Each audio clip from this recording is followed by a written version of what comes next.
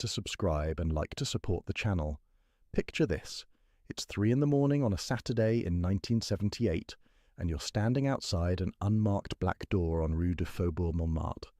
The street is empty, except for a small crowd of impeccably dressed people, some in tuxedos, others in outfits so outrageous they'd stop traffic in daylight. You ring the bell. A small window slides open. Eyes assess you from head to toe in 3 seconds flat.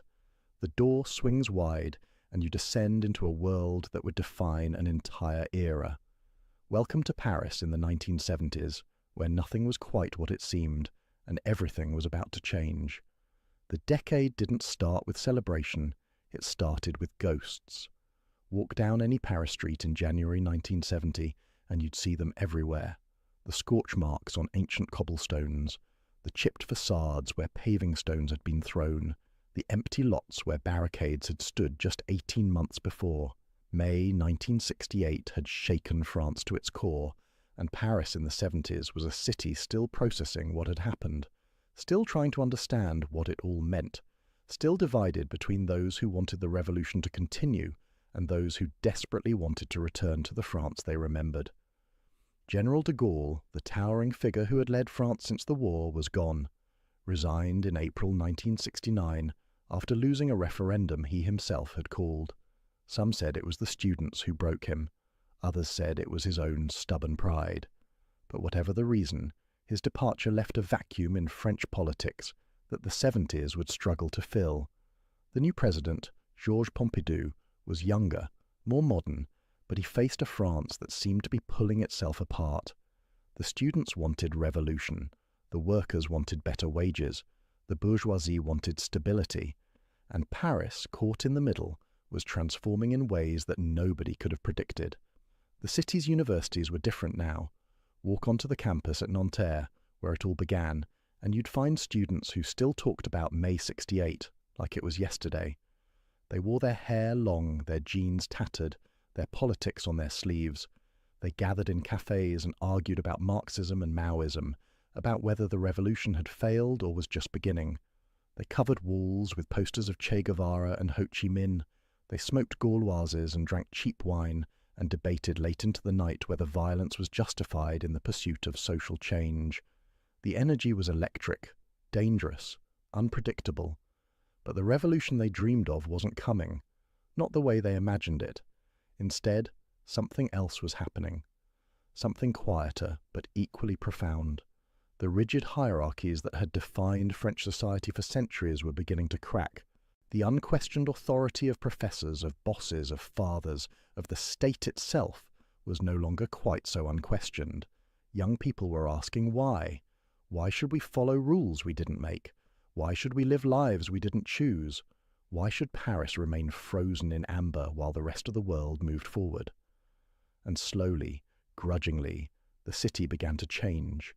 The change was most visible at night, because while the days in 1970s, Paris might have looked superficially normal, with their cafe terraces and their street markets and their suited businessmen hurrying to work, the nights belonged to a different world entirely, a world that was being born in basement clubs and converted theatres, where the old rules didn't apply and new ones were being written in real time, a world where who you knew mattered less than how you looked, where sexual boundaries dissolved on crowded dance floors, where the elite and the avant-garde mingled in ways that would have been unthinkable just a few years before.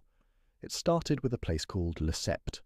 Opened in 1968 on Rue Sainte-Anne near the Opera, Le Sept was unlike any club Paris had ever seen, not because it was gay, though it was, and not because it was exclusive, though it certainly was that too, but because it was glamorous. Unapologetically, defiantly glamorous. In a city that had just spent 3 weeks tearing itself apart over inequality and oppression, Le Sept said, "Forget all that. Come dance. Come drink champagne. Come be beautiful." The contradiction was shocking. It was also irresistible. The club occupied a narrow building, deceptively modest from the street. Ring the bell, get past the scrutiny of the door, and you'd descend into a dimly lit space where mirrors reflected candlelight off black walls. The restaurant on the ground floor served exquisite food to diners in evening dress. But the real action was downstairs, in a small, dark dance floor where the city's most fascinating people gathered every night. Fashion designers rubbed shoulders with artists. American expatriates danced with French aristocrats. Straight couples made out in corners while gay men cruised the bar. And presiding over it all was Fabrice Hébert, the club's young owner, who understood something crucial. In the Paris of the 70s, nothing was more revolutionary than pleasure. The music at Le Sept was extraordinary. The resident DJ, Guy Cuevas, a Cuban-born, classically trained musician, played records like a composer writing a symphony. He'd start with Philadelphia soul, then slip into Latin jazz, then drop a Fania Records salsa track that would make the whole room explode. He mixed high and low, serious and frivolous, American and European with such skill that dancers never knew what was coming next. They only knew they couldn't stop moving. Cuevas understood that music at a club wasn't background noise. It was the whole point. It was the drug that made everything else possible. And there were other drugs too. By the early 70s, cocaine was beginning to replace the marijuana and LSD of the 60s. It was expensive, which made it exclusive. It was energizing, which meant you could dance all night. And it gave you the confidence to approach anyone, to say anything, to become the person you'd always wanted to be. Lines were snorted in bathroom stalls and back rooms, offered freely to new friends and potential lovers, mixed into champagne cocktails and served on silver trays. The clubs didn't just tolerate drug use, they were designed around it, built to accommodate the particular needs of people whose consciousness had been chemically altered in pursuit of transcendence. Fashion designers loved Le Sept. Yves Saint Laurent was a regular, often accompanied by his business partner, Pierre Berger, and his muse, Loulou de la Falaise. Karl Lagerfeld held court at corner tables. They came to see and be seen, certainly. But they also came because Le Sept was where fashion came alive, where the clothes they'd created in studios got tested on real dance floors, real bodies, real nights, where they could watch how fabric moved under coloured lights, how silhouettes changed in motion, how their vision translated into life. The club was a laboratory, and the customers were both subjects and scientists. The dress code was paradoxical. You had to look fabulous, but fabulous could mean anything. A perfectly tailored Yves Saint Laurent tuxedo, a vintage Dior gown from the 1950s, platform boots and tight jeans, a t-shirt and leather jacket if you wore them with the right attitude. What mattered wasn't money or breeding, it was style, it was confidence, it was the ineffable quality that made someone interesting to look at. Hébert enforced this ruthlessly at the door. If you were boring, you weren't getting in. If you were beautiful, or strange, or dressed in a way that made him curious, the door swung wide. But Le Sept was just the beginning. By the mid-70s, Hébert was dreaming bigger. He'd visited Studio 54 in New York and been blown away by its scale, its spectacle, its anything-goes energy. He wanted to create something similar in Paris, something massive and theatrical and impossible to ignore. In 1978, he found his space, an abandoned theatre on Rue du Faubourg Montmartre that had once hosted operettas and vaudeville. The building was enormous, decrepit, perfect.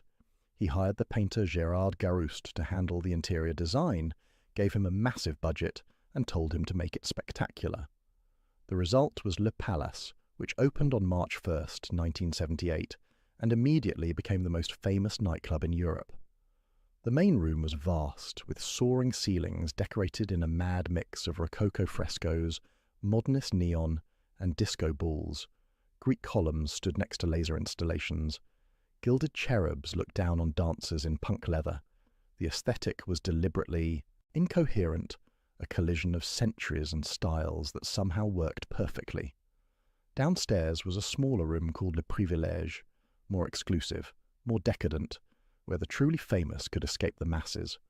Opening night at Le Palace was legendary. Grace Jones, already a star at Le Sept, performed a show that would be talked about for years. Midway through her set, a strap on her costume broke.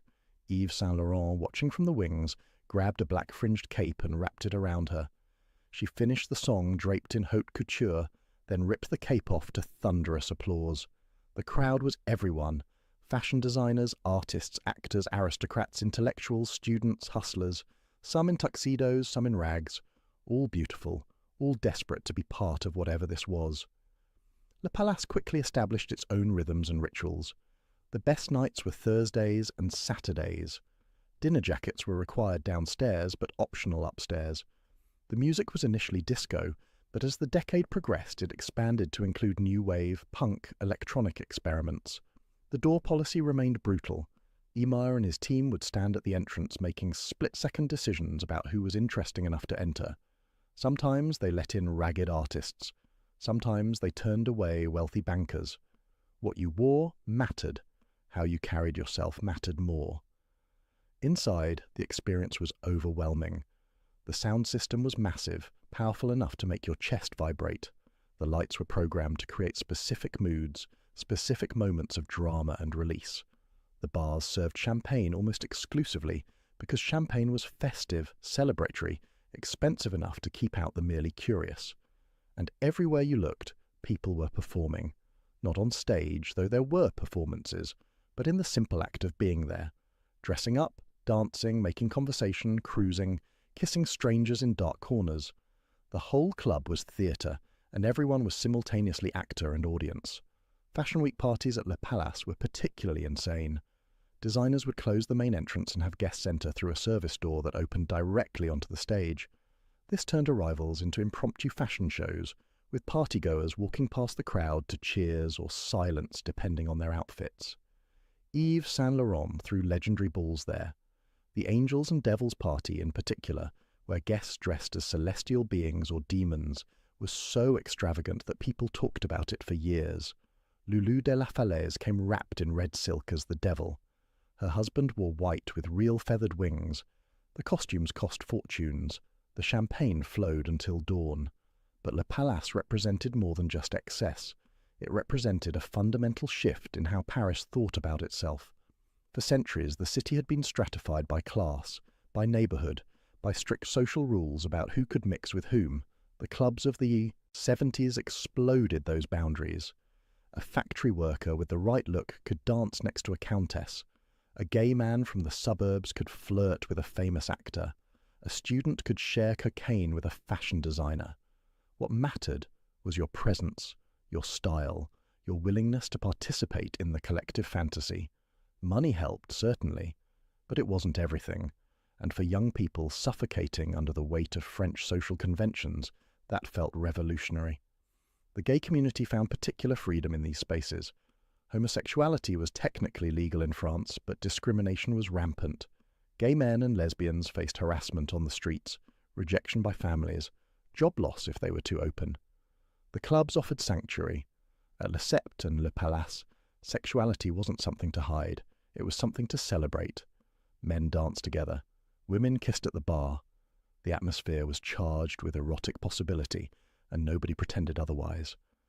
For the first time, gay Parisians had spaces where they were the majority, where they set the tone, where straight people were guests in their world rather than the other way around. This wasn't without controversy. Conservative Parisians were horrified by what they heard about the clubs. Stories of drug use, public sex, moral degradation. The Catholic Church condemned them. Newspapers ran scandalized articles about what was happening behind those exclusive doors. But the outrage only made the clubs more attractive. Being forbidden, being scandalous, being the thing your parents warned you about made it all more appealing. The 70s generation was rebelling not through political demonstrations but through pleasure, through excess, through the radical act of enjoying themselves without guilt. During the day, though, Paris looked different. The revolutionary energy dissipated in the morning light, replaced by the rhythms of ordinary life that hadn't changed as much as the nightlife suggested. The city still woke early. Shopkeepers still rolled up their metal shutters at 7. Workers still crowded onto the metro, reading Le Figaro or L'Humanité, depending on their politics. Housewives still did their shopping at neighbourhood markets, selecting vegetables with the care of jewellers choosing diamonds. The café remained the centre of Parisian daily life. Every neighbourhood had its corner bar tabac, its local café where regulars gathered. These weren't fancy places. They were simple, zinc counters worn smooth by decades of elbows, a few tables on the sidewalk, a rack of newspapers held down with a wooden bar, hard-boiled eggs and sandwiches under glass domes at the bar. But they were essential. You'd stop for an espresso on your way to work, You'd meet friends for a glass of wine in the afternoon. You'd read the paper over a beer in the evening. The café was your second living room, your office, your social club. The grand cafés were different. Café de Flore, Les Deux Magots, La Coupole. These were institutions with histories stretching back decades. Sartre and Simone de Beauvoir had written their philosophy at Café de Flore during the war, huddled at tables because the cafés had heat and their apartments didn't. In the 70s, their ghost still lingered. Students from nearby Sciences Po would sit for hours over a single coffee, reading Marcuse or Foucault, hoping to have the kind of intellectual breakthrough that would change the world. They were mostly disappointed, but the act of sitting there, of being part of that tradition, felt important. The food culture in Paris during the 70s was in transition. Traditional bistros still dominated working-class neighborhoods. These were simple places serving classic French food: steak frites, blanquette de veau, coq au vin. The portions were generous, the prices reasonable, the atmosphere unpretentious.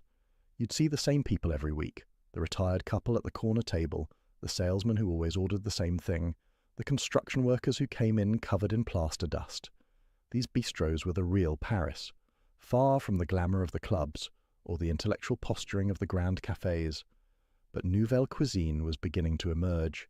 Young chefs, influenced by both Japanese cooking and a desire to break free from the heavy sauces of classical French cuisine, were experimenting with lighter preparations, smaller portions, more delicate presentations. This was controversial. Traditional French diners were suspicious of plates that looked pretty but didn't fill you up. Food critics debated whether nouvelle cuisine was genius or pretension, but slowly, gradually it began to influence how even traditional restaurants thought about food. Les Halles, the massive central market that had fed Paris for 800 years, was dying. For decades, the market had been the heart of the city's food culture. Every morning before dawn, trucks would arrive loaded with produce from all over France: fishermen from Brittany, farmers from Normandy, cheesemakers from the Alps. The metal pavilions designed by Boltard in the 19th century would fill with sellers hawking their goods, with chefs shopping for their restaurants, with ordinary Parisians buying vegetables for dinner. And when the work was done, the market workers would head to nearby cafés for the famous gratiné des Halles, onion soup so rich it could revive the dead. But the market was being demolished. Pompidou's government had decided it was too congested, too antiquated, too inconvenient for modern commerce. In 1971, the process of moving Les Halles to the suburbs began. The beautiful iron pavilions were torn down despite protests. A massive hole was dug in the centre of Paris. Plans were made for a shopping centre and transportation hub that would transform the neighbourhood entirely. Many Parisians were heartbroken. Les Halles had been a constant for centuries. Its destruction felt like losing part of the city's soul. This was happening across Paris. The modernisation that had begun in the 60s accelerated through the 70s. Historic neighbourhoods were razed to make way for concrete apartment towers. The Peripherique Highway was completed, cutting the city off from its suburbs with a ring of asphalt. New metro lines were dug. Office towers rose in unexpected places. Pompidou championed all of it. He believed France needed to modernise, to compete with other European capitals, to embrace the future rather than cling to the past. The young supported him. The old mourned what was being lost. The population of the city itself was actually shrinking. Middle-class families were moving to the suburbs where apartments were larger and more affordable. The cars that had seemed so exciting in the 50s and 60s were now creating terrible congestion and pollution. Parisians were abandoning the cramped, expensive, increasingly noisy city centre for suburban houses with gardens and parking spaces. By the mid-70s, Paris had lost hundreds of thousands of residents. The neighbourhoods they left behind became poorer, more immigrant, more working class, because immigration was changing Paris in fundamental ways. The Algerian War had ended in 1962, but its effects were still rippling through the city. Hundreds of thousands of North Africans had settled in France, many in Paris and its suburbs. They worked construction jobs, drove taxis, ran small shops. They faced discrimination in housing and employment. They were often confined to specific neighbourhoods, specific types of work. The French government wanted their labour, but not really their presence. The situation created tensions that would only get worse. But the late 70s brought a different wave of immigration. In 1975, the fall of Saigon sent shockwaves across the world. France, which had colonized Vietnam decades earlier, felt a particular responsibility for the refugees fleeing the new communist government. Tens of thousands of Vietnamese, Laotian, and Cambodian refugees were resettled in France. Many ended up in Paris, particularly in the 13th arrondissement, where new high-rise apartment buildings were sitting empty because Parisians found them too modern, too impersonal, too far from the charming neighborhoods they preferred. These refugees transformed the 13th arrondissement, the massive Les Olympiades complex, with its modernist towers and elevated walkways, became home to thousands of Southeast Asian families. They opened restaurants, grocery stores, import shops. They established Buddhist temples in converted apartments. They created community organizations to help new arrivals navigate French bureaucracy. And slowly, organically, Paris acquired its largest Chinatown, though it was never just Chinese. Vietnamese, Laotian, Cambodian, ethnic Chinese from throughout Southeast Asia, all mixed, together, creating a neighborhood unlike anywhere else in the city. The architecture of Les Olympiades was brutal in the literal sense, all concrete and harsh angles. But the refugees made it home. They hung laundry from balconies. They set up informal markets in the pedestrian plazas. They played traditional music and cooked traditional food and spoke their languages. For Parisians accustomed to thinking of their city as eternally French, the transformation was jarring. Some embraced it, others resented it. But it happened anyway, irreversibly changing what it meant to be Parisian. Belleville, in the 20th arrondissement, was changing too. This had always been a working-class neighborhood, home to generations of immigrants. Eastern European Jews had settled there in the 19th century. Armenians fleeing genocide. Greeks, Algerians, Tunisians, Moroccans. Each wave left its mark. But in the 80s, Chinese immigrants from Wenzhou began arriving, adding another layer to the neighborhood's complexity. By the end of the decade, Belleville had its own Chinatown, smaller and grittier than the 13th, but equally vibrant. The neighborhood had history. It had been a stronghold of the Paris Commune in 1871, the failed revolutionary government that Marx had celebrated as the first dictatorship of the proletariat. The communards of Belleville had built barricades and fought to the death against the Versailles army. Thousands were executed at the wall of the Federalists in Père Lachaise cemetery. That revolutionary spirit never quite died. Belleville remained a neighborhood of activists, artists, outsiders, people who didn't fit anywhere else. In the 70s, cheap rents attracted students and artists who couldn't afford Saint-Germain. They mixed with the immigrant families, the retired factory workers, the criminals and hustlers who'd always lived there. The neighborhood cafe in Belleville was nothing like Café de Flore. It was a bar tabac with a formica counter, a temperamental espresso machine, and a clientele that included pensioners, drug dealers, students, and shopkeepers. They all knew each other. They argued about politics and football. They shared news and gossip.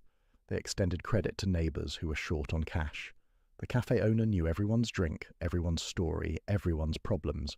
This was community in its most basic form, unglamorous but essential.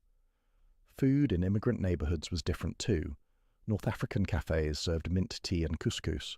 Vietnamese restaurants offered pho and spring rolls. Markets sold produce and spices you couldn't find anywhere else in Paris. For immigrants, these businesses were lifelines to their cultures. For adventurous Parisians, they were exciting discoveries.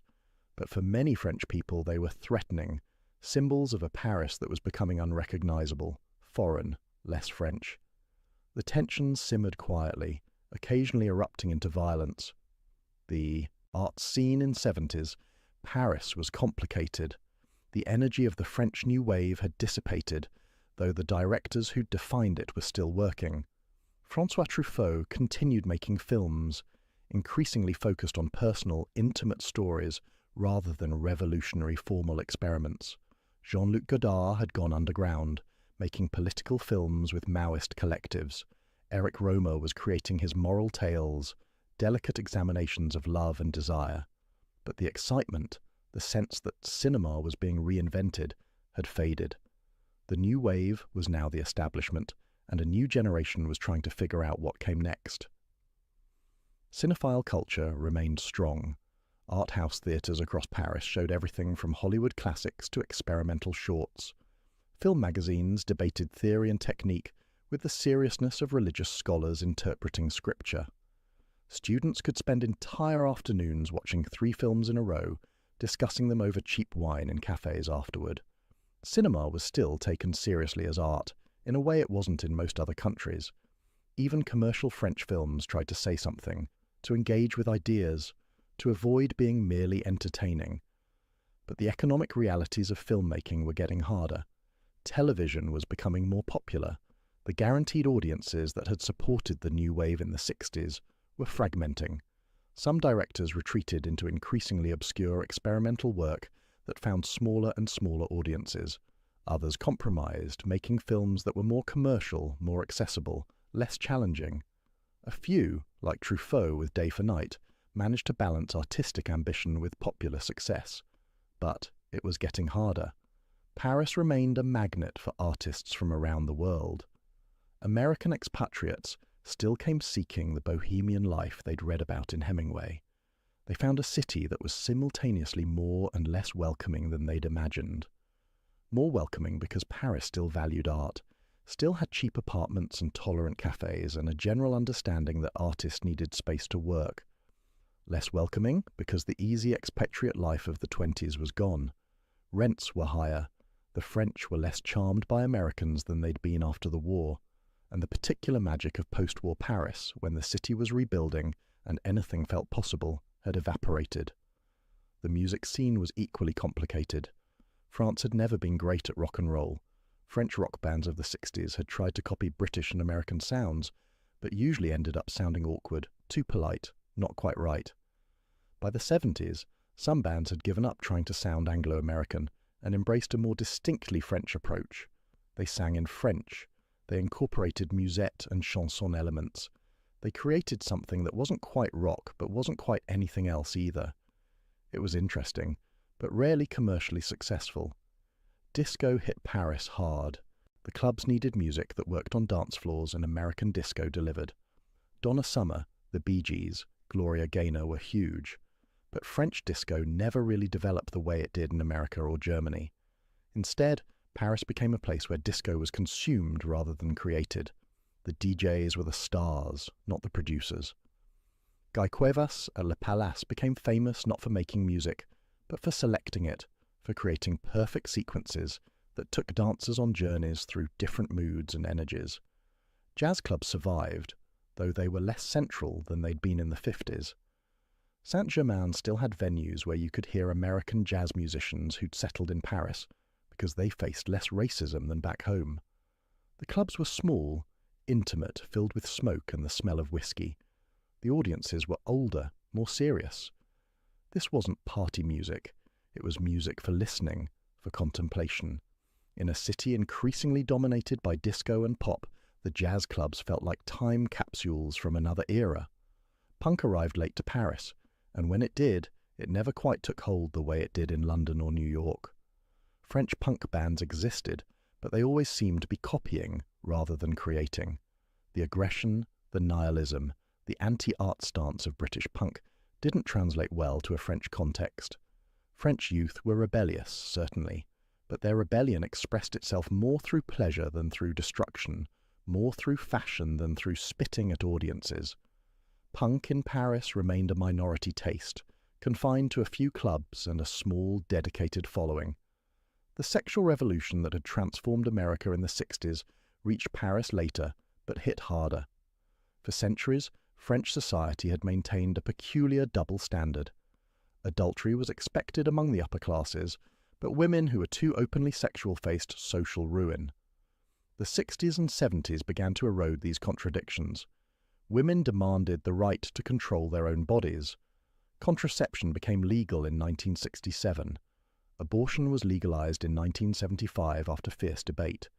These were massive changes, opposed violently by the Catholic Church and conservative politicians, but ultimately unstoppable. Young people in the 70s had freedoms their parents couldn't have imagined. They could live with partners before marriage. They could have sex without necessarily intending to have children. They could experiment with different relationships, different sexualities, different ways of being. This terrified the older generation, who saw it as moral collapse. But for young Parisians, it felt like liberation, like the chance to finally live honestly, rather than maintaining elaborate pretenses. The women's liberation movement was active in Paris throughout the 70s. Feminists organized demonstrations, published magazines, opened bookstores and resource centers. They fought for equal pay, for reproductive rights, for recognition of domestic violence as a crime rather than a private matter. They challenged everything, the way women were portrayed in advertising, the assumption that childcare was women's work, the casual sexism of everyday language. They made people uncomfortable. They were supposed to. That was the point. The gay liberation movement was equally active. After Stonewall in New York in 1969, gay activists worldwide became more visible and more militant. In Paris, organizations like the Front Homosexuel d'Action Révolutionnaire organized protests and published manifestos. They demanded recognition, rights, the end of discrimination. The clubs gave them visibility and community. The activist organizations gave them political power.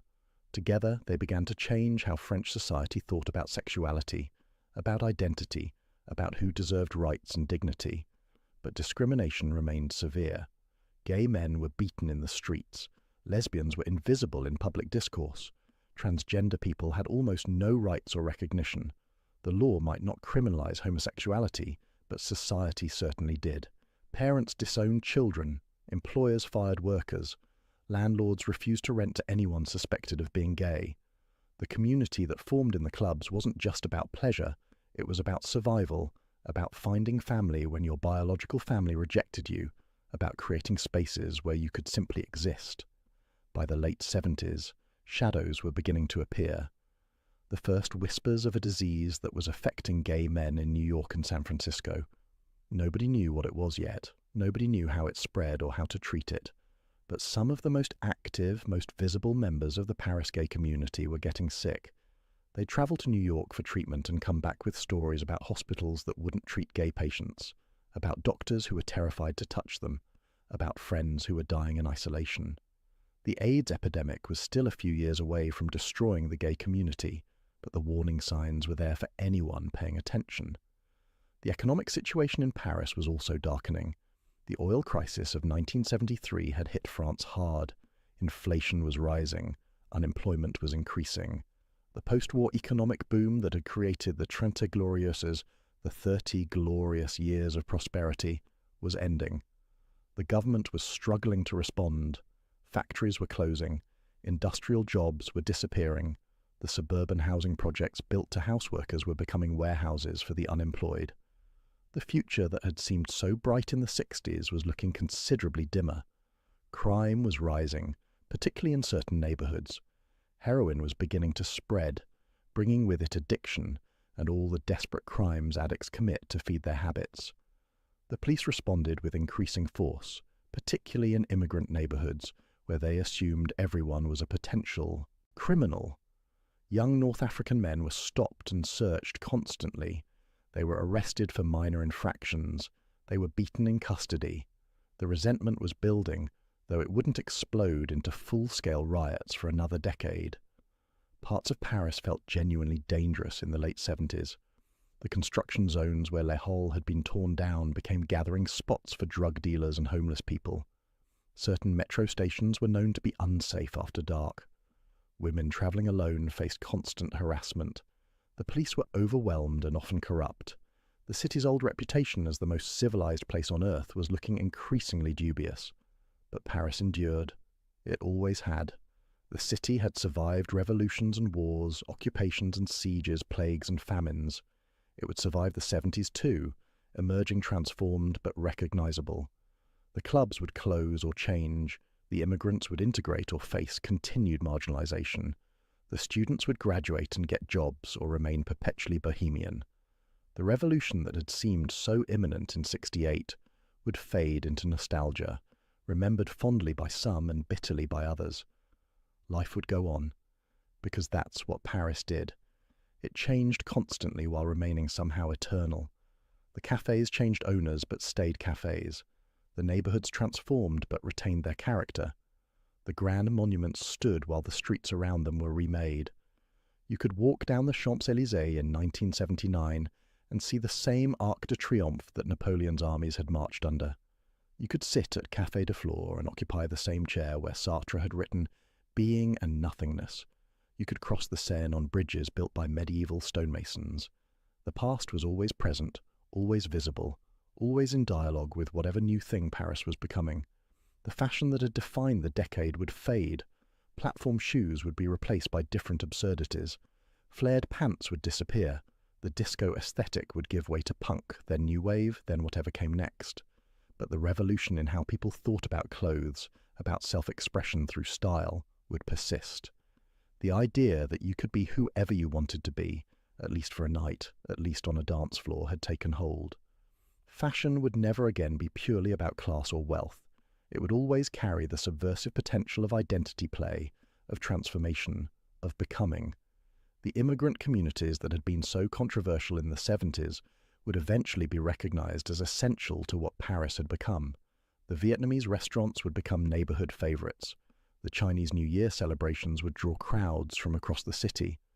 The North African bakeries would be where everyone bought their bread. The process would take decades and would never be complete.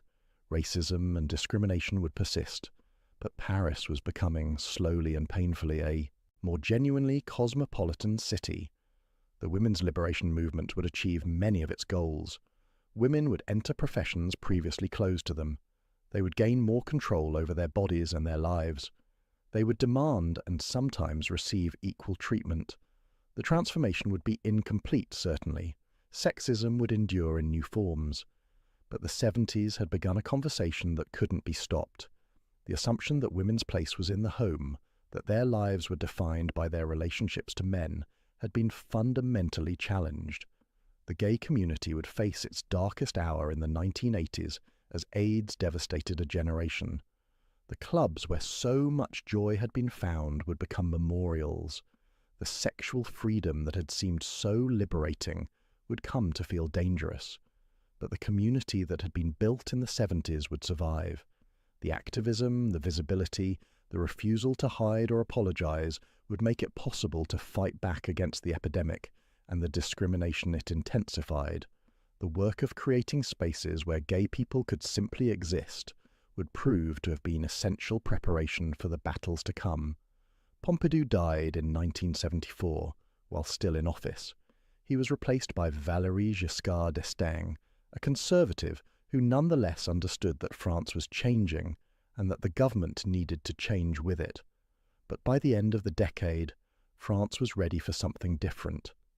In 1981, François Mitterrand would win the presidency as a socialist, the first left-wing president of the Fifth Republic. His victory would represent both a culmination of the social changes that had begun in '68 and a new beginning. France was ready to try something different. Paris in the 1970s was a city in transition. The old certainties were dying. The new possibilities were still unclear.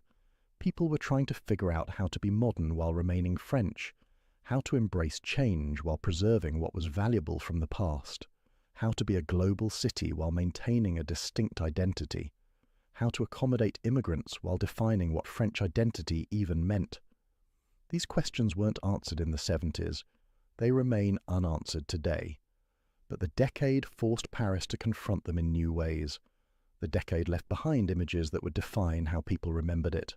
Yves Saint Laurent in a tuxedo at Le Palace, Grace Jones on stage wrapped in a fringed cape, students arguing philosophy at outdoor cafes, Vietnamese refugees making new lives in concrete towers, disco balls spinning in converted theatres, platform shoes and flared pants, the destruction of Les Halles, the birth of punk, the last gasps of the French New Wave, the beginning of the end of French cultural dominance, the transformation of nightlife from elite social ritual to democratic pleasure palace, the slow, painful acknowledgement that France would have to share Paris with the world. Walk through Paris today, and you can still see traces of the 1970s. The buildings that were built then, often ugly, but undeniably there. The immigrant neighborhoods that took root, The clubs that survived, transformed but recognizable. The fashion boutiques that grew from small shops. The cafes that adapted to changing tastes. The universities that never quite recovered from '68. The sense that anything could happen, that the city's identity was always negotiable, always subject to reinvention, always in flux. That was the '70s gift and curse. Paris would never again feel quite as settled, quite as sure of itself, quite as eternal as it had before. But it would be more dynamic, more diverse, more interesting as a result. The decade ended with both hope and anxiety. Hope because the social changes that had seemed impossible at the beginning of the decade were now accepted reality. Anxiety because the economic problems were getting worse and nobody knew how to solve them. The clubs were still open, still serving champagne, still promising that if you wore the right outfit and knew the right people, you could escape into a world of pure pleasure. But the cracks were showing. The drugs were getting harder. The people were getting desperate. The sense that this couldn't last forever was becoming impossible to ignore. Paris has always been a city of contradictions, rich and poor, sacred and profane, traditional and revolutionary. The 1970s didn't resolve these contradictions. They intensified them, made them more visible, forced the city to confront what it was becoming rather than what it had been. Some Parisians mourned the Paris they were losing. Others celebrated the Paris they were gaining. Most did both simultaneously, without seeing any contradiction in it. Because Paris was big enough to contain multitudes, to be simultaneously the city of Sartre and Studio 54, of Vietnamese refugees and aristocratic parties, of political manifestos and disco balls, of revolution and reaction, progress and preservation, change and continuity. If you could have stood on the steps of Sacré-Cœur on New Year's Eve 1979 and looked out over Paris, you would have seen a city of lights stretching to the horizon. Some of those lights would have been from the grand monuments that had stood for centuries. Others would have been from the new buildings, the modern towers, the transformed neighborhoods. Below you, in basements and converted theaters, people would have been dancing, celebrating, trying to squeeze every last drop of pleasure from the decade before it ended.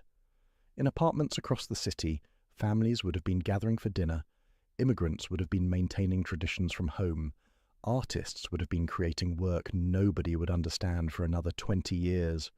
Paris in the '70s was messy, contradictory, sometimes ugly, often beautiful, always changing. It was a city trying to figure out its future while honouring its past, a city opening itself to the world while trying to preserve its identity, a city where fashion designers and factory workers, refugees and aristocrats, students and retirees all shared the same streets, the same metro, the same cafes, even if they experienced them in radically different ways. It was a city at its most vulnerable and its most vital.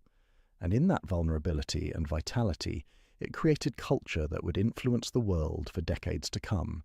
The clubs would close, the music would change, the fashion would evolve, but the spirit of experimentation, of liberation, of possibility that defined Paris in the 1970s would endure. It would influence how people thought about cities, about culture, about what was possible when you brought together people from different backgrounds and gave them space to create something new. Paris had been transformed, and in being transformed, it had transformed what it meant to be a modern city. Thank you for watching, dear friends. If you enjoyed this journey through the streets and clubs of 1970s Paris, please like this video and subscribe to the channel.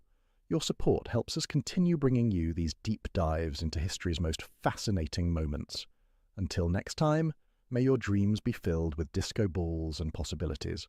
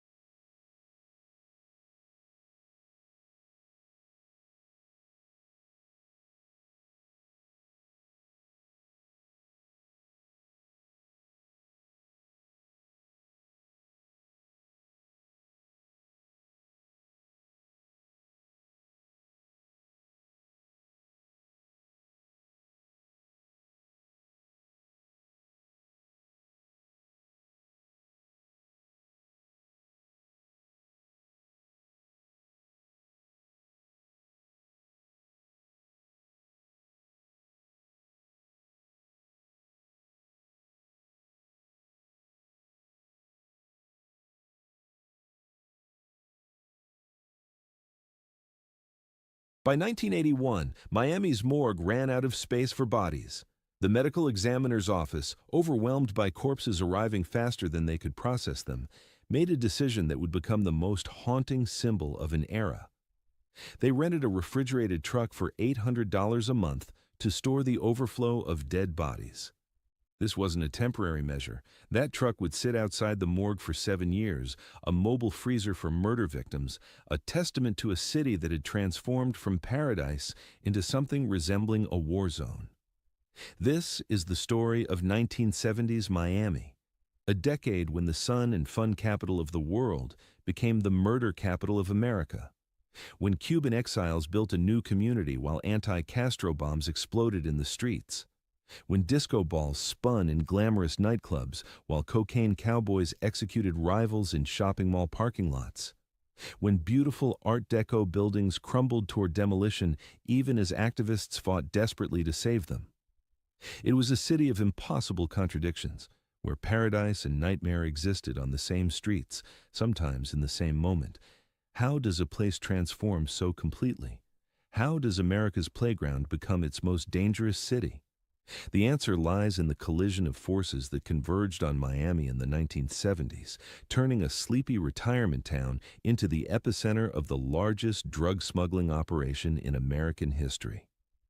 This is what life was really like in 1970s Miami, the parts they don't usually tell you, the ordinary people trying to live normal lives while their city burned and bled around them, the glamour and the gore, the dreams and the nightmares, all of it true. All of it Miami. To understand what happened in the 1970s, we need to go back just a bit further to see what Miami was before everything changed, because the transformation was so complete, so dramatic, that you can barely recognize the city that existed at the end of the 1960s. In 1968, Jackie Gleason signed off each week from Miami Beach, calling it the sun and fun capital of the world. He wasn't exaggerating for television. Miami in the late 60s was genuinely a paradise for tourists and retirees. The beaches stretched white and pristine along the Atlantic. The Art Deco hotels, painted in subtle pastels, lined Ocean Drive like a pastel rainbow frozen in time. These architectural gems from the 1930s and 1940s had been built in an era of optimism, their streamlined curves and geometric patterns embodying faith in the future. They stood as monuments to American design, unique in all the world. Tourists came in waves, families seeking sunshine, couples on honeymoons, northerners escaping brutal winters. They filled the hotels, crowded the beaches, ate in the restaurants, and spent their money freely. The economy hummed along, predictably. Hotel owners knew what to expect each season. Small businesses catered to the steady flow of visitors and the growing population of retirees who were making Miami their permanent home. The city had a certain sleepy charm to it. Life moved at a relaxed pace. People knew their neighbors. Crime existed, certainly, but it was manageable, predictable. Miami had the feel of a place that knew what it was and was comfortable being that. A tropical American city with a strong Jewish community, a growing Cuban population from the early waves of refugees, and a complex relationship with its black residents who lived in segregated neighborhoods like Liberty City and Overtown. But cracks were already showing in the facade of paradise. In August 1968, during the Republican National Convention held in Miami Beach, riots broke out in Liberty City. The powder keg of racial tension that existed beneath Miami's sunny surface had ignited. National Guardsmen arrived to restore order. The images broadcast across America showed a very different Miami than the one Jackie Gleason presented each week. This was the first warning that the paradise image was more fragile than it appeared. The Cuban community, already substantial by the late 60s, was establishing deep roots. Since the early 1960s, hundreds of thousands had fled Castro's Cuba, and many settled in what had been a middle-class neighborhood southwest of downtown. They were calling it Little Havana. These weren't tourists passing through. These were exiles building a life, convinced they would return to Cuba someday, but creating a community in the meantime. Cuban coffee shops opened. Spanish became the dominant language on certain streets. The culture was transplanting itself, growing in Miami's soil. Then, in 1971, an announcement that would permanently alter Miami's fortunes. Walt Disney World was opening in Orlando. The impact wouldn't be immediate, but tourism industry insiders felt the tremor. Families who might have spent a week at Miami Beach could now go to the Magic Kingdom instead. The competition for Florida's tourism dollars was about to become far more intense. Miami's greatest industry was facing its first serious threat in decades. The city stood at a crossroads as the 70s began, though few realized it at the time. The foundation was already shifting. The tourists would start going elsewhere. The Art Deco buildings would begin their slide into dangerous neglect. And into this increasingly vulnerable city, waves of change were about to crash with devastating force. The decade that followed would remake Miami entirely, burning away the old identity and forging something new in fire and blood and determination. But let's talk about the people who would define much of what Miami became in the 70s. The exiles, the refugees, the men and women who fled everything they knew in Cuba and rebuilt their lives in a city that didn't quite know what to do with them.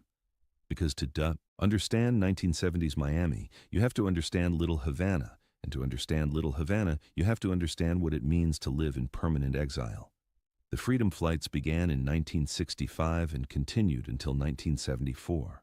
Twice daily, planes lifted off from Havana carrying refugees to Miami. These flights, negotiated between the American and Cuban governments, brought more than 250,000 Cubans to South Florida over those 9 years. Unlike the first wave of exiles in the early 60s who were predominantly wealthy and educated, these flights reached deeper into Cuban society. The middle class came. Skilled workers came. People who had stayed in Cuba hoping things would improve, but finally decided they couldn't wait any longer. They arrived with the clothes on their backs and whatever they could carry. Castro's government allowed them almost nothing. No wealth, no property titles, no valuable possessions. They came stripped of everything material, carrying only their skills, their determination, and their dreams of return. Because almost every single one believed they would go back to Cuba. They weren't immigrating to America. They were temporarily displaced, waiting for Castro to fall so they could reclaim their homeland. This belief shaped everything about how they built their community in Miami. The neighborhood southwest of downtown, the area that would become known as Little Havana, grew organically. Cubans gravitated there because other Cubans were already there. Spanish-speaking businesses opened to serve Spanish-speaking customers. The architecture reminded them of home. The climate felt familiar. But more than physical similarities, they created something psychological. A place where being Cuban wasn't being different. A place where you could maintain your identity fully while waiting to return to the island 90 miles away that you could never stop thinking about. Walk down Calle Ocho, Southwest 8th Street, in the mid-1970s, and you entered another world. The sound of Spanish filled the air, rapid-fire conversations between neighbors who knew each other's families back in Cuba, who shared the same loss, the same anger, the same hope. The ventanitas, those little windows cut into the sides of buildings, served tiny cups of Cuban coffee so strong and sweet it could keep you wired for hours. Men gathered at folding tables on sidewalks playing dominoes, slapping the tiles down with authority, arguing politics, remembering Havana. The restaurants served food that tasted like home: ropa vieja, the shredded beef and tomato sauce, arroz con pollo, rice with chicken that every Cuban mother made slightly differently, lechon asado, roasted pork marinated overnight, tostones, twice-fried plantains that crunch between your teeth, Cuban sandwiches pressed flat and hot, the cheese melting between layers of pork and ham. This wasn't fusion cuisine or adaptation. This was Cuba, transported and recreated with fierce dedication to authenticity. Versailles. Restaurant opened in 1971 and immediately became more than just a place to eat. It became the unofficial town hall of Cuban Miami. Politicians came here. Exile leaders held meetings at corner tables. Businessmen made deals over coffee at 2 a.m. The mirrors covering every wall gave the place its name and created an infinite reflection of the Cuban community looking at itself. Conversations about Castro dominated. Everyone had opinions about when he would fall, how it would happen, what they would do when they returned, because the return was always coming. Next year, the year after, surely within 5 years, the United States wouldn't allow a communist government 90 miles from Florida to survive indefinitely. The CIA was working on it, the exile community was preparing, money was being raised for another invasion attempt after the Bay of Pigs disaster. The conviction that Cuba would be free again sustained them through the difficulties of starting over in a foreign country. But the political situation wasn't just talk and hope. The exile community had a militant edge that most Americans didn't see or chose to ignore. Groups formed with names like Alpha 66 and Omega 7. They planned operations against Castro's government. They trained in the Everglades. They stockpiled weapons. Some launched raids on Cuba from boats leaving Miami shores. Others focused on eliminating anyone they considered a traitor to the anti-Castro cause. Through the mid-1970s, Miami earned another nickname alongside its tourism slogans. The Miami News called it the explosion capital of the country because of the dozens of bombings linked to Cuban exile politics. Not all victims were Cuban. Anyone suspected of having sympathetic views toward Cuba or supporting dialogue with Castro's government became a target. Radio hosts who suggested reconciliation found car bombs. Cuban exiles who spoke of acceptance rather than overthrow faced assassination. The fear was real and pervasive. The famous case of Emilio Millian illustrates the danger. He was a popular Miami radio personality, Cuban-born himself, respected in the community. In 1976, he made the mistake of condemning the violence publicly, calling out the terrorist tactics being used by exile groups. On April 30th that year, a bomb exploded under his car. He survived but lost both his legs. The message was clear. Even criticism of the violence would not be tolerated. The exile community would police itself, and punishment for disloyalty could be severe. José de la Torriente, a wealthy exile leader who raised funds for anti-Castro operations, discovered that the danger could come from within the movement itself. When it emerged that he had embezzled money meant for military operations against Cuba, he was executed in his home in April 1974. No one was ever convicted. The Whisper Network in Little Havana said the exile community had dealt with him themselves, but focusing only on the Ibanid violence misses the fuller picture of what Little Havana was becoming. For every militant plotting against Castro, there were 100 ordinary people just trying to build decent lives for their families. They worked in airport jobs, in the garment factories that had opened in Hialeah, in restaurants and shops throughout the city. Cuban doctors drove taxis until they could navigate the licensing requirements to practice medicine again. Engineers worked construction. Teachers cleaned hotels. They took whatever work they could find and saved their money. The children went to American schools, learning English, absorbing American culture in ways that sometimes disturbed their parents.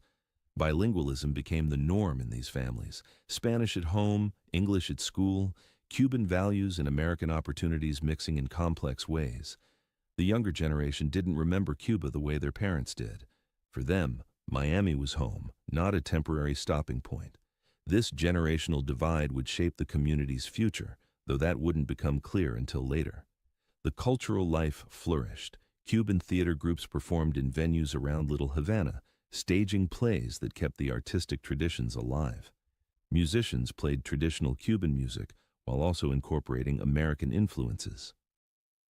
The synthesis was beginning, even as everyone insisted they were maintaining pure Cuban culture. The truth was more nuanced. They were creating something new, Cuban-American, Miami Cuban. A culture shaped by exile, by proximity to but separation from the homeland, by the particular experience of building a community in this strange tropical American city. Religious faith ran deep. The Shrine of Our Lady of Charity, the patron saint of Cuba, opened in 1973 on the shore of Biscayne Bay in Coconut Grove. Thousands came to pray for the return to Cuba, for families still trapped on the island, for the dead, for the future. The shrine became a pilgrimage site, a place where the spiritual and political merged. Mary stood with arms outstretched toward Cuba, watching over the exiles, a symbol of hope and endurance. Domino Park, officially Maximo Gomez Park, became an institution. Old men gathered there every day to play, the click of the tiles providing rhythm to their conversations. They remembered Cuba before Castro. They complained about American politics. They argued about baseball. They watched the younger generation pass by and worried about assimilation. The park was a piece of Cuba preserved in time, a place where the language never changed and the concerns remained familiar. Little Havana by the mid-70s had become its own city within the city. Over 90% Latino, predominantly Cuban, it functioned semi-independently from the broader Miami area. You could live your entire life in Spanish here.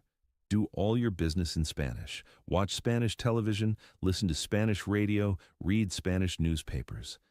The only time you needed English was for official government business, and even then, translators were increasingly available. But this insularity created tension with other Miami residents. Black Miamians in Liberty City and Overtown, already marginalized and struggling economically, watched as Cubans received assistance from the federal government that they had never received.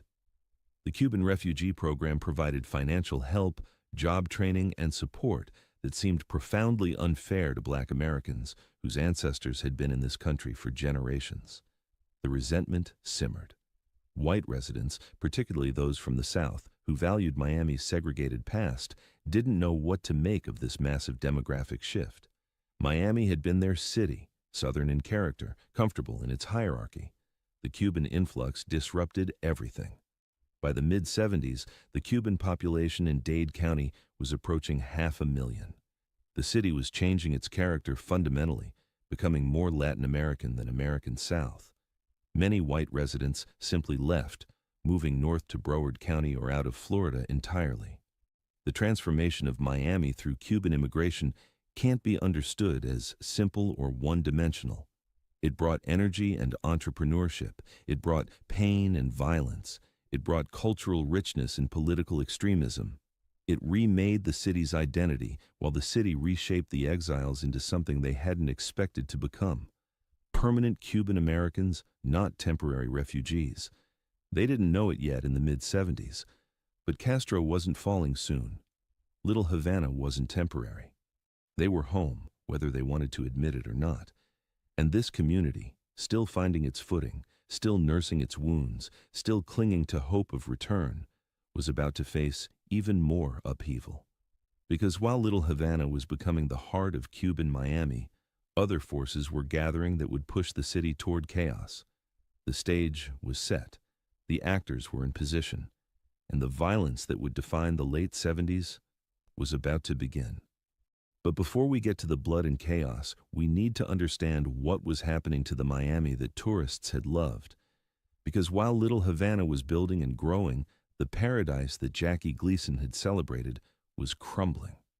The tourism industry that had sustained Miami for decades was collapsing, and the city was desperately trying to figure out what came next. The year 1972 should have been triumphant for Miami Beach. The Democratic National Convention came to town in July. This was supposed to be Miami's moment on the national stage, a showcase of the city's ability to host major events, a demonstration that the sun and fun capital could handle serious political business. Instead, it became a disaster that broadcast Miami's problems to the entire nation. Protesters flooded Miami Beach. Anti-Vietnam War demonstrations clashed with police. The streets outside the convention center looked like a war zone. Tear gas drifted through the Art Deco district. Riot police in formation moved through crowds. The television cameras that were supposed to show off Miami's beauty instead captured chaos. The Democratic Party's internal divisions were on full display, and Miami Beach was the stage for national dysfunction. Then, just a month later in August, the Republican National Convention also came to Miami Beach. More protests, more police confrontations, more images of discord transmitted to American living rooms. The back-to-back conventions, which should have been an economic boost and a public relations victory, instead became a symbol of everything going wrong. Miami Beach's reputation as a peaceful paradise resort took a devastating hit. The timing couldn't have been worse. Disney World had opened in October 1971, and families were already starting to choose Orlando over Miami Beach for their Florida vacations. The Magic Kingdom offered controlled environments, guaranteed family fun, no risk of stumbling into political protests or racial tensions. It was safe, sanitized, and increasingly popular. Miami Beach was losing market share to a competitor that didn't even exist a year earlier. The economic impact rippled through the city quickly. Hotels that had been booked solid for decades started seeing vacancies. Restaurants that counted on tourist traffic struggled. Jobs disappeared. Real estate values stagnated. The city government, dependent on tourism tax revenue, faced budget pressures. The entire economic model that Miami Beach had built over 50 years was breaking down, and nobody knew how to fix it. The city tried rebranding. Instead of chasing tourists, they would pursue retirees. The greatest generation and silent generation were reaching retirement age, and Florida had always been attractive to older Americans seeking warm weather and no state income tax. Developers and real estate agents targeted them aggressively. Come to Miami Beach, live out your golden years in paradise, affordable apartments, close to the beach, Jewish community if you want it, Cuban community if you're open to it, warmth and sunshine guaranteed. The strategy worked, sort of. Retirees did come, but this created its own problems. Retirees don't spend money the way tourists do. They're on fixed incomes, careful with their budgets. They're not eating at expensive restaurants every night. They're not going to shows. They're not buying souvenirs. They're living modestly on Social Security and pensions. The economic injection they provided was a trickle compared to the flood of tourist dollars that used to flow through Miami Beach. And marketing yourself as a retirement community has image problems. Miami Beach started being perceived as old, a place where young people's grandparents went to wait out their final years. Not exciting, not glamorous, not fun. The city that had once embodied youth and vitality was becoming associated with shuffleboard and early bird dinner specials. Lenny Bruce's quote captured the shift perfectly. Miami Beach is where neon goes to die. The lights were still on, but they were flickering. The Art Deco buildings, those architectural treasures that made Miami Beach unique, were falling into serious disrepair. Many had been built in the 1930s and 1940s. By the 70s, they were 40 years old, and proper maintenance had been neglected. Paint peeled, structural problems developed. They needed expensive renovations that many owners couldn't afford or wouldn't invest in. After all, if tourism was declining and the future looked uncertain, why sink money into old buildings? Developers saw opportunity in the decay. Tear down these old, outdated structures and build modern high-rise condominiums. That was the path forward. Modern buildings for modern times. The old Art Deco style was out of fashion anyway. Most people considered it tacky, embarrassing, a reminder of an unsophisticated past. The sleek glass and steel towers going up in other cities, that was the future. Miami Beach needed to modernize or die. So the demolitions began. The South Beach Pier, which had once been home to Minsky's famous burlesque club and served as a community gathering place for fishing and dancing, was overrun with drug dealers by the mid-70s. Rather than clean it up, the city demolished it. Another piece of Miami Beach's history erased. The message was clear. The old Miami wasn't worth saving. Block after block of Art Deco hotels faced the wrecking ball. The buildings that gave Miami Beach its distinctive character, that made it architecturally significant unlike anywhere else in America, were being destroyed as fast as demolition crews could work. Few people seemed to care. They were just old buildings, relics, in the way of progress. Some places tried to hang on. The Fontainebleau Hotel, built in 1954 in the Miami modern style, maintained its glamour. Frank Sinatra had performed there. The Rat Pack had made it famous. It represented a different era of Miami Beach, the 50s and early 60s, when being seen there meant something. But even the Fontainebleau was struggling in the changed environment of the 70s. The Festival of Sex showed up next to fruit markets on Washington Avenue. The contrast captured the city's identity crisis perfectly. Retirees living in cheap apartments next to adult theaters, families trying to enjoy the beach while drug dealers worked the corners. The old Miami Beach culture existing in increasingly uncomfortable proximity to the new realities of urban decay and social breakdown.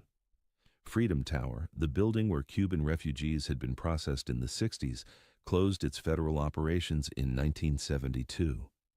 It was sold to private buyers who converted it into condominiums, trying to attract those retirees the city was courting. The building stood as a symbol of how quickly things changed. Just a few years earlier, it had been the entry point for hundreds of thousands of refugees. Now it was market-rate housing. The Cuban story and the real estate story of Miami were always intertwined. By the mid-70s, Miami Beach felt like a place in decline. The glory days were clearly over. The future looked grim. Property values dropped. Crime increased. The wealthy moved away. Anyone with resources sought somewhere better to live. What remained was a strange mix of elderly retirees on fixed incomes, poor immigrants trying to get a foothold, a shrinking middle class hanging on out of stubbornness or lack of options, and increasing numbers of people existing in the gray economy of drugs and crime. The city government tried various schemes to reverse the decline. Business associations proposed new developments. Chambers of commerce ran promotional campaigns. Nothing seemed to work. The fundamental problem was that Miami Beach had lost its identity. It wasn't the paradise destination anymore. It wasn't successfully the retirement community. It was something in between, and that in-between space was uncomfortable, undefined, sliding toward something worse, and nobody was coming to save them. The federal government had its attention elsewhere. The state of Florida was investing in Orlando, protecting its new golden goose. Miami was left to solve its own problems with limited resources and no clear vision of how to do that. The stage was set for something to fill the void that paradise left behind. Miami Beach was vulnerable in ways it had never been before, economically desperate, physically deteriorating, politically directionless. What came next would be worse than anyone imagined, but it would also bring money, enormous amounts of money, enough money to quite literally build a new city. The question was whether Miami would survive long enough to spend it. The year was 1975, and while Miami Beach struggled with tourism decline and Little Havana built its exile community, something new was arriving in South Florida that would change everything.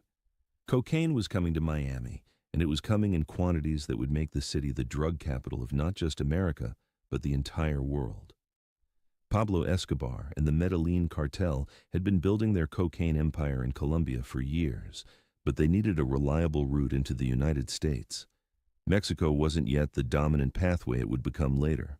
The Caribbean made sense geographically, and Miami, 90 miles from Cuba, sitting at the junction of the Atlantic Ocean, the Gulf of Mexico, and the Straits of Florida, with a massive Spanish-speaking population and a culture of bending rules that dated back to Prohibition, was perfect.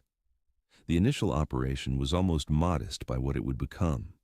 In 1975, the Medellin cartel was smuggling 40 to 60 kilograms of cocaine into Miami every week. This came primarily through small planes making nighttime drops over the Everglades. The drugs would be waterproofed, tied to flotation devices, and pushed out of planes. Ground crews with coordinates would retrieve them from the swamps. The entire operation was organized with military precision.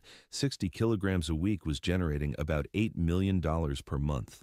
Let that sink in for a moment. $8 million every month from one smuggling operation. This was 1975 money, equivalent to something like $40 million in today's terms. This wasn't small-time drug dealing. This was industrial-scale trafficking, a business operation that generated more cash than most legitimate corporations. And that was just one cartel. Multiple organizations were establishing operations in Miami simultaneously. The city's geography and demographics made it irresistible. The coastline provided countless entry points. The Everglades offered vast unpopulated areas, perfect for drops and transfers. The Miami River wound through the city, giving smugglers water access to inland areas. The international airport had flights to Colombia and throughout Latin America. Every feature of Miami that had once supported tourism now supported smuggling. The Spanish-language dominance in Little Havana and other neighborhoods meant Colombian traffickers could operate without language barriers. They could hire locals to help with logistics. They could hide within the Cuban and broader Latino community. Law enforcement was already struggling to communicate across language lines. The smugglers had every advantage, but the real genius was what happened after the cocaine arrived. The money had to be laundered, transformed from drug cash into apparently legitimate funds. This is where Miami's banking sector came in, and they came in enthusiastically. Banks started opening throughout Miami with policies that were, shall we say, flexible about where money came from and what questions needed to be asked. The phrase, a no questions asked, became unofficial policy at numerous institutions. You walked in with suitcases full of cash, you made a deposit, you walked out with a receipt. The bank didn't care if you were depositing $1 million in 20s and 50s. They didn't file the required federal reports. They certainly didn't notify law enforcement. They just took the money, charged their fees, and helped move it into the legitimate economy. This wasn't a few corrupt bankers. This was systematic. Federal regulators later discovered that Miami banks had taken in billions of dollars in drug money through the late 70s and early 80s. The banks were making so much money in fees and services that they actively competed for drug trafficking accounts. They weren't victims of deception. They were willing participants in the largest money laundering operation in American history. The money then flowed into real estate. Smugglers and distributors bought properties throughout South Florida. Apartments, houses, commercial buildings, undeveloped land, all of it purchased with drug money, all of it helping to prop up a real estate market that would have otherwise continued declining. The construction industry, which had been hurting from the tourism downturn, suddenly had new projects funded by cocaine profits. Car dealerships did spectacular business selling luxury vehicles to young men with duffel bags full of cash. Mercedes, Porsches, Ferraris. The salesmen knew where the money came from. Everyone knew. But in the emerging Miami of the late 70s, that knowledge didn't stop the transactions. The city was developing an unspoken agreement. We won't look too closely at where your money comes from if you keep spending it here. By 1981, the scale was almost incomprehensible. Miami was responsible for trafficking 70% of all cocaine entering the United States. 70%, not of Florida's cocaine, of the entire country's cocaine. Additionally, 70% of marijuana and 90% of counterfeit quaaludes. Miami had become the distribution hub for virtually all illegal drugs flowing into America from Latin America. The economic impact was massive and contradictory. On one hand, cocaine money was quite literally building modern Miami. The skyline changed as new buildings shot up, funded directly or indirectly by drug profits. Jobs were created in construction, in service industries, in anything adjacent to the sudden influx of cash. Miami's economy, which had been sputtering, roared back to life on cocaine fuel. But this economic boom came with costs that were just beginning to become apparent in the mid-70s. The cocaine wasn't just passing through Miami to distribution points elsewhere, though much of it was.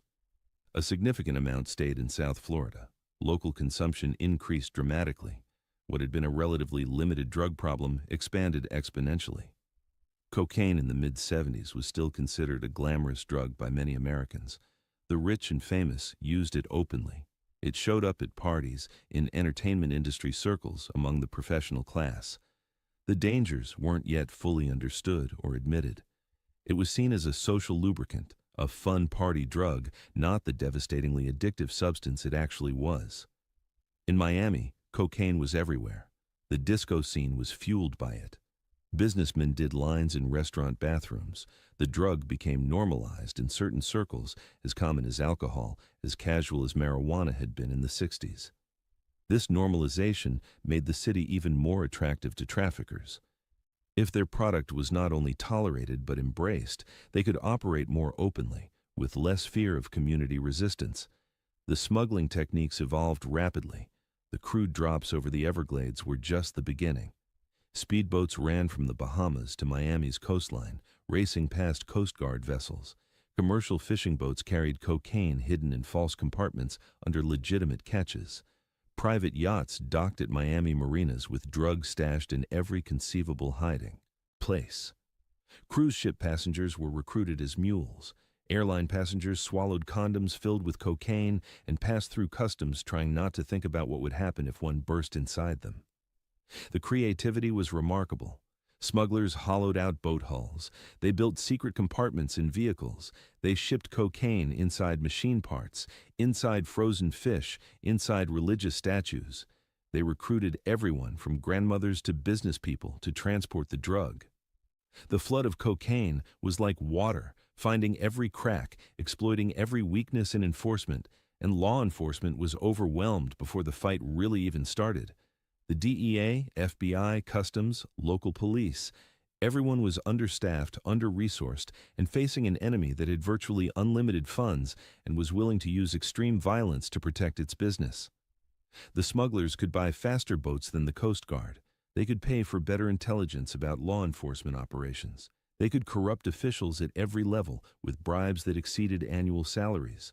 The money created its own gravitational pull. Every month, more cocaine arrived. Every month, more cash needed laundering. Every month, the operation expanded. By the late 70s, the Medellin cartel alone was moving tons of cocaine through Miami annually, not kilograms, tons. The scale was almost impossible to grasp. And with that much money at stake, with that much cocaine flowing through the city, violence was inevitable. The first real warning came in 1979, but people had already been dying. Drug debt collectors had been quietly eliminating people who stole product or failed to pay. But these were private murders, bodies found in canals or vacant lots, deaths that didn't make headlines. The violence was building toward something larger, something that couldn't be ignored. Miami in the late 70s was being transformed at the molecular level by cocaine money. The real estate market that should have been dying was booming. The banking sector that should have been struggling was thriving. Construction that should have been minimal was everywhere. From the outside, Miami looked like it was recovering from its economic troubles. The truth was darker. Miami was becoming a narco state, and most people either didn't see it or chose not to. The contradiction was perfect. A city losing its identity as a tourist paradise was finding a new identity as the cocaine capital of the world. A city that had built itself on the idea of fun in the sun was rebuilding itself on drug money while corpses piled up in morgues. The paradise myth and the drug reality existed side by side, feeding off each other in increasingly disturbing ways. And through all of this, ordinary Miamians tried to live their lives. They went to work, raised their families, hoped for better times. Some benefited from the cocaine economy without touching the drugs themselves. Construction workers had jobs. Restaurant employees had customers. Car mechanics had work. The money filtered through the legitimate economy, making it almost impossible to separate clean business from dirty. But the bill was coming due. The violence that had been simmering was about to explode. The cocaine cowboys were about to become household names, and Miami was about to become famous for all the wrong reasons. While cocaine money rebuilt the city's economy in secret, Miami's nightlife was experiencing its own transformation, one that everyone could see. The disco era hit Miami with particular force, creating a scene that was simultaneously glamorous and dangerous, a perfect expression of everything the city was becoming.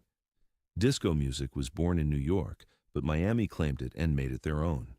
Casey and the Sunshine Band were putting Miami on the international music map with hits that defined the genre. Get Down Tonight. That's the Way I Like It. Shake Your Booty. These weren't just songs. They were anthems for an era, infectious grooves that got everyone moving, sounds that promised endless good times. The band had come out of TK Records, a Miami label that became legendary in the disco world.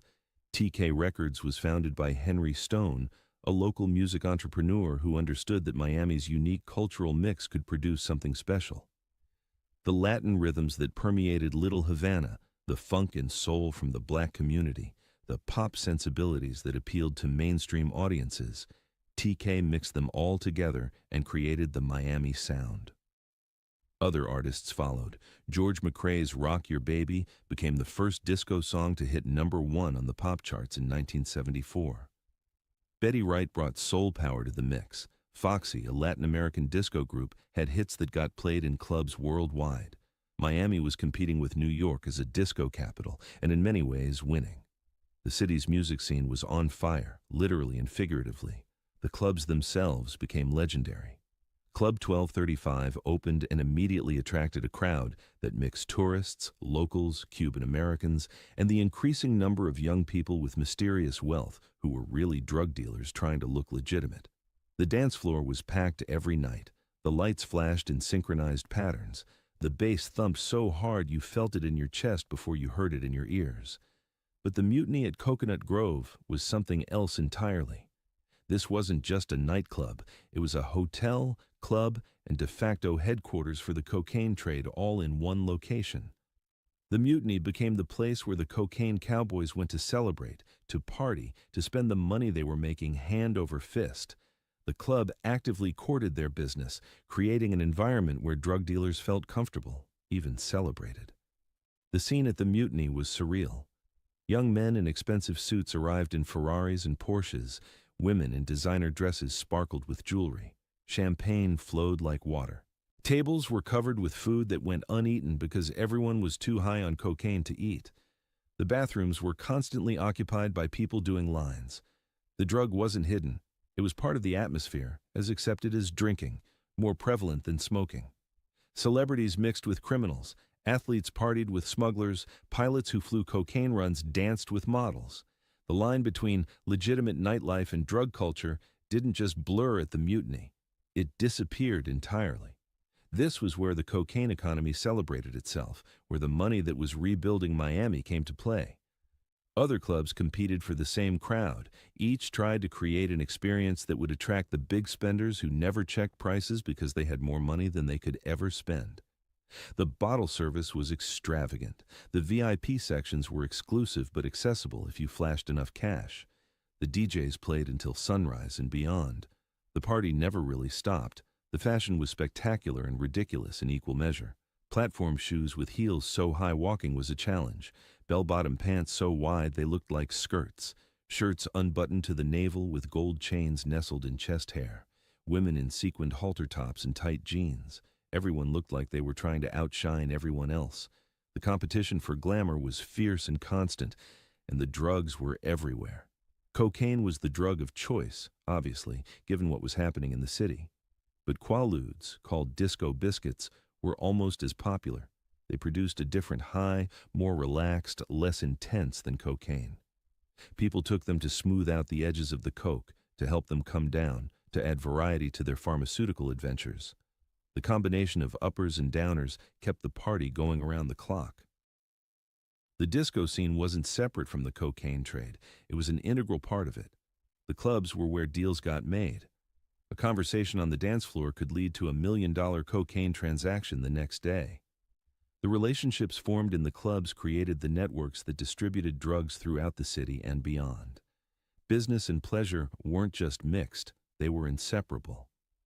For ordinary Miamians who weren't part of the drug world, the disco scene offered escape. You could go dancing, lose yourself in the music and lights, forget about the violence and decay happening in other parts of the city. The clubs were fantasy spaces where problems disappeared for a few hours. The democracy of the dance floor meant that, in theory, anyone could participate regardless of who they were or where they came from. But the reality was more complicated. The clubs were expensive. Even if you could afford the cover charge, you couldn't keep up with the spending of the drug dealers buying bottle after bottle of champagne, tipping in $100 bills, creating a luxury atmosphere that regular people couldn't match. The cocaine cowboys set the tone, and everyone else had to adjust or feel out of place. The music itself was evolving.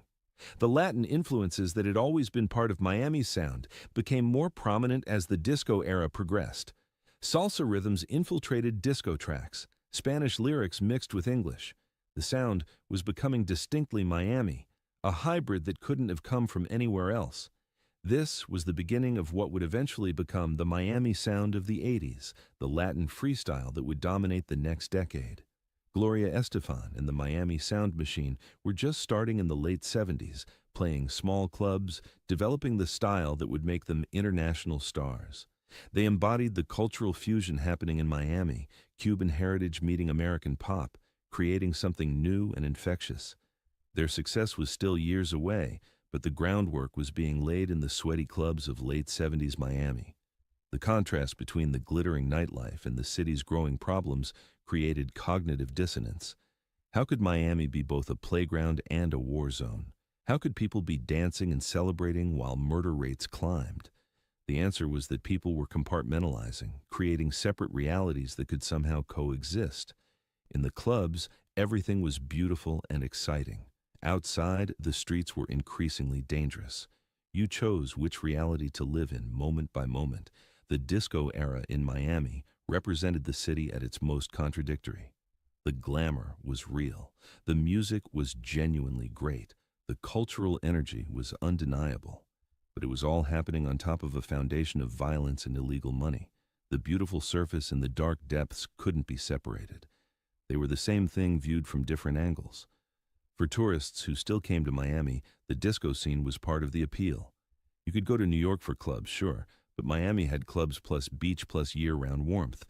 The city was marketing itself as sophisticated and fun, trying to shed the retirement community image. The disco explosion helped with that. Young people were coming to Miami again, even as other tourists stayed away. They came for the music, the parties, the sense that anything could happen in this tropical American city where the rules seemed different than everywhere else. The disco scene would eventually fade, as disco itself fell out of fashion in the early 80s. But while it lasted, it was glorious and terrible, a perfect representation of what Miami had become. A city where paradise and nightmare danced together to a pulsing beat, where you could lose yourself in the music and forget, at least temporarily, that the city was slowly consuming itself from within. But we can't stay in the clubs forever. We need to talk about what daily life was actually like for the people who lived in Miami through this era. Because most Miamians weren't drug dealers or disco celebrities. They were ordinary people trying to navigate a city that was transforming around them in ways that made every day feel uncertain. Wake up in Little Havana in the mid-70s, and the first thing you notice is the sound. Spanish flowing from apartments, mixing with music from radios. Salsa beats drifting through open windows. The rapid-fire conversations of neighbors who knew each other's business, who looked out for each other's kids, who shared the unspoken bond of exile. The roosters that some families kept despite city ordinances, crowing at dawn like they would have in Cuba. Walk to the corner for your morning coffee and you stop at a ventanita, one of those little walk-up windows cut into the side of a shop. You order a cafecito in Spanish. The elderly man working the window hands you a tiny paper cup filled with coffee so strong and sweet it could wake the dead. You knock it back in one shot, pay your quarter, exchange a few words about the heat or politics or family, and continue your day. This ritual repeated thousands of times across Little Havana every morning, a connection to a way of life that predated Miami. If you lived in Miami Beach, your morning looked different. Maybe you're a retiree, one of the thousands who came seeking affordable living and year-round warmth. You walk slowly to the beach, careful on sidewalks that need repair. You sit on a bench facing the ocean, reading the Miami Herald, watching joggers pass by. The Art Deco buildings behind you are fading, paint peeling, but they're still beautiful in a worn way. You've seen the drug dealers starting to work certain corners, but you try to ignore them, try to hold on to the vision of what this place used to be. Or maybe you're working class, commuting from Hialeah, or one of the other neighborhoods where rent is more affordable. You drive to your job at the airport or in construction, or at one of the hotels still operating despite declining tourism. You pass through different Miamis on your commute, Little Havana with its Cuban businesses, Liberty City where most white people don't go, downtown where the office buildings stand, Miami Beach where the tourists used to flock, but now it's mostly elderly residents and increasing crime. The cost of living was rising faster than wages. This was a constant source of stress. The cocaine money flooding into real estate was driving up property values and rents. If you weren't connected to the drug economy, you were getting priced out of neighborhoods that had been affordable just a few years earlier. Landlords could charge more because there were always drug dealers willing to pay cash for places to live, to stash product, to conduct business. The grocery stores in Little Havana catered to Cuban tastes. You could buy plantains, yuca, malanga, all the ingredients for traditional Cuban cooking. But the prices were higher than they used to be. Everything was more expensive. The economic boom that Miami was supposedly experiencing wasn't reaching ordinary families. They were being squeezed between rising costs and stagnant wages, watching the rich get richer, while they struggled to keep up. If you had kids, you worried about the schools. Miami's school system was dealing with massive demographic changes, new students arriving from Cuba and other Latin American countries who needed English language instruction. Integration continuing in complicated, often troubled ways. White flight meant certain schools were losing resources while others became overcrowded. Parents tried to navigate which neighborhoods had better schools, but that often meant which neighborhoods you could afford, which brought you back to the economic pressure of cocaine money inflating housing costs. The beach was free and families used it.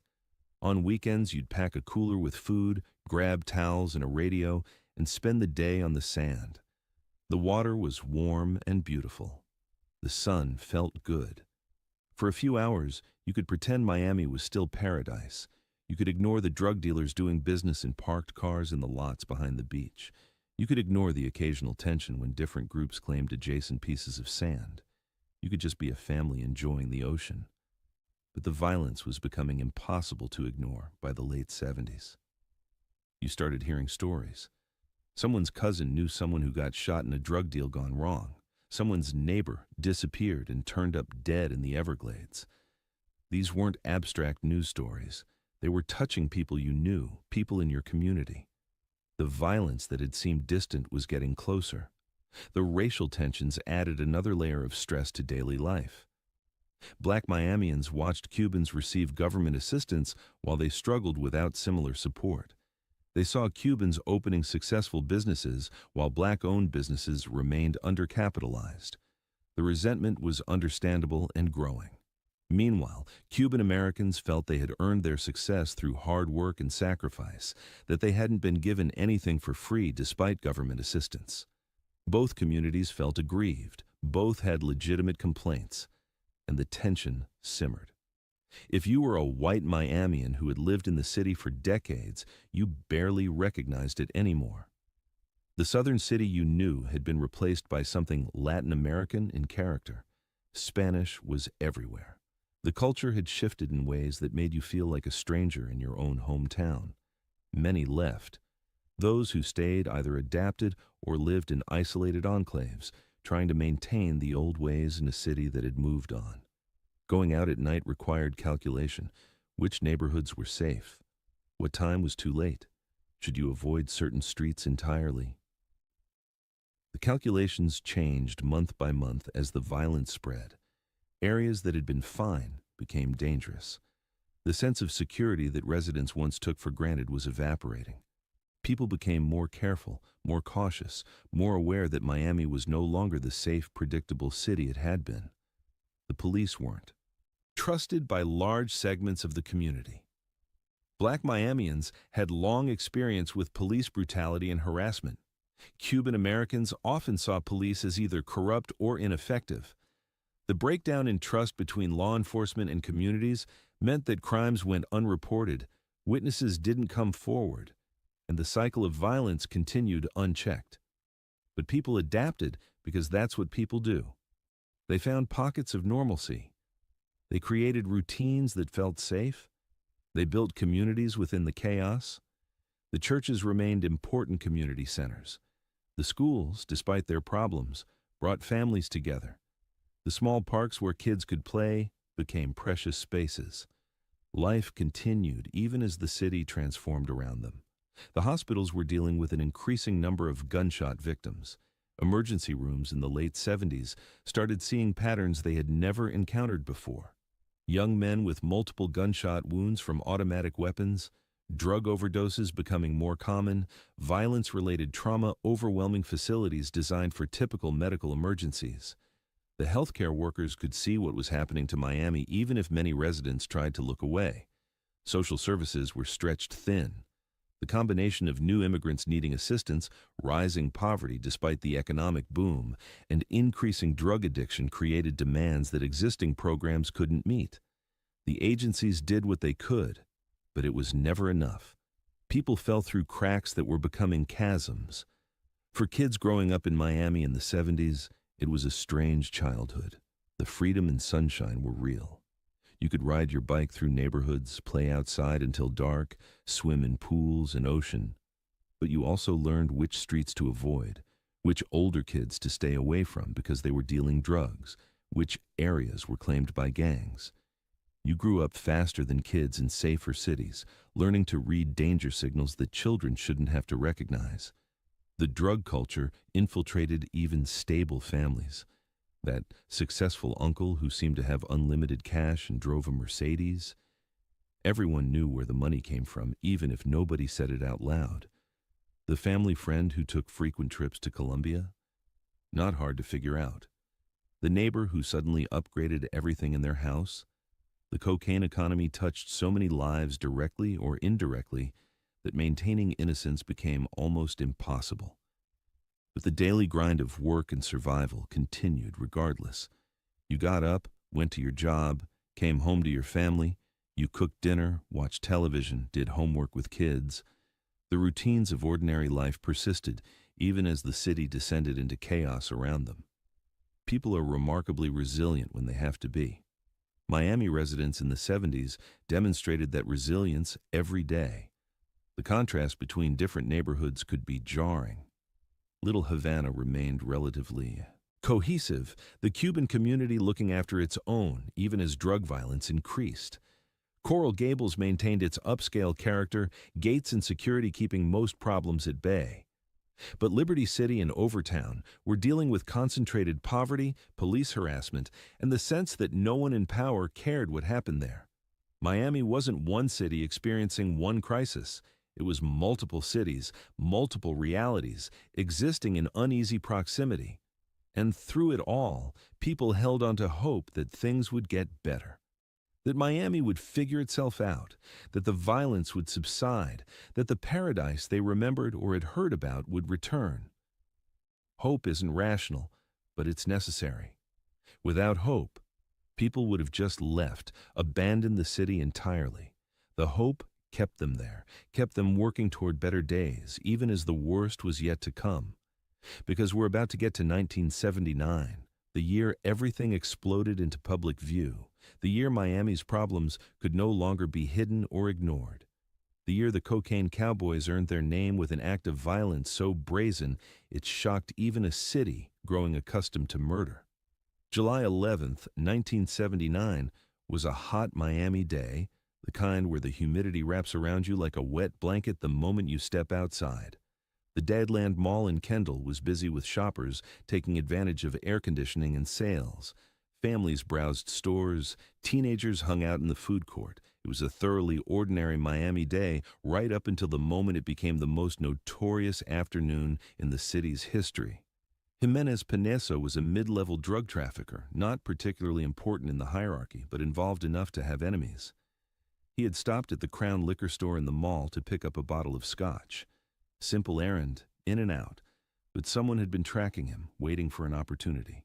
In the cocaine trade, owing money or stealing product or simply being in the way of someone more powerful could be a death sentence.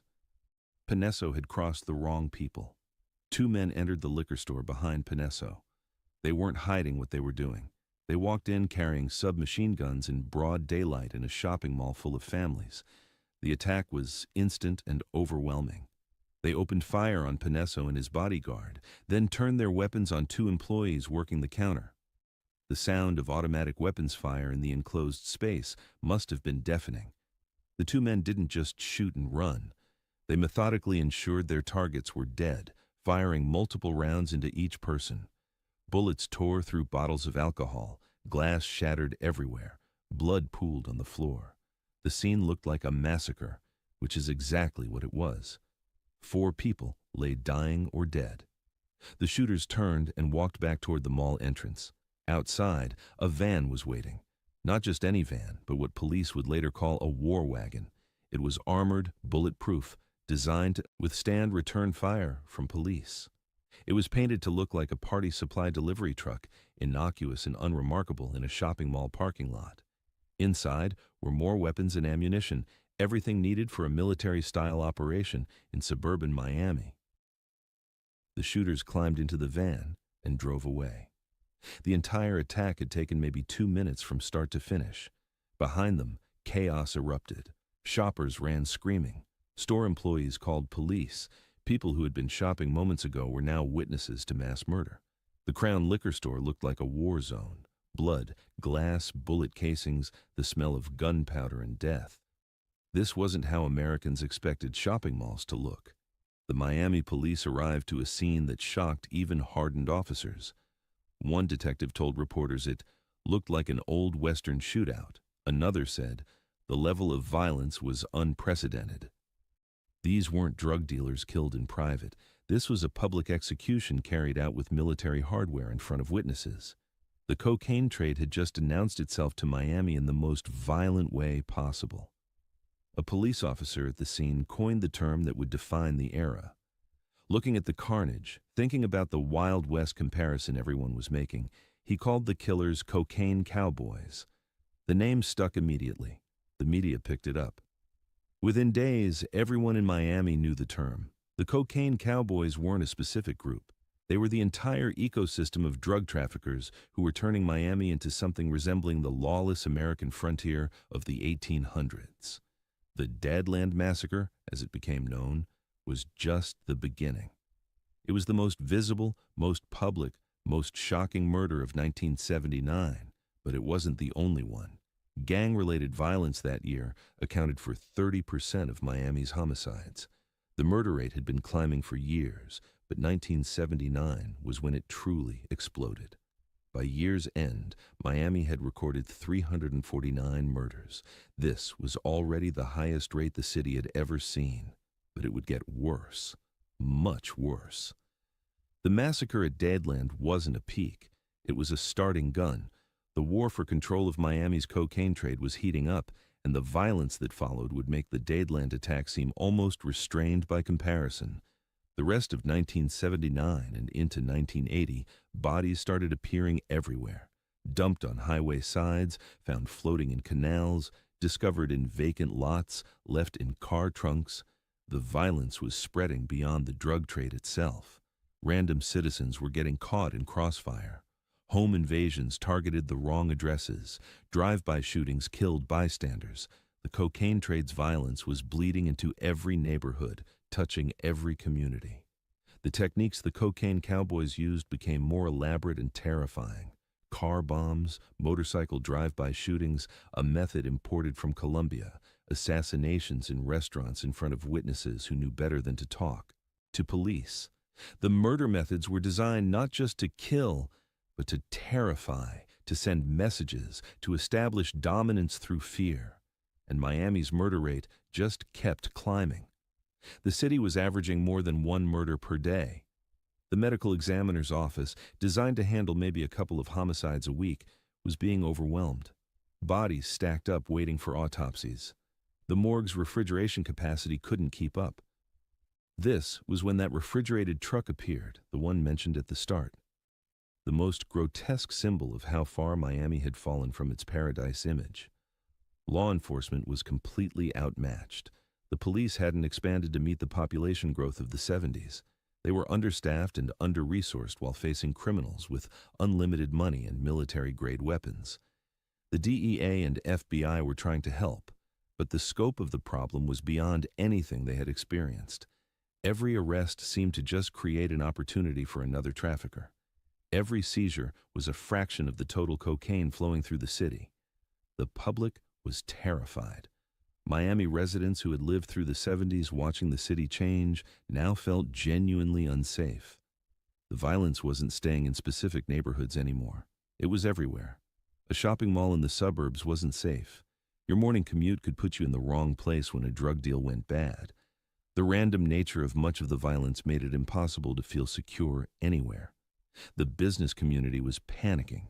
Whatever tourism was left was evaporating fast. Who wants to vacation in a city known for massacre-level violence? Companies were reconsidering their Miami operations. The downtown business district felt increasingly vulnerable.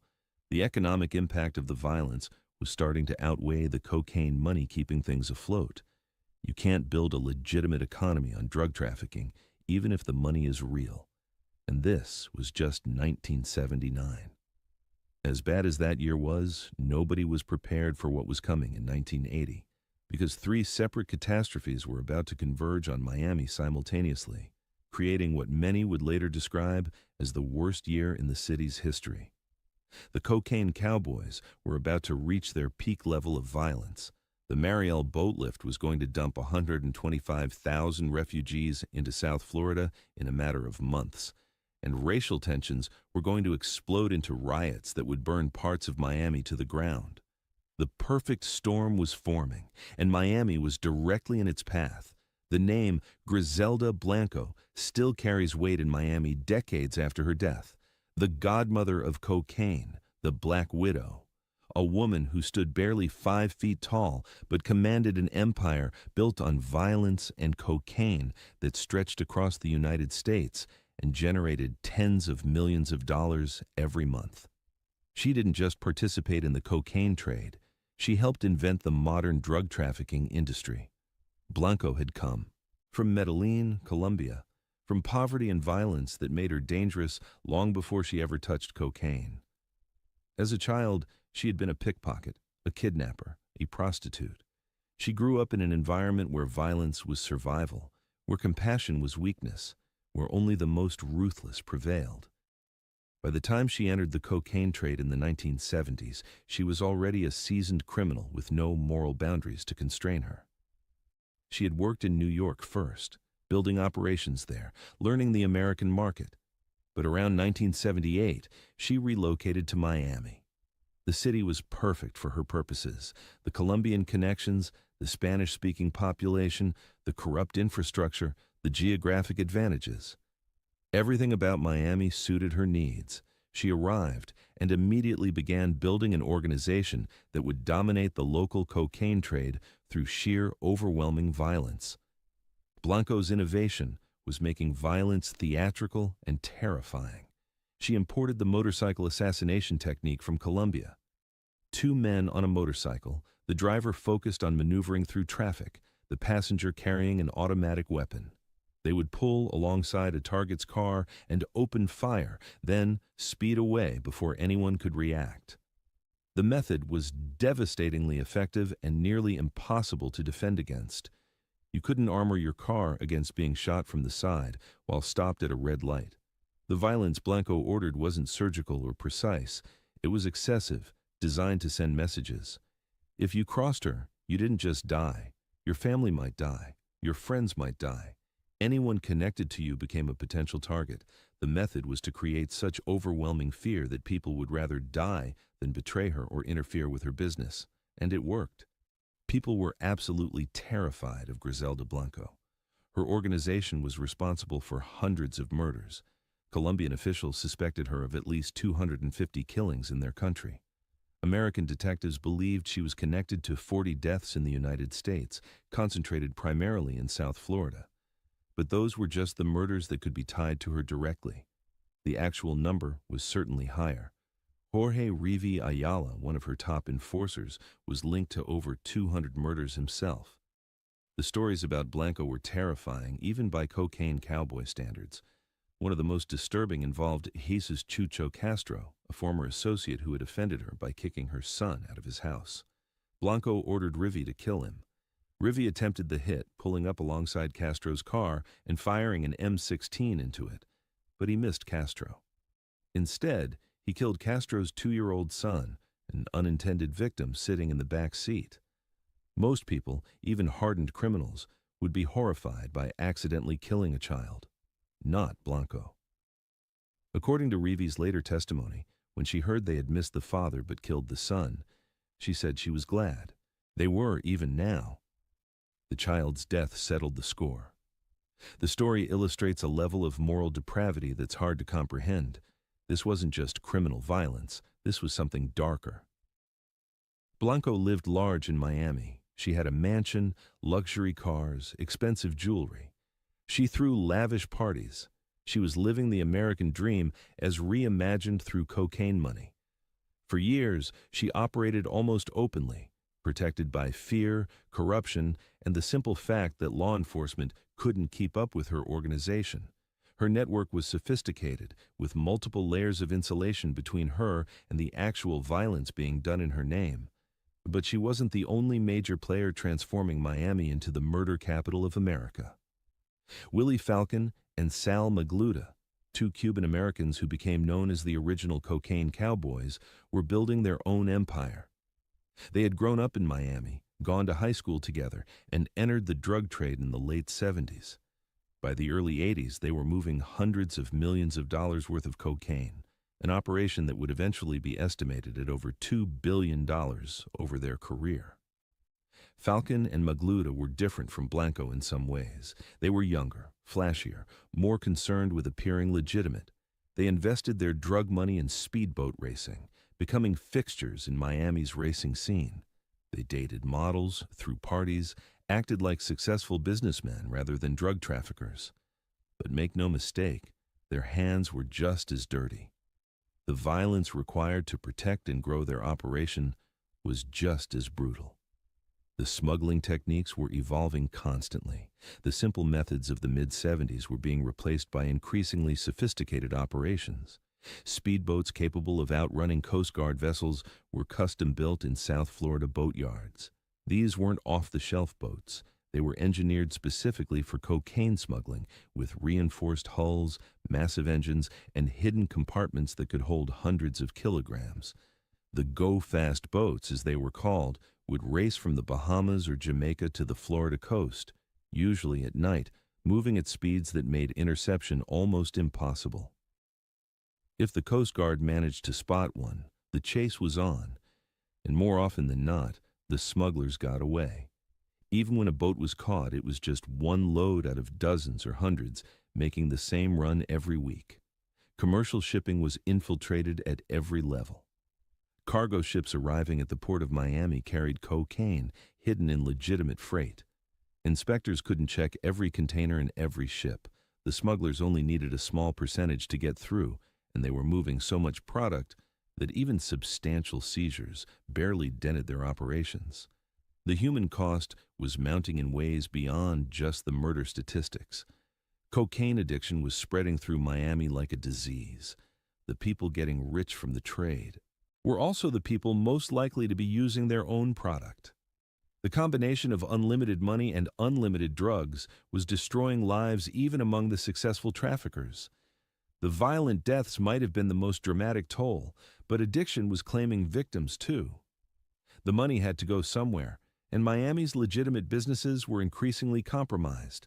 Car dealerships that accepted duffel bags of cash, real estate agents who didn't ask questions about buyers who paid for million-dollar properties in currency, restaurants that laundered money through their books, jewelry stores that sold Rolex watches and diamond rings to 25-year-olds with no visible means of legitimate income. The corruption infected nearly every sector of Miami's economy. The murder statistics for 1980 told the story in numbers: 573 murders in Dade County. The homicide rate was among the highest in American history. But statistics don't capture what it felt like to live through it. The constant sirens, the news reports every night detailing the latest killings, the sense that your city was out of control and no one could stop it, the grief and fear that permeated communities being destroyed by violence. The cocaine cowboys were winning, not in the sense that they were defeating law enforcement, though they were doing that too. They were winning by transforming Miami into a place where their kind of business could operate almost openly. A place where violence was so common it barely made headlines unless it was particularly spectacular. A place where drug money dominated the economy so thoroughly that going against it felt impossible. And then, in the middle of all this, Miami got hit with something that made everything worse. Because as if drug war violence wasn't enough, 1980 brought two more catastrophes that would push the city to the absolute breaking point. The Mariel boat lift and the Liberty City riots were about to show Miami that things could always get worse. The year 1980 should be taught in disaster management courses as an example of everything going wrong simultaneously. If you were designing a theoretical worst-case scenario for a city, you couldn't do much better than what actually happened to Miami that year. 3 separate crises hit at once, each one severe enough to overwhelm any city, all of them landing on Miami within months of each other. The first crisis actually started accidentally in Cuba. A bus crashed through the gates of the Peruvian embassy in Havana. During the incident, 2 Cuban guards were wounded in crossfire. Fidel Castro, in a fit of anger, removed the security post from the embassy entrance. It was meant as a gesture to embarrass Peru, but it backfired spectacularly. Within hours, thousands of Cubans flooded into the Peruvian embassy grounds, seeking asylum. 10,000 people crammed into a space meant for maybe a few hundred. Castro found himself in an embarrassing position. Thousands of his citizens were publicly declaring they wanted to leave Cuba. The image of desperate people climbing over embassy walls damaged his international reputation. He needed a way to relieve the pressure and turn the situation to his advantage. On April 20, 1980, he made an announcement. Anyone who wanted to leave Cuba could do so through the port of Mariel. The Mariel boat lift had begun. The Cuban exile community in Miami immediately mobilized. Boats left South Florida heading for Cuba to pick up relatives who had been trapped on the island for 20 years. The flotilla was immense, hundreds of vessels from fishing boats to yachts, all making the 90-mile crossing to Mariel Harbor. The initial motivation was family reunification. People who hadn't seen their loved ones in decades now had a chance to bring them to America. But Castro saw an opportunity to create chaos in the United States, and particularly in Miami. He began including people from Cuban prisons and mental institutions in the groups being allowed to leave. Not everyone coming through Mariel was a criminal or mentally ill, not by a long shot. The vast majority were ordinary Cubans seeking freedom and opportunity. But Castro deliberately added enough problematic individuals to create serious problems for the receiving community. By the time the boat lift ended in October 1980, approximately 125,000 Cubans had arrived in South Florida. That's the equivalent of a medium-sized American city being dropped into Miami in 6 months. The infrastructure to handle that many refugees simply didn't exist. Processing centers were overwhelmed, housing was inadequate, social services were stretched to the breaking point. The demographic differences between the Marielitos, as they came to be called, and earlier waves of Cuban refugees were significant. 71% were blue-collar workers, the working class that Castro's revolution had supposedly been made for. These were the very people who should have benefited most from Cuban socialism, and they were fleeing in massive numbers. But they weren't the educated professionals who had come in the 60s. They had fewer resources, fewer connections in Miami, less immediate ability to establish themselves economically. And then there were the criminals and mentally ill individuals Castro had deliberately included. The exact numbers are disputed, but estimates suggest between 2,000 and 7,000 people with criminal records or serious mental illness arrived in the boat lift.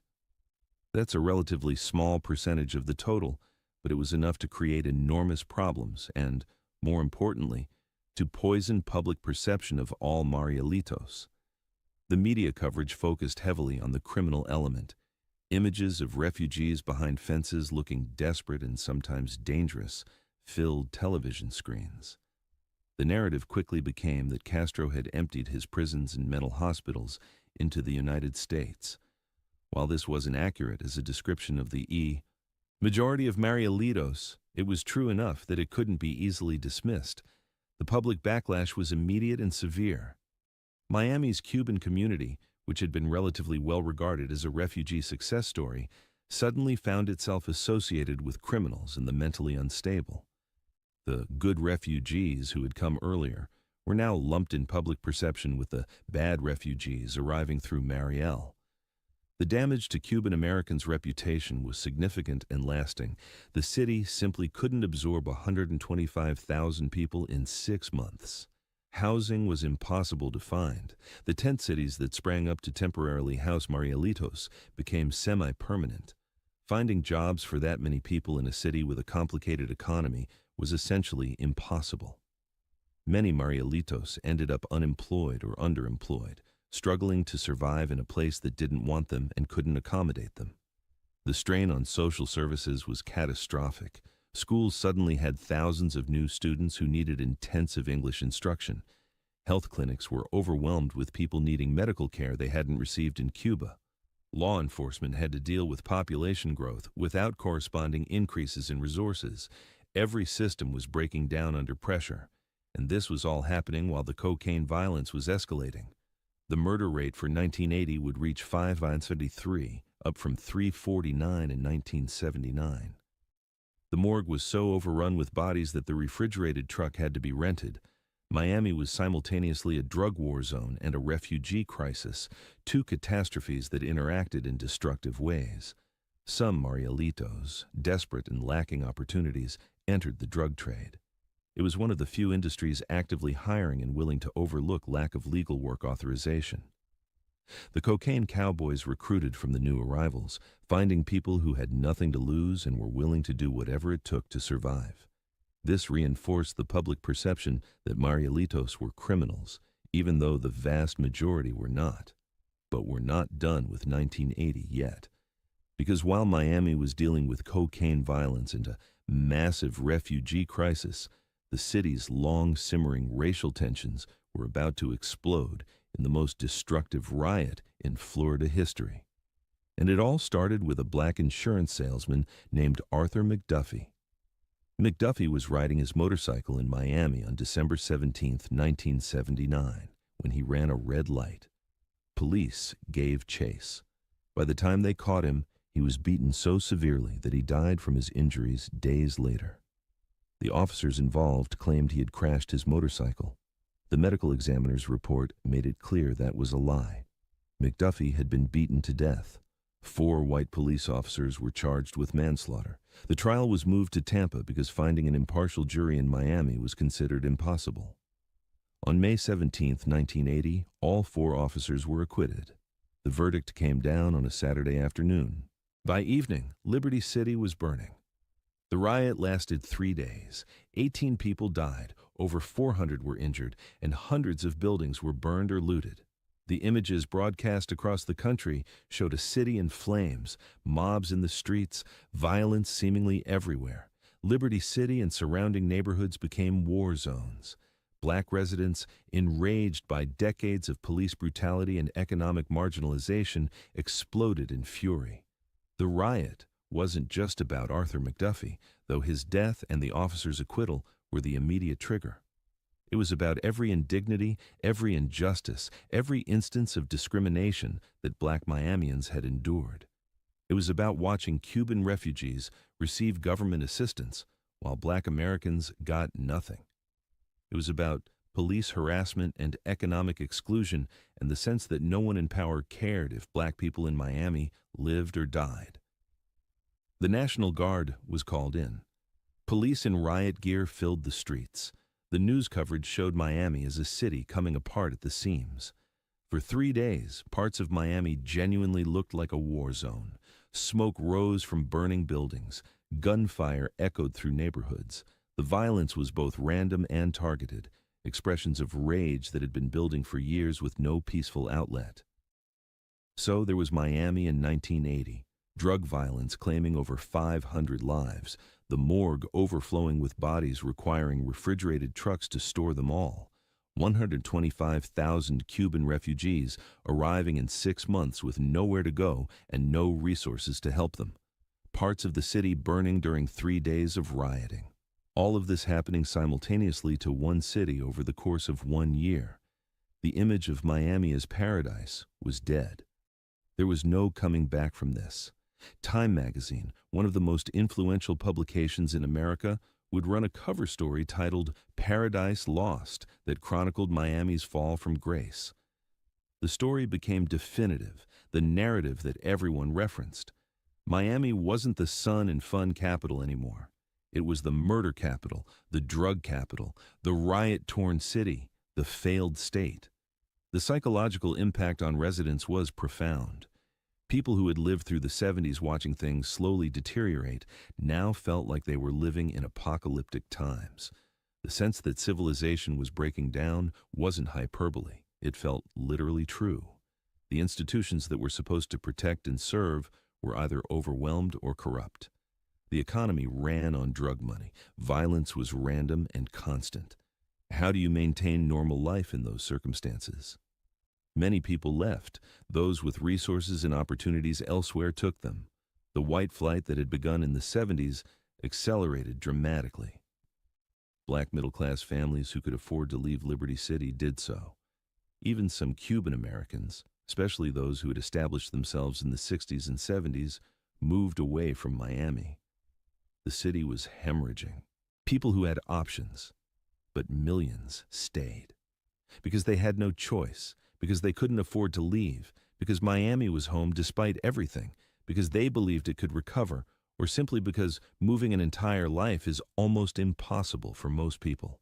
They stayed and endured, and their endurance would eventually be rewarded, though they couldn't know that in 1980. The year 1980 represented Miami's absolute nadir, the worst it had ever been, and hopefully would ever be. Everything that could go wrong had gone wrong simultaneously. The question was whether Miami could survive, whether the city would completely collapse into permanent dysfunction or somehow find a way to recover. The answer wouldn't come quickly, but it would come. Because even in 1980, at the absolute worst moment, there were still people fighting for Miami's future. One of those people had been fighting since 1976, standing in front of bulldozers trying to save buildings that everyone else had written off as worthless. Her name was Barbara Bear Capitman, and she was trying to save Miami's architectural soul, even while the city was losing everything else. By the late 1960s and early 1970s, the Art Deco buildings that had made Miami Beach architecturally unique were in terrible condition. 40 years of salt air, inadequate maintenance, and declining property values had left them faded and crumbling. Most people looked at these buildings and saw ugly relics, outdated reminders of a past that Miami Beach wanted to forget. The architecture that we now recognize as a treasure was then considered embarrassing, something to be demolished and replaced. Barbara Bear Capitman saw something different. She was an interior designer and architecture enthusiast who had recently moved to Miami Beach. When she looked at these buildings, she saw irreplaceable examples of a distinctly American architectural movement. She understood that once they were demolished, they would be gone forever, and with them would go something unique about Miami. But she was essentially alone in this perspective. Property owners saw the buildings as deteriorating assets that made more financial sense torn down. Developers wanted to replace them with modern high-rises that could generate far more rental income. The city government was generally favorable to development, seeing it as the path to economic recovery. There was no organized constituency for preservation. Capitman started organizing in 1976. She founded the Miami Design Preservation League with a handful of like-minded preservationists. Their goal was audacious: save a 1 square mile area of South Beach by getting it designated as a historic district. This had never been done before for 20th century architecture. Historic preservation in America had focused on older buildings, structures from the 18th and 19th centuries. The idea that buildings from the 1930s and 1940s could be historically significant was novel and controversial. The opposition was fierce. Property owners fought the designation, seeing it as government interference with their rights to develop their land as they saw fit. Real estate developers lobbied against it, worried that preservation would kill development opportunities. Even many residents didn't support it, thinking that saving old buildings was a waste of time when Miami Beach had so many other, more pressing problems. Capitman and her fellow preservationists literally stood in front of bulldozers on multiple occasions. When buildings were scheduled for demolition, they would stage protests, trying to delay or prevent the destruction. They wrote letters, attended planning meetings, gave tours highlighting the architectural significance of the buildings. They worked exhaustively, often thanklessly, trying to change how Miami Beach thought about its own identity. One of Capitman's key allies was Leonard Horowitz, an interior designer who understood that the buildings needed more than just protection from demolition. They needed to be revitalized in ways that would make people see their value. Horowitz came up with a revolutionary idea: paint them in bold, cheerful colors. The Art Deco buildings had originally been painted in subtle whites and pastels. Horowitz envisioned a palette of bright pinks, yellows, blues, and greens that would make the buildings pop visually and attract attention. The color scheme was controversial. Some purists argued it wasn't historically accurate, but Horowitz understood that getting people to care about these buildings required making them visually exciting. The bright colors worked. As buildings were painted in these cheerful hues, they started attracting positive attention. The Art Deco district was beginning to look distinctive, fun, optimistic. It was becoming Instagram-worthy before Instagram existed. The fight for historic designation took years. Every procedural step was contested. Surveys had to be conducted documenting each building's architectural significance. Public hearings were held where preservationists and opponents argued their cases. The National Park Service had to be convinced that this area met the criteria for historic designation. The bureaucratic process was exhausting, but Capitman and her allies persisted. Finally, on May 14, 1979, success. The Miami Beach Architectural District was designated on the National Register of Historic Places. It was the first historic district in the United States, composed entirely of 20th century architecture. This was a huge victory, providing legal protection that made demolition far more difficult. Developers couldn't just tear down Art Deco buildings anymore without facing significant obstacles. But designation was just the beginning. The buildings still needed restoration. Property owners needed incentives to invest in these structures rather than letting them continue deteriorating. The preservation movement needed to demonstrate that saving the buildings made economic sense, that they could be valuable assets rather than liabilities. The irony of the timing is striking. Capitman was fighting to save Miami Beach's architectural heritage in 1979 and 1980, precisely the years when Miami was descending into its worst violence and chaos. While bodies were piling up in the morgue and refugees were flooding into the city and riots were burning neighborhoods, she was trying to save buildings. It must have seemed quixotic, even absurd to some. With everything else going wrong, who cared about old hotels? But in hindsight, Capitman's work was essential. She was fighting for the idea that Miami had value beyond the immediate present, that the city's history and character mattered, that there was something worth preserving even in the darkest times. The Art Deco buildings represented the belief that Miami could be beautiful again, that the paradise image wasn't entirely a lie, that the city could recover its soul. The preservation fight was also a bet on the future. If Miami was going to recover from the cocaine wars and the other disasters of the 70s and 80s, it would need a distinct identity to build that recovery around. Generic high-rise condominiums wouldn't differentiate Miami Beach from anywhere else, but a unique collection of Art Deco architecture, restored and celebrated, that could be the foundation of a renewed tourist industry. The buildings themselves embodied a particular moment of American optimism. They had been built in the 1930s and early 1940s during the Depression and World War II, yet they expressed faith in the future. The streamlined curves suggested motion and progress. The pastel colors and geometric patterns were cheerful despite dark times. The architects who designed them believed in tomorrow even when today was difficult. That same spirit was what Miami needed in 1980. Over the following years, as Miami slowly stabilized, the Art Deco district would become increasingly important to the city's identity. Tourists would come specifically to see these buildings. The neighborhood would gentrify in complicated ways that brought both revival and displacement. But the buildings would survive, protected by the designation Capitman had fought so hard to achieve.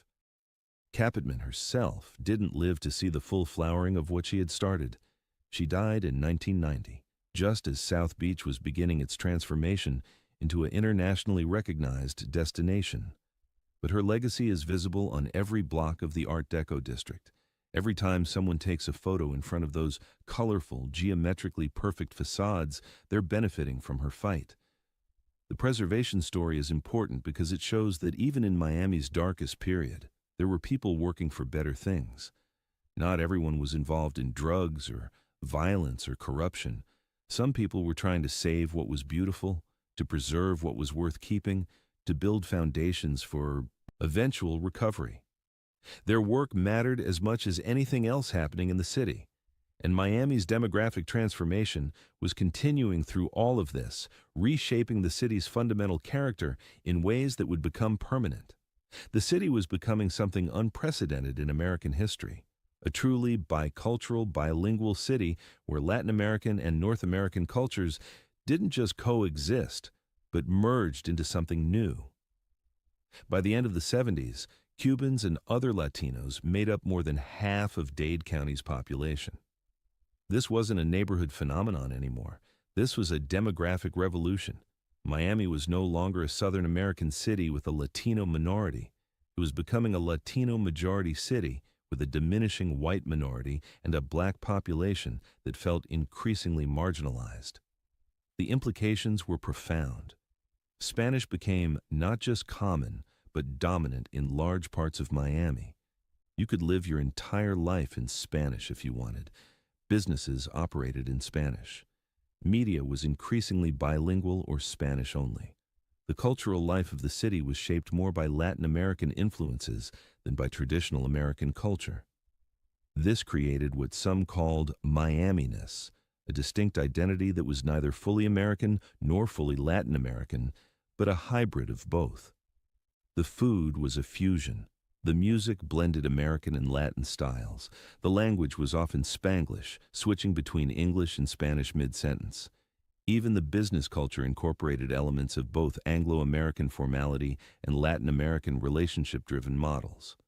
For Cuban Americans, this demographic dominance created opportunities that immigrant groups rarely experienced. Instead of having to assimilate completely into an Anglo society, they could maintain their language and culture while still succeeding economically. The Cuban enclave model, centered in Little Havana but extending throughout Miami, provided social capital and economic networks that accelerated success. Cuban businesses proliferated. From small family restaurants to major construction companies to banks, Cuban entrepreneurs built economic power. The political influence followed. Cuban Americans started getting elected to local offices. They became leaders in the Chamber of Commerce. They shaped policy decisions. This was upward mobility happening at group level, creating a Cuban American establishment that would dominate Miami politics for decades. But this same success created tensions. Black Miamians watched Cubans arrive with nothing and seemingly leapfrog over the black community into economic and political power. The comparison was painful and angering. Black Americans had been in this country for generations, had survived slavery and Jim Crow, had fought for civil rights. Yet these new arrivals were receiving benefits and achieving success that seemed unavailable to the black community. The tension wasn't just about perception, it was about real resource allocation. Government assistance went to Cuban refugees as part of Cold War policy. Small business loans were easier for Cuban entrepreneurs to obtain, partly because of community banking networks that developed. Political influence translated into resources for Cuban neighborhoods that black neighborhoods didn't receive. The disparities were real and significant. Other Latino groups were also arriving in increasing numbers through the 70s. Nicaraguans fleeing civil war, Colombians seeking economic opportunities, some legitimate and some connected to the drug trade. Central Americans escaping political violence. Each group added layers to Miami's increasingly complex Latino identity. Little Havana was no longer just Cuban. It was becoming a pan-Latin American neighborhood. The white population responded in different ways. Some embraced the change, learning Spanish, incorporating Latin American culture into their lives, seeing opportunity in Miami's transformation. Others felt alienated and displaced, nostalgic for the Miami they remembered or had heard about from earlier decades. Many simply left, moving to Fort Lauderdale or the Gulf Coast or out of Florida entirely. For those who stayed, Miami required adaptation. You learned at least basic Spanish or you struggled in many situations. You got comfortable with cultural practices different from Anglo-American norms. You accepted that Miami was different from other American cities and would only become more so. The choice was adapt or be perpetually frustrated. The younger generation, both Cuban American and others born in Miami, grew up in this hybrid culture naturally. They were bilingual without effort. They moved between cultural contexts fluidly. They were inventing what it meant to be Miamian, creating an identity that hadn't existed before. Their Miami would be different from both their parents' Cuba and their parents' America. The demographic transformation had economic implications beyond the obvious.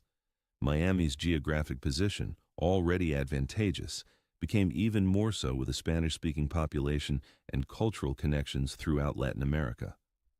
The city was positioning to become the business capital connecting North and South America. The seeds of Miami's future as an international business hub were being planted in the demographics of the 70s. But in 1980, with the city burning and bleeding, the long-term positive implications weren't visible.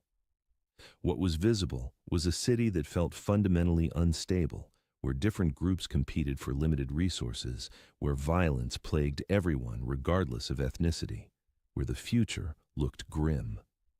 The demographic transformation that would eventually be one of Miami's greatest strengths felt like one more source of conflict and tension. The question hanging over Miami as the 70s ended and the 80s began was simple. Could this city survive? Or had the combination of drug violence, demographic upheaval, economic instability, and social conflict pushed Miami past the point of no return?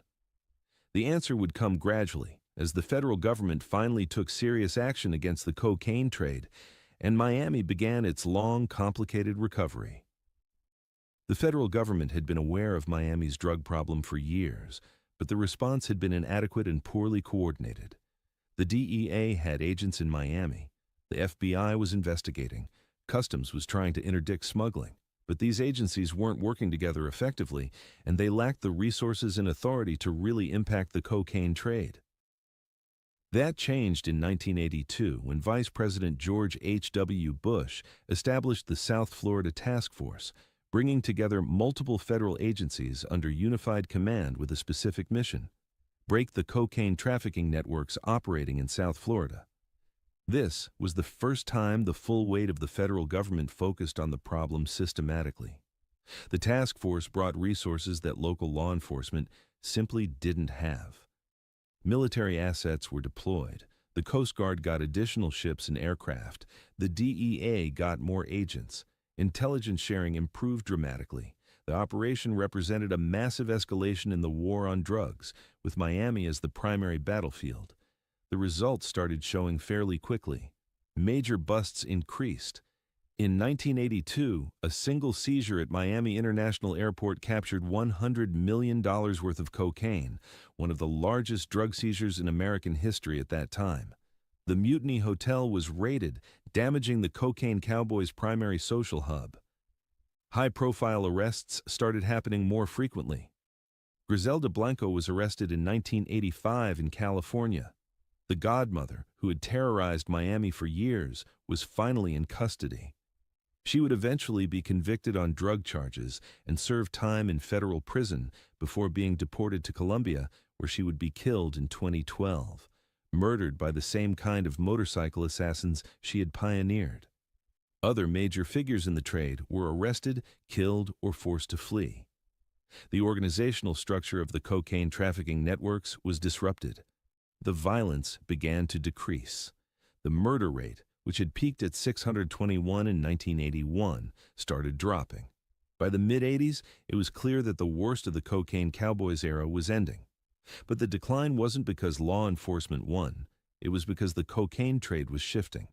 Mexican cartels were taking over distribution networks, routing drugs across the southern border rather than through South Florida. Miami remained important for money laundering and as a regional distribution point, but it was no longer the primary entry point for cocaine entering the United States. The violence decreased because the territorial battles were largely settled. The survivors of the cocaine wars had established their operations and weren't fighting for dominance anymore. The heat from law enforcement made public violence bad for business. The trade became quieter, more sophisticated, less flagrantly brutal. Miami was left to count the costs: thousands dead, communities traumatized, a reputation in ruins, but also enormous amounts of money that had flowed through the city and funded development. The skyline had changed. Buildings that wouldn't exist without cocaine money stood as permanent reminders of the era. The economic benefits were real, even if they came with catastrophic social costs. The city's identity had been permanently altered. Miami would always carry the memory of the cocaine cowboys. The era would be mythologized in popular culture, especially with Miami Vice starting in 1984, creating a stylized vision of the city that was more glamorous than the reality, but based on real events. The show would help rehabilitate Miami's image, making the city seem exciting rather than just dangerous. The recovery was complicated and uneven. Parts of Miami bounced back quickly. The Art Deco district started attracting tourists again. The international business community began seeing Miami as a legitimate hub rather than just a drug trafficking center. Real estate development continued, now funded by more legitimate sources mixed with the drug money that had never really left. But other parts of the city struggled for much longer. Liberty City and other black neighborhoods had been devastated by the riots and the disinvestment that followed. The scars from the 80s would persist for decades. The murder rate, while lower than the peak, remained higher than national averages. The drug trade continued, even if it was less visible. Little Havana and the broader Cuban-American community solidified their position as Miami's dominant cultural and political force. The trauma of the Mariel boat lift eventually faded as the Marielitos integrated into the community. Many of them would become successful, contributing to Miami's economy and culture. The initial crisis gave way to eventual acceptance and incorporation. The cocaine money that had sustained Miami's economy in the late 70s and early 80s had to be replaced by legitimate economic activity. Miami positioned itself as the business capital of the Americas, the bridge between North and South. International banks opened offices. Trade with Latin America increased. The city consciously built an identity around its Latino character and bilingual capacity. Tourism eventually recovered, though it took years. The Art Deco district became a major draw. South Beach would transform in the 90s into an international hotspot, attracting celebrities and money and attention. The beaches that had been largely abandoned in the late 70s became valuable real estate again. The paradise image, while never quite as innocent as before, was partially restored. The generation that grew up in 70s Miami carried those experiences with them. They had seen their city at its worst. They understood that civilization was fragile, that prosperity could vanish, that violence could overwhelm civil society. But they had also seen resilience, the ability of communities to endure and eventually rebuild. Miami's story was one of failure and recovery, of hitting bottom and slowly climbing back. By the 90s, Miami was becoming something new again, not the retirement community of the 60s, not the cocaine capital of the 80s, but a genuinely international city, diverse in ways that few American cities could match, culturally rich, economically dynamic, politically complex. The painful transformation of the 70s and 80s had created the foundation for this new Miami. The legacy of the 70s is visible everywhere if you know where to look. The buildings constructed with cocaine money, the Cuban-American political establishment, the international business orientation, the cultural fusion that makes Miami unique, the complicated relationship with law enforcement, the memory of violence that shapes how people think about safety and community. All of it traces back to that decade of transformation. And standing through all of it, painted in their cheerful pastel colors, are the Art Deco buildings that Barbara Capitman saved. They represent the continuity between old Miami and new Miami, the physical connection to a time before the chaos. They proved that beauty could survive darkness, that what was valuable could be preserved even when everything else was falling apart. They were a bet on the future made during the worst of times, and that bet paid off. The story of 70s Miami is many things. It's a cautionary tale about what happens when drug money corrupts an economy and violence spirals out of control. It's a story about demographic transformation and cultural collision. It's about the resilience of communities under extreme pressure. It's about architectural preservation as an act of faith. It's about the complicated relationship between paradise and nightmare, between image and reality. Most of all, it's a human story. Ordinary people trying to live their lives while their city burned around them.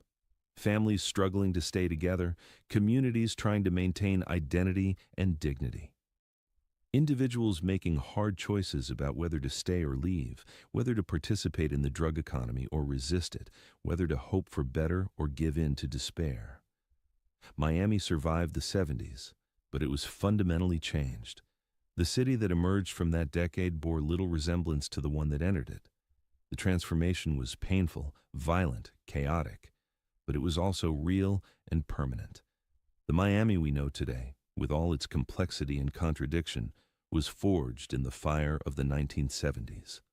The cocaine cowboys are gone now, dead or imprisoned or faded into obscurity. The refugees who arrived are grandparents now, their children and grandchildren fully American while maintaining Cuban identity. The Art Deco buildings still stand, more valuable and celebrated than ever. The memories of violence remain but have softened with time. The city has moved forward while carrying the weight of its history.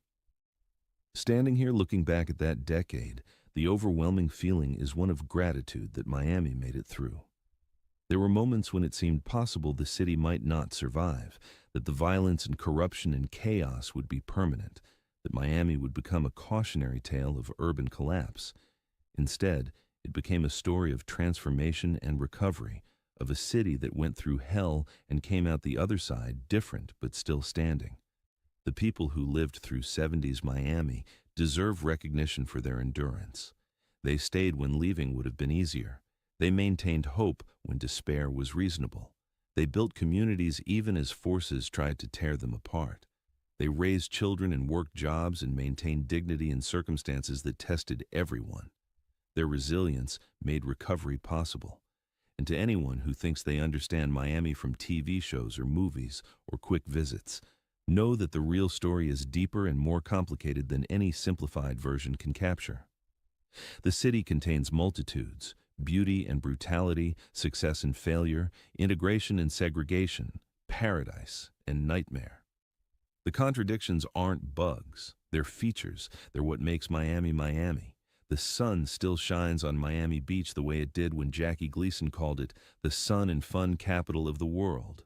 The ocean is still beautiful. The Art Deco buildings still stand in their pastel glory. But the innocence is gone. Miami knows what it's capable of now, both the best and the worst. The city that believed it was paradise discovered it could become hell. The city that became hell discovered it could rebuild into something complex and vital and uniquely itself. That's the story of life in 1970s Miami. Not simple, not easy, not what anyone expected, but real. All of it real. Documented in memories and morgue records and architectural preservation reports and family stories passed down through generations. A decade when paradise was lost and something harder and more honest was found in its place. A decade that made Miami what it is today, for better and worse, in all its complicated glory. Thank you for joining me on this journey through Miami's most transformative and troubled decade. If you found this history compelling, please like and subscribe to support the channel. And if you have your own memories of 1970s Miami, or if your family's story touched this era, I'd love to hear about it in the comments. These histories matter. These stories deserve to be remembered. And Miami, in all its complexity, deserves to be understood beyond the myths and simplified narratives. Until next time, take care of each other, remember where you've been, and never forget that even the darkest times can lead to eventual light. Paradise might be lost, but something real can be built from the ruins. Welcome back, dear friends. Before we begin, let me know where in the world you're watching, and please don't forget to subscribe and like to support the channel. Picture yourself on Carnaby Street in the summer of 1966. The afternoon sun catches on chrome shop fronts while bass lines pulse from open doorways. A girl walks past in a dress so short it would have caused a scandal just 3 years earlier, her geometric haircut swinging as she moves. The Beatles are playing somewhere, always playing somewhere, their music floating through the warm air like something you could almost touch. Paint It Black by the Rolling Stones blares from a boutique selling velvet jackets in colours that don't exist in nature. Everyone around you looks impossibly young, impossibly beautiful, impossibly free. You're standing at the exact centre of the world, and the world knows it. London is swinging, baby, and you're there to witness it. Now picture this, the same street, exactly 10 years later. It's 1976, and Carnaby Street looks like a war zone. Garbage bags pile 3 feet high on the sidewalks because the bin men are on strike. The paint peels from those same chrome shop fronts. The boutiques that remain open have bars on their windows. A teenager walks past with a safety pin through his cheek, wearing a torn shirt with the Queen's face slashed across it. The music that escapes from basement clubs sounds angry, nihilistic, like someone screaming into the void. The air smells of rot and diesel and something burning. Everyone looks exhausted, suspicious, afraid. The unemployment office has a line stretching around the block. This is still London, but it's a different city entirely. A city that went from being the coolest place on earth to a place many feared would never recover. How did this happen? How did one city contain both these realities within a single decade? This is the story of London in the 1960s and 1970s, a tale of two cities, of dreams realised and dreams destroyed, of revolution and collapse, of hope and fear existing side by side. This is the story they don't tell you in the glossy retrospectives, the one that shows you both the light and the shadow, the glamour and the garbage, the beautiful people and the desperate ones, the swinging paradise and the fear city that rose from its ashes.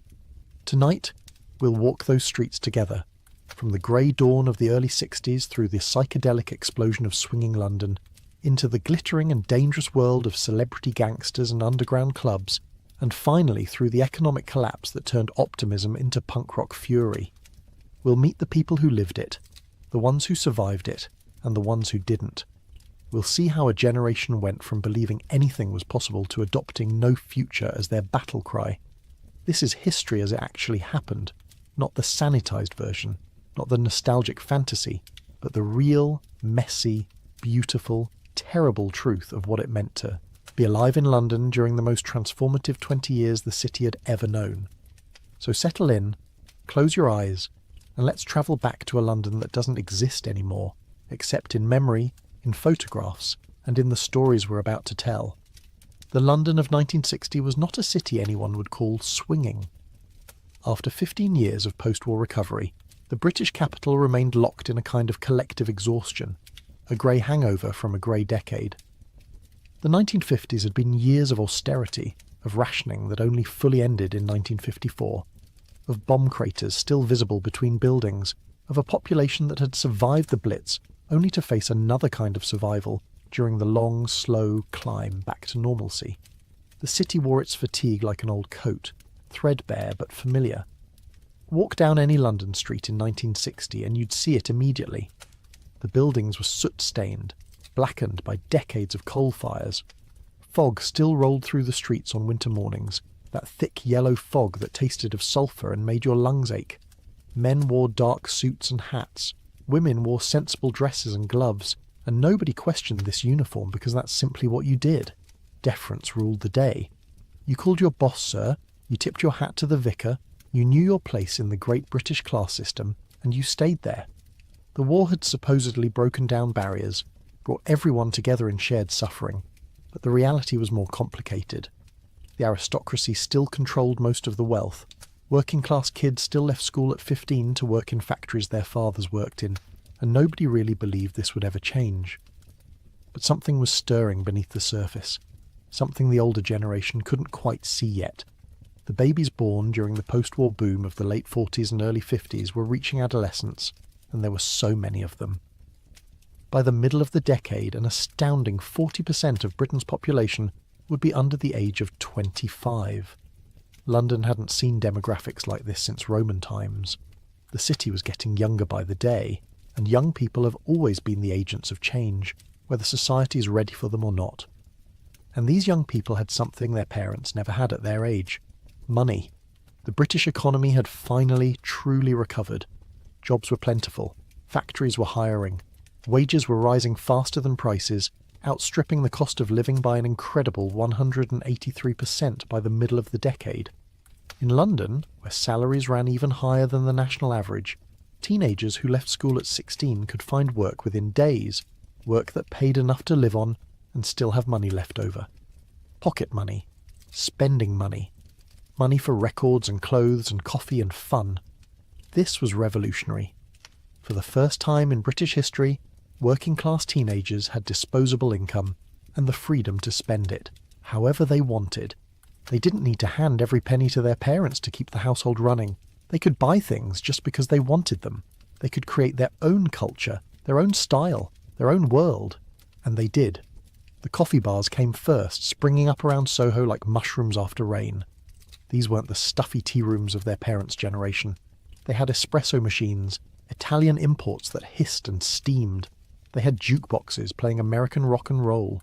They stayed open late, creating spaces where young people could gather without adult supervision, without the watchful eyes of parents and teachers and priests. The Two Eyes Coffee Bar on Old Compton Street became legendary, a basement space where skiffle bands played, and where a kid named Tommy Steele got discovered, and where the seeds of British rock and roll first took root. Then came national service ending in 1960. For generations, every British man had been required to serve 2 years in the military once he turned 18. It was inevitable, inescapable, a rite of passage that turned boys into men and taught them discipline and order and respect for authority. But the government decided Britain no longer needed conscription, and suddenly young men had their futures back. At 18, instead of reporting for duty, they could work, travel, make art, make music, make trouble. The implications were enormous. Fashion began to shift, slowly at first. Young men started growing their hair slightly longer. Not much, just enough to look different from their fathers. They bought Italian-cut suits with narrow lapels, sharper than the boxy cuts their dads wore. Young women experimented with eye makeup, darker than was considered proper, and with shorter skirts, not scandalously short yet, but shorter. These were tiny rebellions, barely visible, but they mattered because they represented choice, individual expression, the radical notion that you didn't have to dress like everyone else. Music became the universal language of this emerging youth culture. American rock and roll had crossed the Atlantic, and British teenagers devoured it hungrily. Elvis Presley, Chuck Berry, Little Richard. These weren't just entertainers. They were prophets of a new world where energy and sexuality and rebellion were celebrated rather than suppressed. Young Brits formed bands in garages and bedrooms, teaching themselves to play by listening to records, trying to capture that American sound and make it their own. The class system began to crack, hairline fractures at first, but growing wider. Working-class kids with talent started to believe they could make something of themselves without accepting their predetermined place in society. A boy from Liverpool could dream of being a musician. A girl from the East End could dream of being a model. A photographer's assistant from the East End could dream of shooting for Vogue. These dreams weren't realistic yet, but they were being dreamed, and that mattered. London in the early 60s was a pressure cooker with the heat slowly rising. All that youth, all that money, all that energy, all that frustration with the old ways, it had to go somewhere. The lid was going to blow off eventually. The question wasn't if, but when. The city itself was changing physically. Bomb damage was finally being repaired. New buildings rose, modern ones, made of concrete and glass rather than stone and brick. The underground expanded, connecting neighbourhoods that had been isolated. Television became common in working-class homes, bringing the wider world into living rooms every evening. The old London of gaslights and fog and Jack the Ripper was fading, replaced by something sleeker, faster, more connected. Immigration was transforming the city too. Caribbean immigrants had been arriving since the late 40s, settling in areas like Notting Hill and Brixton, bringing their music, their food, their culture. These communities faced terrible racism, housing discrimination, violence from white residents who resented their presence. But they persevered, built their own institutions, their own clubs, their own support networks. Their influence on London's music scene would prove incalculable, introducing sounds and rhythms that would hybridize with British rock and create something entirely new. The early 60s in London felt like a held breath, like the moment before a storm breaks. Everyone could feel it coming even if they couldn't name it.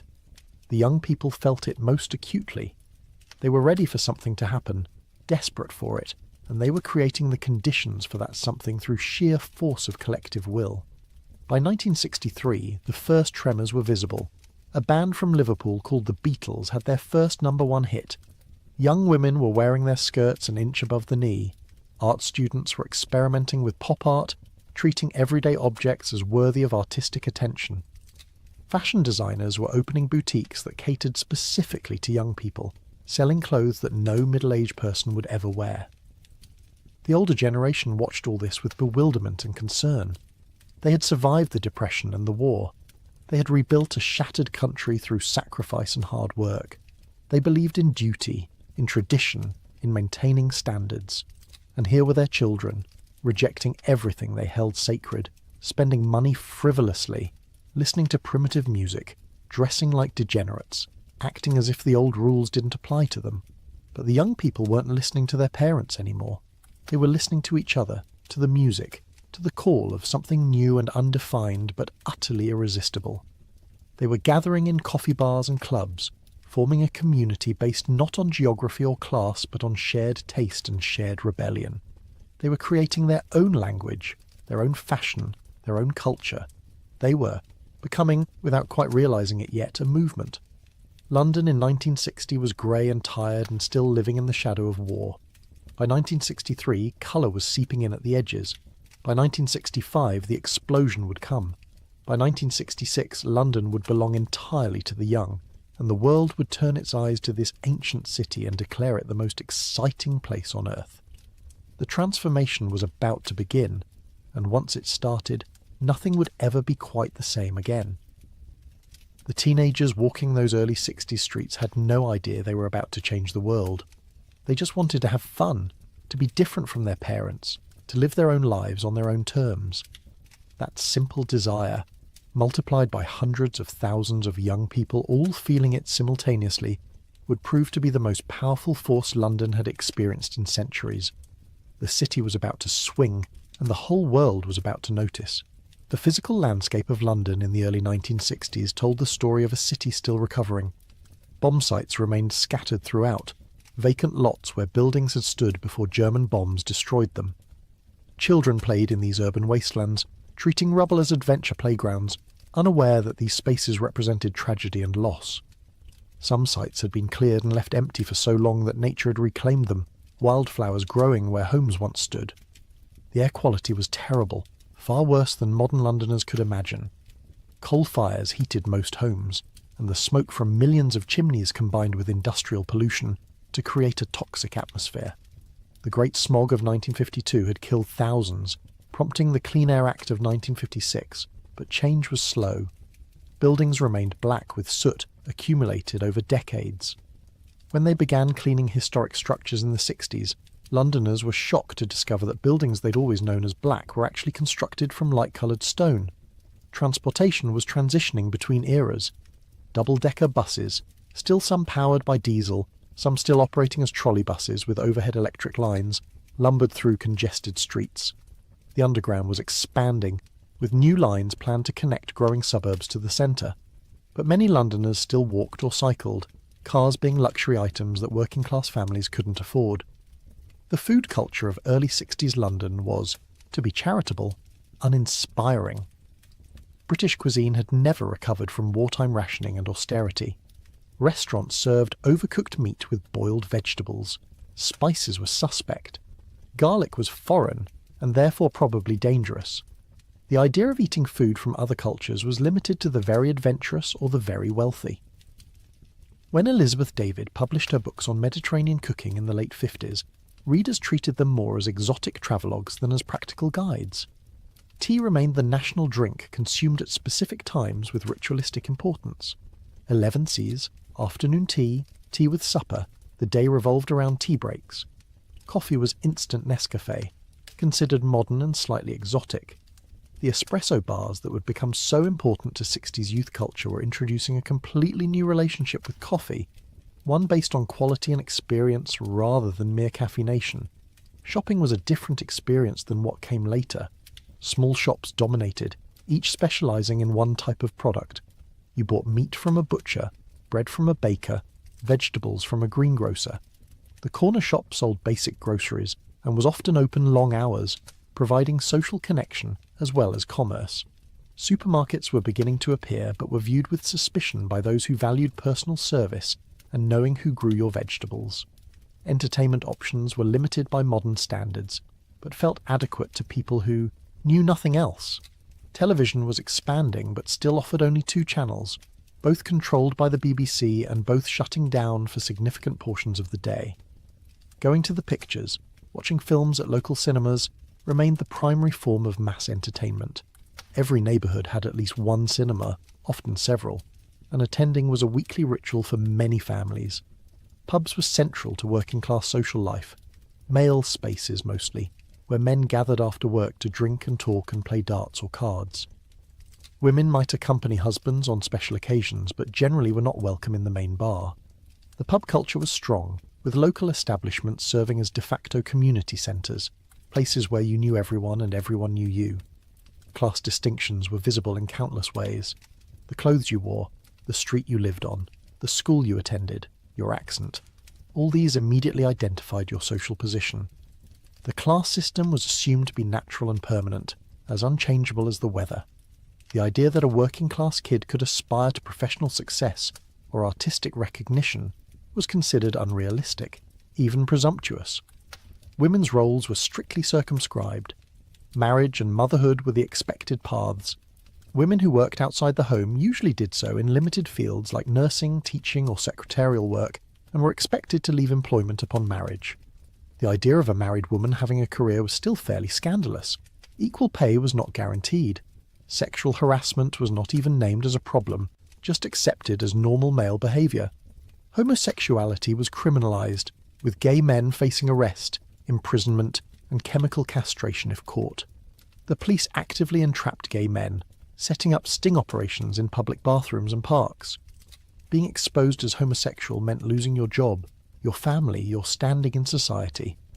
The closet wasn't just a metaphor, it was a survival strategy. Immigration was changing London's demographic character in ways that would prove enormously important, but which caused significant friction at the time. The Windrush generation from the Caribbean had arrived in the late 40s and 50s, recruited to fill labour shortages but facing terrible racism. No Irish, no blacks, no dogs signs appeared in windows of rooms to let. Discrimination in employment and housing was legal and common. Teddy boys and other white youth gangs attacked black and Asian immigrants in the Notting Hill riots of 1958. Yet despite all this conservatism and constraint, change was percolating beneath the surface. Rock and roll had arrived from America and couldn't be suppressed despite efforts by the BBC and moral authorities. Teenagers had tasted independence and wanted more. Women were reading Betty Friedan and Simone de Beauvoir and beginning to question the domestic roles assigned to them. Gay men and lesbians were finding each other and building underground communities. The early 60s in London were poised on the edge of transformation, a society that looked stable and traditional, but which was actually incredibly fragile, ready to be reshaped by forces it couldn't control or even fully understand. The explosion was coming, and when it arrived, it would happen faster than anyone anticipated. The impact of Mary Quant extended far beyond the miniskirt, though that garment remained her most famous innovation. She revolutionised the entire approach to women's fashion, democratising style in ways that challenged the existing hierarchy. Before Quant, fashion flowed from Paris and haute couture houses down to the masses through expensive iterations and eventual cheap copies. Quant inverted this, creating fashion that started with what young women actually wanted to wear and could actually afford, letting high fashion scramble to catch up. Her use of colour was revolutionary. While haute couture favoured subtle, sophisticated palettes, Quant embraced primary colours and bold combinations. She used cheerful ginghams and jersey knits, fabrics that were cheap and easy to care for but which looked fresh and modern when cut simply and worn confidently. Her shift dresses had no waistlines, liberating women from the foundational garments that had structured female clothing for generations.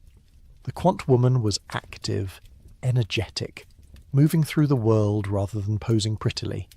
Her clothes reflected this, designed for women who rode the tube to work, walked quickly through city streets, danced energetically in clubs. The fashion of the 50s had been restrictive, requiring careful movement to avoid revealing too much or disheveling the carefully constructed outfit. Quant's fashion was liberating, allowing women to run for buses, climb stairs, live their lives without constant wardrobe anxiety. Her influence on makeup was equally significant. She championed a look that emphasized eyes over lips, with dark eye makeup, false eyelashes, and pale lipstick, creating a doll-like appearance that was simultaneously innocent and knowing.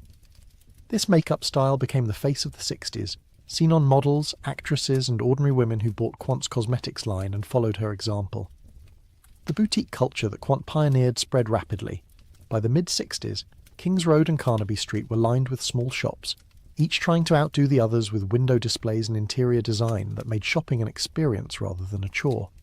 These weren't department stores with their hierarchical structures and intimidating salespeople. These were playful spaces where young shop assistants, often aspiring designers themselves, treated customers as friends rather than supplicants. Carnaby Street's transformation was particularly dramatic. In the late 50s, it had been an unremarkable commercial street. By 1966, it was world famous, drawing tourists who wanted to witness swinging London firsthand. The street became a pedestrian zone on weekends, creating a festival atmosphere with musicians performing, vendors selling, and thousands of young people promenading in their finest mod gear. The mod style was intricate and specific, almost obsessively detailed.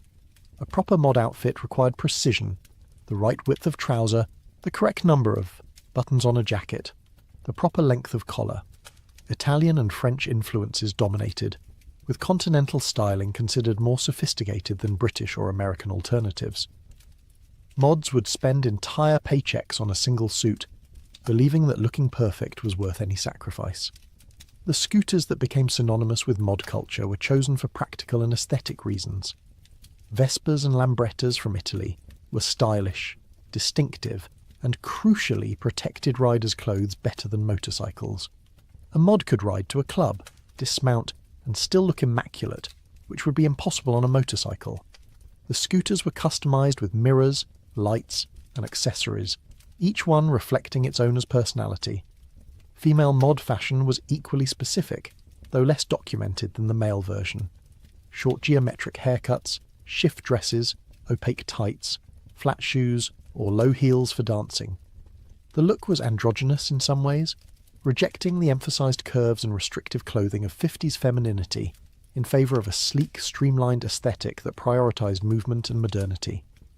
The boutiques became launching pads for designers who would shape fashion for decades. Ossie Clark met Celia Birtwell at art school, and together created romantic, flowing designs that captured the shift from mod geometry to hippie fluidity. Zandra Rhodes used textile design training to create distinctive printed fabrics that appeared in boutiques throughout London. Barbara Hulanicki's Biba evolved from a single shop to a massive department store that became a destination in itself. The pricing strategy of these boutiques was crucial to their success. Clothes were inexpensive enough that a shopgirl could afford them, but not so cheap that they seemed worthless. The sweet spot was affordability with cachet, allowing working-class girls to dress like models and feel like they were participating in something significant. Men's fashion underwent changes equally radical as women's, though less remarked upon at the time. The sober suits and conformist dress of the 50s gave way to peacock displays of colour and pattern. Ruffled shirts, velvet jackets, wide ties, bell-bottom trousers, these items would have been considered outrageously feminine just 5 years earlier, but became standard wear for fashionable young men. The Peacock Revolution had deeper implications than mere aesthetics. It challenged rigid gender roles and allowed men to embrace beauty, colour and ornamentation without sacrificing masculinity. Men could care about their appearance, spend time and money on clothes, experiment with style, all without their heterosexuality being questioned. This was genuinely revolutionary, opening space for male self-expression that had been unavailable for generations. Michael Fish's Mr. Fish boutique pushed boundaries even further, creating garments that deliberately blurred gender lines. His kipper ties, enormously wide silk neckties, became symbolic of the era. But his skirts and dresses for men, worn by musicians and fashion-forward individuals, challenged fundamental assumptions about gendered clothing. Most men weren't brave enough to wear these items publicly, but their existence expanded the conversation about what men could wear. the Chelsea Antique Market and Kensington Market became important shopping destinations, offering vintage clothing alongside new designs. The market stalls were cheap to rent, allowing new designers to establish themselves without massive capital investment. The atmosphere was informal, creative, with designers often serving as their own sales staff and getting immediate feedback from customers. Hair became a crucial element of the overall look, with specific styles signifying subcultural allegiance. The mod bob, sharp and geometric, the longer, shaggier cuts adopted by rock musicians, the elaborate updos that required weekly visits to the hairdresser. How you wore your hair communicated who you were and what tribe you belonged to. Vidal Sassoon's contribution went beyond individual haircuts to a complete philosophy of hairdressing. He believed hair should move naturally, should be cut to work with its texture rather than against it, should require minimal maintenance. His cuts were expensive, but once done, they looked good for weeks without elaborate styling. This aligned perfectly with the mod aesthetic of looking effortlessly put together. Fashion photography evolved alongside the fashion itself, with photographers like David Bailey, Terence Donovan and Brian Duffy creating images that felt immediate and energetic rather than posed and formal. They shot on location, on London streets, capturing movement and spontaneity. Their work appeared in Queen magazine and Vogue, defining the visual language of the decade. The models these photographers worked with became celebrities themselves, household names whose faces were as recognisable as any actress. Jean Shrimpton's appearance at the Melbourne Cup races in 1965, wearing a miniskirt with no hat, gloves or stockings, caused international scandal and made her even more famous. She embodied the new woman, confident, sexual, unconcerned with traditional propriety. Twiggy's rise was even more meteoric. Discovered at 16, she became the face of 1966 through sheer ubiquity. Her image appeared everywhere, on magazine covers, in advertisements, in shop windows. Her extreme thinness became controversial then, and remains so now. But at the time, she represented modernity, the new aesthetic that had nothing to do with the curves of the 50s. The fashion scene's internationalism was significant. While centred in London, it drew influences from everywhere. American sportswear, Italian tailoring, French couture, African prints, Indian textiles. All these elements were absorbed and recombined into something distinctively British, but thoroughly cosmopolitan. Swinging London fashion was global in its references, even as it was specific to its place and moment. By 1967, the sharp geometric mod aesthetic was softening into something more romantic and colourful. The hippie influence was arriving, bringing with it flowing fabrics, ethnic influences, and a rejection of the uptight precision that had characterised mod style. Boutiques adapted, stocking caftans alongside miniskirts, proving that the fashion industry's real skill was in constantly evolving rather than committing to any single aesthetic. The legacy of swinging London fashion extended far beyond the decade. The democratisation of fashion, the idea that style wasn't the exclusive province of the wealthy, the acceptance of diverse aesthetics and subcultures, all these became permanent features of fashion culture. The 60s proved that ordinary people could create fashion rather than just consuming it, and that lesson was never forgotten. It happened fast once it started, faster than anyone expected. In April 1966, Time magazine, the authoritative voice of American media, dedicated an entire issue to a phenomenon they called swinging London. The cover showed a Union Jack designed by op artist Peter Blake, and inside, journalist Piri Halash made a bold declaration. London had become the most exciting city in the world. Not Paris, not New York, but London. A city that just 5 years earlier had been dismissed as hopelessly dowdy and stuck in the past. The article identified London as the city of the decade, the place where youth culture had crystallised into something coherent and irresistible. Every previous decade had its city, Halash wrote. Paris in the 20s with its expatriate writers and jazz clubs, Berlin in the 30s before the darkness fell, New York in the 40s, the city of victory and optimism, Rome in the 50s with its Dolce Vita sophistication. But the 60s belonged to London, a city steeped in tradition but seized by change, liberated by affluence, pulsating with creativity and youth, and a sense that the future was being invented right here, right now, on these ancient streets. And the symbol of this transformation, the most visible emblem of the revolution, was fashion. Specifically, It was a small triangular piece of fabric that would become the most controversial garment of the 20th century, the miniskirt. Mary Quant didn't invent the miniskirt alone, though she's often credited with it.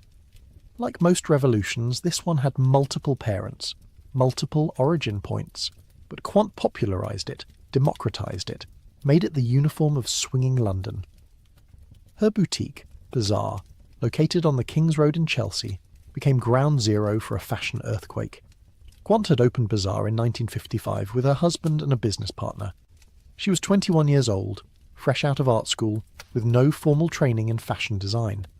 What she had instead was an instinct for what young women wanted to wear, and what they wanted was emphatically not what their mothers wore. She began designing simple, colourful clothes that moved when you moved, clothes without the structured waistlines and careful tailoring that had defined women's fashion for generations. She used cheap, cheerful fabrics like gingham and jersey. She created mix and match pieces that let women build their own looks rather than wearing complete outfits dictated by designers. But it was the hemline that changed everything. In 1964, Quant started raising her skirts higher. Not scandalously high at first, just above the knee, but she kept raising them inch by inch, month by month, responding to what young customers wanted, which was more, always more leg, more freedom, more shock value. By 1965, her skirts were 6 inches above the knee. By 1966, they were 8 inches or more, creating a silhouette that seemed to defy gravity and every rule of decent society. The miniskirt was revolutionary for reasons beyond mere fashion. It represented freedom of movement. Women could run in these skirts, dance in them, ride the tube without worrying about their skirts bunching up. It represented sexual liberation, women claiming ownership of their own bodies and deciding for themselves how much they would reveal. It represented youth asserting dominance over age, because only young women with certain body types could wear these skirts, making fashion for the first time a domain where the young had the advantage. And it was affordable. Quant sold her dresses for 30 shillings, about £1.50, cheap enough that a shop girl could buy one with a week's wages. This was crucial. Previous fashion revolutions had been top-down affairs, haute couture houses in Paris dictating what wealthy women would wear, and everyone else imitating them with cheaper versions a year later. But the miniskirt revolution was bottom-up, driven by what teenage girls wanted and could afford, with high fashion scrambling to catch up. Carnaby Street became the other epicentre of the fashion revolution, but its focus was menswear.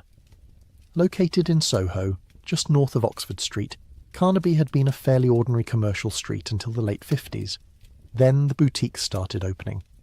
John Stephen, a Scottish entrepreneur with an eye for the flamboyant, opened shop after shop selling clothes for young men who wanted to look nothing like their fathers. The traditional male wardrobe was conservative, dull, designed to avoid attention. Dark suits, white shirts, narrow ties, everything subdued and proper. But Stephen's shop sold peacock clothing, bright colours, bold patterns, tight trousers, ruffled shirts, velvet jackets.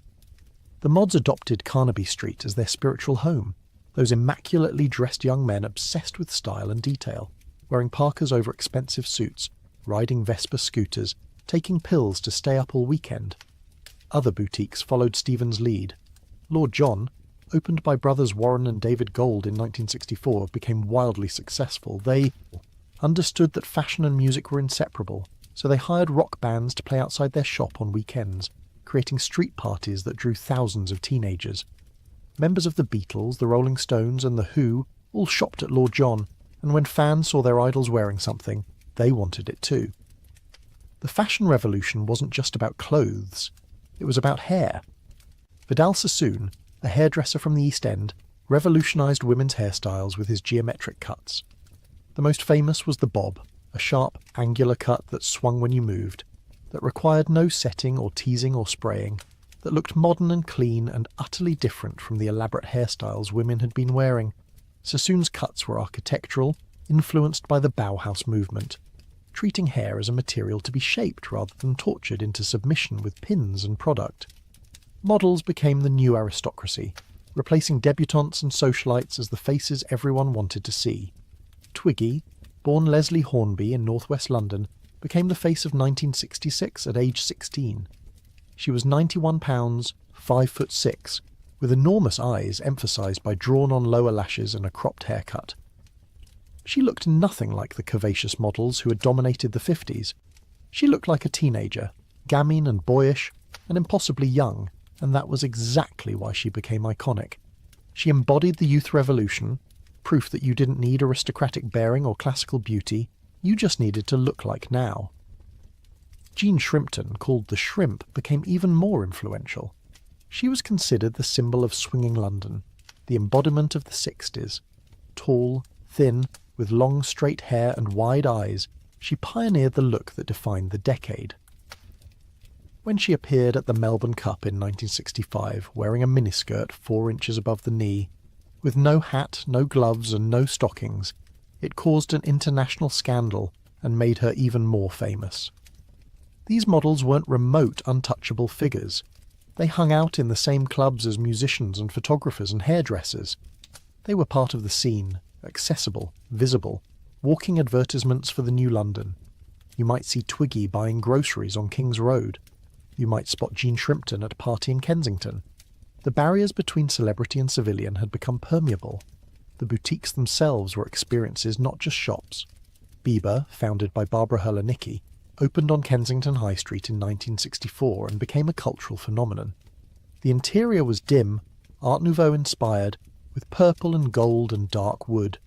Shopping there felt like entering another world, a theatrical space where you weren't just buying clothes but participating in a lifestyle. Bieber sold everything you needed to be a Bieber girl. The clothes, the makeup, the accessories, the attitude. Stars flocked to Bieber. Mick Jagger shopped there. So did David Bowie, Marianne Faithfull and half the musicians in London. Cathy McGowan, who hosted the Friday night music show Ready Steady Go, wore Bieber designs on air, guaranteeing that whatever she wore on Friday would sell out by Saturday morning. The fashion democratization went beyond just affordability. It was about attitude. You didn't need breeding or connections or an aristocratic surname. You just needed to know what looked good and have the nerve to wear it. Working-class girls from the East End could transform themselves into fashion plates with the right clothes and makeup. Class barriers were being demolished. Not everywhere, not completely. But in the world of fashion, talent and style mattered more than background. This terrified the establishment. The older generation watched their daughters hiking their skirts up to alarming heights and felt society crumbling.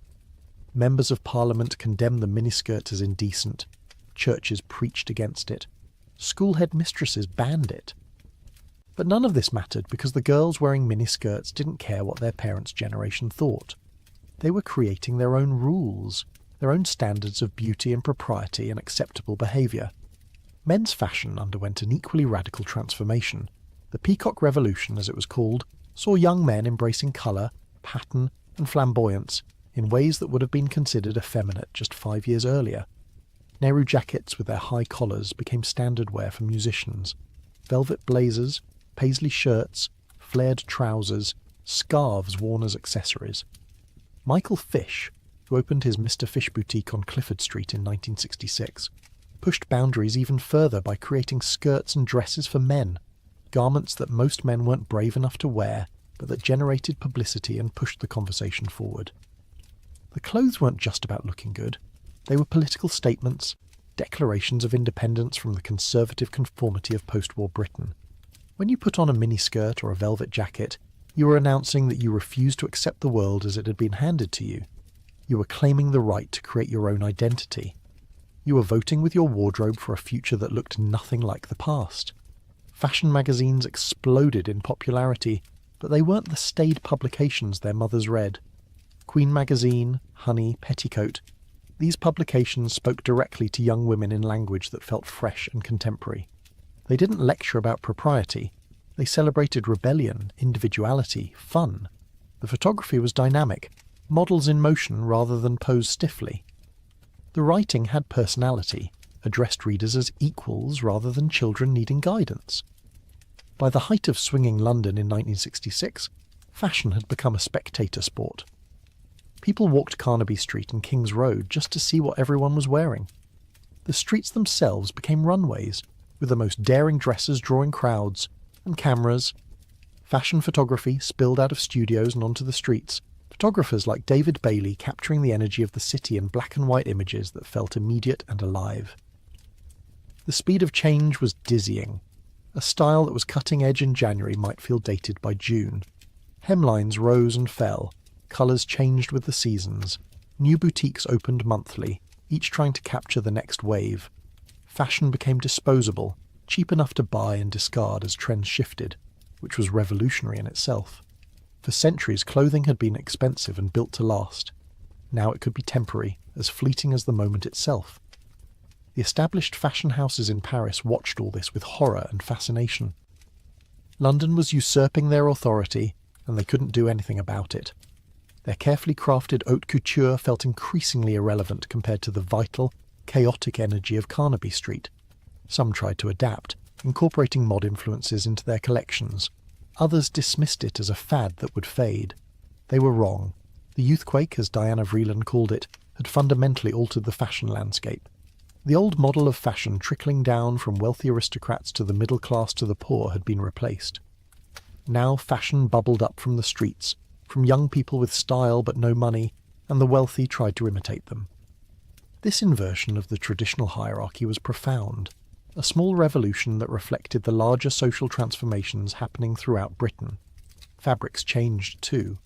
New synthetic materials like PVC, polyester and acrylics allowed for space-age designs in colours that natural fibres couldn't achieve.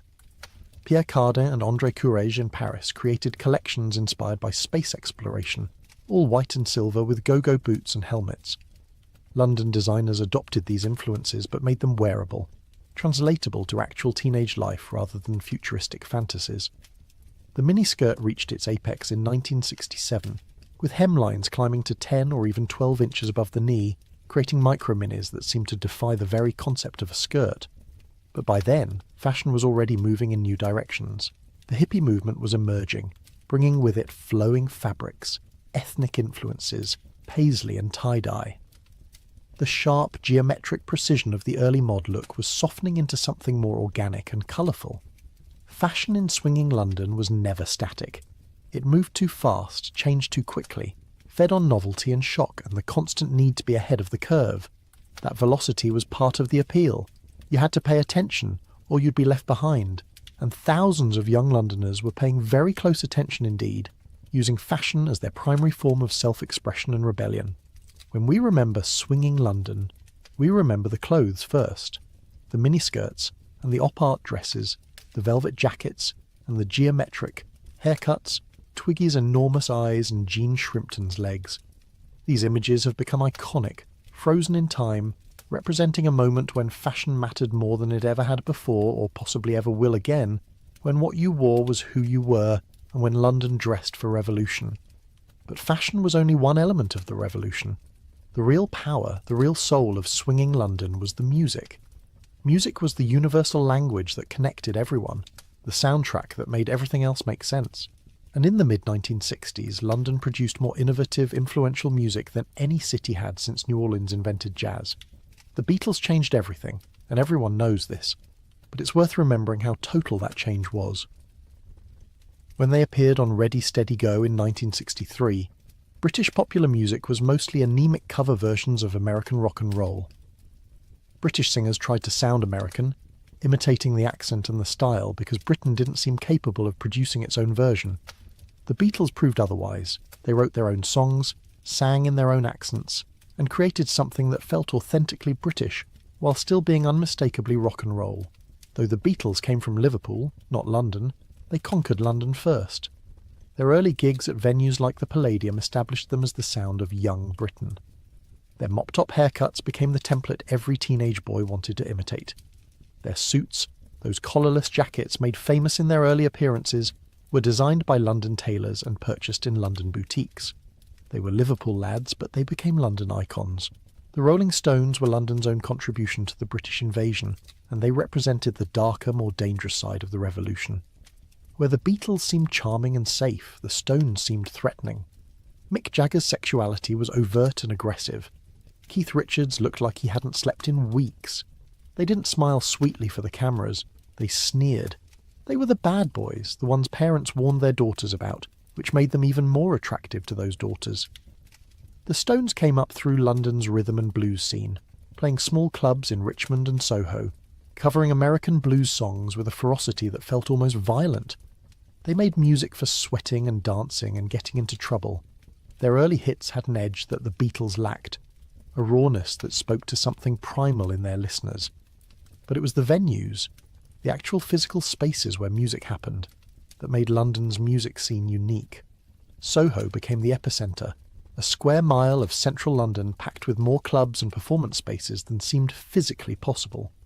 Walk down Wardour Street on any night in 1965, and you'd pass a dozen venues, each one hosting bands that would become legendary. The Marquee Club on Wardour Street witnessed the birth of British rock. The Rolling Stones played their first gig there in July 1962. The Who, the Yardbirds, Manfred Mann, the Spencer Davis Group, all came through those doors. The venue was small, cramped, with terrible acoustics and a low ceiling that trapped cigarette smoke. But the energy was incredible, an intimacy between performers and audience that larger venues could never replicate. You could watch the Stones from 10 feet away, close enough to see Jagger's sweat, close enough to feel the bass in your chest like a second heartbeat. The Flamingo Club on Wardour Street was something else entirely, darker and stranger. It opened in the 50s as a jazz club, but by the early 60s had become the centre of London's R&B scene. The Flamingo stayed open until 6 in the morning, drawing an unusual mix of American servicemen, West Indian immigrants, gangsters, musicians and music fans willing to descend into a basement that smelled of sweat and marijuana and sometimes violence. The Flamingo didn't care about respectability. It employed black musicians and DJs at a time when most venues wouldn't. Drug use was common and generally ignored by police who'd been paid to look the other way. Fights broke out regularly, but the music was extraordinary, raw and powerful, introducing London to sounds they'd never heard before. Georgie Fame and the Blue Flames were the house band, playing a hybrid of jazz, R&B and ska that felt completely fresh. This was where the mod movement found its spiritual home. Mods, those impeccably dressed young people obsessed with American soul music and Italian scooters, would stay up all weekend fueled by amphetamine pills, dancing at the Flamingo until dawn, then riding their Vespers to Brighton Beach to fight with rockers before coming back to London to start the week. The Flamingo catered to this lifestyle, this devotion to music and style and staying awake long past when normal people slept. Ronnie Scott's Jazz Club, also on Wardour Street, brought world-class jazz to London. Scott himself was a talented saxophonist, but his real genius was as a club owner and booker. He brought over American jazz legends like Sonny Rollins, Stan Getz and Ella Fitzgerald. The club had a sophisticated atmosphere, quite different from the sweaty chaos of the Flamingo, but equally important to London's music ecosystem. Ronnie Scott's proved London could attract top talent from anywhere in the world. The Scene Club, tucked down an alley off Great Windmill Street, became the mod headquarters in 1963. Guy Stevens, the DJ, introduced London to American R&B imports that you couldn't hear anywhere else. The scene had all-nighters on weekends, hundreds of mods crammed into a basement, dancing to obscure soul singles, taking Purple Hearts to keep dancing. The scene was where mod culture crystallized, where the fashion and the music and the pills and the scooters all came together into something coherent. Pirate radio stations changed everything about how music reached listeners. The BBC, the only legal broadcaster, played limited popular music, mostly during specific time slots, with stuffy presenters who seemed embarrassed by the music they were playing. But in 1964, Radio Caroline began broadcasting from a ship anchored outside British territorial waters, playing rock and roll 24 hours a day. Other pirate stations followed. Suddenly, teenagers could listen to music all day and all night, DJs who understood the music they were playing, commercial-free broadcasts that felt like they belonged to the listeners rather than the establishment. The impact can't be overstated. Pirate radio created a nationwide youth culture. Someone in Manchester was hearing the same songs as someone in London at the same time, creating shared experiences and shared tastes. Bands that couldn't get airplay on the BBC could reach millions through the pirates. The BBC eventually adapted, creating Radio 1 in 1967, but only after the pirates proved that young people wanted and deserved music that spoke to them. Live music was everywhere in swinging London, not just in the famous clubs but in pubs, in coffee bars, in basements and back rooms, and anywhere that could fit a band and an audience. Small venues like the Crawdaddy Club in Richmond, where the Stones built their following, or the Ealing Club, where blues purists gathered, created a circuit that bands could play to develop their craft and build an audience. The connection between music and fashion was symbiotic.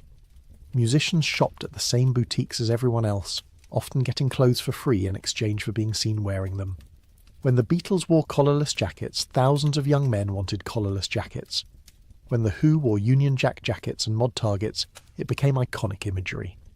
Musicians were fashion plates and fashion influencers before those terms existed. The music itself evolved at lightning speed.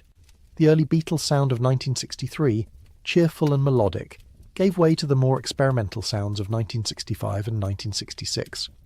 Rubber Soul and Revolver showed bands pushing beyond simple love songs into more complex territory. The Beach Boys' Pet Sounds raised the bar for what popular music could achieve. The Beatles responded with Sgt. Pepper's Lonely Hearts Club Band in 1967, an album that felt less like a collection of songs and more like a unified artistic statement.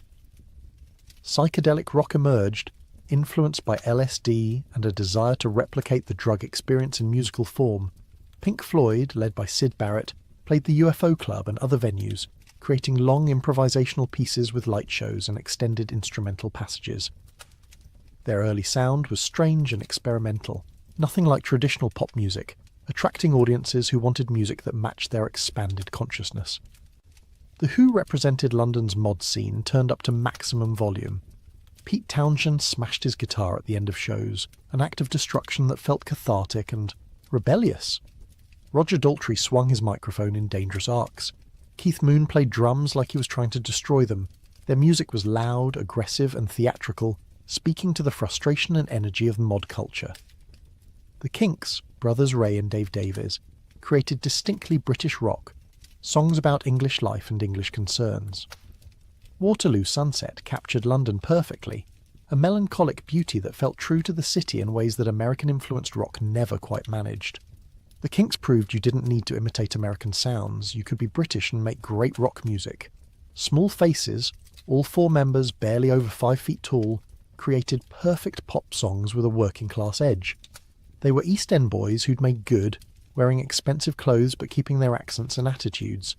Their music had sophistication but never lost its connection to the streets they came from. Record labels like Immediate Records, founded by Rolling Stones manager Andrew Luke Oldham, gave bands creative freedom that the major labels wouldn't. Small independent labels proliferated, each one looking for the next big thing, willing to take chances on strange sounds and unconventional artists. Music management became an art form. Brian Epstein with the Beatles, Andrew Oldham with the Stones, Kit Lambert and Chris Stamp with The Who. These managers understood that image mattered as much as music. They shaped how bands presented themselves, what they wore, how they spoke to the press, creating complete packages that sold not just songs but lifestyles. Recording studios became creative laboratories. Abbey Road, where the Beatles worked with producer George Martin, pushed the boundaries of what was possible with 4-track and later 8-track recording technology. Bands spent weeks in the studio crafting sounds, layering instruments, using the studio itself as an instrument. The album became an art form rather than just a collection of singles. The folk scene ran parallel to rock, centred on clubs like Les Cousins on Greek Street. Acoustic guitarists and singers played traditional ballads and contemporary protest songs, creating an alternative to electric rock. Folk clubs had their own culture, stricter and more serious, less interested in fashion and dancing, more focused on musicianship and lyrics. But even folk was changing, with electric folk emerging as artists like Fairport Convention, plugged in and amplified traditional sounds. Music television transformed how bands reached audiences. Ready Steady Go, broadcast on Friday nights, became appointment viewing for teenagers. The show's motto was, "The weekend starts here," and it delivered on that promise with live performances, interviews and the latest fashion. Seeing a band on Ready Steady Go could make them stars overnight. The show treated music seriously, gave bands time to perform full songs rather than snippets, and created moments that felt important and immediate. Jazz, blues, rock, folk, pop, psychedelic, all these genres coexisted and cross-pollinated in swinging London. Musicians moved between styles, collaborated across boundaries, created hybrid sounds that defied categorization. The scene was small enough that everyone knew everyone. Musicians from different bands would jam together, share ideas, trade techniques. The influence of Caribbean music grew stronger as the decade progressed. Ska and rocksteady from Jamaica found audiences in London's West Indian communities and among white mod fans who appreciated the music's energy and rhythm. Clubs like the Roaring Twenties in Carnaby Street played ska alongside soul and R&B, creating a multicultural music scene that defied the racism prevalent in other parts of British society. By 1967, the music scene had become so vibrant, so productive, so influential, that London rivaled and perhaps surpassed any other city in the world for musical innovation. American bands came to London to record, to absorb the atmosphere, to collaborate with British musicians. Jimi Hendrix from Seattle moved to London because that's where the scene was. He formed the Jimi Hendrix Experience with British musicians and became a star in London before America even knew his name. The music of swinging London wasn't just entertainment. It was the voice of a generation, the expression of everything they felt and wanted and believed. It was rebellious but not nihilistic, energetic but not thoughtless, commercial but not soulless. It soundtracked the transformation of British society, gave young people something to rally around, and created memories that would last lifetimes. Every night in 1966, in dozens of venues across London, music was being made that would echo through decades. Bands that would become legends were playing to crowds of hundreds. Songs that would define the 60s were being performed for the first time. The city pulsed with music, from the basements of Soho to the pubs of the East End, from afternoon rehearsals to dawn jam sessions. London was the loudest, most vibrant, most musically alive city on earth. The recording technology of the mid-60s was primitive by modern standards, but sufficient for creative experimentation that pushed boundaries. Abbey Road Studios, where the Beatles recorded most of their work, became legendary, not just for who recorded there, but for how producer George Martin used the limited technology available to create sounds nobody had heard before. 4-track recording meant that engineers had to bounce tracks, recording multiple instruments or vocals onto a single track to free up space for additional elements. This process degraded sound quality with each bounce, but it also forced creative problem-solving. The backwards guitars on certain Beatles songs weren't just artistic choices, but solutions to technical limitations that happened to sound amazing. The studios themselves were often converted spaces, basements, or warehouses repurposed for recording, with imperfect acoustics that gave recordings character. Olympic Studios in Barnes, where the Rolling Stones recorded, had originally been a theatre and retained some of that architectural grandeur. The room sounds that leaked into recordings weren't flaws to be eliminated, but textures to be celebrated. Session musicians formed a crucial but often invisible part of London's music scene. A small pool of highly skilled players appeared on countless records, providing the musical competence that many rock bands lacked. Jimmy Page, later of Led Zeppelin, worked as a session guitarist for years before forming his own band. These musicians could read music, play multiple instruments, and nail a part in 1 or 2 takes, skills that were invaluable in expensive studio time. The London clubs functioned as a kind of informal music school, where musicians learned their craft through repetition and observation. A band might play the same small venues night after night, week after week, developing their sound and stage presence through trial and error. The proximity between audience and performer created immediate feedback. If something wasn't working, you knew instantly. If a song connected, you felt it physically. The distinction between different musical genres was less rigid than it would become later. Jazz musicians played on rock records. Blues players collaborated with pop singers. The cross-pollination created hybrid sounds that defied categorization. Cream emerged from this environment, combining blues, rock, and jazz into extended improvisational pieces that felt completely fresh. The influence of Caribbean music, particularly ska and bluebeat, grew throughout the decade. Sound systems in Notting Hill and Brixton played Jamaican imports to appreciative audiences, creating a parallel music scene that rarely intersected with the mainstream rock world, but which was equally vibrant. White mods discovered ska and adopted it enthusiastically, creating a rare moment of genuine cross-cultural exchange. The folk scene represented a different tradition entirely, acoustic music, rooted in British and Celtic traditions, but also incorporating American folk and blues. Les Cousins Folk Club on Greek Street became legendary, hosting future stars like Bert Jansch and John Renbourn, who played intricate fingerstyle guitar to attentive audiences sitting on the floor. The folk clubs had strict rules: no talking during performances, complete attention to the music, appreciation shown through silence as much as applause. The mod scene's musical taste was specific and sophisticated, favouring American soul and R&B imports that were difficult to find in Britain. Mods would travel to specialist record shops seeking rare 7-inch singles, paying premium prices for songs nobody else had heard. Owning obscure records conferred status, proved you were serious about the music, separated true mods from casual fashion followers. All-nighters became central to mod culture, marathon sessions at clubs like the Twisted Wheel in Manchester or the Flamingo in London, where dancing continued from midnight until 6 or 7 in the morning.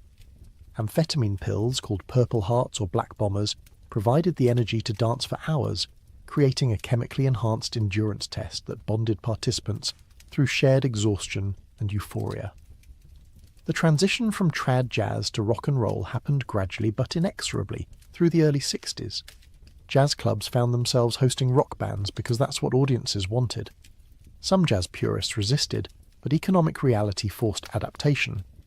The jazz scene didn't disappear, it just became one musical option among many rather than the dominant underground sound. Managers and impresarios played outsized roles in shaping the music scene. Brian Epstein's management of the Beatles went beyond booking gigs to crafting an entire image, deciding what they wore, how they presented themselves, which songs to release as singles. Kit Lambert and Chris Stamp managed The Who with a similar attention to image and presentation, understanding that in the modern media environment, music alone wasn't sufficient for success. The relationship between British and American music was complex, a conversation rather than simple imitation. British bands absorbed American blues, rock and roll, and soul, but transformed these influences into something distinctively British.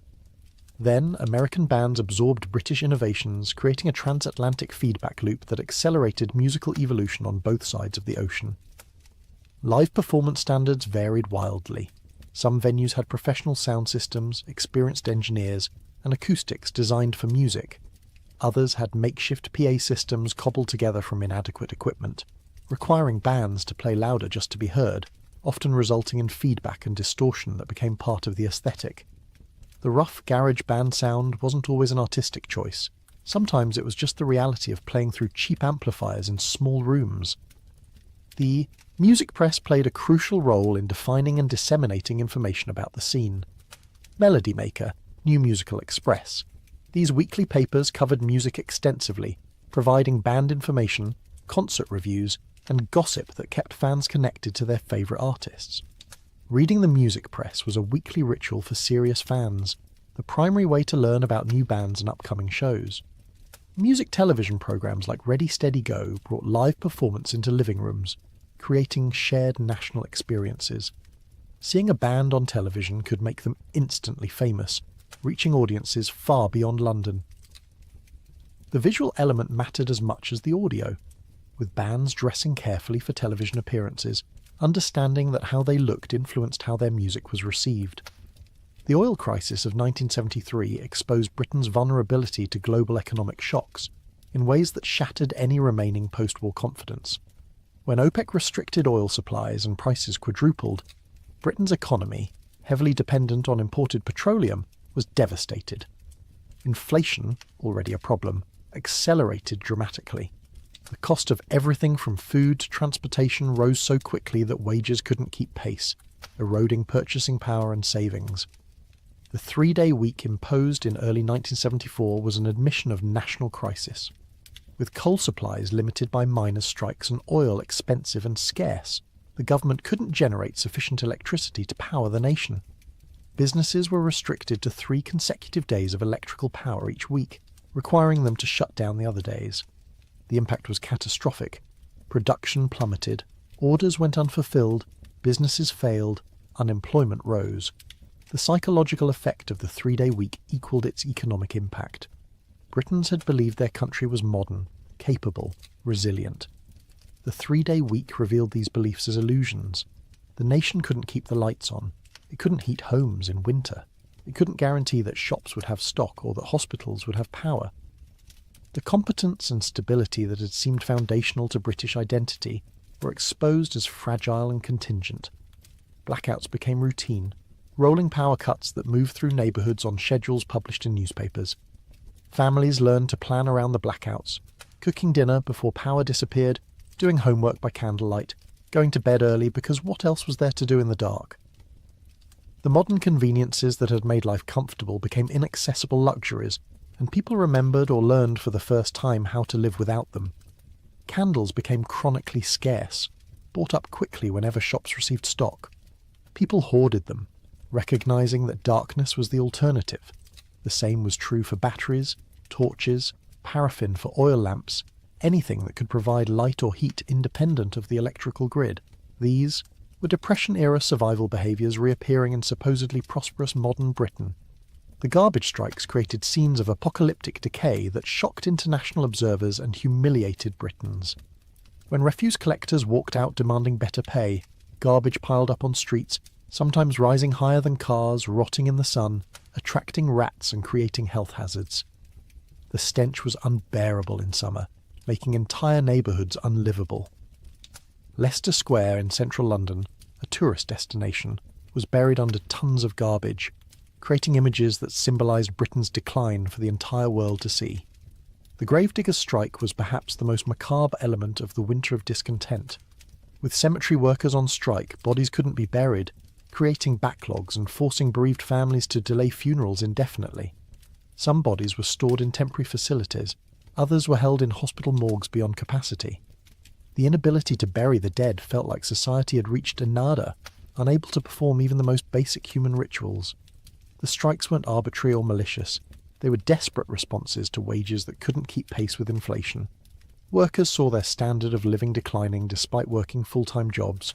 When polite requests for raises failed, strikes became the only remaining tool. The tragedy was that both sides were right.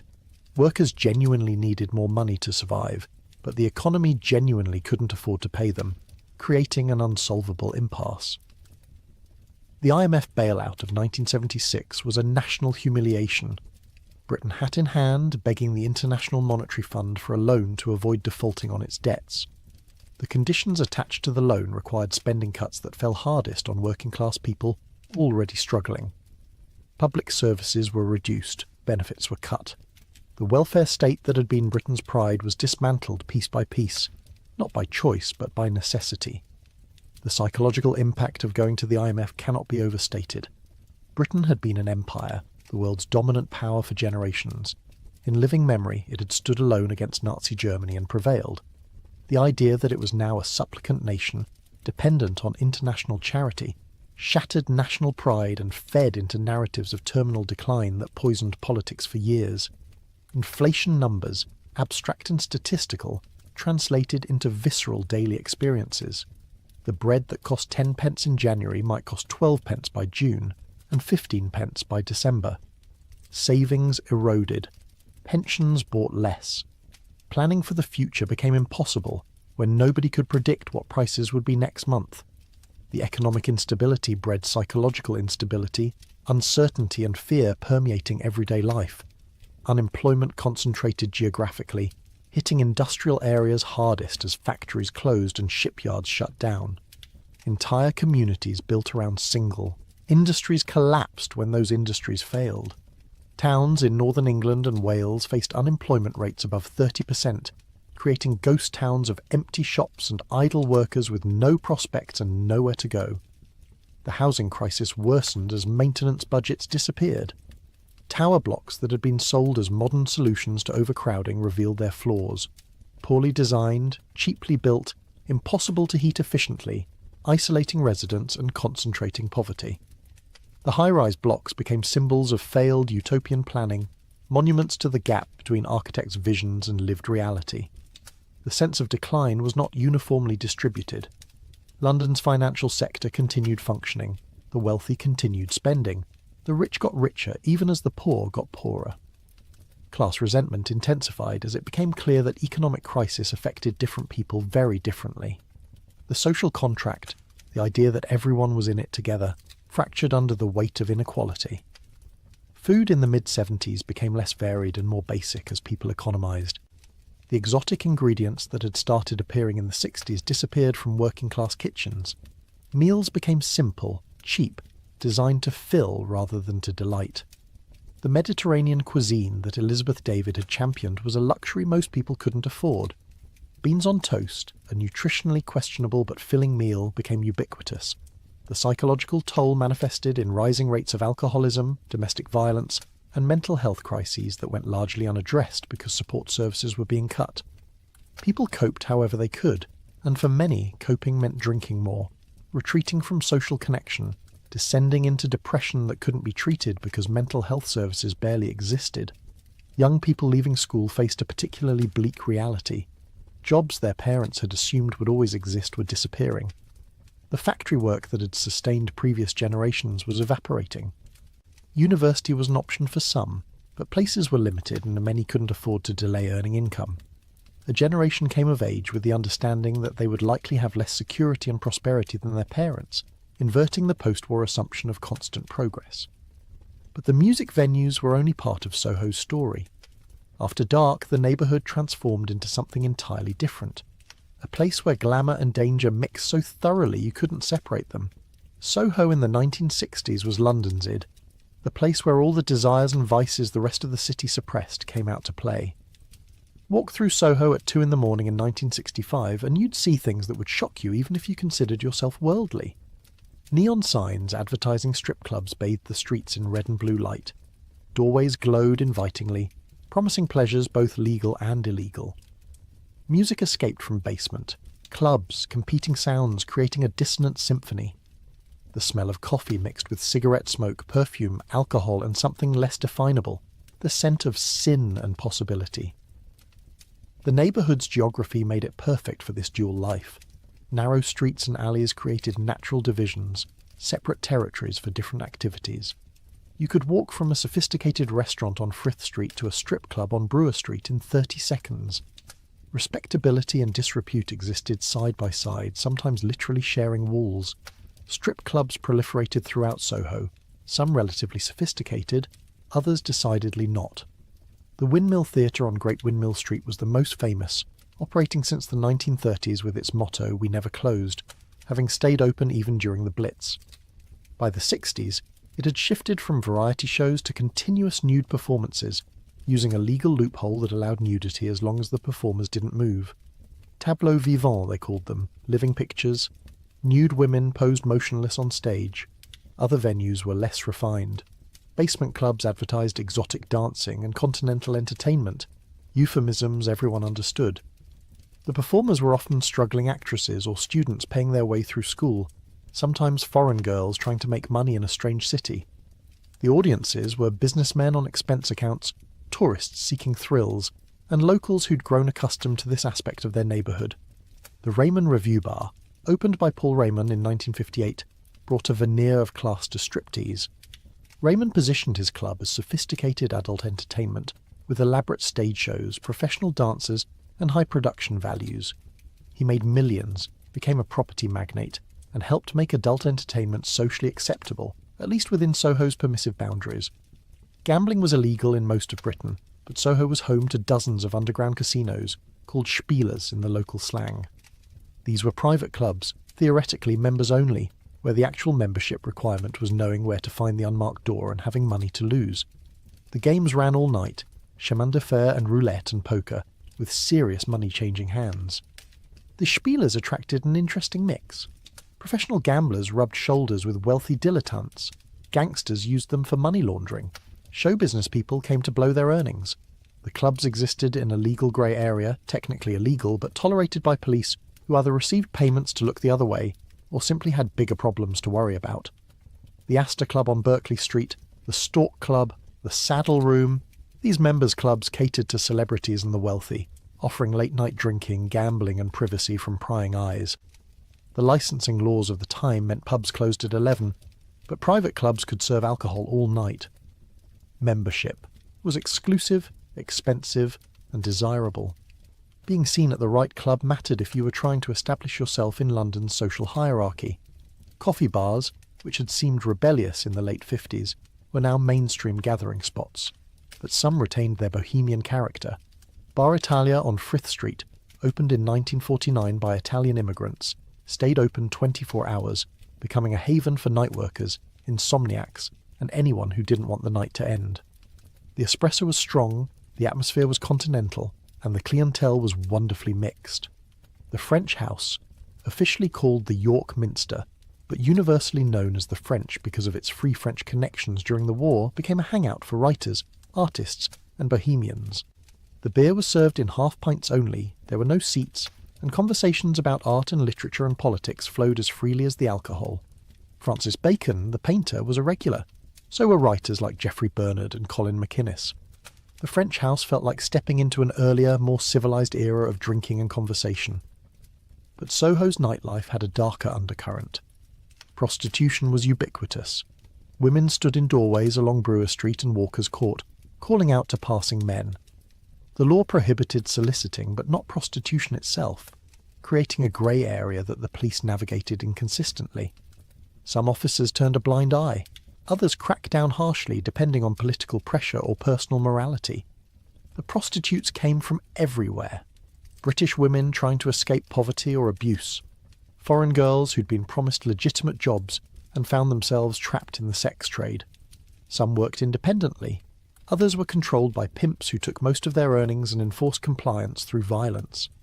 The exploitation was real and terrible, though public discourse tended to focus more on the moral offence of prostitution than on the welfare of the women involved. Organised crime had deep roots in Soho. The neighbourhood's gambling, prostitution and nightclub economy generated enormous cash flow, and gangsters wanted their share. Protection rackets were standard.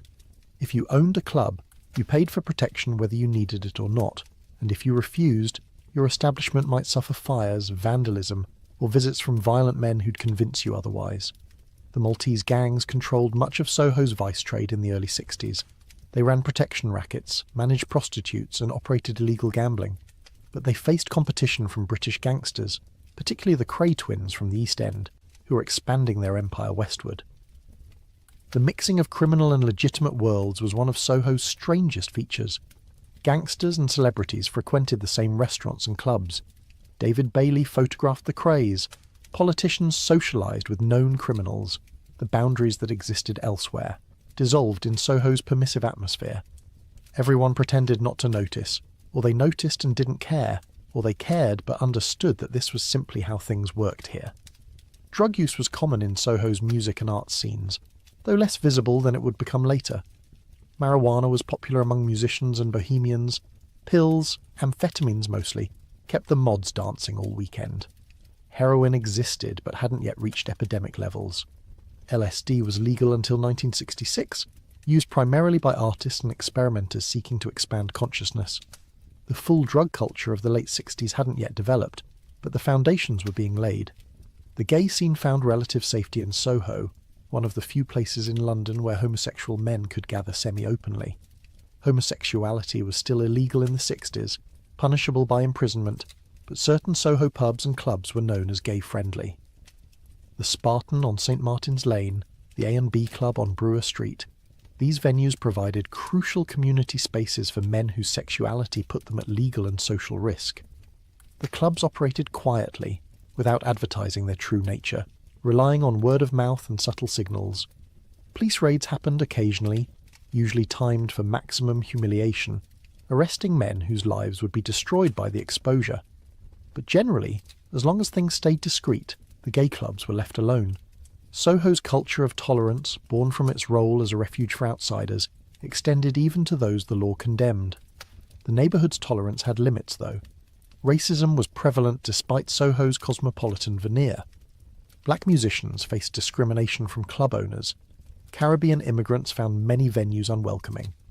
The Flamingo Club was unusual in its genuine integration. Most other establishments maintained informal colour bars. Britain's race relations in the 60s were complicated, with progressive attitudes in some areas coexisting with deep-seated prejudice in others. Soho's physical environment added to its atmosphere. The buildings were old, Victorian and Edwardian, with ornate facades now grimy with decades of coal soot. The streets were narrow, creating a sense of enclosure and intimacy. The lighting was dim, relying more on neon signs and street lamps than modern illumination. It felt like stepping into another time, or perhaps outside of time altogether. The smell of Soho was distinctive, unmistakable. Garlic and cooking from Italian restaurants, fresh bread from the bakers on Berwick Street Market, the stale beer smell from pub doorways, perfume from passing women, garbage in alleyways, coffee from the espresso machines. It was a rich, complex smell that told you immediately where you were. Sound was just as important. Music from every direction, different genres competing, the rumble of delivery trucks bringing supplies to restaurants, laughter and shouting from drunken revellers, the clicking of women's heels on pavement, arguments in multiple languages, the hiss of steam from coffee machines. Soho was never quiet, not even at dawn when most of London slept. The food in Soho reflected London's growing cosmopolitanism. Italian restaurants like Quo Vadis and L'Escargot served sophisticated European cuisine. Chinese restaurants in nearby Chinatown offered exotic flavours most Brits had never tasted.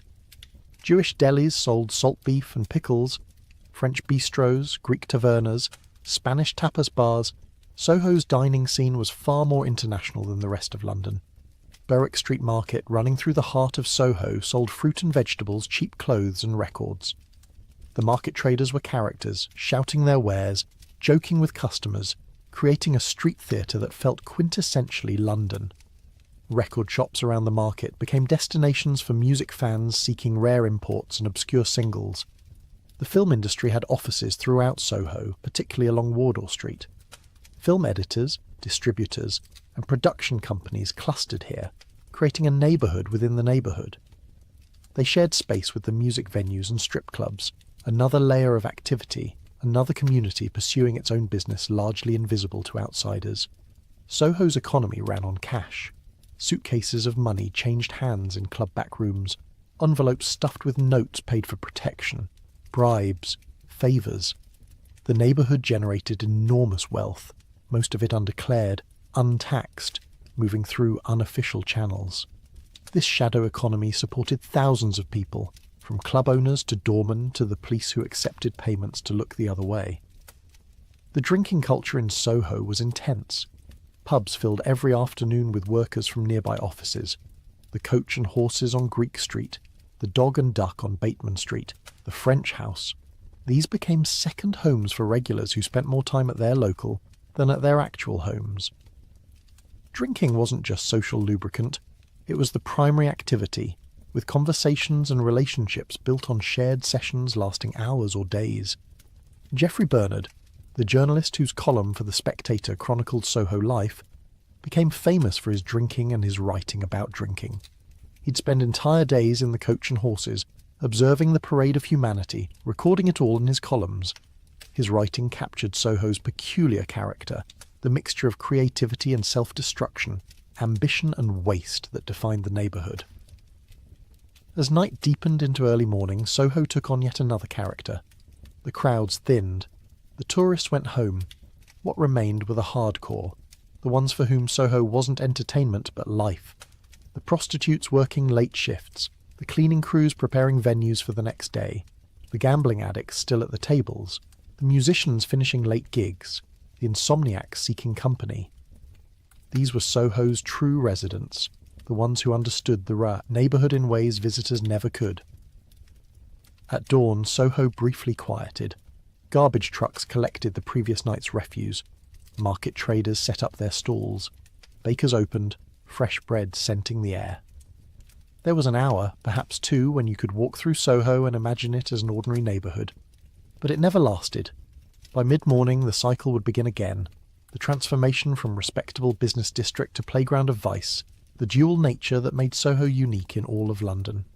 The most famous residents of criminal London in the 1960s weren't Soho natives at all. They came from the East End, from Hoxton specifically, and their names were Ronnie and Reggie Cray. The twins embodied a peculiar contradiction that defined their era. They were simultaneously London's most feared criminals and its most celebrated celebrities, a combination that seems impossible, but which made perfect sense in the strange moral universe of 1960s Britain. Ronald and Reginald Cray were born on October 24, 1933, arriving 10 minutes apart in a small flat on Steen Street in Hoxton. Their mother Violet doted on them with an intensity that bordered on obsession. Their father Charles was a dealer in second-hand clothes who spent much of the Second World War hiding from authorities to avoid conscription, teaching his sons early that you didn't have to obey rules you disagreed with. The East End of London in the 30s and 40s was desperately poor, crowded, bombed during the war, and slow to recover afterward. Opportunities were limited. For young men with intelligence but no prospects, crime offered one of the few routes to wealth and respect. Boxing was another, and the Krays excelled at that too. Their grandfather Jimmy Lee had been a fighter, and he trained the boys from a young age. By their late teens, the twins had developed impressive boxing skills. They were good enough to turn professional, might have made careers of it. But they were also developing another set of skills, the kind practiced in back alleys and pub car parks. They were building reputations as fighters you didn't mess with, young men who'd respond to any slight with overwhelming violence. National service interrupted their trajectory. Called up in 1952 to serve in the Royal Fusiliers, the twins lasted mere months before their refusal to submit to military discipline got them court-martialed and imprisoned. They assaulted guards, set fires, escaped repeatedly. The military finally gave up and discharged them dishonourably, which suited the Krays perfectly. They returned to civilian life with their rebellious credentials firmly established. The twins started small, taking over a billiard hall on Mile End Road and using it as headquarters for their emerging criminal enterprise. They called their organisation the Firm, and it grew quickly through a combination of violence, intimidation, and business acumen that surprised those who dismissed the twins as simple thugs. Protection rackets formed the foundation of their empire. Businesses in the East End paid regular money to ensure nothing bad happened to their premises. If you refused, something bad definitely would happen. A fire, perhaps. Vandalism. Maybe you'd get beaten up on your way home one night. The message was clear. Paying was cheaper and safer than resisting, but the Krays had bigger ambitions than shaking down East End shopkeepers. In the early 60s they began expanding westward into Soho and the West End, taking over or starting nightclubs that would give them both legitimate income and access to London's glamorous world. Esmeralda's Barn in Knightsbridge became their flagship, a gambling club that attracted aristocrats, celebrities and criminals who appreciated the strange alchemy of those combinations. This was when the twins began their transformation into celebrity gangsters, a role they played brilliantly. They understood instinctively that image mattered, that being photographed with the right people conferred a kind of legitimacy that protected them better than violence alone ever could. They wore expensive suits from Savile Row. They mixed with film stars and singers. They presented themselves as businessmen who just happened to operate outside conventional boundaries. The photographer, David Bailey, himself from the East End, and on friendly terms with the twins, took iconic photographs of Ronnie and Reggie in 1965. The images showed them in sharp suits, looking directly at the camera with expressions that managed to be both threatening and charming. Bailey's photos helped cement the Krays' public image as gangsters with style, men who brought a certain glamour to criminality. Celebrities actively sought the twins' company, or at least didn't avoid it. Judy Garland visited their clubs, so did Frank Sinatra when he was in London. Barbara Windsor, the actress, was friends with them. Politicians from both major parties socialised with the Krays, either ignorant of their criminal activities or choosing not to care. The twins represented a kind of working-class success story, East End boys who'd made it big, and people admired that even while knowing the methods they'd used. The contradictions were stunning. The same newspapers that would later condemn them ran friendly profiles in the mid-60s, portraying the twins as colourful characters, salt-of-the-earth lads who looked after their mum. The public seemed to view them as romantic figures, modern-day Robin Hoods. Even though they weren't robbing from the rich to give to the poor, they were robbing from everyone and keeping it. But beneath the suits and the celebrity friends and the carefully crafted image, the Krays were genuinely violent men capable of terrible things. Ronnie especially was prone to explosive rage, later diagnosed with paranoid schizophrenia, but untreated during his criminal prime. He modelled himself on American gangsters he'd read about, particularly Al Capone, even insisting on having his own personal barber visit him at home because he'd read that's what Capone did. The twins' criminal activities expanded throughout the mid-60s. Armed robberies, arson, fraud, extortion, they were involved in everything. They worked with other criminals when it suited them and destroyed those who got in their way. They cultivated relationships with corrupt police officers who provided them with information and protection in exchange for money. The firm grew to include dozens of associates, each one loyal through some combination of fear, profit, and genuine affection for the twins. The relationship between the Krays and their East End community was complex. They terrified people, but they also commanded respect. They were brutal to rivals but loyal to friends and family. They sponsored local boxing clubs and gave money to elderly neighbours. This mixture of violence and generosity created a protective wall around them. People who might have talked to police stayed silent, either from fear or from a twisted sense of community loyalty. Ronnie's homosexuality was an open secret within certain circles, remarkable for the time when homosexual acts were illegal and socially taboo. He had relationships with men, and made little effort to hide it from those close to him. In 1964, the Sunday Mirror published allegations about a sexual relationship between Ronnie and Lord Boothby, a Conservative politician. The scandal briefly threatened both men, but Boothby sued for libel and won, ironically making the Krays even more famous. The violence escalated through the mid-60s, fueled partly by Ronnie's deteriorating mental state and partly by the twins' growing sense of invincibility. In March 1966, Ronnie walked into the Blind Beggar pub in Whitechapel and shot George Cornell in the head, killing him instantly. Cornell was associated with the Richardson gang, rivals from South London, and had reportedly insulted Ronnie. The murder took place in front of witnesses, but fear kept them silent for years. Reggie committed his own murder in October 1967, killing Jack the Hat McVitie, a minor criminal who'd failed to complete a job for the twins. Reggie stabbed McVitie repeatedly at a party in Stoke Newington, a frenzy of violence that shocked even hardened criminals. The body was never found, presumably disposed of with help from associates. These murders marked the beginning of the end, though the twins didn't know it yet. Detective Superintendent Leonard Nipper Reed had been tasked with bringing down the Krays, and he was patient, methodical, building a case piece by piece. He knew that witnesses needed protection before they'd testify, that he needed overwhelming evidence to overcome the twins' connections and the fear they inspired. The arrest came in May 1968. Red coordinated simultaneous raids, picking up the twins and dozens of firm associates in a carefully planned operation. The subsequent trial was the longest murder trial in British history at that time, running from January to March 1969.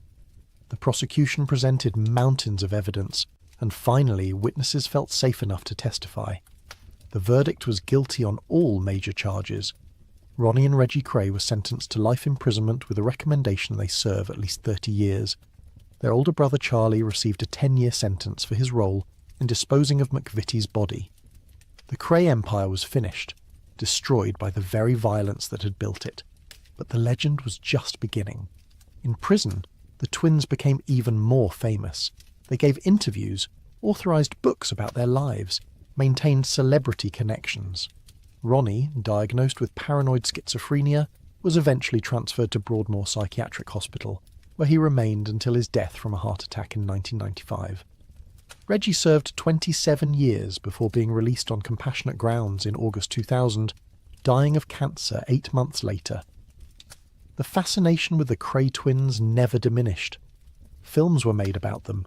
Books detailed their crimes, the suits they wore, the clubs they ran, the celebrities they knew.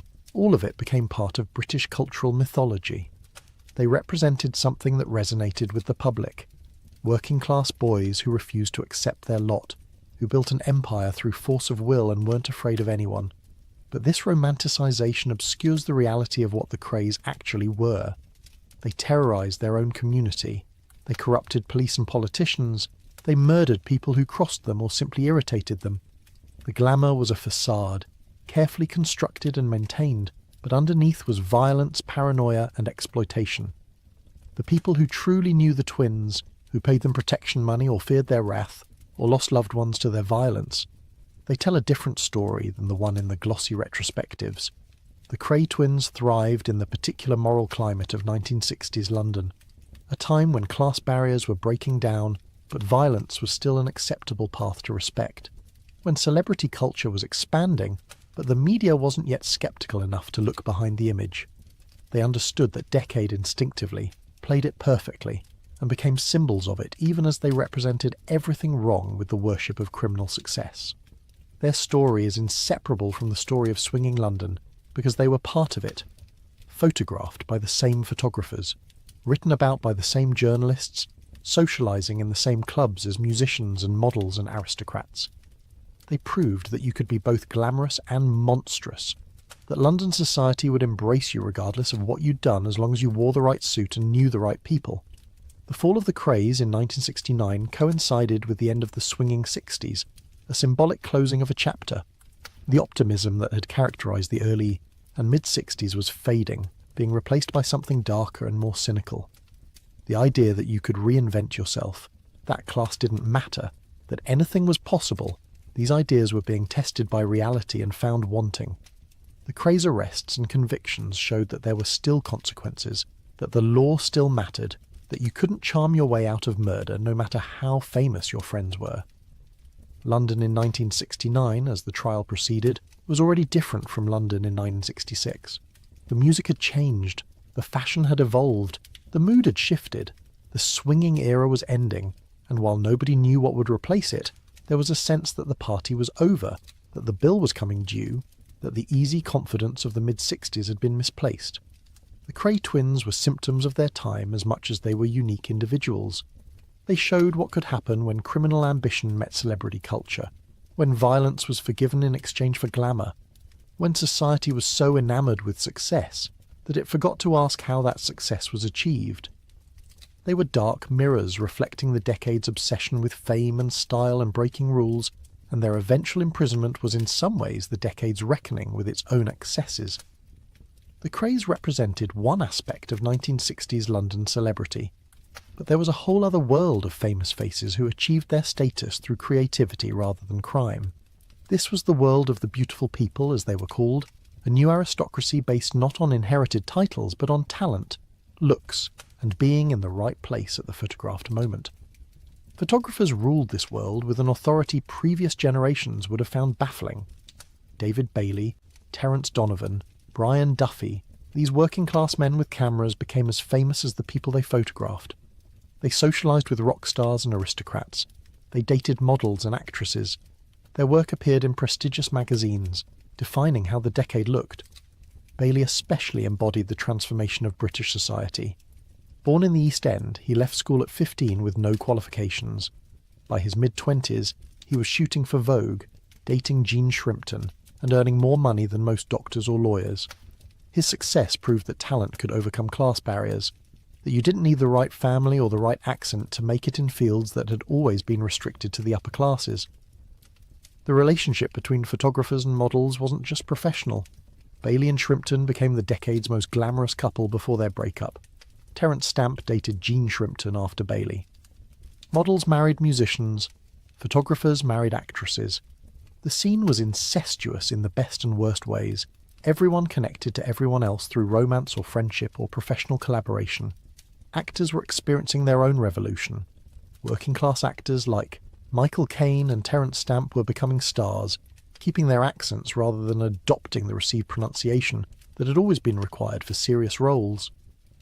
Caine's performance in Alfie captured something essential about 1960s London, a working-class man navigating the new freedoms and opportunities while remaining fundamentally himself. The Chelsea and Kensington neighbourhoods became the cool places to live if you were part of this scene.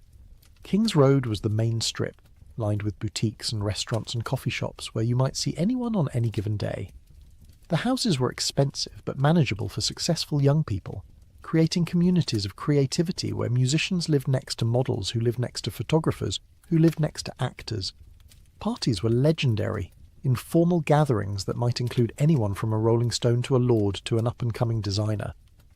The guest lists mixed in ways that would have been impossible just 5 years earlier. Class distinctions hadn't disappeared, but they mattered less in this world where talent and cool counted more than breeding. Drugs were becoming more central to this lifestyle, though still mostly marijuana and newly available LSD rather than the harder substances that would come later. Taking acid was considered a consciousness-expanding experience. a way to access new creative possibilities. The Beatles' music reflected this experimentation, becoming more complex and psychedelic as the band explored altered states. But there was a cost to all this, a dark side that became impossible to ignore as the decade wore on. The pace of life in swinging London was unsustainable. The constant parties, the drugs, the pressure to be creative and cool and photographed, it burned people out. Some handled it better than others. Many didn't handle it at all. Syd Barrett, the brilliant young guitarist and songwriter who led Pink Floyd, was one of the most tragic casualties. By 1967, excessive LSD use had triggered what appeared to be a psychotic break. He became unreliable, unable to perform, lost in his own mind. The band eventually had to replace him, and he spent the rest of his life in obscurity, a reminder that the decade's freedom came with real dangers. Brian Jones of the Rolling Stones was another casualty, though his destruction was more gradual. By the late 60s, he was drowning in drugs and alcohol, unable to keep up with the band he'd founded. In July 1969, he was found dead in his swimming pool, officially ruled death by misadventure. He was 27 years old, the first member of what would become the infamous 27 Club. The sexual liberation of the 60s is remembered as empowering, and for some it was. But for many young women, particularly those in the modelling and entertainment industries, the new freedoms often meant new forms of exploitation. The casting couch had always existed, but now it was repackaged as liberation, as free love, making it harder for women to refuse advances without being labelled uptight or uncool. Young girls arrived in London from small towns, hoping to become models or actresses, or simply to experience swinging London. Some succeeded. Many ended up in situations they weren't prepared for, taken advantage of by older men who understood that youth and naivety were exploitable commodities. The decade's celebration of youth had a predatory underside that nobody wanted to discuss. The mental health toll was real but invisible. Depression, anxiety, breakdowns, these were common but rarely acknowledged. The cultural expectation was constant happiness, constant creativity, constant energy. Anyone who couldn't maintain that pace was failing, weak, not cool enough. So people pushed through until they couldn't anymore, and when they broke, they often did so privately, ashamed of their inability to keep up. Drug addiction was starting to claim victims. Heroin use was increasing, particularly in the music scene. It wasn't yet the epidemic it would become in the 70s, but the seeds were being planted. The hard drugs that would eventually kill so many were entering the system, often introduced as just another experience to try, another boundary to push. Financial exploitation was rampant. Young musicians signed terrible contracts because they didn't understand business and trusted managers who didn't have their best interests at heart. Models worked for exposure and inadequate pay. The beautiful people were generating enormous wealth, but much of it was flowing to managers, agents, and record companies rather than to the actual creatives. The class barriers that seemed to be falling hadn't really disappeared, they'd just become less visible. Working-class kids who made it into the scene often found themselves performing for the amusement of wealthy people who could afford to romanticize poverty because they'd never experienced it. The patronage system had adapted to modern times, but remained fundamentally similar. Racism continued despite the scene's progressive image. Black musicians faced discrimination from venues and record labels. Caribbean immigrants weren't welcome in many of the clubs celebrated for their progressive attitudes. The integration that existed was often surface level, fashion and music appreciation, rather than genuine equality. The pressure to maintain relevance was crushing. Fashion changed so quickly that what was cool in January might be passé by March. Musicians had to constantly evolve or risk being left behind. Models aged out of the industry by their mid-20s. The beautiful people of 1965 might be forgotten by 1967, replaced by newer, younger faces. Relationships suffered under the weight of fame and expectations. The combination of youth, drugs, ego, and opportunity created perfect conditions for infidelity and heartbreak. Partnerships that had seemed magical fell apart under scrutiny. The romantic ideal of the swinging 60s often masked unhappy people trapped in public relationships they couldn't escape without damaging their images. By 1967 and 1968, the optimism was curdling. The summer of love had given way to something less innocent. The Vietnam War was escalating. Student protests were growing, and even in London, far from the fighting, the mood was shifting. The music was getting darker, the drugs were getting harder, and the sense that something wonderful was happening had been replaced by creeping doubt. The decade ended with tragedy and disillusionment. The Manson murders in California in August 1969 seemed to symbolize the dark underbelly of hippie culture. The Rolling Stones' free concert at Altamont in December, where security guards killed a fan, felt like the official end of the peace and love era. Even in London, removed from these events, there was a sense that something had gone wrong, that the dream had become a nightmare. The beautiful people were getting older, which in a youth-obsessed culture meant becoming obsolete. The energy that had fueled the revolution was dissipating. People were tired. The constant parties were exhausting rather than exciting. The drugs weren't fun anymore. They were necessary just to function. The future that had seemed so bright in 1965 looked uncertain by 1969. The 70s were approaching, and nobody knew what they would bring, but there was a sense that the party was definitively over, that whatever came next would be different, probably harder, possibly darker. The swinging had stopped. London was catching its breath, looking around at what it had created and wondering what the hell happened and where do we go from here. As 1970 began, London was a city in transition, poised between the optimism that had defined the 60s and something else, something not yet fully formed but already casting its shadow. The beautiful people were still there, still famous, still photographed, but the magic had faded. The scene that had seemed so vital and important now felt like a historical moment already passing into memory. The early 70s in London had a hangover quality, a sluggishness that came from burning too bright for too long. The revolution was over, but nobody had figured out what came next. The fashion was changing, becoming more varied and less coherent. The music was fragmenting into genres that didn't communicate with each other. The sense of a unified youth culture was dissolving into tribalism and confusion. Economically, Britain was beginning to struggle in ways that would define the decade. Industrial production was declining. Unemployment was rising. Inflation was becoming a problem. The post-war boom that had funded the swinging 60s was ending, and the bills were coming due. The prosperity that had given teenagers disposable income and freedom was revealed to have been temporary, a lucky window that was now closing. The Beatles broke up in April 1970, officially ending the band that had started it all. The announcement felt symbolic, the final proof that the 60s were truly over. If the Beatles couldn't stay together, then maybe nothing from that era could survive the transition to whatever the 70s would become. New musical movements were emerging to replace the old ones. Glam rock, led by artists like David Bowie and Mark Bolan, brought theatrical excess and sexual ambiguity to mainstream pop. It was fun and colourful and weird, but it lacked the revolutionary feeling of early 60s rock. It was entertainment rather than transformation, which suited a population that was exhausted from transformation. The film industry was actually thriving in London, with major studios maintaining offices in Soho and production happening throughout the city. British films were gaining international recognition, but the connection between film and the broader cultural scene had weakened. Film was becoming its own isolated industry rather than part of an integrated creative community. Politics was getting uglier. The consensus that had governed Britain since the war was breaking down. Labour and Conservative governments alternated with increasing frequency, each one unable to solve the mounting economic problems. Industrial disputes were becoming common, with unions flexing their muscles against management and government. The sense of decline was palpable by 1973 and 1974. The oil crisis hit Britain hard. Energy prices spiked. The government imposed a 3-day work week to conserve power, meaning businesses could only operate 3 days out of 7. Blackouts became routine.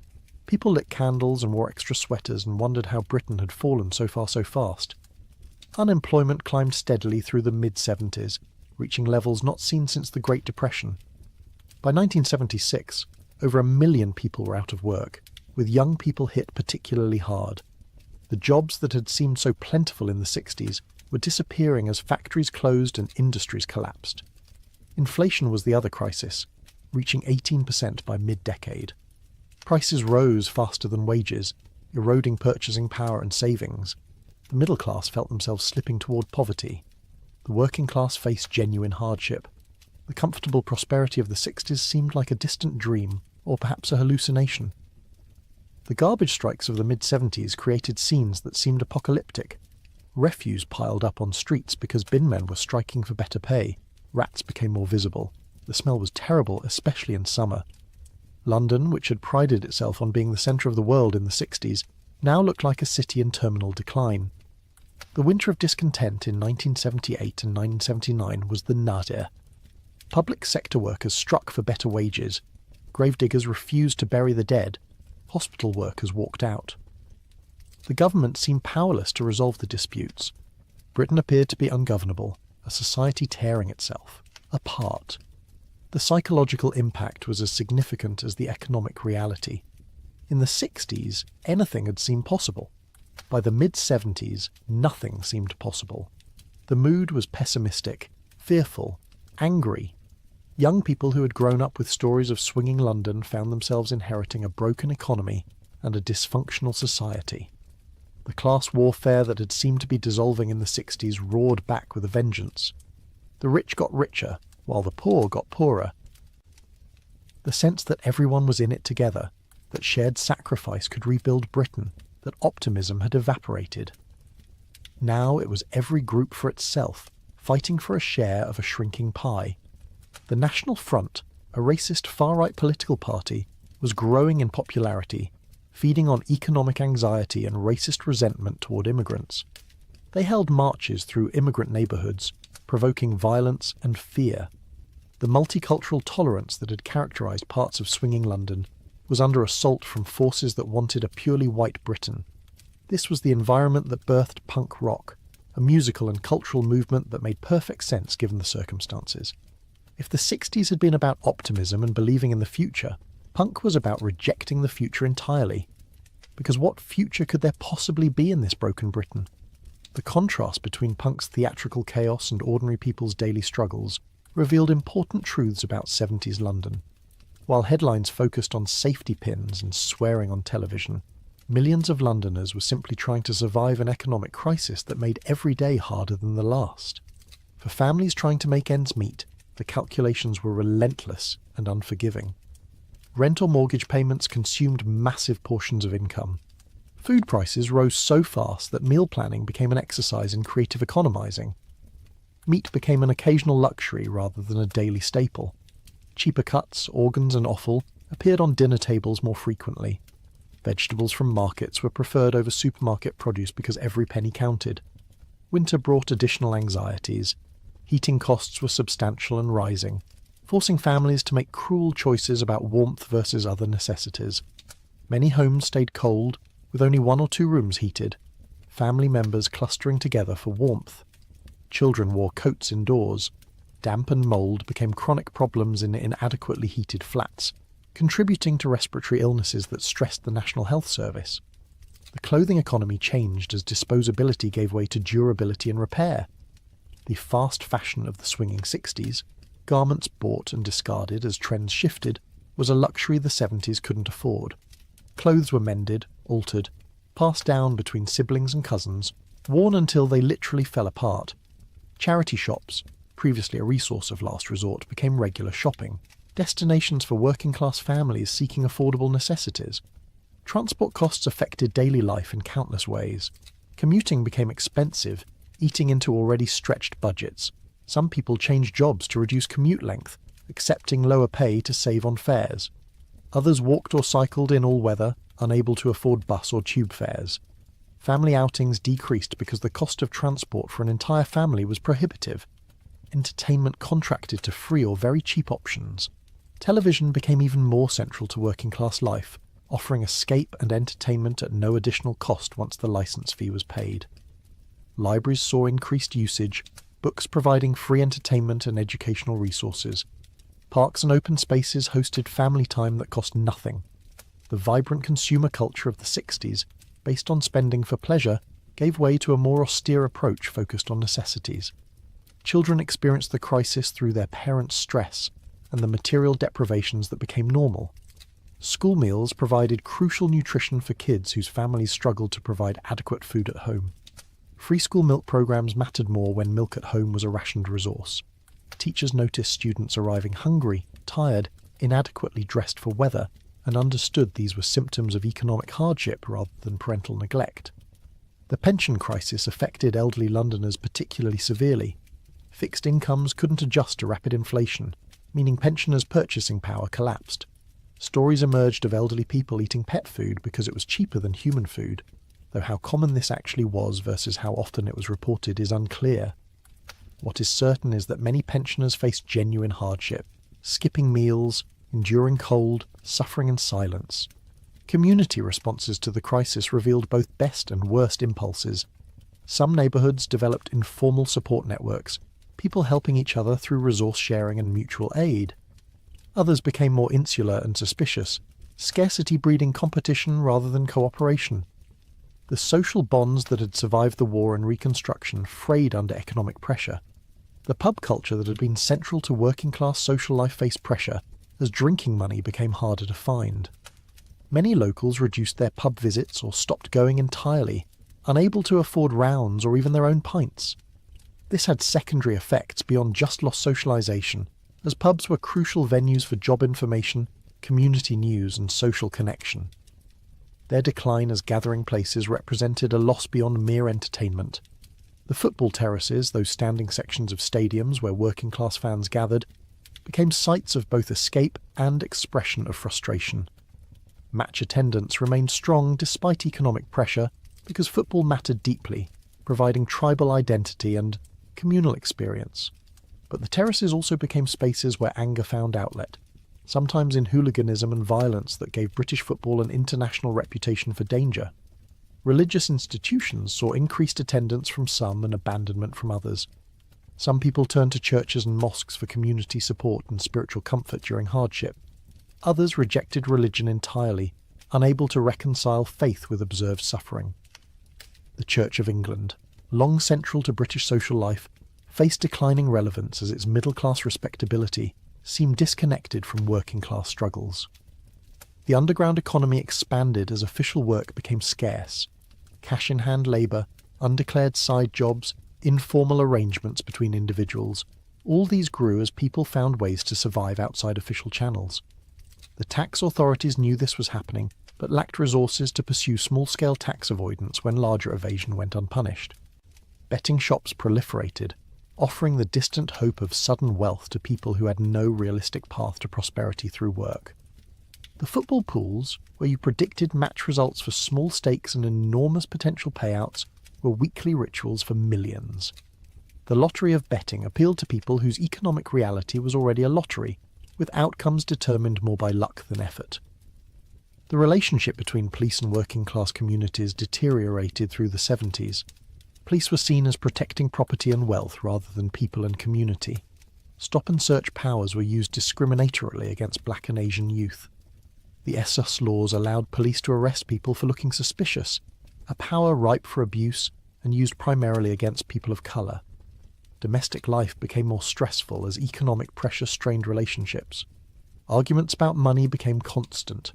Marriages broke down under financial stress. Domestic violence increased, though reporting remained low because support services barely existed and police treated it as a private matter.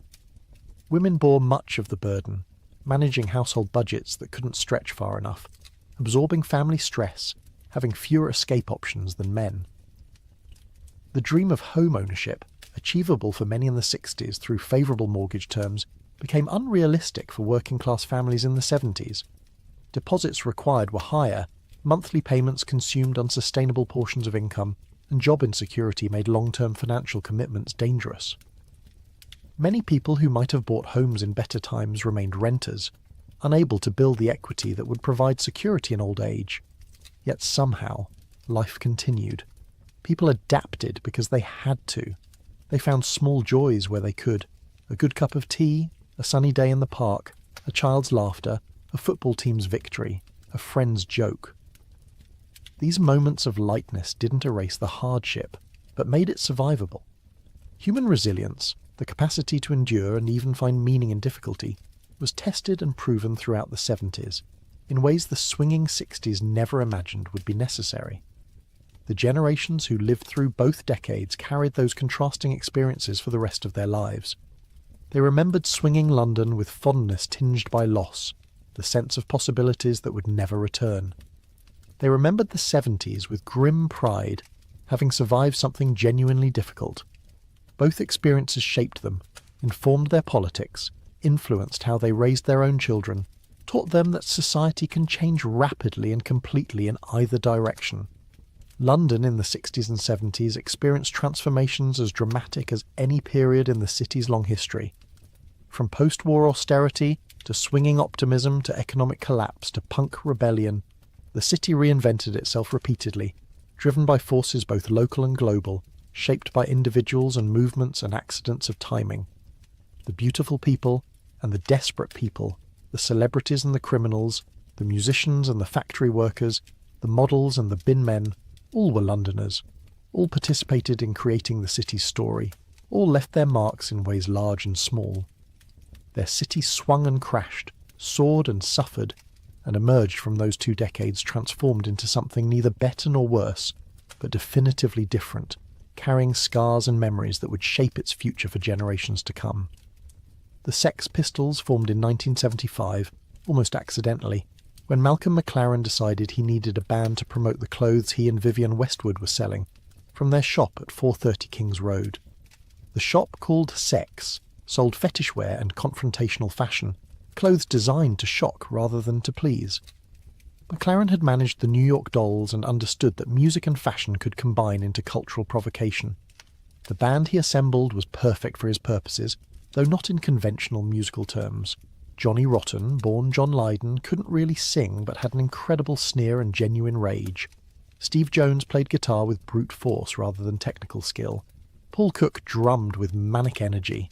Glenn Matlock, the original bassist, was actually musically competent, which is why he was eventually replaced by Sid Vicious, who couldn't play at all but looked perfect and embodied punk's nihilistic attitude.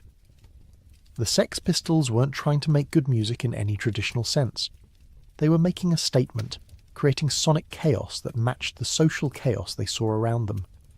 Their performances were confrontational, aggressive, sometimes violent. Audiences either loved them or hated them, but nobody was indifferent. The band's breakthrough came through outrage. In December 1976, they appeared on The Today Show, a live television program broadcast during the family-friendly tea time slot. Presenter Bill Grundy, possibly drunk, goaded the band and their entourage into saying profanities on air. Steve Jones obliged, calling Grundy a dirty something on live television, a word never before broadcast on British TV. The reaction was immediate and massive. Newspapers ran headlines about the filth and the fury. The show received thousands of complaints. The scandal made the Sex Pistols famous overnight, though many venues subsequently banned them and their tour had to be cancelled. But the notoriety was exactly what McLaren wanted. The band became synonymous with punk, with youth rebellion, with everything that was wrong with kids these days, which made them heroes to those kids. Their single from 1977 distilled punk's philosophy into 3 minutes of musical and lyrical assault. Released during Queen Elizabeth's Silver Jubilee, the song was a deliberate provocation, attacking the monarchy and British society with a viciousness that seemed designed to cause maximum offence. The BBC banned it, which only made it more popular. It reached number 1 on independent charts, number 2 on the official charts, though there were rumours that the charts were manipulated to prevent a song attacking the Queen from reaching number 1 during Jubilee week. The message was simple, brutal, and resonated with working-class youth facing unemployment and a bleak future. There is no future in England's dreaming. We're the flowers in the dustbin. We're the poison in your human machine. This wasn't metaphorical. Kids graduating from school in 1977 faced genuinely limited prospects. The future their parents promised them had been a lie. No future wasn't pessimism, it was realism. The Clash took punk in a more explicitly political direction, addressing class inequality, racism, unemployment, police brutality, all the social problems the establishment wanted to ignore. Joe Strummer, the lead singer, had genuine working-class credentials and political consciousness. Their music was faster, harder, angrier than anything that had come before, but it was also more thoughtful, more engaged with actual political issues rather than just aesthetic rebellion. Their song about London captured the crisis perfectly. describing a city in chaos, where careers opportunities were being offered in the army or the civil service, where police and thieves roamed the streets, where the ice age was coming and the sun was zooming in. It was apocalyptic imagery that didn't feel like exaggeration given the state of Britain in the late 70s. The Damned were faster and funnier than the other punk bands, playing with such speed and energy that songs blurred together. The Buzzcocks wrote short, sharp pop songs about relationships but with a punk edge. Sham 69 connected directly with working-class audiences, though they struggled with neo-Nazi skinheads adopting their music. X-Ray Specs, fronted by Polystyrene, brought feminist critique to punk, addressing consumerism and social expectations with intelligence and day-glow braces. The fashion was as important as the music, perhaps more so. Safety pins through clothes and skin, torn t-shirts, bondage pants, spiked hair coloured in unnatural shades, leather jackets covered in hand-painted slogans and band names. The clothes were deliberately ugly, designed to offend middle-class sensibilities and mark wearers as part of a tribe that rejected mainstream society. McLaren and Westwood's shop was ground zero for punk fashion, but the real punk aesthetic was DIY, making your own clothes or modifying cheap ones from charity shops. You couldn't buy real punk credibility, you had to create it yourself. The rejection of consumerism while simultaneously creating new things to consume was one of punk's many contradictions. The swastika and Nazi imagery that some punks adopted was meant to shock rather than endorse fascism, a nihilistic provocation that said nothing was sacred, everything could be desecrated. But it backfired badly, giving actual fascists cover and making punk spaces unsafe for Jewish people and people of colour who rightly saw those symbols as threats rather than empty provocations. Rock Against Racism emerged partly in response to this problem, and partly in response to comments by Eric Clapton and other rock stars expressing support for anti-immigrant politicians. RAR organised concerts pairing punk bands with reggae acts, creating a multicultural coalition against the National Front's rising influence. The Clash, Steel Pulse, Aswad, the Tom Robinson Band, these bands played benefits and marches, using music as political organising. The Carnival Against the Nazis in April 1978 was the movement's high point, with 100,000 people marching from Trafalgar Square to Victoria Park, where the Clash and other bands performed. It was proof that punk's energy could be channeled into something constructive, that youth culture could fight back against racism and fascism. Punk venues sprouted throughout London, basement clubs and pubs willing to host bands that more established venues banned. The Roxy on Covent Garden became the CBGB of London, the place where punk bands played and punk kids gathered. The 100 Club on Oxford Street hosted the legendary Punk Festival in September 1976, generally considered the moment punk coalesced into a movement. The violence at punk shows was real and frequent. Pogoing, the bouncing dance-style punks invented, often led to injuries. Bands and audiences fought with each other and with security. Glasses got smashed and used as weapons. Blood was common. The shows felt dangerous because they were dangerous, which was part of the appeal for some and a deterrent for others. Fanzines documented the scene, photocopied publications made by fans for fans. Sniffing Glue was the most famous, typed and pasted together, distributed for pennies, covering bands and shows with enthusiasm and total lack of journalistic training. The DIY ethos extended to media, to creating your own publications if existing media ignored your scene. Independent record labels emerged to release punk music that major labels wouldn't touch. Stiff Records, Rough Trade. These small operations became crucial infrastructure for punk and post-punk, proving that musicians didn't need major label support to reach audiences. The means of production were being democratized. Anyone with access to a recording studio could make a record. Anyone with a photocopier could make a fanzine. The major labels eventually caught on, signing punk bands and trying to sanitize punk for mainstream consumption. This led to accusations of selling out, fierce debates about authenticity and commercialization. Some bands stayed independent and pure. Others took the major label money and reached wider audiences but sacrificed credibility in punk's eyes. By 1978, punk was already fragmenting and evolving. Post-punk emerged, bands that had absorbed punk's DIY ethos and energy, but wanted to make more complex experimental music. Joy Division, Magazine, Wire, These bands pushed beyond three-chord thrash into stranger, darker territory. The Cure combined punk energy with goth theatricality. Susie and the Banshees created a sound that was simultaneously aggressive and atmospheric. The Sex Pistols imploded in January 1978, breaking up after a disastrous American tour. Sid Vicious became more famous after the band ended, though for the wrong reasons. His relationship with Nancy Spungen was destructive and drug-soaked. In October 1978, Spungen was found stabbed to death in their New York hotel room. Vicious was charged with her murder but died of a heroin overdose before trial. He was 21, another casualty of the decade's excesses. Punk's moment as a mainstream phenomenon was brief, maybe 2 years from 1976 to 1978, but its influence lasted far longer. The DIY ethic, the rejection of musical virtuosity in favour of energy and authenticity, the understanding that you didn't need permission or training to create culture, these ideas spread throughout music and beyond. Punk proved that angry, disenfranchised youth could create their own culture rather than passively consuming what was offered to them. It demonstrated that economic crisis and social breakdown could produce creativity rather than just misery. It showed that London still had the capacity to birth musical movements that would influence the world, even if those movements were born from desperation rather than optimism. The contrast with the swinging 60s was total. Where the 60s had celebrated beauty, punk celebrated ugliness. Where the 60s promised freedom, punk acknowledged bondage. Where the 60s said yes to life, punk said no to everything. Both movements were responses to their times, products of specific economic and social conditions that made certain forms of expression necessary and urgent. But punk and the swinging 60s shared something important. They were both youth movements that rejected the values of the older generation and insisted on creating their own culture, their own rules, their own future. The difference was that 60s youth believed in the future, while punks declared there was no future. But both generations refused to accept the world as they'd inherited it.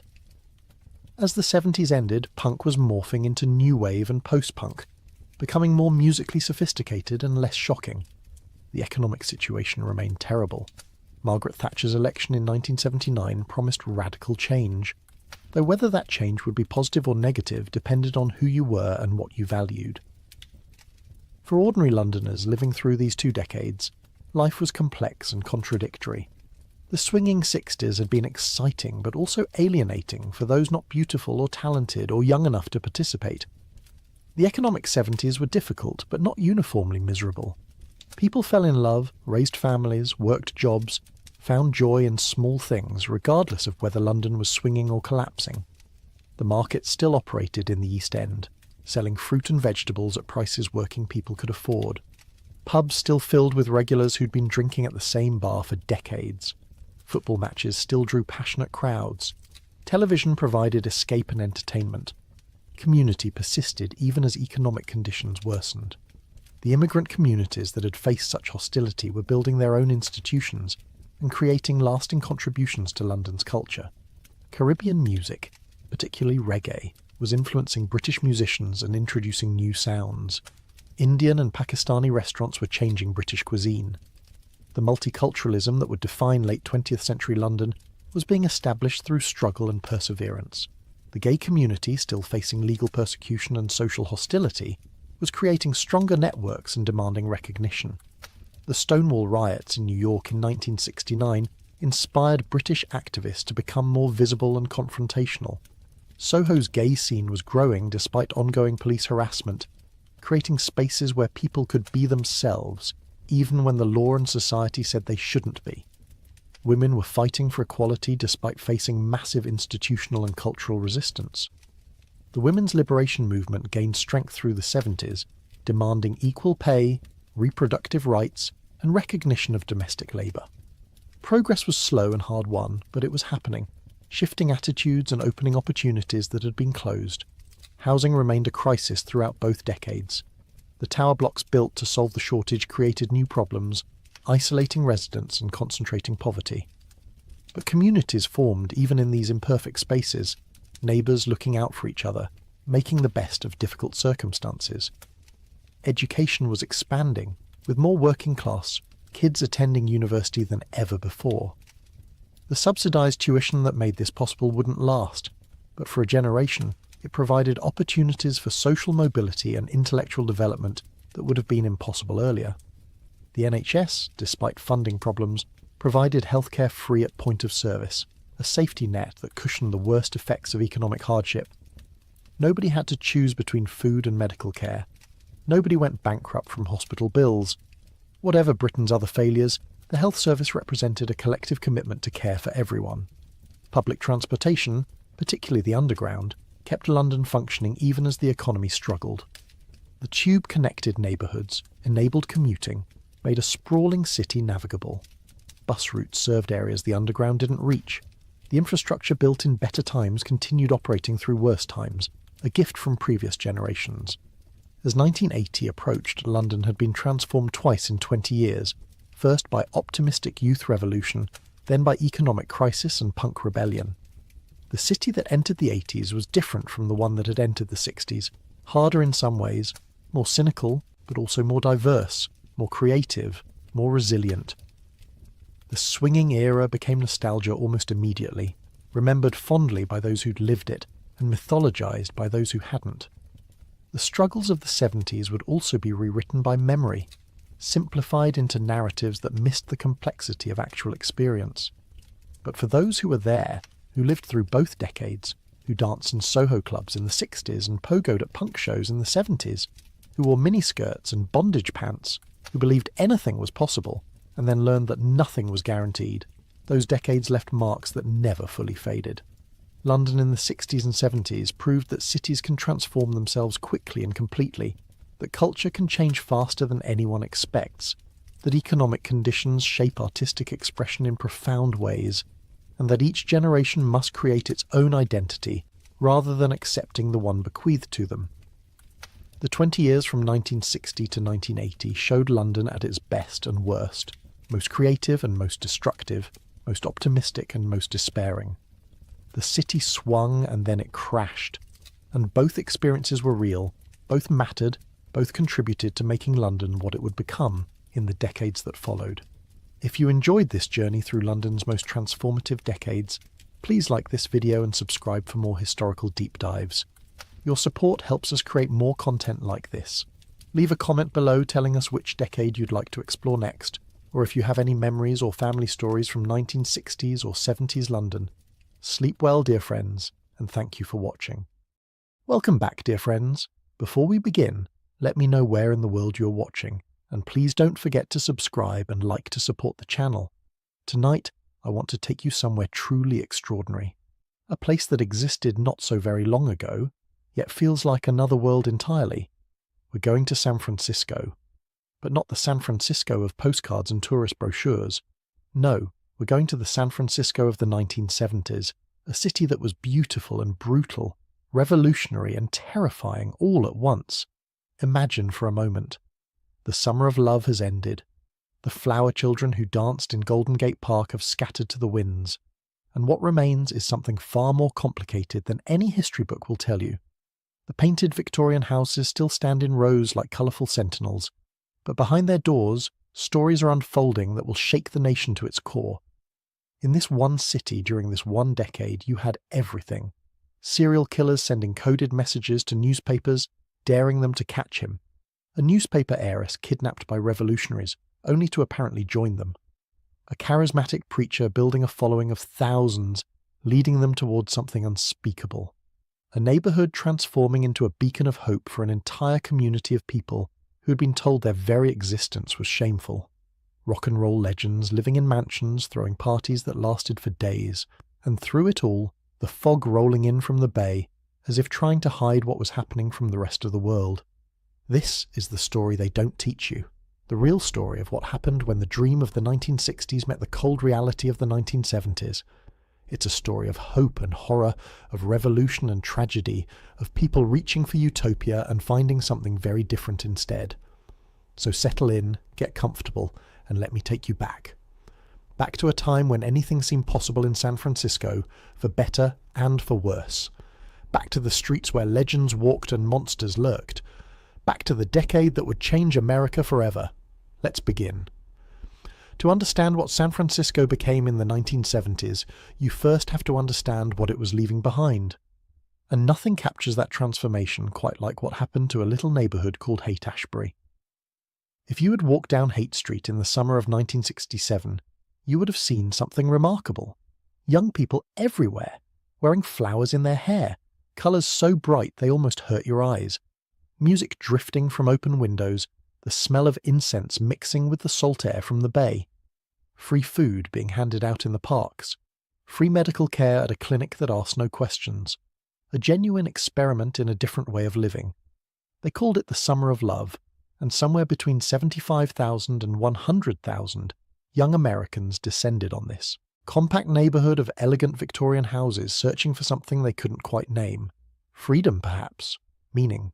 A community that cared about people instead of money. They came because they believed, truly believed, that they could build a better world right here on these few city blocks. But here's what they don't tell you. By the time 1970 arrived, the Summer of Love was already a memory turning sour. The cameras had left. The national magazines had moved on to other stories. And what remained in Haight-Ashbury was something far darker than anyone had imagined possible. The residents who had been there from the beginning saw it coming. In October of 1967, just a few months after the Summer of Love's peak, they organised something called the Death of the Hippie Ceremony. It was a mock funeral, a piece of street theatre complete with a coffin and mourners dressed in black. They walked through the streets of the Haight, carrying signs that read, "Hippie, son of media." The message was clear. Stay away. The party is over. What the newspapers created, the newspapers have killed. But people kept coming anyway. They came because they had heard the stories. They came because they had seen the magazine covers. They came searching for a dream that had already died, and what they found instead was a nightmare. By 1970, heroin had replaced LSD as the drug of choice in the Haight. The difference cannot be overstated. LSD, whatever its dangers, was a drug of expansion, of seeking. Heroin is a drug of escape, of disappearing. And people were disappearing into addiction, into the streets, into graves. The beautiful Victorian houses that had once been communes full of artists and musicians became flop houses and shooting galleries. Criminal gangs moved into the vacuum left by the idealists. The free love that had been celebrated became, in too many cases, a pretense for exploitation, and worse. The Haight-Ashbury Free Clinic, which had been founded to help young people through bad acid trips, found itself treating infections from dirty needles and wounds from violent assaults. The crime statistics tell part of the story. Murder rates in the neighbourhood soared. Robbery became commonplace. The peace and love generation found itself living in a war zone. But statistics can only capture so much. What they can't capture is the feeling of walking down a street that had promised utopia and finding despair instead. And then there were the deaths that made national headlines. In October of 1970, within weeks of each other, two of the brightest stars of the San Francisco music scene died of drug overdoses. Janis Joplin, the Texas blues singer who had electrified audiences with Big Brother and the Holding Company, was found dead in a Hollywood hotel room, a victim of heroin. She was 27 years old. Just 18 days earlier, Jimi Hendrix had died in London, also from drugs.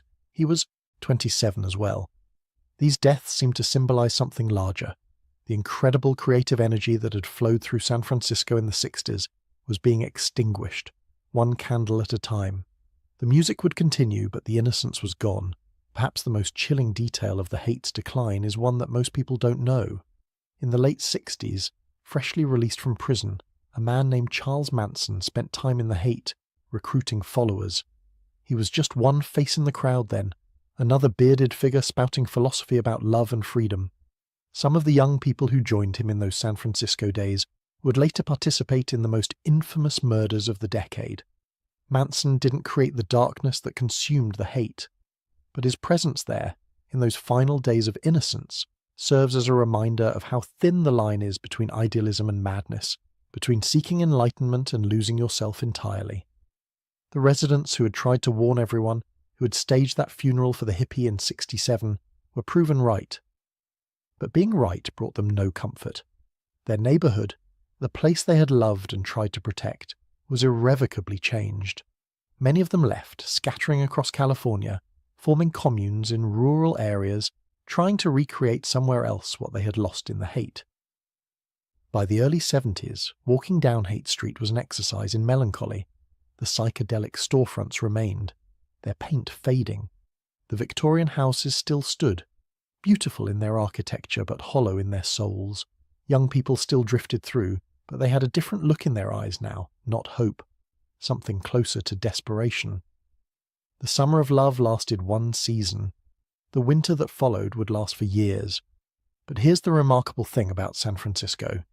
Even as one dream was dying, others were being born. The creative energy didn't disappear.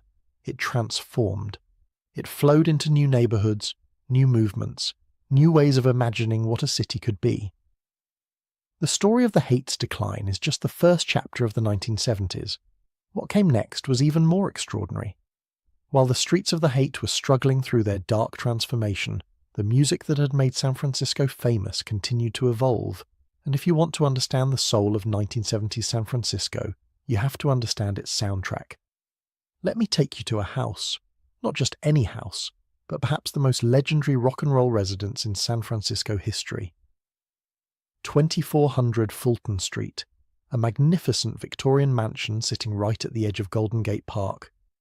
In 1968, Jefferson Airplane, already one of the biggest bands in America, bought this house and made it their headquarters.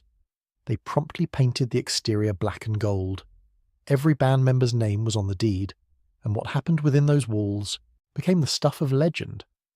The mansion wasn't just a place to live, it was a culture center, a gathering place, a symbol of everything the San Francisco music scene represented.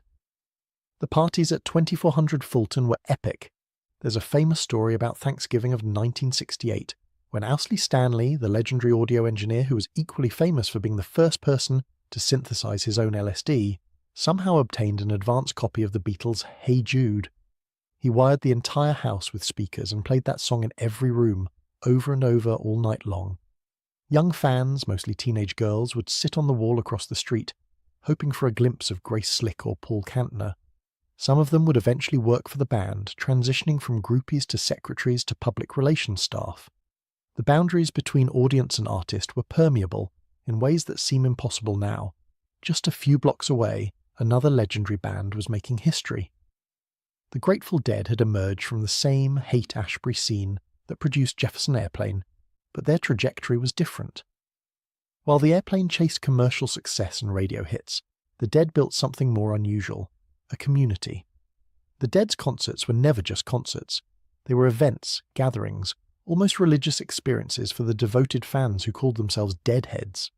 The band would play for hours, their improvisational jams stretching songs into epic journeys. Their sound man, Owsley Stanley, the same Owsley from that Hey Jude party, designed the legendary Wall of Sound, a speaker system so massive and innovative that it changed what live music could be. In 1970, the Dead released 2 albums that captured the strange duality of the moment. Working Man's Dead and American Beauty were departures from their earlier psychedelic explorations. The songs were shorter, more structured, drawing on folk and country influences. The cover of Working Man's Dead was photographed in an industrial section of San Francisco, the band looking like laborers rather than rock stars. It was as if they were signaling a new era, a grounding after the flights of the 60s. The Dead loved Golden Gate Park, playing free concerts at various spots throughout the decade. Hippie Hill, the Polo Field, the Panhandle. These weren't commercial events. They were gifts to the community, a way of maintaining the spirit of free exchange that had defined the scene from the beginning. But the 70s also brought new bands to San Francisco stages. Santana, led by the virtuoso guitarist Carlos Santana, had emerged from the city's Latino community with a sound that fused rock with Latin rhythms. Their performance at Woodstock in 1969 had made them international stars, and throughout the 70s they continued to innovate and evolve. The Doobie Brothers formed in San Jose in 1970 and quickly became associated with the Northern California sound. Their harmonies and guitar work would define the soft rock movement of the decade. Journey, another Bay Area band, started as a progressive rock group before transforming into arena rock superstars. Tower of Power brought funk and soul to the mix, their horn section becoming one of the most recognizable sounds in popular music. Behind all of this music stood Bill Graham, the concert promoter who had transformed live rock performance into an art form. Graham had opened the Fillmore Auditorium in 1966, and after a brief closure, he reopened it as the Fillmore West in 1968, turning it into the most important rock venue on the West Coast. The psychedelic posters advertising shows at the Fillmore became collectible art. The light shows that accompanied the music were pioneering visual experiences. Graham understood that a rock concert could be more than entertainment. It could be transcendence. In February of 1970, Ralph Gleason, the jazz critic who had championed the San Francisco sound, filmed a concert at the Family Dog Ballroom that captured the scene at its peak.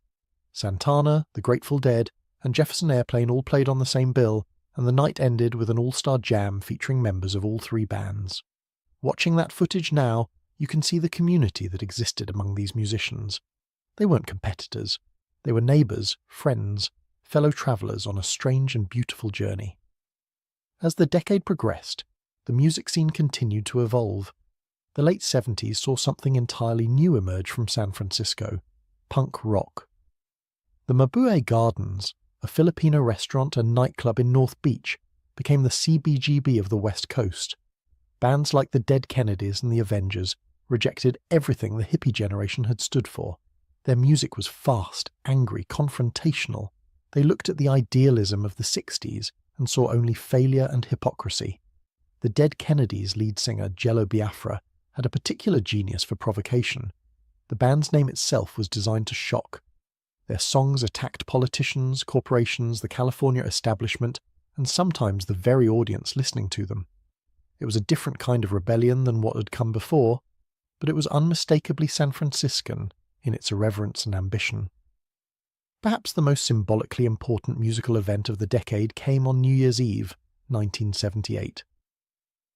The Grateful Dead played the final show at Winterland, Bill Graham's other legendary venue. The concert stretched through the night, the Dead playing set after set as if reluctant to let go. The Blues Brothers opened the show. After their set, they retired to Jefferson Airplane's mansion at 2400 Fulton for an after-party that reportedly featured the largest pile of cocaine anyone present had ever seen. When the sun rose on January 1st, 1979, an era had ended. But the music that San Francisco had given to the world continued to echo. The songs written in those Victorian houses, recorded in those makeshift studios, performed on those legendary stages, they didn't disappear when the venues closed. They became part of the American songbook, part of our collective memory, part of who we are. While rock and roll dominated the cultural conversation about San Francisco in the 70s, another musical tradition was quietly being destroyed. And this story, the story of the Fillmore District's jazz scene, is one of the great tragedies of the decade. To understand what was lost, you have to go back to the 1940s. During World War II, African Americans from across the country came to San Francisco to work in the shipyards. They needed places to live, and in a segregated city their options were limited. Many of them settled in the Fillmore District, a neighborhood that had been home to Japanese Americans until President Roosevelt signed the order that sent them to internment camps. The black community that grew in the Fillmore was extraordinary. By the late 40s and 50s, the neighborhood had earned the nickname the Harlem of the West. Clubs lined both sides of Fillmore Street, each one offering a different flavor of jazz, blues, and rhythm and blues. You could start your evening at one end of the strip and work your way down, hearing different bands, different styles, the music flowing from open doors into the cool San Francisco night. The most legendary of these clubs was Jimbo's Bop City. It was an after-hours joint, the kind of place that didn't really get going until the regular clubs closed at 2 in the morning. Jimbo's would stay open until 6, sometimes later, and the musicians who played there were giants. Billie Holiday, Dizzy Gillespie, Charlie Parker, John Coltrane, Miles Davis. They would finish their paid gigs at the fancy downtown hotels and then come to the Fillmore to really play, to stretch out, to jam with their peers without worrying about what the audience wanted to hear. The Fillmore wasn't just about music. It was a complete community. Black-owned businesses lined the streets. There were restaurants and barbershops, churches and social clubs. Families put down roots. Children grew up knowing their neighbours, knowing the merchants, feeling a sense of belonging that was hard to find for black Americans in most of the country. By the early 1970s, the African American population of San Francisco reached its peak, about 13% of the city's total population. Much of that community was concentrated in the Fillmore and in Bayview Hunters Point. It was a vibrant, vital presence in the life of the city. And then came urban renewal. The city government looked at the Fillmore and saw blight. They saw old Victorian houses in need of repair. They saw density and crowding. What they didn't see, or chose not to see, was a community. They called their plan redevelopment. The people who lived through it called it Negro removal. The A2 redevelopment project, which began in 1966 and continued through the end of the 70s, was devastating. It covered about 70 city blocks. When it was finished, up to 13,500 residents had been displaced. Over 4,500 households were destroyed. 5,000 units of low-rent housing were demolished. The city promised that the residents could return after the rebuilding. This promise was a lie. The new housing that replaced the old was far more expensive. The people who had built their lives in the Fillmore found themselves scattered across the Bay Area, their community shattered, their networks of mutual support broken, and the jazz clubs closed. One by one, they disappeared. Jimbo's Bop City had already closed its doors in 1965, a casualty of changing times and changing tastes. But the clubs that remained, the venues that had kept the flame alive, they couldn't survive the destruction of their neighbourhood. When you demolish the houses around a nightclub, you demolish its audience. Terry Hilliard was a young bass player in those days, playing with house bands at Fillmore venues. Years later, he would reflect on what was lost. The Fillmore was a place where talent could be developed, he said. Whether it be music, art, dancing, or whatever it was a place where you could express yourself and be accepted by others, and you had an audience. That audience was gone now. The musicians who had made their living in the Fillmore faced impossible choices. Some left San Francisco entirely, heading to New York or Los Angeles or wherever they could find work. Some stayed but abandoned music, taking day jobs to survive. The infrastructure that had supported a musical community for decades was simply gone. Mary Stallings, a jazz vocalist who had performed at the Fillmore Club, still lives in San Francisco, but she says that going back to the old neighborhood breaks her heart. "I was trying to explain that in another interview," she once said, "and I didn't get very far because I cried like a baby. I missed the community feeling, the feeling of family." The destruction of the Fillmore's black community is one of the hidden stories of 1970s San Francisco. While the city gained a reputation for tolerance and progressive values, it was simultaneously destroying one of its most vibrant neighborhoods. The contradiction is difficult to reconcile, but it was very real. Today, if you walk down Fillmore Street, you'll find expensive boutiques and trendy restaurants. There are murals commemorating the jazz era, markers noting where famous clubs once stood. The Fillmore Jazz Festival is held every July, and a few venues try to keep the tradition alive. But less than 6% of San Francisco's population is black now, half of what it was at its peak. The community that created the Harlem of the West has largely left the city. The music lives on in recordings. You can still hear Billie Holiday singing at Jimbo's, still hear the late-night jam sessions that went until dawn. But the community that created that music, nurtured it, supported it, that community exists now only in memory. It's a loss that San Francisco has never fully reckoned with, a wound that has never fully healed. The 1970s in San Francisco weren't just about music and social change. They were also about fear, a kind of fear that seeped into everyday life, that made people look over their shoulders, that turned ordinary activities like walking home at night into calculated risks. The source of that fear had a name. Actually, it had several names, because San Francisco in the 70s was terrorized by not one but multiple serial killers, their crimes overlapping in time, creating an atmosphere of dread that's difficult to imagine now. The most famous was the Zodiac. He had started killing in the late 60s, targeting young couples in secluded areas around the Bay. But his presence loomed over the entire decade that followed. The Zodiac didn't just kill, he communicated. He sent letters to newspapers, taunting the police, threatening to kill more, encoding his messages in ciphers that he dared the public to solve. The San Francisco Chronicle was his primary correspondent. The letters would arrive with their strange symbols and their boastful claims. He took credit for murders that may or may not have been his. He promised to kill children on school buses. He kept the city in a state of constant anxiety, never knowing when or where he might strike again. Inspector Dave Toschi of the San Francisco Police Department, became the face of the investigation. He pursued the Zodiac case with an obsession that would consume years of his life. But the killer was always one step ahead. He seemed to know police procedures, to anticipate their moves, to delight in their frustration. In 1971, Clint Eastwood made a movie called Dirty Harry. The villain, Scorpio, was directly inspired by the Zodiac, and the movie was being filmed in San Francisco while the real killer was still at large. It was a strange moment, art imitating a life that was still unfolding. The Zodiac's last confirmed letter arrived in 1974. Then he simply stopped communicating. No arrest was ever made. The case remains officially unsolved to this day. Theories abound about who he was. Suspects have been named and investigated and cleared. But we still don't know for certain who terrorized the Bay Area in those years. And yet, as frightening as the Zodiac was, he wasn't even the most prolific killer operating in San Francisco during this period.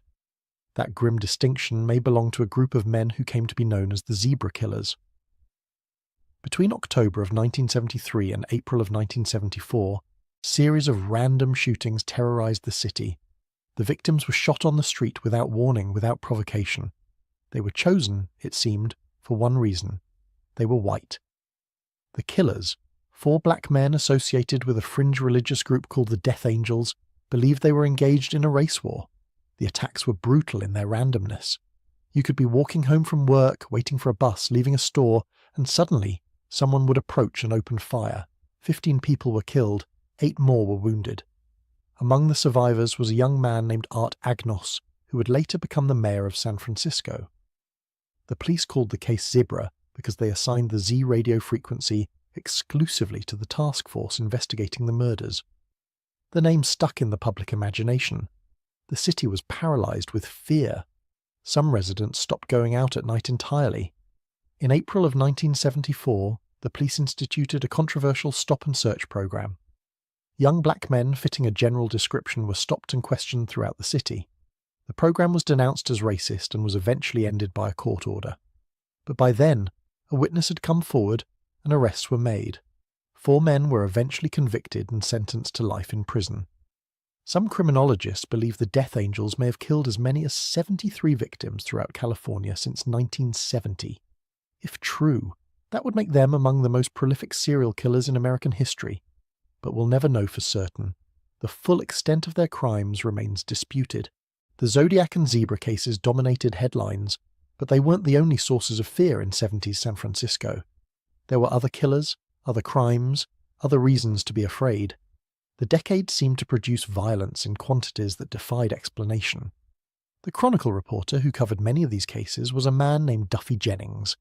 Years later, he would write a memoir about his time as a crime reporter in 70s San Francisco. He called it Reporter's Notebook, and the subtitle captured the era perfectly: a San Francisco Chronicle journalist's diary of the shocking 70s. On any given day, Jennings might find himself writing about the Zodiac or Zebra, or some new horror that had emerged from the fog. The combination of fear and creative energy that defined the city in those years was unlike anything before or since. San Francisco was simultaneously one of the most dangerous places in America and one of the most vibrant. The same streets where killers hunted were the streets where rock stars performed and revolutionaries plotted and communities formed. It was all happening at once, in the same small city, under the same grey skies. The fear eventually subsided. The Zodiac stopped killing, or at least stopped being caught. The Zebra murders ended with the arrests, but the decade wasn't done producing horrors. The worst was yet to come, and unlike the serial killers who operated in shadows, what happened next would unfold in the full glare of publicity, with consequences that would shake the entire nation. On the evening of February 4th, 1974, a 19-year-old college student named Patricia Hearst was in her apartment near the University of California, Berkeley. She was the granddaughter of William Randolph Hearst, the legendary newspaper magnate, and the daughter of Randolph Hearst, who ran the San Francisco Examiner. In other words, she was American royalty, as close to aristocracy as this country produces. That night there was a knock at the door. When her fiancé opened it, armed men and women burst in. They beat him, they bound Patricia, they stuffed her into the trunk of a car and drove away into the night. The kidnappers called themselves the Symbionese Liberation Army, and their action would set in motion one of the strangest stories of the 1970s. The SLA was a small group, never more than about a dozen members, but they had already made their presence known. A few months earlier, they had assassinated Marcus Foster, the superintendent of Oakland schools, shooting him with cyanide-tipped bullets. They saw themselves as revolutionary soldiers, fighting against what they called the fascist state. Their seven-headed cobra symbol and their slogan, "Death to the fascist insect that preys upon the life of the people," were designed to inspire fear. The group was led by Donald DeFreeze, an escaped convict who had adopted the name Chinqui and styled himself General Field Marshal. The other members were mostly young white radicals who had been searching for a cause. They found one in DeFreeze's violent vision. At first, the Hearst kidnapping seemed like a straightforward extortion scheme. The SLA demanded the release of two of their members who were in prison for the Foster assassination. When that demand was refused, they changed tactics. They ordered the Hearst family to distribute free food to the poor of California. The People in Need program, as it was called, became a chaotic spectacle. The Hearsts put up millions of dollars to buy food that was distributed at locations around the Bay Area. But the distribution sites turned into riots. Food was thrown, people were injured, nothing went according to plan. The SLA declared the effort inadequate and demanded more. Then came the twist that nobody saw coming. In April of 1974, the SLA released an audio tape. On it, Patricia Hearst announced that she had joined her captors. She had taken a new name, Tanya, after a companion of Che Guevara. She denounced her family, her class, her entire previous life. She declared herself a revolutionary. 2 weeks later, surveillance cameras at a San Francisco bank captured an image that shocked America. Patricia Hearst, Tanya, was holding a machine gun during a bank robbery. She wasn't a hostage. She appeared to be a full participant. The newspaper heiress had become a revolutionary soldier. What had happened? Had she been brainwashed? Was she suffering from what would later be called Stockholm Syndrome, identifying with her captors out of psychological survival? Or had she genuinely converted to the cause, seeing in the SLA something that her privileged life had been missing? The questions would be debated for years. But in the moment, the practical reality was that one of America's most famous young women was on the run with a band of armed revolutionaries. The FBI launched a massive manhunt. The SLA became the most wanted organization in the country. In May of 1974, police surrounded an SLA safe house in Los Angeles. In the ensuing gun battle, the building caught fire. 6 members of the group, including Donald DeFreeze, died in the flames. Patricia Hearst wasn't there. She watched the building burn on live television. For more than a year after that, Hearst remained underground. She moved from safe house to safe house, protected by what remained of the SLA and other radical sympathizers. She participated in another bank robbery, during which a bystander was killed. She had crossed a line from which there was no easy return. In September of 1975, the FBI finally caught up with her. She was arrested in San Francisco, gaunt and disoriented, a shadow of the young woman who had been kidnapped 19 months earlier. When asked her occupation during booking, she said, "Urban guerrilla." The trial that followed was a national sensation. Hearst's lawyers argued that she had been tortured, brainwashed, conditioned to obey her captors through systematic abuse. They called it coercive persuasion. The prosecution argued that she had been a willing participant, that her revolutionary conversion was genuine. The jury convicted her of bank robbery. She was sentenced to 7 years in prison. President Carter commuted her sentence in 1979, after she'd served less than 2 years. President Clinton granted her a full pardon in 2001. The Patty Hearst case captured something essential about 1970s America. The boundaries between victim and perpetrator, between loyalty and betrayal, between who we are and who we might become under extreme circumstances, all of these seemed to dissolve in her story. She was wealthy beyond imagination, yet she ended up living in squalid safe houses. She was raised in privilege, yet she found herself clutching a machine gun in a bank. She was in some ways the perfect symbol of a decade when nothing was stable, nothing was certain, nothing could be taken for granted. Years later, Hearst would live a quiet life of suburban respectability. She married her bodyguard, raised children, showed dogs at Westminster.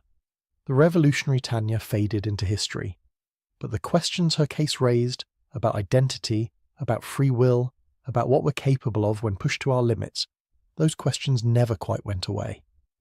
While terror stalked the streets and revolutionaries kidnapped heiresses, something else was happening in San Francisco.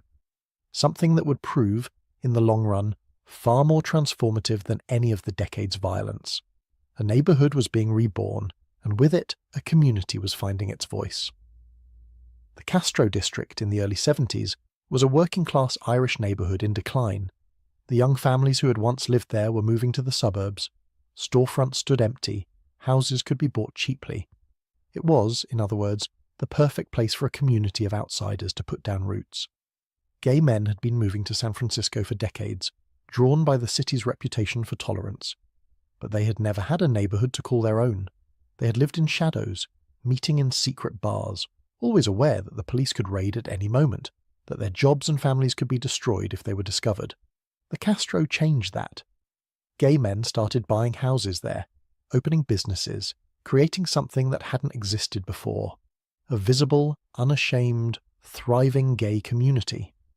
By the late 70s, the New York Times estimated that San Francisco's gay population was between 100,000 and 200,000 out of a total population of 750,000. Many of them lived in or near the Castro. At the center of this transformation was a man named Harvey Milk. He had arrived in San Francisco in 1972, a 42-year-old former Wall Street analyst who had grown tired of hiding who he was. With his partner Scott Smith, he opened a camera shop on Castro Street, right in the heart of the neighborhood. Castro Camera quickly became more than a business. It became a community center, a gathering place, a headquarters for something larger.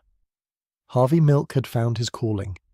Milk was a natural politician, but he was nothing like the politician San Francisco was used to. He was loud where they were cautious. He was theatrical where they were restrained. He organized a boycott of Coors Beer, working with the Teamsters Union to force the company to change its anti-gay and anti-union policies. The boycott succeeded, and Milk learned a crucial lesson. Gay people had economic power, and they could use it.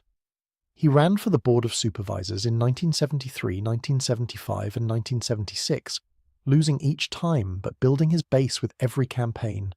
He cut his hair, swore off marijuana, and learned to speak the language of coalition politics. He won the support of firefighters and construction workers, people who might have seemed unlikely allies but who responded to his energy and his vision. In 1977, the rules changed. San Francisco switched from citywide elections for supervisor to district elections. This meant that candidates would be elected by their own neighborhoods, rather than by the city as a whole. For the Castro, it meant that the community could finally elect one of its own. Harvey Milk won handily. He became one of the first openly gay elected officials in American history, and certainly the most prominent. The night of his victory, thousands of people filled Castro Street to celebrate. It felt like the beginning of a new era. And in many ways, it was. Milk used his platform to fight for gay rights, but also for broader progressive causes. He believed that the struggle for gay liberation was connected to every other struggle for justice. He marched with striking workers. He advocated for the elderly and the disabled. He pushed for reforms that would benefit the entire city, but he also faced enemies. Anita Bryant, the former beauty queen turned conservative crusader, was leading a national campaign against gay rights. She had successfully repealed a gay rights ordinance in Miami, and copycat efforts were spreading across the country. In California, a state senator named John Briggs proposed Proposition 6, which would have banned gay people from teaching in public schools. The fight against the Briggs initiative became Milk's defining battle.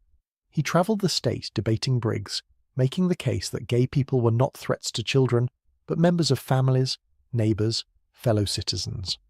The proposition was defeated in November of 1978, a stunning victory that showed the growing political power of the gay community. But the victories came with violence. In June of 1977, a young gay man named Robert Hillsborough was stabbed to death in San Francisco while his attackers chanted slurs. The murder galvanized the community. The following Gay Pride parade drew 250,000 people, the largest attendance at any Pride event up to that point. Milk knew that he was a target. He received death threats regularly. He made audio recordings to be released in the event of his assassination, urging the community to continue the fight without him. He understood that his visibility made him vulnerable, but he refused to hide. "If a bullet should enter my brain," he said on one of those recordings, "let that bullet destroy every closet door." The Castro of the late 70s was a remarkable place. Rainbow flags flew from Victorian houses. Same-sex couples walked hand in hand down the street, something that would have been unthinkable just a few years earlier. Businesses catered openly to gay customers. A community that had been invisible for all of American history was suddenly, defiantly visible. But the story of the Castro in the 70s cannot be separated from the story of San Francisco in the 70s. The same city that was birthing this community of liberation was also being terrorized by killers, transfixed by kidnappings, and about to confront the darkest chapter in its modern history. The decade was building towards something, though no one knew quite what. Among the many remarkable figures who walked the streets of 1970s San Francisco, none would prove more consequential or more destructive than a preacher named Jim Jones. When Jones first arrived in San Francisco, he seemed like exactly what the city needed. He preached racial equality at a time when that message still faced resistance. His congregation, the People's Temple, was genuinely integrated. Black and white worshipping together, working together, living together. He spoke of social justice, of caring for the poor, of building a community that lived its values. His church, headquartered in an old building at 1859 Geary Boulevard, became a force in San Francisco politics. Jones could deliver volunteers by the hundreds for political campaigns. When George Moscone ran for mayor in 1975, Jones's people worked tirelessly for his campaign. When Moscone won, narrowly, Jones collected on the debt. He was appointed chairman of the San Francisco Housing Authority Commission. The political establishment embraced him. Willie Brown, who would later become mayor himself, called Jones a rare human being who cares about people. Harvey Milk attended People's Temple events and wrote letters praising Jones.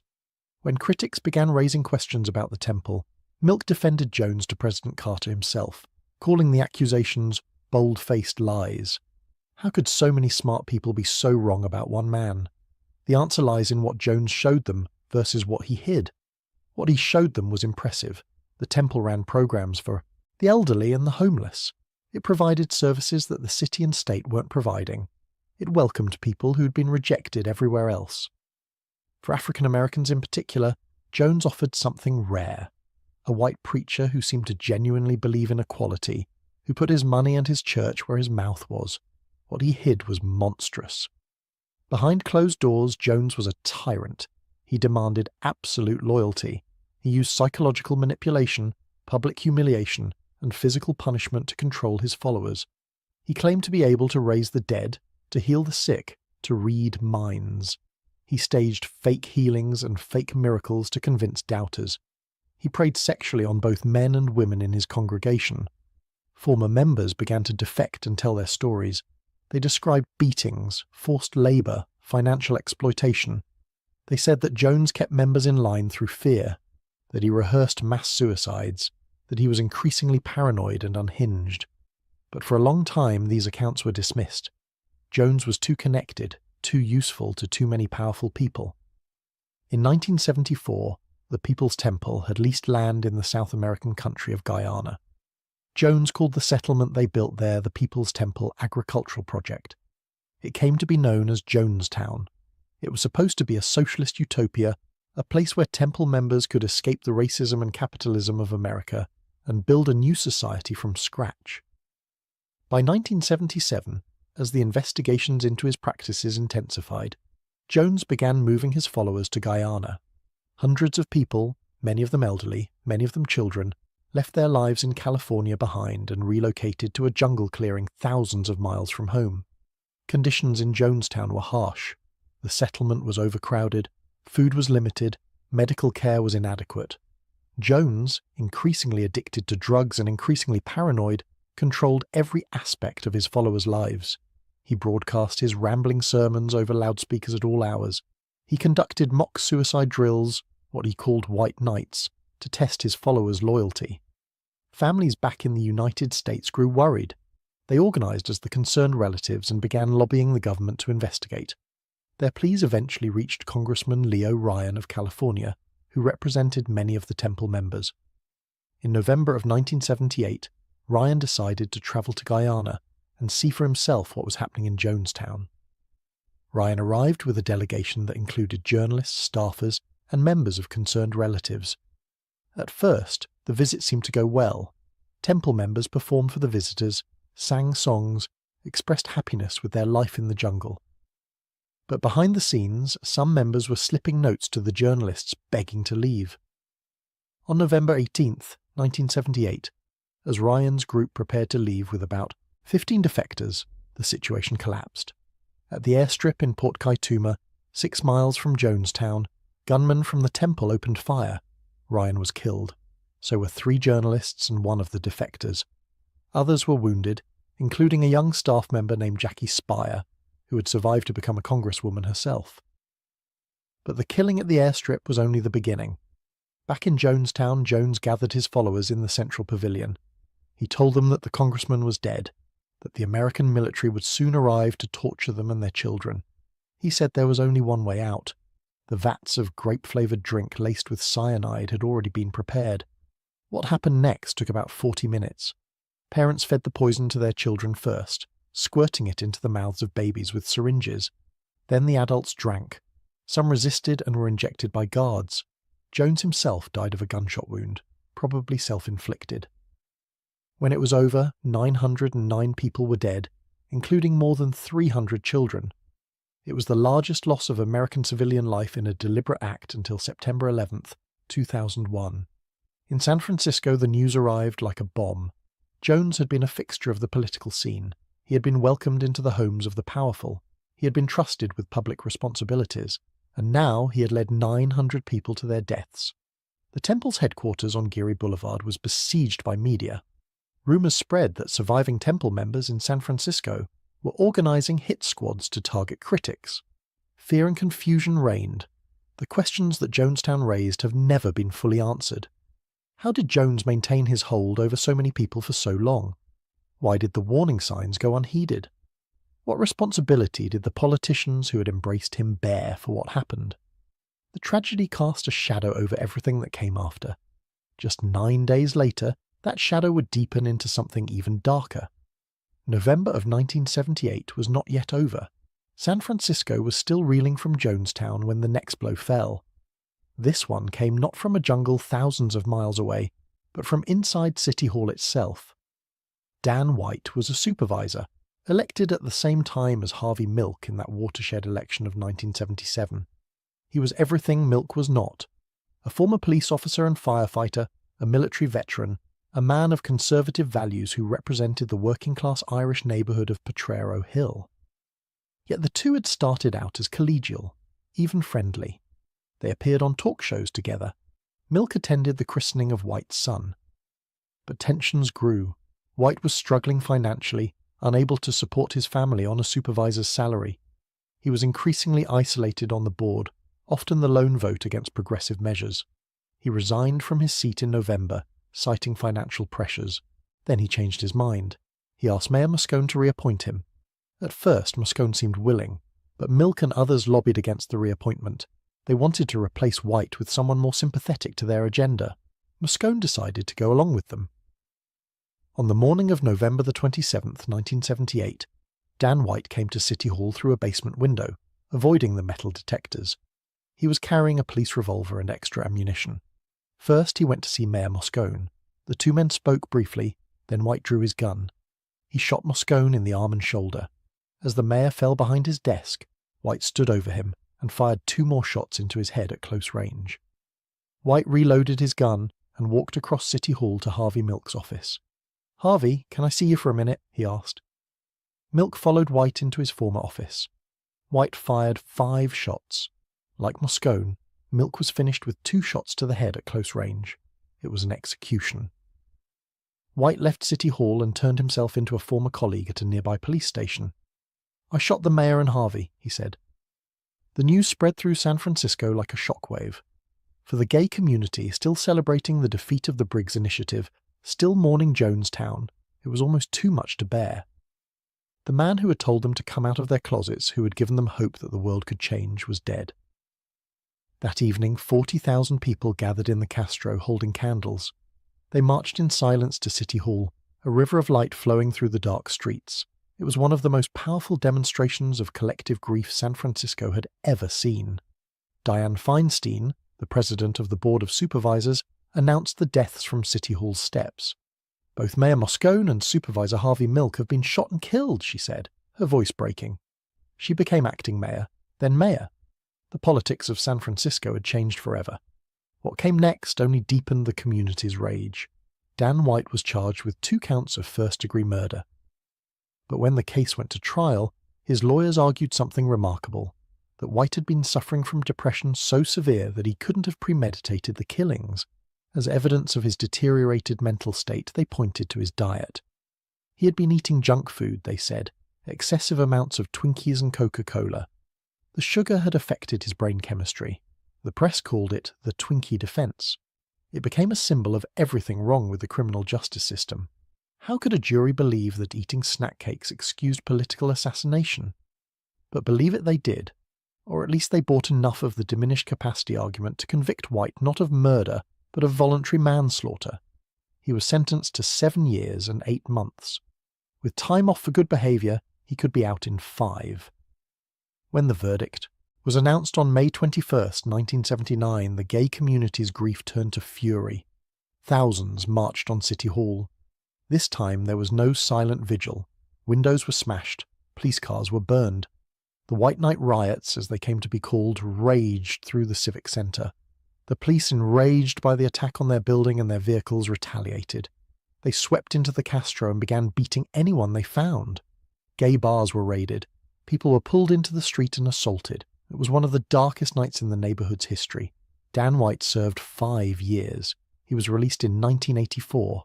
Less than 2 years later, he committed suicide. The murders of Moscone and Milk, coming so soon after Jonestown, seemed to crystallize something about 1970s San Francisco. The decade that had promised liberation, that had birthed new movements and new music and new ways of living, had ended in blood. The optimism of the 60s, already battered by the Hate's decline and the city's serial killers, was finally, definitively over. But endings are also beginnings, and from the ashes of November 1978, something new would rise. How does a city recover from a decade like that? How do you process the accumulated traumas of serial killers and cult massacres, of assassinations and riots, of watching neighborhoods die and communities shatter? San Francisco did what it had always done.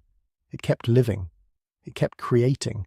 It kept pushing forward, not despite its wounds, but through them.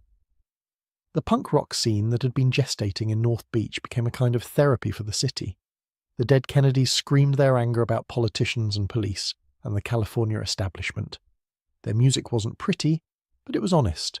It acknowledged that the world was broken, that the promises of the 60s had failed, that rage was an appropriate response to what had happened. On New Year's Eve 1978, just weeks after the City Hall assassinations, the Grateful Dead closed the Winterland Arena for good. The concert stretched through the night, the band playing until dawn, as if reluctant to let the decade end. The Blues Brothers opened the show. Bill Graham served breakfast to the audience as the sun rose. It was a farewell to an era, a last look back before turning to face whatever came next. Dianne Feinstein, who had announced the deaths of Moscone and Milk, became the city's first female mayor. She would lead San Francisco through the transition from the 70s to the 80s, from the era of counterculture to the era of AIDS, from the old San Francisco to something new. The gay community, devastated by Milk's murder, didn't retreat. They organised. They ran for office. They built institutions that would fight for their rights long after the grief had faded. The lesson they took from Milk's death was the lesson he had taught in life. Visibility was power, and the only way forward was to keep coming out, keep demanding recognition, keep refusing to disappear. The seeds of the technology revolution were being planted, though no one knew it yet. Silicon Valley, just down the peninsula, was beginning its transformation from orchards to computer labs. The Homebrew Computer Club, where Steve Jobs and Steve Wozniak had shown off early Apple prototypes, was meeting in the mid-70s. The next era of San Francisco's economy was already taking shape, waiting for its moment. What the 70s taught San Francisco was resilience. The city had faced horrors that would have broken many places. It had watched its beloved Haight-Ashbury descend into darkness. It had been terrorized by killers who were never caught. It had seen its leaders murdered in their offices. It had witnessed the largest mass suicide in American history, committed by people who had lived in its neighborhoods, and it had survived. Not unchanged, certainly. You can't go through what San Francisco went through in the 70s and remain the same. But the spirit of the city, that strange combination of idealism and pragmatism, of creativity and community, of welcoming the different and the strange, that spirit endured. The hate eventually recovered, sort of. It became a tourist attraction, a place where visitors could buy tie-dyed t-shirts and peer into head shops, playing at being hippies for an afternoon. The real counterculture energy had moved on, but the memory remained. The Castro only grew stronger. The 80s would bring new challenges, catastrophic ones, as AIDS devastated the community. But the political power that had been built in the 70s, the visibility that Milk had fought and died for, those things provided a foundation for survival. The music continued to evolve. San Francisco never stopped being a city of sound, whether it was the legacy acts still touring decades later, or the new bands emerging from garages and clubs. And the fog continued to roll in from the bay, as it had for centuries, indifferent to the human drama unfolding beneath it. So what do we take from this journey through 1970s San Francisco? What lessons does this tumultuous decade hold for us, all these years later? Perhaps the first lesson is about the price of dreams. The people who flocked to the hate in the 60s genuinely believed they were building a new world. Their failure wasn't inevitable. It was the result of real forces, real pressures, real mistakes. Understanding what went wrong doesn't mean dismissing what they tried to do. It means taking seriously both their vision and its collapse.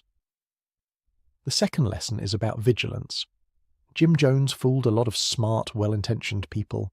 He did it by telling them what they wanted to hear, by wrapping his manipulation in the language of justice and equality. The lesson isn't that we should distrust everyone who speaks of changing the world. It's that we should look carefully at the gap between what people say and what they do, between the public face and the private reality. The third lesson is about courage. Harvey Milk knew he was a target. He made recordings to be played after his assassination. And he kept going anyway, kept being visible, kept demanding that others come out of their closets and stand in the light. His courage didn't prevent his death, but it did change the world. The fourth lesson is about community. The destruction of the Fillmore shows what happens when communities are torn apart by forces beyond their control.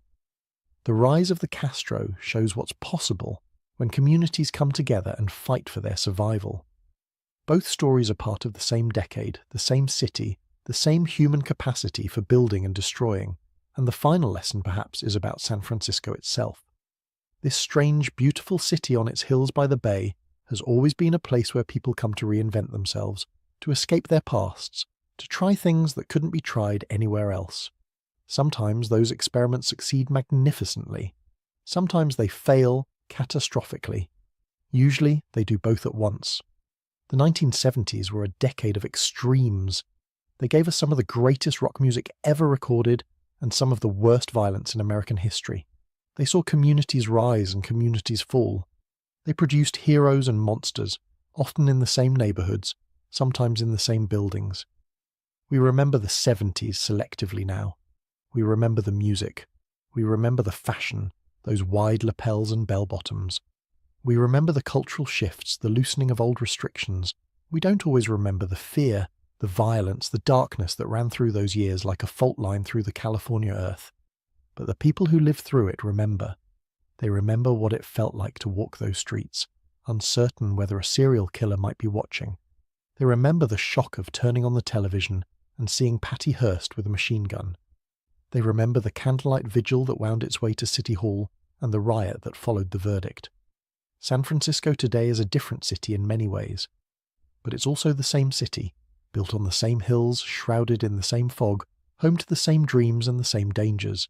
And now, dear friends, I hope you found this journey through time as fascinating as I found it to tell. If you enjoyed this story, please do subscribe and leave a like. It helps more than you know. Let me know in the comments what other historical journeys you'd like to take together. For now, rest well. Let the fog of the past settle around you like a blanket. Let the music play softly in your memory. And when you dream tonight, perhaps you'll dream of San Francisco, that city of dreams and nightmares, of love and loss, of everything that was and everything that might have been. Good night, dear friends. Until next time. Welcome back, dear friends. Before we begin, let me know where in the world you are watching from tonight. And please do not forget to subscribe and like to support the channel. Your support means the world, and it helps bring more stories like this one to your ears as you drift off to sleep. Now, settle in, get comfortable. Let the sounds of the world fade away as we travel back in time together, to a place where the sky stretched endless over the Texas plains, where oil derricks pumped black gold from the earth, and where a football team was about to become something more than just a team. They were about to become a symbol, a myth, America's team. Picture this. It is a Friday night in October 1971. The autumn air carries that first hint of coolness, though in Texas, even autumn can feel like summer's stubborn refusal to leave. The cicadas have finally quieted after months of their electric buzzing, and the evening breeze carries the scent of grass and dust and the first fallen leaves of the season. But tonight, something special is happening. Something that will mark a turning point, not just for a football team, but for an entire city. 65,000 people are filing into a brand new stadium in Irving, Texas, just west of Dallas proper. The structure rises from the flat Texas landscape like something from the future, its partially open roof creating a halo effect against the darkening sky. Cars stretch for miles along the highways leading to the stadium, their headlights creating rivers of light across the prairie. Texas Stadium. The name itself seemed to claim something larger than any single team or city. This was Texas, and Texas did things bigger than anywhere else. They said God left a hole in the roof so he could watch his favorite team play. And tonight, for the very first time, the Dallas Cowboys are taking the field in their new home. The roar of the crowd washes over the stadium like a wave, building and building until it becomes something physical, something you can feel pressing against your chest. The lights blaze bright enough to be seen for miles, turning the stadium into a beacon visible from highways across the Metroplex. The artificial turf glows an impossibly vivid green under those lights, a colour that nature never intended. And somewhere in the stands, a father lifts his young son onto his shoulders so the boy can see over the crowd. The child clutches a pennant, the star logo of the Cowboys emblazoned in white against blue. His eyes are wide, taking in more sensory information than his young mind can process. He will remember this night for the rest of his life. The smell of popcorn and hot dogs mixing with cigarette smoke, and the perfume of the woman in the next row. The press of bodies around him, thousands upon thousands of people sharing this moment. The way his father's voice cracked with emotion when the Cowboys scored their first touchdown in their new home. This moment captures everything Dallas was becoming in the 1970s. A city of spectacle and ambition. A city that built monuments to its dreams and then filled them with cheering thousands. A city that refused to be defined by tragedy, even when tragedy had put it on the map in the worst possible way. Because just 8 years before this magical October night, Dallas had been known for something very different. Something dark. Something that the city had been trying desperately to escape ever since. This is the story of Dallas in the 1970s. A city transforming itself, a city shaking off the shadow of tragedy and reaching for something brighter, something that would make the world see it in an entirely new light. A city of oil money and football glory, of disco nights and dangerous secrets, of cheerleaders who changed sports forever, and schemes that would make fictional villains blush with admiration. It is a story of excess and ambition, of dreams realized and innocence lost. It is the story of how a city became a symbol, and how that symbol, for better and worse, came to represent something essential about America itself in the final decades of the 20th century. The people who lived through it did not know they were making history. They were just living their lives, raising families, going to work, falling in love, making mistakes, chasing fortunes, losing everything, starting over. But looking back now, across the distance of decades, we can see how remarkable it all was. How a city that had experienced one of the great tragedies of American history reinvented itself as something glamorous, something exciting, something that millions of Americans wanted to watch every Sunday afternoon. So close your eyes if you like. Let your breathing slow. Feel the weight of your body sinking into wherever you are resting tonight. And let me take you there, to a time when the future seemed limitless, when the oil would never stop flowing, when the party never had to end. Let me take you to 1970s Dallas. To understand what Dallas became in the 1970s, you first have to understand what it was trying to leave behind. November the 22nd, 1963, a date that changed everything, not just for America, but for this particular city on the Texas plains. President John F. Kennedy was assassinated on the streets of Dallas, shot as his motorcade rolled through Dealey Plaza on a warm autumn afternoon. Within hours, the city's name had become synonymous with tragedy.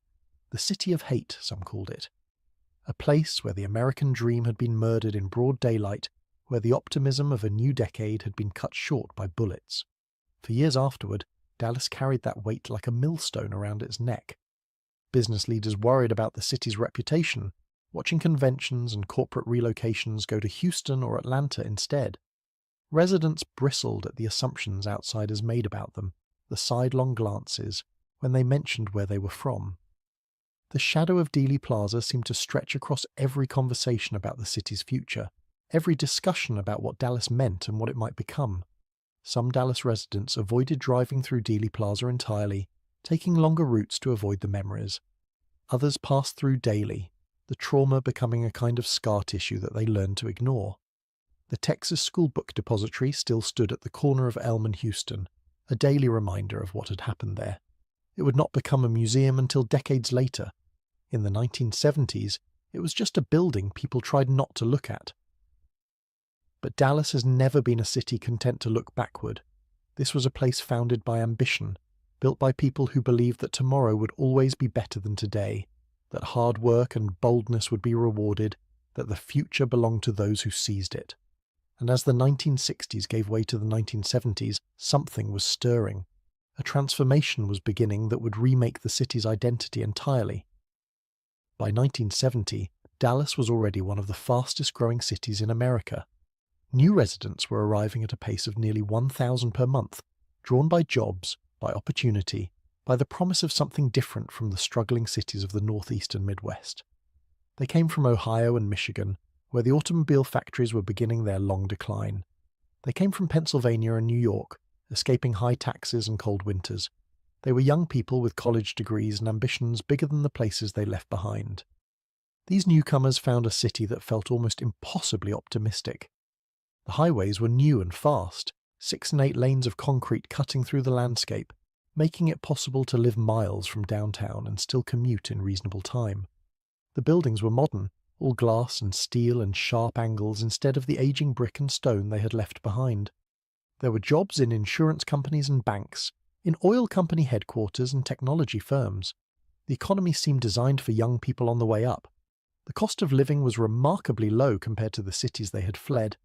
A young professional could afford a new car, a nice apartment, nights out at restaurants and clubs.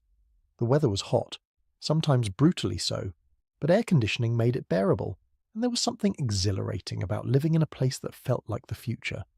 The city sprawled outward across the flat Texas prairie in every direction, new developments springing up where cotton fields had stood just years before. Plano and Richardson and Garland were transforming from small towns into suburbs, their populations exploding as families sought good schools and safe neighborhoods. Highways threaded through the landscape like arteries, carrying the lifeblood of commerce and commuters, the skyline. Downtown was still relatively modest compared to what it would become. The original Neiman Marcus building anchored Commerce Street.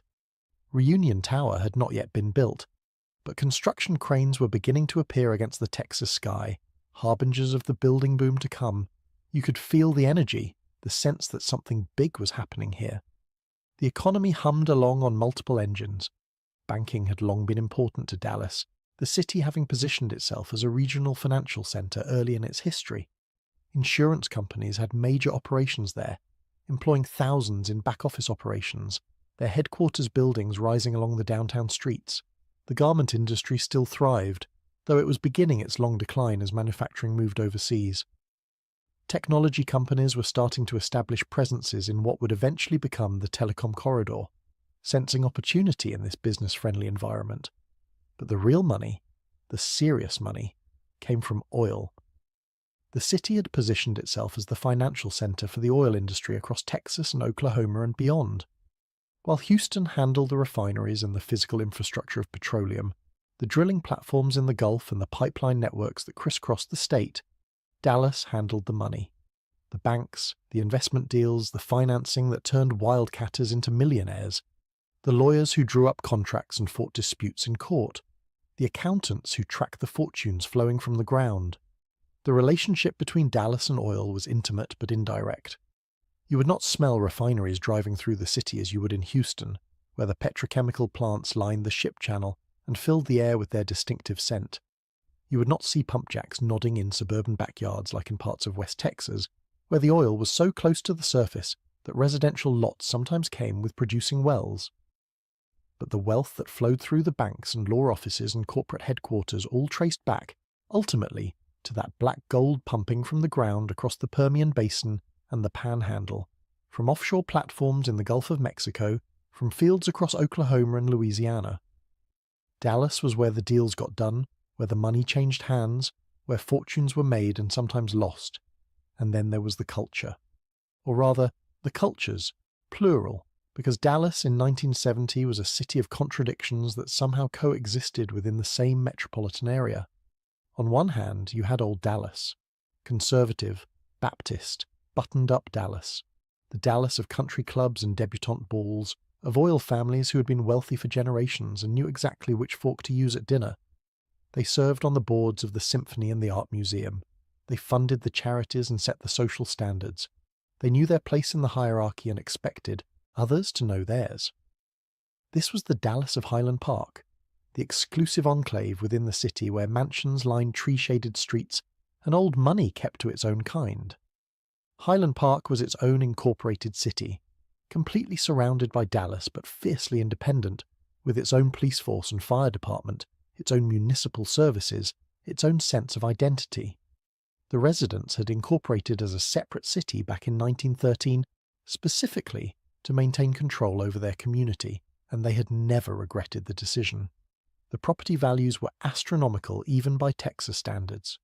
The schools were among the best in the state, funded by that enormous property tax base and populated by children whose parents expected excellence.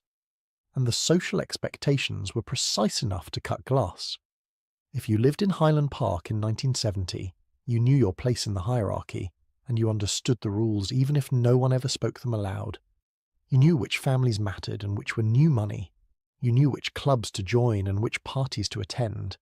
You knew how to dress and how to speak and how to conduct yourself in public. The homes of Highland Park were monuments to Texas wealth, built across decades in styles that followed the fashions of each era. Georgian mansions with columns and circular driveways, their facades white or red brick, their lawns perfectly manicured. Tudor revivals with half-timbering and leaded glass windows, imported stone and authentic details. Mediterranean villas with red tile roofs and courtyard fountains, their stucco walls painted in warm creams and yellows. Spanish colonials with arched doorways and interior patios, wrought iron balconies and hand-painted tiles. The streets had names like Beverly Drive and Mockingbird Lane, and the lawns were immaculately maintained by armies of gardeners who arrived each week in trucks. The social season in Highland Park followed a precise calendar that had been established over generations. Debutante presentations introduced young women to society each fall, elaborate affairs with white gowns and formal escorts and receptions at the country club. Charity galas raised money for hospitals and museums while displaying who belonged and who was merely wealthy. The Dallas Symphony and the Dallas Museum of Art depended on these patrons for their survival. The country clubs had waiting lists years long, and membership was as much about family connections as ability to pay the fees. But there was another Dallas emerging in the 1970s, particularly in areas like the Village, a sprawling apartment complex on Greenville Avenue that had become ground zero for young professionals. Here, the rules were different. The residents were younger, more mobile, less attached to the traditions that governed Highland Park society. They had come to Dallas for jobs in banking and insurance, in the growing technology sector, in the oil companies that, needed armies of white-collar workers to manage their expanding operations. They lived in efficiency apartments and one-bedrooms, with thin walls that let you hear your neighbours' arguments and romantic encounters. They shared pools and tennis courts with their neighbours, met at the mailboxes and the laundry room, formed friendships and relationships with people who had arrived just as rootless as themselves. And on the weekends, they went out. The singles scene in early 1970s Dallas was just beginning to find its feet. Bars and clubs were opening along Greenville Avenue and in pockets throughout the city, catering to this new generation of young professionals who wanted something their parents had never had: freedom.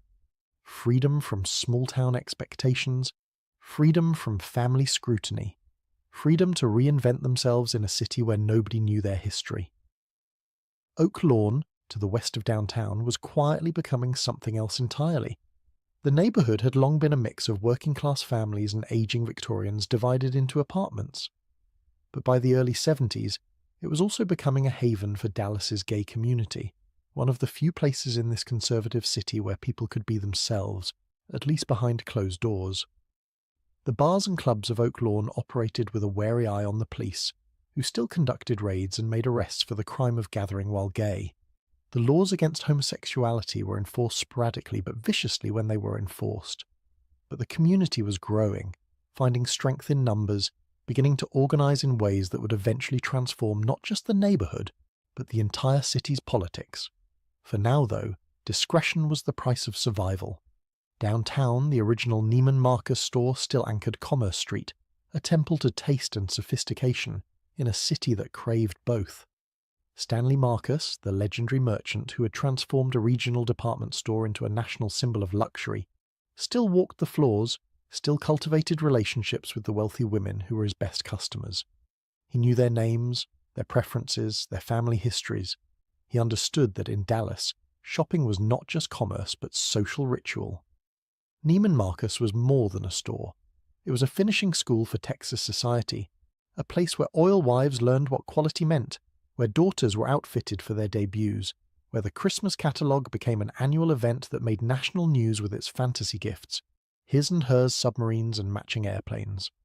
If you wanted to understand Dallas aspirations in 1970, you could do worse than spend an afternoon in the flagship Neiman Marcus store, watching the women in their careful outfits making their careful purchases, and presiding over all of it, giving Dallas its most visible identity, were the Cowboys. The Dallas Cowboys had been an expansion team born in 1960. For their first 5 years, they were terrible. The kind of team that gave fans nothing to cheer about except hope for next year. They lost and lost and lost some more, drawing sparse crowds to the Cotton Bowl, providing more material for jokes than for pride. But under coach Tom Landry, they had slowly, methodically, become something special. Landry was building something systematic and lasting, a franchise built on intelligence and discipline rather than brute force. By 1970, they were contenders.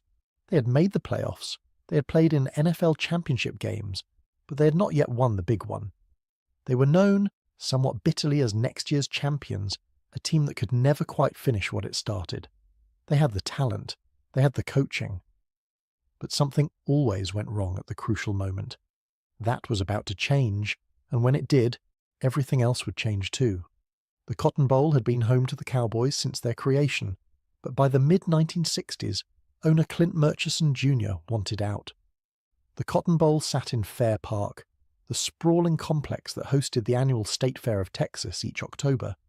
It was a perfectly good stadium, historic even, with decades of college football memories embedded in its concrete. The Texas-Oklahoma rivalry game filled it every fall, 50,000 fans split between burnt orange and crimson screaming at each other across the field. New Year's Day brought the Cotton Bowl game itself, matching top college teams in what was then one of the most prestigious postseason matchups. But Murchison saw problems that others overlooked or accepted as inevitable. The neighbourhood around Fair Park had changed dramatically since the stadium was built in 1930. White flight had transformed the area as more affluent residents moved to the suburbs in the decades following World War II.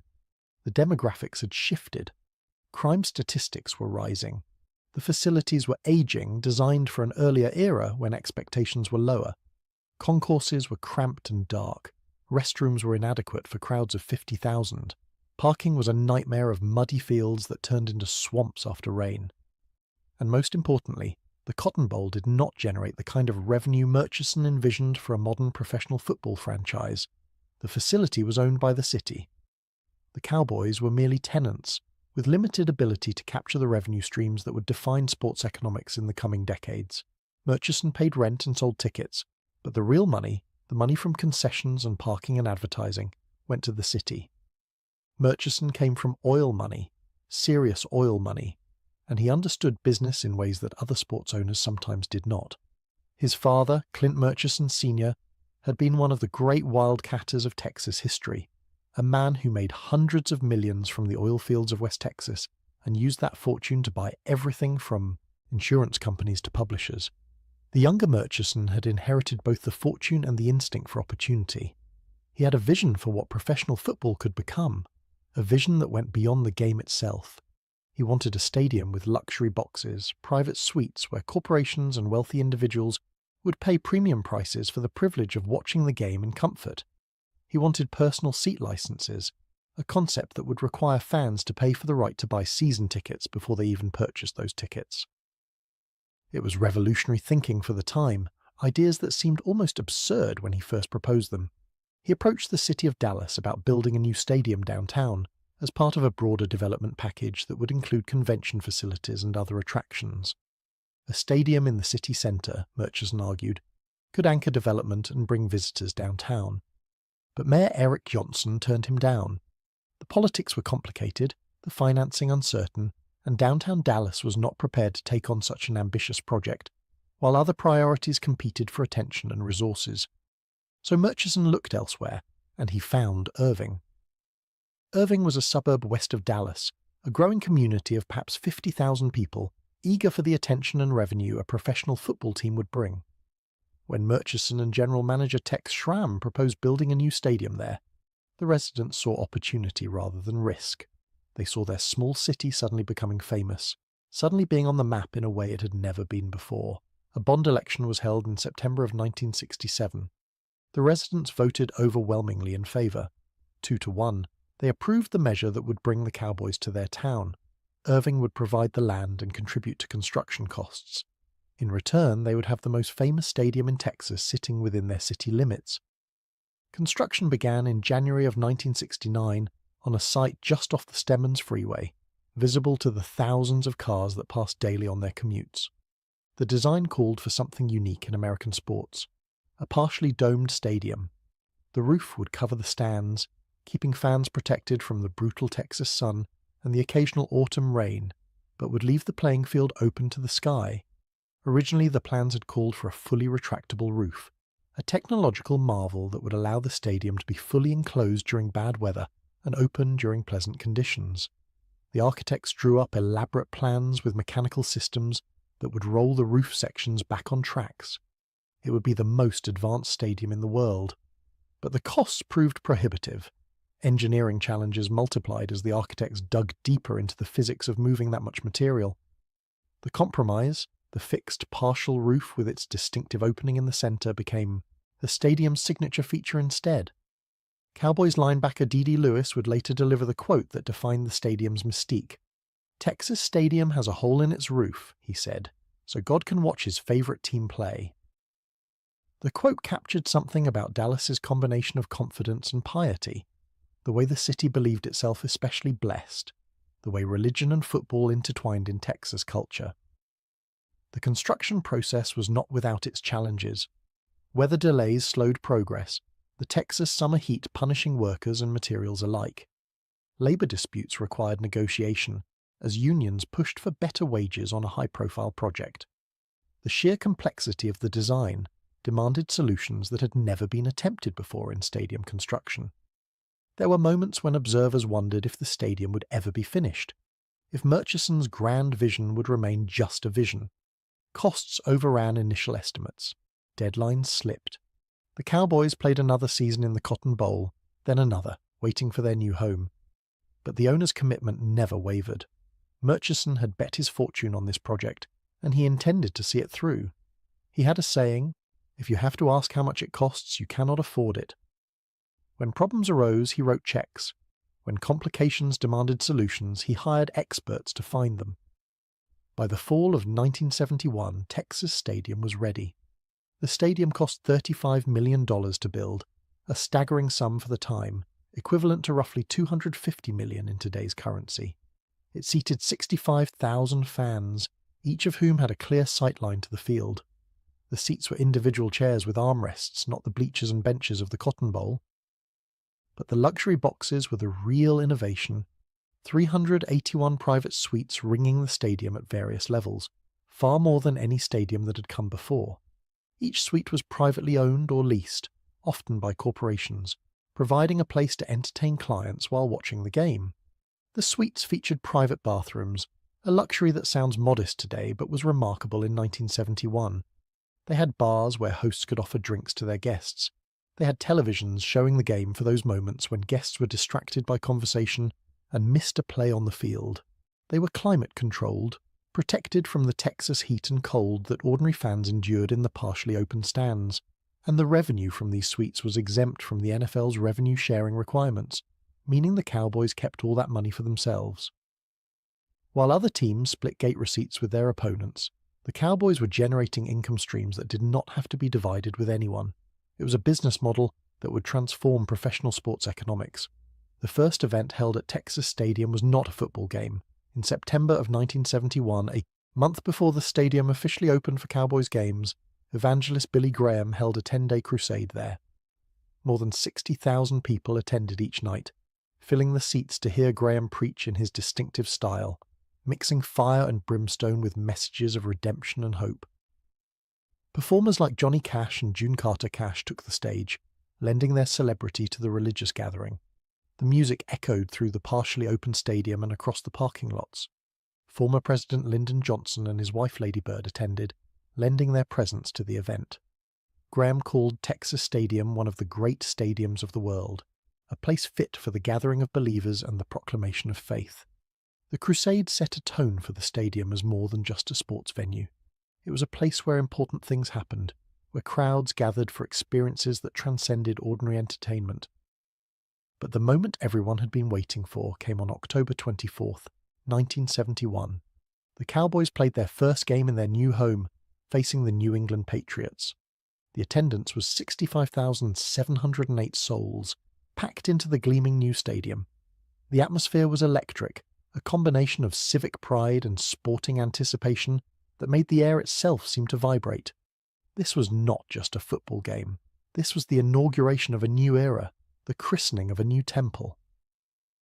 The fans arrived hours early, exploring the new facility with the excitement of children at Christmas. They marvelled at the luxury boxes that looked down on the field like balconies at an opera house.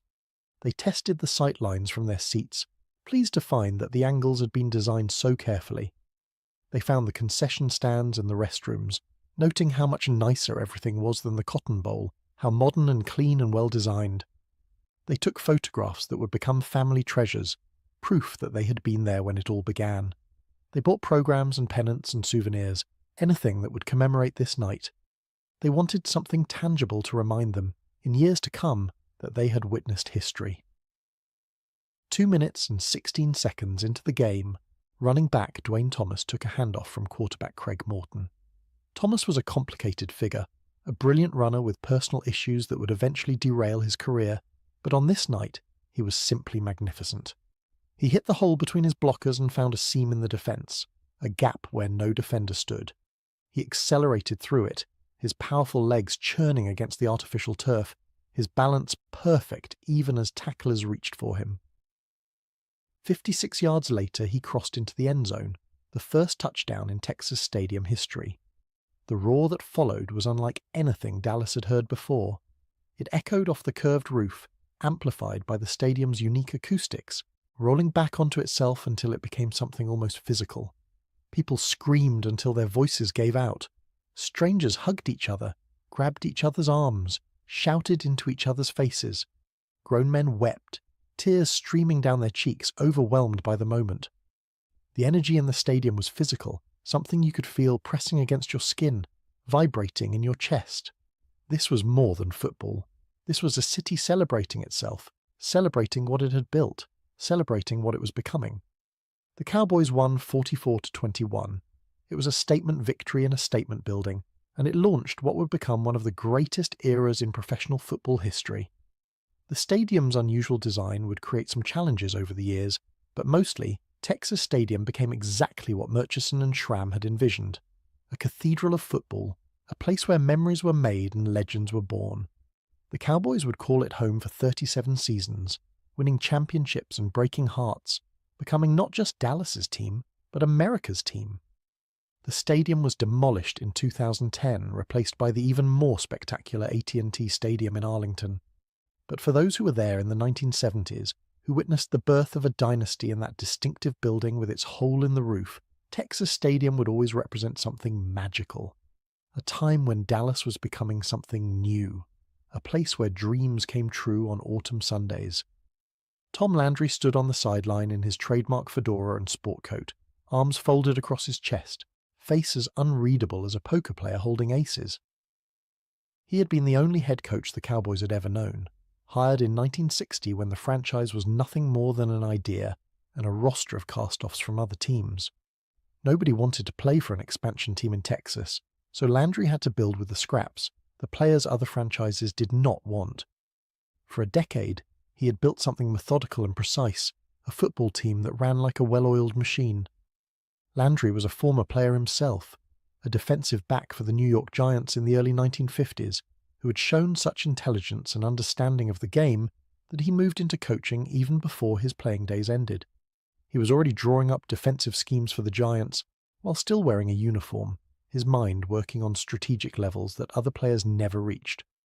But it was as a coach that he found his genius. He invented the 4-3 defense that became the standard in professional football: 4 down linemen and 3 linebackers working in concert to stop the run and pressure the quarterback. Before Landry, defenses typically featured 5 linemen. His innovation changed how the game was played. He created the flex defense that would become the Cowboys' signature, a system where defenders were responsible for specific zones rather than simply pursuing the ball. The flex required discipline and intelligence from every player. You had to be willing to stay in your assignment even when instinct told you to chase the play, trusting that the system would work if everyone did their job. His offense was equally innovative, using multiple formations and constant motion to confuse defenders. Receivers would shift before the snap, backs would go in motion, and the quarterback might change the play at the line based on what he saw from the defense. Where other teams ran plays, Landry ran a system, one that required intelligence and discipline from every player. He was among the first coaches to use computers for scouting and game preparation, bringing a scientific approach to a sport that had often relied on intuition and brute force. While other coaches went with their gut, Landry studied printouts and analysed tendencies. He wanted to know what the other team would do before they did it. Landry himself seemed almost robotic on the sideline.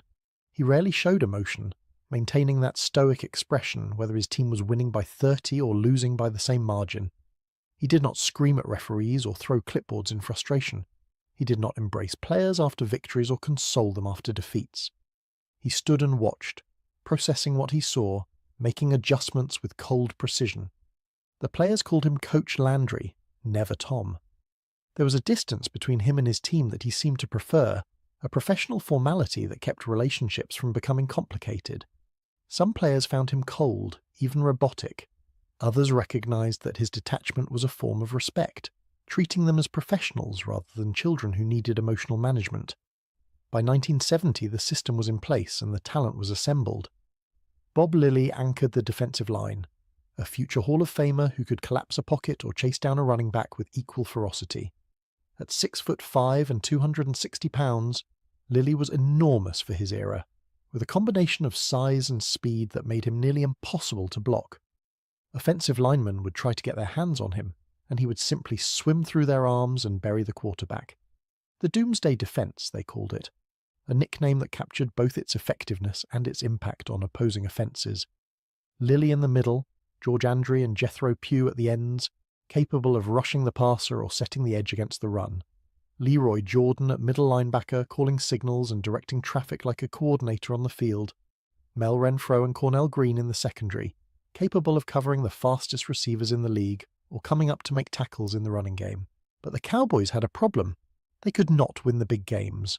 Twice they had lost the NFL championship game to the Green Bay Packers, including the legendary Ice Bowl in 1967. That game, played in temperatures of 13 degrees below zero at Lambeau Field in Green Bay, remained a wound in the collective memory of Cowboys fans, a nightmare that played in their minds whenever the stakes were highest. The conditions were almost unimaginable for a football game. The heating system meant to keep the field thawed had failed, leaving the playing surface frozen solid as concrete. Players' breath crystallized in the air instantly, hanging in clouds before their faces. The referees' whistles froze to their lips when they tried to blow them. The cold was so severe that the Dallas band could not play their instruments because the metal mouthpieces froze and stuck to their lips, drawing blood. With 16 seconds remaining, Green Bay trailed by 2 points and faced third down at the Dallas 1-yard line. The logical play was a field goal, a chip shot that would have won the game. Instead, quarterback Bart Starr called a sneak, betting everything on one play. He pushed forward behind the block of Jerry Kramer and crossed into the end zone by inches. Dallas had lost, again, in the final seconds. The Ice Bowl became the defining moment of what the Cowboys could not do, a symbol of their inability to close out games when championships were on the line. They had made it to Super Bowl V after the 1970 season, finally reaching the biggest stage after years of falling short. But they lost to the Baltimore Colts on a last-second field goal in what some called the Blunder Bowl, for all the turnovers and mistakes on both sides. The Cowboys had committed 7 turnovers in that game, fumbles and interceptions at crucial moments. Their quarterback threw 3 interceptions. A running back fumbled deep in their own territory. The loss felt like confirmation of everything critics had said about them. Next year's champions. The label stuck, and it stung. The 1971 season began with a quarterback controversy. Craig Morton had been the starter for years, a talented passer with a strong arm but a tendency toward inconsistency. But Roger Staubach was pushing for playing time, demanding his chance to show what he could do. Staubach was different from most football players in ways that went beyond his throwing motion or his scrambling ability. He had graduated from the Naval Academy in 1965, winning the Heisman Trophy his junior year as the best college football player in America. He was 6 feet 3 inches of pure athletic ability, with a right arm that could thread passes through coverage and legs that could carry him away from pressure. But his commitment to the Navy meant he had to serve 4 years of active duty before he could pursue a professional career. While other players were developing in the NFL, learning the nuances of the professional game, Staubach was serving his country. He spent a year in Vietnam as a supply officer, overseeing logistics at a base in Da Nang while the war raged around him. He kept in shape as best he could, throwing footballs when he had the chance, maintaining his skills on makeshift fields while bombs fell in the distance. He came to the Cowboys at age 27, older than most rookies, having missed what should have been his prime developmental years. Some wondered if he could ever catch up, if the game had passed him by while he was serving his country. Could a quarterback learn the intricacies of professional football in his late 20s? Could he develop the instincts that other quarterbacks had honed for 4 extra years? He was also a devout Christian, a devoted family man with a wife and children, and a fierce competitor who seemed almost supernaturally driven to win. Where other quarterbacks relied on physical gifts alone, Staubach combined talent with an almost fanatical work ethic. He studied film for hours. He practiced plays until his receivers complained about fatigue. He wanted to win with an intensity that bordered on obsession. For the first half of the 1971 season, Landry alternated between his quarterbacks, trying to find the right answer. Morton would start one game, Staubach the next. Neither could establish a rhythm. Neither could feel secure in his position. In one game against the Bears, Landry actually alternated them by the play, sending in a new quarterback with each snap. Morton would hand off or throw, then trot to the sideline as Staubach ran onto the field for the next play. It was chaos, and the Cowboys lost. The crowd booed. The players were confused. The system had failed. At the midpoint of the season, Dallas was 4-3, respectable but not championship caliber, not the record of a team that expected to contend for Super Bowls, and then Landry made his decision. Staubach would be the starter. There would be no more alternating, no more controversy, no more questions about who would take the snaps. Roger Staubach was the quarterback of the Dallas Cowboys, and that was final. Dallas did not lose another game that season. 7 straight victories to close out the regular season, each one building on the last, each one adding to the sense that something special was happening. Staubach grew more comfortable with each game, more confident, more deadly. He was learning the NFL at an accelerated pace, his intelligence compensating for his lost years. His passer rating for the season was an extraordinary 104.18, the best in the NFL by a significant margin. He threw 15 touchdowns against only 4 interceptions, protecting the ball with discipline while still making the aggressive throws. He made plays that seemed impossible, scrambling away from pressure and finding open receivers downfield, extending plays with his legs and finishing them with his arm. A playoff win over the Minnesota Vikings, another win over the San Francisco 49ers for the NFC Championship, and then Super Bowl VI against the Miami Dolphins. The game was played in New Orleans on January 16, 1972.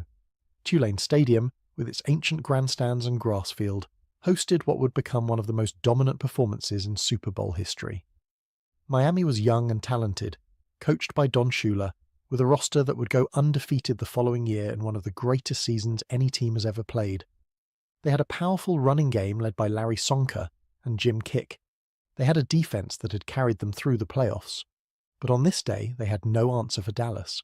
The Cowboys dominated from start to finish, executing Landry's game plan with precision that bordered on artistic.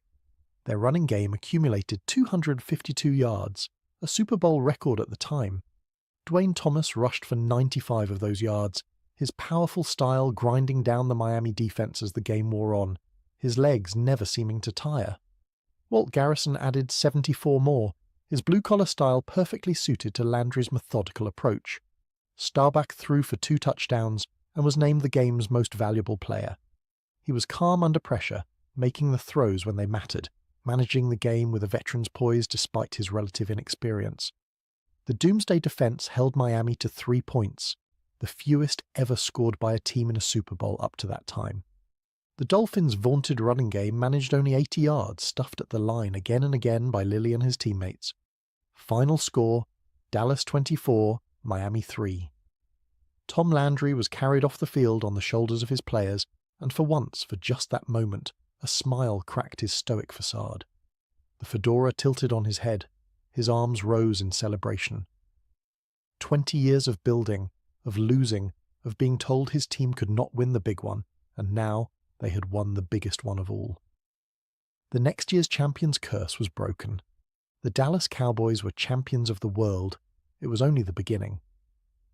Throughout the 1970s, the Cowboys remained at or near the top of professional football, a sustained excellence that no other team could match. They returned to the Super Bowl after the 1975 season, losing a heartbreaker to the Pittsburgh Steelers, 21-17. That game featured one of the most famous plays in NFL history. Lynn Swann's acrobatic catch over Mark Washington, where the Steelers' receiver seemed to float through the air and somehow hold onto the ball despite impossible coverage. Swann twisted and turned, the ball dancing on his fingertips, and when he came down with it, the Cowboys' hopes came down too. They went back again after the 1977 season, this time crushing the Denver Broncos 27-10 to claim their second championship of the decade. Harvey Martin and Randy White, the defensive ends who had terrorized opposing quarterbacks all season, shared Most Valuable Player honors, the only time that award has been split, in Super Bowl history. And then came another Super Bowl loss to Pittsburgh after the 1978 season, a game that went down to the final minutes, 35-31, in a contest that many still consider one of the greatest Super Bowls ever played. Pittsburgh and Dallas traded haymakers for 4 quarters, neither team able to put the other away, until the final seconds ticked away, and the Steelers held on. 5 Super Bowl appearances in 9 years, 2 championships, a decade of dominance that transformed the franchise from regional attraction to national phenomenon. The Cowboys were on national television more than any other team in football. Their games drew the highest ratings. Their stars became celebrities recognized far beyond the sports pages, household names in homes that did not even care about football. And somewhere along the way, they acquired a nickname that would define them forever. America's Team. The name came from a highlight film produced by NFL Films in 1978. The narrator, the legendary voice of John Facenda, noted how Cowboys fans seemed to appear everywhere the team played, filling visiting stadiums with their cheers. No matter where the Cowboys went, he said, Whether to Washington or New York, Philadelphia or Chicago, there were fans waiting for them, fans wearing the star, fans cheering for Dallas. The Cowboys, he concluded in that sonorous voice, were America's team. Landry did not like the label. He thought it would motivate opponents, give them extra incentive to beat Dallas, turn every game into a crusade against presumption. And he was probably right. Other teams' fans resented the presumption, the arrogance of claiming to represent all of America, of assuming their team was somehow special. But the name stuck because it captured something true. The Cowboys had become more than just a football team from Texas. They had become a symbol of success, of excellence, of a certain kind of American glamour that transcended regional loyalties. When people around the world thought of American football, they thought of the star on the helmet. They thought of Tom Landry in his fedora. They thought of Roger Staubach throwing from the pocket. The players of that era became legends, their names still invoked decades later by fans who remember their glory days. Staubach, the Navy hero who won 2 Super Bowls and earned a reputation for impossible comebacks. He would lead the Cowboys to 23 fourth-quarter comeback victories in his career, so many that the phenomenon earned its own name, Captain Comeback. Tony Dorsett arrived in 1977, the explosive running back from Pittsburgh who won a championship his rookie year. Dorsett could accelerate through holes that other runners would not even see, his quickness making tacklers grasp at air where he had been a moment before. He was poetry and shoulder pads, grace and power combined. Randy White and Harvey Martin, the defensive ends who terrorized quarterbacks. Ed Too Tall Jones, who stood 6 feet 9 inches tall and could have been a basketball star or a boxer but chose football, his wingspan making him impossible to throw over. Cliff Harris and Charlie Waters, the safeties who hit like linebackers and read quarterbacks like they were stealing the signals. Drew Pearson, who caught Staubach's Hail Mary passes and made the impossible seem routine. These names meant something to a generation of football fans, symbols of an era when the Cowboys stood atop the sport. And the team they played for helped transform Dallas from a city known for tragedy into a city known for triumph. Before 1972, cheerleaders in professional football were an afterthought. Most teams had squads of local high school girls or college students who led chants and waved pom-poms during timeouts. They wore modest sweaters with their team's letters. They performed traditional cheers that their grandmothers would have recognized. They were wholesome, traditional, and largely invisible on television broadcasts.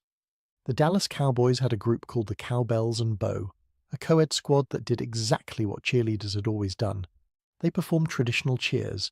They encouraged fans to make noise. They were fine, adequate, forgettable. And then came Bubbles Cash. In 1967, during a game at the Cotton Bowl, a woman named Bubbles Cash walked down the stand staircase on the 50-yard line. Her real name was not Bubbles, of course, but she had earned the nickname for reasons that were immediately apparent. She was, to use the parlance of the time, generously proportioned, and she was wearing a short skirt that drew attention with every step. She carried cotton candy in each hand, one in each manicured fist, and she walked with a sway that suggested she knew exactly the effect she was having on the predominantly male crowd. The crowd went wild. Players on the field lost focus as their eyes followed her progress down the stairs. Television cameras swung to follow her, the directors recognizing a story when they saw one. For a few minutes, Bubbles Cash was the most interesting thing happening at the Cotton Bowl, more captivating than the game itself. Tex Schramm, the Cowboys' general manager, took notice from his position in the press box. Schramm understood entertainment in ways that other sports executives sometimes did not. He had worked in television before joining the Cowboys, had produced the 1960 Winter Olympics for CBS. He understood marketing, he understood spectacle, and he understood that Bubbles Cash had accidentally revealed something important about what fans wanted to see. It took a few years for the vision to crystallize, but by 1972, Schramm was ready to revolutionize professional cheerleading. He charged a woman named Dee Brock with developing something new, a squad of adult women, professional dancers, who would perform choreographed routines rather than traditional cheers. Brock understood the assignment. This would not be a squad of enthusiastic amateurs learning routines in their spare time. This would be a professional entertainment product, as polished and precise as anything on Broadway. She recruited Texie Waterman, one of the top dance instructors in America, to serve as choreographer. Waterman had trained dancers for Broadway and Hollywood. She knew how to create routines that were athletic, visually stunning, and perfectly synchronized. She knew how to make movement tell a story, how to use bodies as instruments of expression. Together, they auditioned over 100 women and selected just 7 to form the inaugural squad of what would become the Dallas Cowboys cheerleaders. The auditions were rigorous, testing not just dancing ability but athleticism, personality, and that ineffable quality that made certain women captivating to watch. They were looking for something specific, something that transcended mere beauty or mere talent. These were not high school girls learning their first dance steps. These were adult women, many with years of dance training, who brought professional discipline to their performances. They practiced for hours every week. They learned routines that would make Broadway choreographers nod in appreciation. They were athletes in their own right, their bodies conditioned for the physical demands of performance. But they needed more than just dancers. They needed a look. Paula Van Wagener was a fashion designer in Dallas who got the assignment through a connection. Her boss played golf with Tex Schramm, and when Schramm mentioned he needed someone to design uniforms for a new cheerleading squad, Van Wagener got the call. The requirements were specific and sometimes contradictory. The uniform had to allow for movement, for the athletic dance routines Waterman was creating.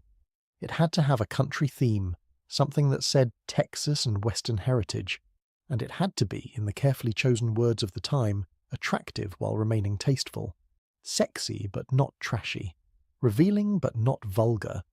It was a fine line to walk. Van Wagener presented 2 options. One was a fringe belt worn over a bodysuit, which looked more like something from a costume shop than a professional uniform. It was too literal, too obvious in its Western references. The other was what would become the most famous cheerleading uniform in history, a tied-off blue blouse that showed a strip of midriff, a vest with white stars, white shorts that would later be called hot pants, and white go-go boots that climbed up the calf. They chose the blouse and shorts, and professional sports would never be the same. The new Dallas Cowboys cheerleaders made their debut at Texas Stadium for the 1972 season. The response was immediate and overwhelming. Fans cheered louder for the cheerleaders than they had for any squad before. Mail poured into the Cowboys' offices, much of it from men requesting photographs, but also from women asking how to try out for the squad. The cheerleaders transformed the game day experience in ways that went beyond their routines. Where traditional squads had stood on the sidelines waving pom-poms, the Dallas Cowboys cheerleaders performed. They executed jazz-inspired dance routines with precision timing, their movements synchronized down to the smallest gesture. They smiled with practiced warmth at the cameras, aware that millions of viewers at home were watching. They became part of the show, as much an attraction as the football itself. But the moment that launched the cheerleaders into national consciousness came on January 18th, 1976, at Super Bowl X in Miami. CBS, broadcasting the game, made a decision to feature the cheerleaders prominently in their coverage. The camera cut to them during breaks in the action, during timeouts, during any pause in play. The directors understood what Schramm had understood. These women were compelling television, and at one key moment a cheerleader named Gwenda Swearingen winked at the camera. It was a small gesture, lasting perhaps a second. Just a wink, a flirtatious acknowledgement that she knew the camera was watching, that she was performing for an audience beyond the stadium. But that wink was seen by 80 million people watching at home. The switchboard at CBS lit up with calls. Newspapers ran stories the next day not just about the game, which Dallas lost to Pittsburgh, but about those women on the sideline. The honey shots, they came to call them, and they became a staple of football broadcasts for years afterward. Other networks copied the approach. Other teams created their own cheerleading squads.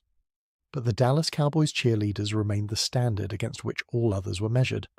By 1977, the Dallas Cowboys cheerleaders were a phenomenon unto themselves, famous beyond their association with the football team.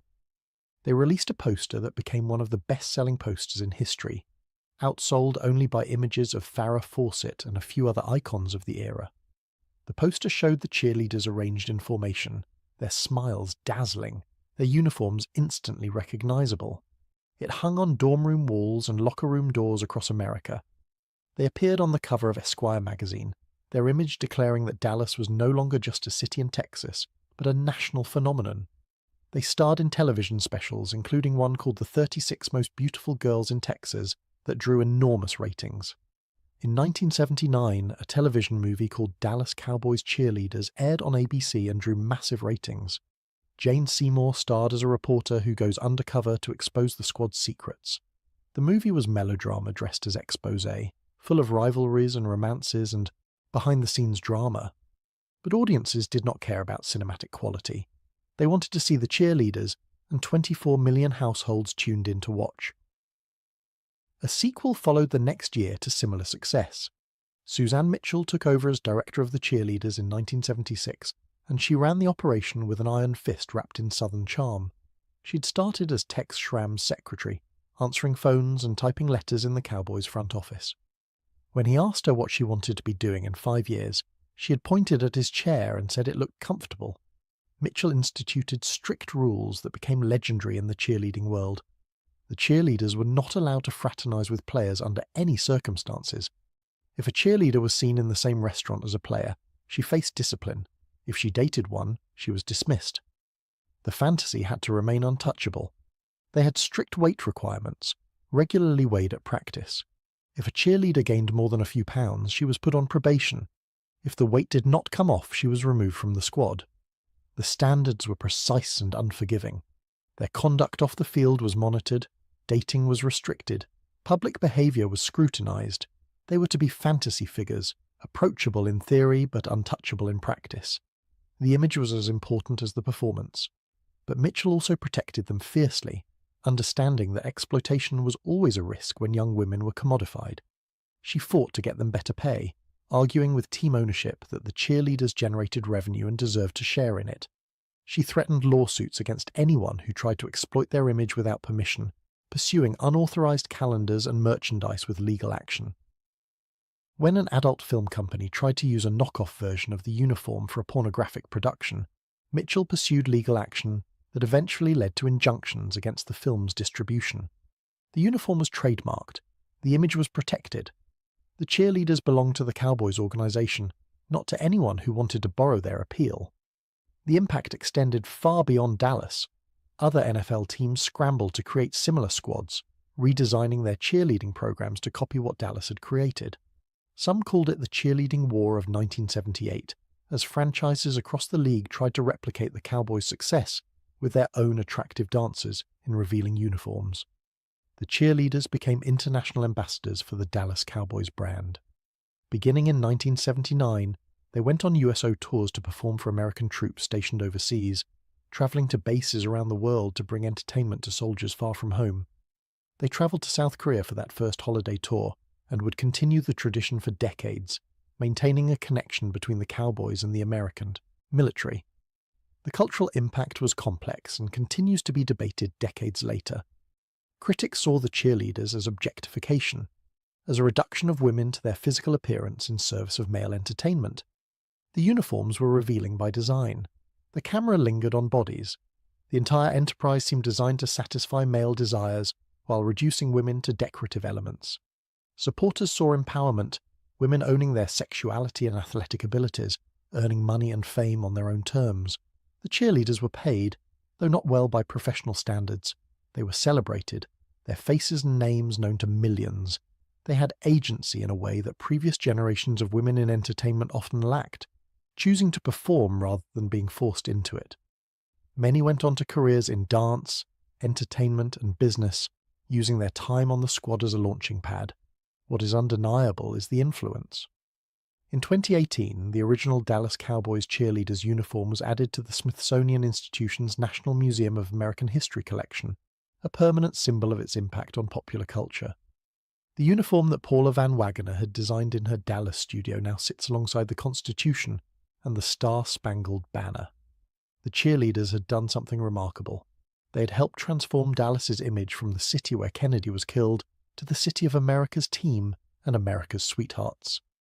It was a rebranding exercise that public relations firms would study for generations, accomplished not through advertising campaigns but through entertainment that people actually wanted to watch. In October of 1973, war broke out in the Middle East. Egypt and Syria attacked Israel on Yom Kippur, the holiest day in the Jewish calendar, and the conflict quickly drew in the superpowers. The Soviet Union supported the Arab states. The United States supported Israel. For a few tense weeks, some feared the regional conflict might escalate into something much worse. When the United States provided military support to Israel, the Arab members of OPEC responded with an oil embargo. They would not sell petroleum to nations that supported their enemy. The tap was turned off, and the world suddenly remembered how dependent it had become on oil. For most of America, the embargo was a disaster. Gas stations ran dry. Lines stretched for blocks in cities across the country, cars waiting hours for the chance to fill their tanks. The price of gasoline doubled and then doubled again. Prices for everything from food to electricity climbed as the cost of energy rippled through every sector of the economy.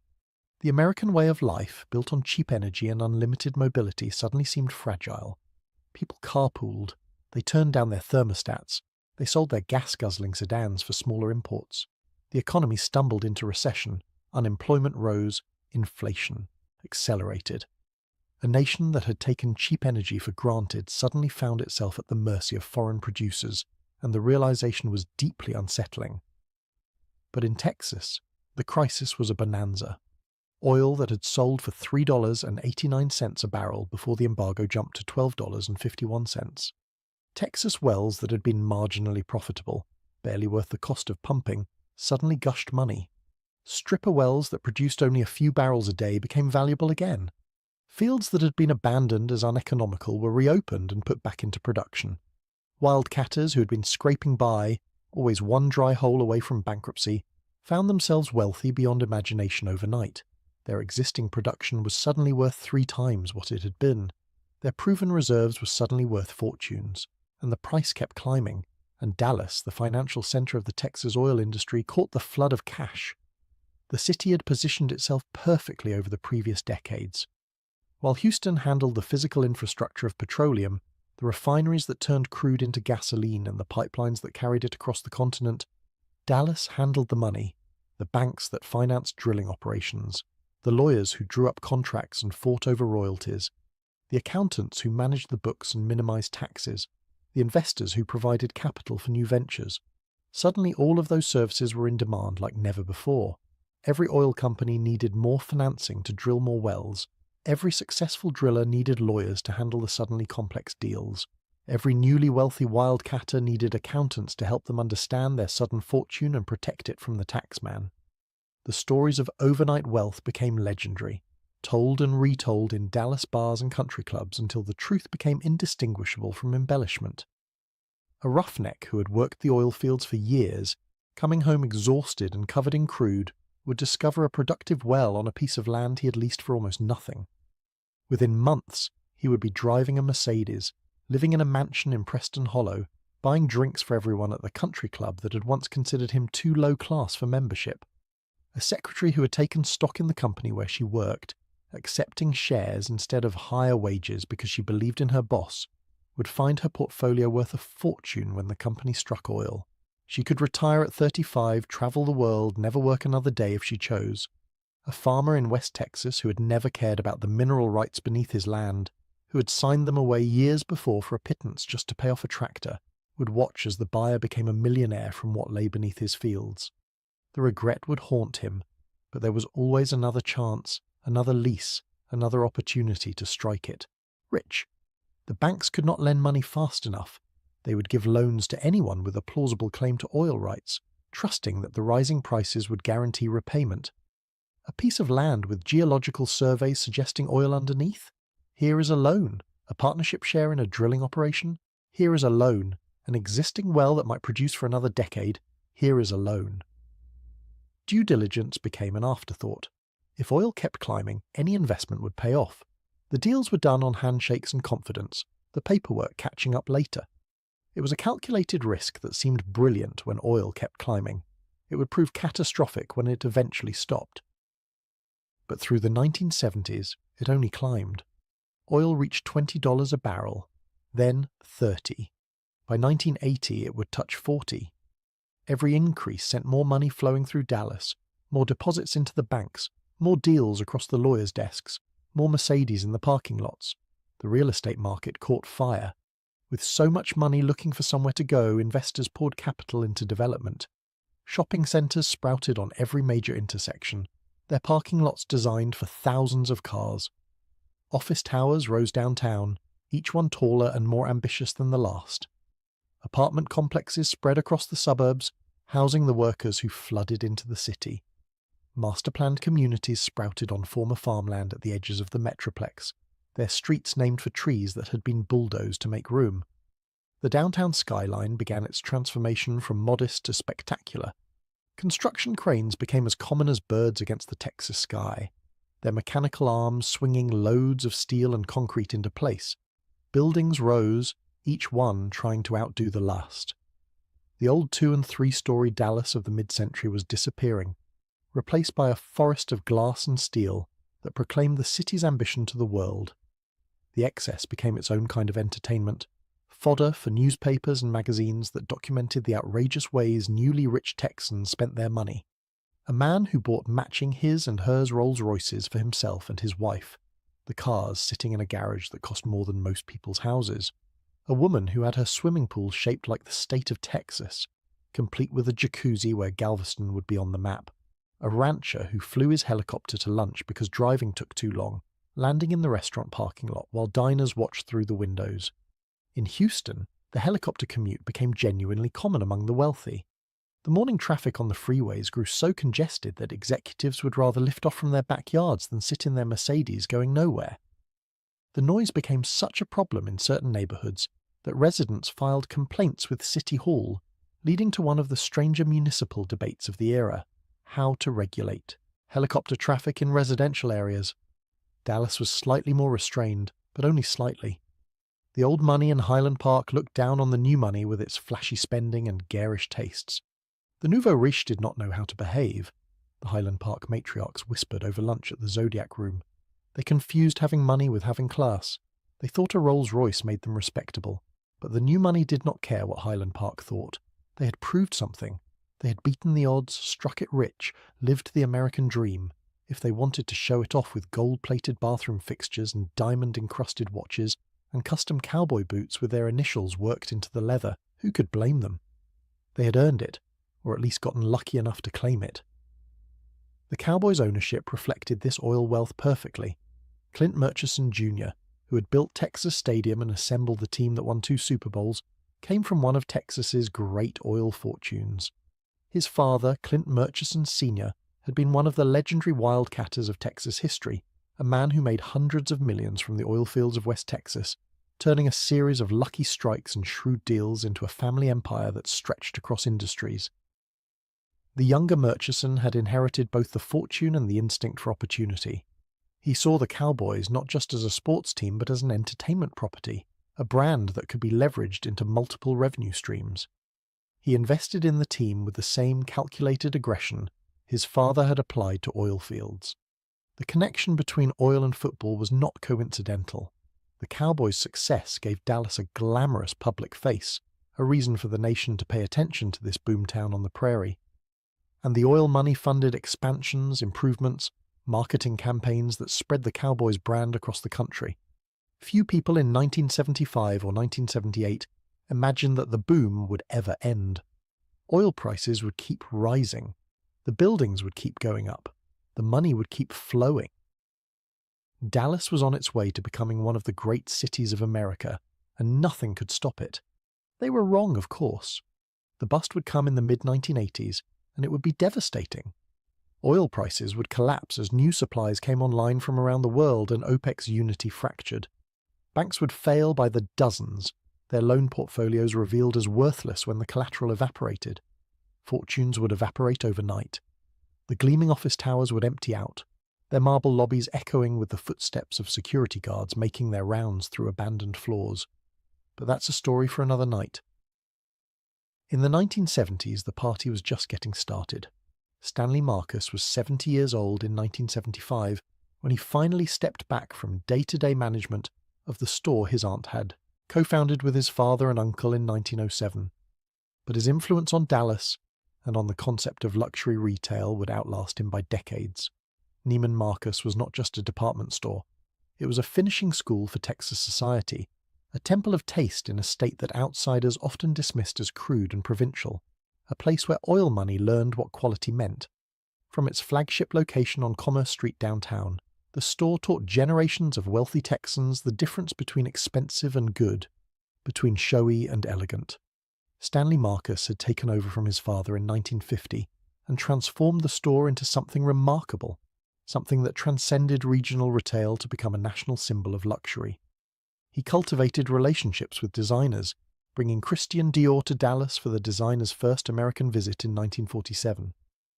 The fashion world was astonished that the legendary French designer would travel to Texas of all places, but Marcus understood something others did not.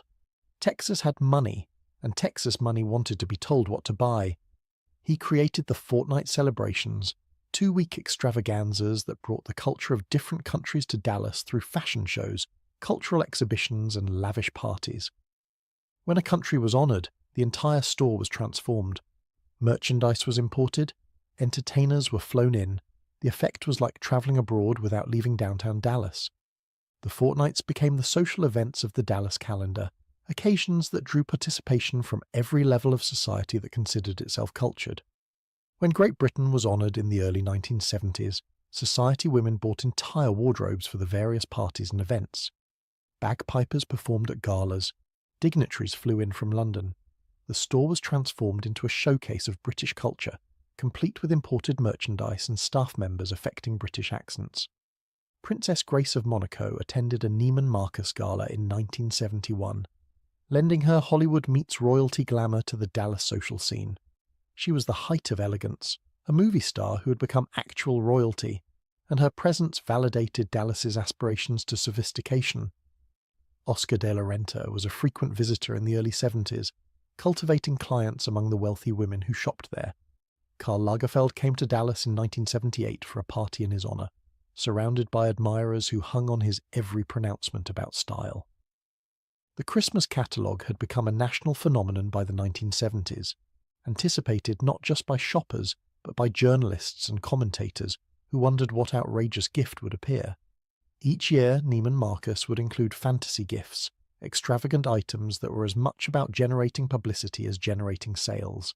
His and hers submarines, matching mummy cases guaranteed authentic with certificates of provenance, a Black Angus steer with a year's supply of beef included, delivered dressed and butchered to your specifications, an entire junk from Hong Kong, sailed across the Pacific by a professional crew, a real airplane painted in the customer's choice of colours.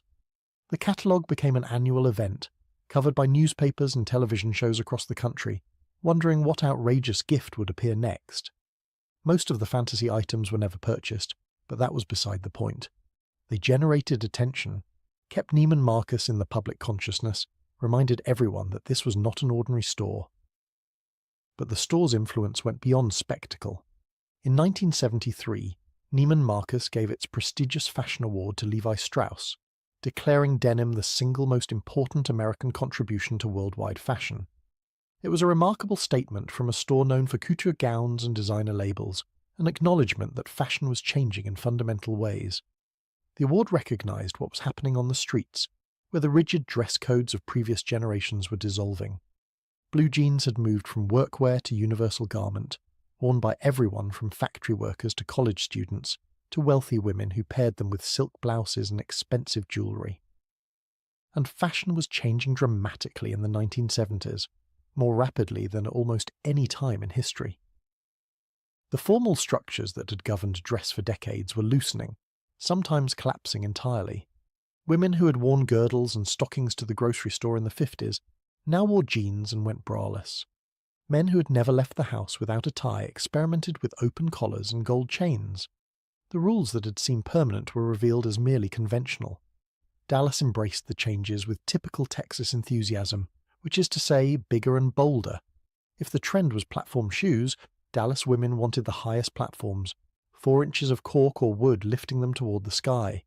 If the style was sequins, Dallas wanted more sequins than anyone else, dresses that glittered and shone under the disco ball. If jewellery was in fashion, Dallas women wore it in quantities that would make a Manhattan socialite blanch, gold and diamonds dripping from ears and necks and wrists. The disco era arrived in Dallas in the mid-70s, bringing with it a new aesthetic that seemed designed for Dallas sensibilities. Shiny fabrics that caught the light, metallic golds and silvers that glittered on the dance floor, halter tops and hot pants that showed more skin than previous generations would have tolerated in public. Bell-bottoms so wide they swept the ground as you walked, requiring careful attention to puddles and stairs. For men, the transformation was equally dramatic. The narrow lapels and conservative suits of the early decade gave way to wider and wider cuts, the fashion pendulum swinging toward excess. Shirt collars grew enormous, meant to be worn open and spread over the lapels of sport coats. Polyester blends in bright colours replaced the wool and cotton of previous generations, their synthetic sheen matching the synthetic quality of the era. The Zodiac Room at Neiman Marcus remained a temple of ladies who lunch, where wealthy women gathered over chicken salad and the famous popovers to discuss philanthropy and social obligations. The room featured astrological symbols on the walls, a touch of whimsy in an otherwise elegant setting. But even there the changes were visible. Younger women dressed more casually than their mothers had. The rigid rules of gloves and hats for shopping trips were relaxing. A new informality was creeping into even the most traditional spaces, the generational shift evident in hemlines and hairstyles. Stanley Marcus watched these changes with a mixture of interest and concern. He believed in quality, in craftsmanship, in things that lasted. The disposable fashion of the disco era troubled him, but he was pragmatist enough to know that the store had to evolve with its customers, that resistance to change was commercial suicide. The Village apartment sprawled across Greenville Avenue in northeast Dallas, a complex of buildings and pools and tennis courts that had become ground zero for the city's young professional scene. If you wanted to understand 1970s Dallas, you could do worse than spend a Saturday night in the Village. If you were 25 years old in 1975 and you had moved to Dallas for a job in banking or insurance or oil, the Village was where you lived. The apartments were not fancy. Efficiency units and one-bedrooms with thin walls that let you hear your neighbours' arguments and romantic encounters. The finishes were basic, the appliances utilitarian. But the complex had something more valuable than square footage: community. Thousands of young people lived there, all of them in roughly the same situation, all of them new to Dallas, all of them looking for connection in a city where they knew almost no one. The pools became gathering places on summer weekends, where young men and women sized each other up over coolers of beer. The tennis courts hosted pickup games that were as much about flirting as athleticism. The laundry rooms were places to meet your neighbours, and on Friday and Saturday nights, the residents of the Village went out. They dressed in the fashions of the era, the women in halter tops and tight jeans, the men in polyester shirts open at the collar, everyone smelling of cologne and possibility.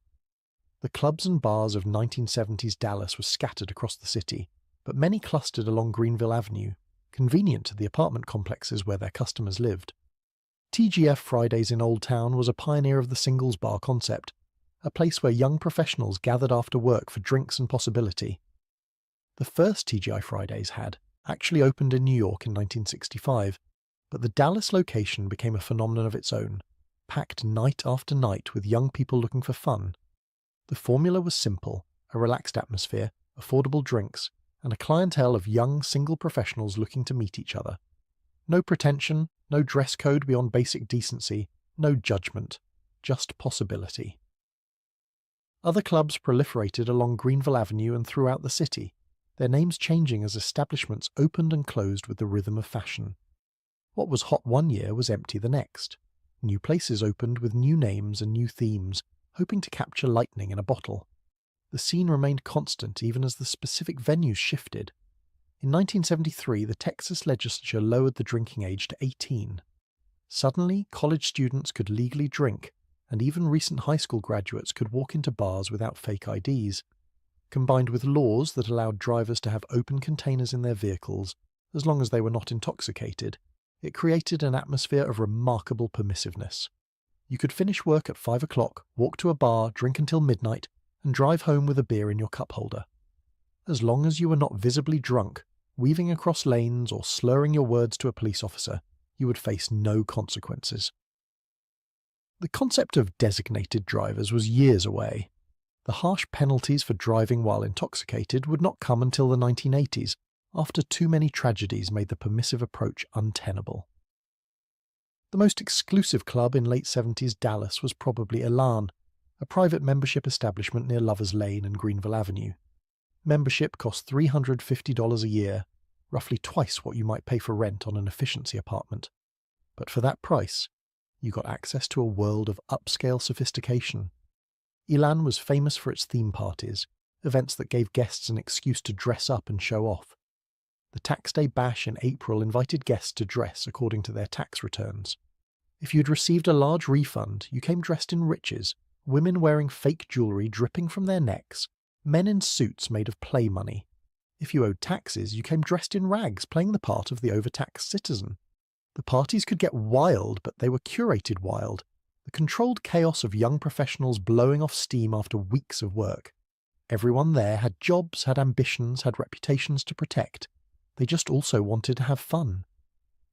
The drug culture that emerged in this nightlife scene reflected the wider trends of the era. Marijuana was everywhere, passed around at parties and smoked in parking lots before going into clubs. The smell was as common as cigarette smoke in certain venues. Chocolate and strawberry mescaline circulated at parties, the hallucinogens promising insights and adventures. Nitrous oxide provided quick highs, balloons full of the gas passed from person to person. Quaaludes, the sedative that became the party drug of the decade, were passed around like candy. And then there was cocaine. Cocaine burst onto the Dallas scene in the mid-70s, finding its way into every niche of society with remarkable speed. From Highland Park mansions to industrial district clubs, from oil company executive suites to young professional apartments, the white powder became ubiquitous. It seemed like everyone was doing it, or at least everyone who considered themselves sophisticated. It was expensive, which made it a status symbol. If you could afford cocaine, you were successful. You had money. You had connections. You were part of the scene that mattered. The drug became a marker of belonging, a way of signalling that you had arrived. It was energizing, which made it perfect for a city that valued hustle and ambition. Dallas rewarded hard work and long hours. Cocaine let you work longer, party harder, push through the fatigue that might have stopped you otherwise. In a city where getting ahead meant outworking your competitors, anything that gave you an edge was valuable. And it was, for a few years at least, legal enough to possess in small amounts that users faced minimal consequences. The penalties for cocaine possession were far lighter than they would become in the 80s and 90s. Getting caught with a small amount might mean a fine, maybe probation, but rarely jail time. The risk seemed manageable. The culture of the disco era embraced the drug. The long nights of dancing required energy that alcohol alone could not provide. The Studio 54 aesthetic of glamour and excess practically demanded chemical assistance. And in Dallas, where everything was bigger, the cocaine use was bigger too. Not everyone participated, of course. Conservative Dallas, Baptist Dallas, Church on Sunday Dallas still existed and still represented the majority of the population. Most people in Dallas never went to Elan or the village parties, never tried cocaine, never participated in the excesses that would later define the era in popular memory. They went to work and went to church and raised their children and lived lives that would not make for interesting stories. But for those who wanted to party, Dallas in the 1970s offered opportunities that their parents could never have imagined. The permissive laws, the influx of money, the population of young professionals hungry for experience, it all combined to create something unprecedented. The live music scene in 1970s Dallas was extraordinary, though it is largely forgotten today. If you wanted to see a band, any band, Dallas was one of the best places in America to be. The reason was economics. Record companies required their artists to tour, to promote albums through live performances. And Dallas-Fort Worth was simply too big a market to skip. Every national act that wanted to sell records in Texas had to play Dallas. And the competition for venues meant that prices stayed low and quality stayed high. You could see a major rock concert for $5. $5. The equivalent of perhaps $20 or $25 today, but still a fraction of what concerts would cost in later decades. The economic model was simple. Artists went on tour to sell records. The concert itself was advertising, a way to generate excitement and word of mouth. The real money came from album sales, from the vinyl records and 8-track tapes that fans would buy after seeing the show. The arena shows drew the biggest names: Aerosmith and Led Zeppelin, the Eagles and Fleetwood Mac. These acts filled stadiums and convention centres, thousands of fans packing in to see rock and roll performed at full volume.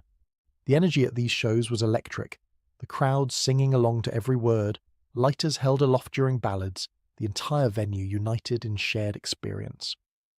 Mother Blues on Lemon Avenue became legendary among Dallas music fans for more intimate shows. The club hosted acts that would later become icons, in settings where the audience was close enough to touch the performers. The venue had maybe a few hundred seats, meaning that you could watch future legends in a room where everyone felt close to the stage, where the sweat from the performers was visible, where the music felt personal rather than distant. Buddy magazine chronicled the scene with enthusiasm and attitude. The publication was named after Buddy Holly, the Texas rock and roll pioneer who had died in a plane crash in 1959. As its founder put it, Buddy Holly changed his life. The magazine covered the local music scene, profiling bands and reviewing concerts, arguing about which artists were authentic and which were selling out. The radio stations of the era shaped the music scene in ways that would be impossible in later decades of corporate consolidation. Kazoo, known as The Zoo, was an FM rock powerhouse that introduced Dallas listeners to progressive and album-oriented rock. The DJs had freedom to play what they liked, to break new artists, to shape musical taste according to their own judgment rather than corporate playlists. Record stores were community gathering places, not just retail establishments. You would go to Sound Warehouse or Peaches not just to buy albums but to browse, to discover, to talk with the staff about what was new and interesting. The employees were often musicians themselves or at least serious fans, and they could steer you toward albums you would never have found on your own. These conversations shaped tastes and built communities. One of the most legendary concerts in Dallas history took place on January 10th, 1978, when the Sex Pistols played the Longhorn Ballroom. The venue was an unlikely choice. The Longhorn had been built by Texas swing legend Bob Wills and had hosted country and western acts for decades. Its stage had seen the greatest names in country music, artists who embodied tradition and craftsmanship, and now it was hosting punk rock, the aggressive, confrontational music that seemed designed to destroy everything country music represented. The band was on their only American tour, a 12-day exercise in barely controlled chaos. Manager Malcolm McLaren had deliberately booked them into venues in the South and Southwest, away from the major media markets of New York and Los Angeles, hoping that the culture clash would generate controversy and attention. The Dallas show delivered on that promise. The audience was a mix of punk fans who had read about the movement in imported British magazines, curious locals who wanted to see what the fuss was about, and country music regulars who had wandered in not knowing what awaited them. Tension filled the air from the moment the doors opened. The punks with their safety pins and ripped clothing eyed the cowboys with their boots and belt buckles. The cowboys eyed the punks with a mixture of confusion and contempt. Beer was thrown. Insults were exchanged. The band antagonized the audience, Johnny Rotten sneering at the crowd between songs, and the audience responded in kind. 4 days later, the Sex Pistols would play their final show in San Francisco, where the band dissolved in acrimony and exhaustion. But that night in Dallas, punk rock had announced itself to Texas, and the music scene would never be quite the same. Texas artists were also making their mark on the national scene. ZZ Top, the bearded rockers from Houston, regularly played Dallas venues on their rise to national fame. Their blues rock sound seemed to capture something essential about Texas, something raw and powerful and authentic.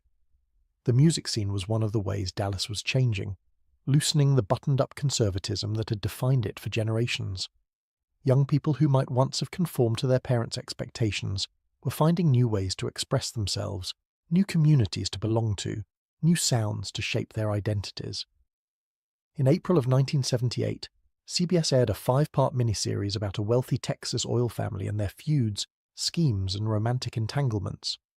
Nobody expected much from it. The time slot was late on Sunday nights, traditionally a dead zone for television. The producers were not sure it would continue beyond those initial 5 episodes, but audiences responded. The miniseries drew strong enough ratings to earn a pickup for a regular series, and Dallas premiered as a weekly show in September of that year. The show revolved around the Ewing family, owners of an independent oil company called Ewing Oil and a sprawling cattle ranch called South Fork, located just north of Dallas. At the center of the drama was J.R. Ewing, the eldest son, a scheming oil tycoon who would do anything to increase his power and wealth. Larry Hagman played J.R. with a combination of charm and menace that made him one of television's great villains. He smiled as he destroyed competitors, He cheated on his wife Sue Ellen with a parade of mistresses. He manipulated his brothers and betrayed his business partners. He lied and schemed and backstabbed with such gusto that audiences could not look away, and audiences could not get enough of him. The genius of the show was making the villain the most entertaining character on screen. JR was terrible. Everyone knew he was terrible, but watching him scheme was irresistible. The audience rooted against him while secretly admiring his audacity. He was what every ambitious person might become if they abandoned their scruples entirely. South Fork Ranch, the fictional Ewing home, was filmed at a real property in Parker, Texas, about 25 miles north of Dallas. The house had been built in 1970 and was known locally before television transformed it into one of the most famous residences in the world. The ranch became a tourist destination almost immediately. Fans came from across the country, and eventually from around the world, to see the white mansion where the Ewings lived. They posed for photographs at the entrance gate. They imagined themselves at the poolside breakfast table, where so much drama had unfolded. Texas Stadium appeared in the opening credits, its distinctive silhouette becoming instantly recognizable to viewers worldwide. The shot established Dallas as a place of ambition and modernity, of gleaming stadiums and towering skylines. The show captured something real about Dallas in the 1970s and early 80s. The oil wealth that JR pursued was the same wealth transforming the actual city. The combination of old money and new money that drove the show's social dynamics mirrored the tensions in real Dallas society. By the end of the 1970s, Dallas was one of the most popular shows on television. International audiences were particularly captivated. The show aired in more than 90 countries, from Europe to Asia to South America. The cliffhanger became the show's signature device. Each season would end with a shocking revelation or dramatic event, leaving viewers to wonder what would happen next over the long summer hiatus. The most famous cliffhanger would come in March of 1980, when the third season ended with JR being shot by an unknown assailant. Who shot JR became a national obsession, discussed in offices and over dinner tables across the country. But that phenomenon lay just beyond the border of the 1970s. The show and the city fed each other in remarkable ways. The real Dallas became more famous because of the fictional Dallas, and the fictional Dallas drew credibility from the real boom happening in the city. When viewers saw JR making deals and accumulating wealth, they knew it was based on something true. Not everything in 1970s Dallas glittered. Beneath the surface of football glory and oil wealth, darker currents ran through the city, currents that most residents preferred not to acknowledge. The cocaine that fueled the party scene did not arrive by magic. It came through smuggling networks, some of them remarkably sophisticated, operated by people who lived in the same neighborhoods as their customers. The Cowboy Mafia was the nickname Dallas media gave to a group of marijuana smugglers who operated throughout Texas during the decade. At their peak, they were reportedly among the most prolific drug smugglers in the state, moving tons of product across the border and into American markets. The group was connected to prominent Texas businessmen who saw drug trafficking as just another entrepreneurial venture, a commodity trade with unusually high profit margins. Banks and legitimate businesses were used to launder the proceeds, the dirty money mixed with clean until no one could tell the difference. The operation ran for years before law enforcement finally caught up, and when the arrests came, the name surprised people who thought they knew their community. Organized crime had a presence in Dallas as well, though not as prominent as in some other American cities. The Dallas crime family, connected to larger networks in New Orleans and Kansas City, had operated gambling and other rackets through the mid-century. The men who ran it lived in nice houses and belonged to civic organizations. They sponsored Little League teams and contributed to charities. By the 1970s, law enforcement believed the family had become largely inactive following the death of its longtime boss, though rumors persisted that successors had simply become more discreet. The mob was not gone, some said, just better hidden. The illegal gambling operations continued, the loan sharking continued. The violence was less visible, but the networks remained. The police faced their own controversies throughout the decade.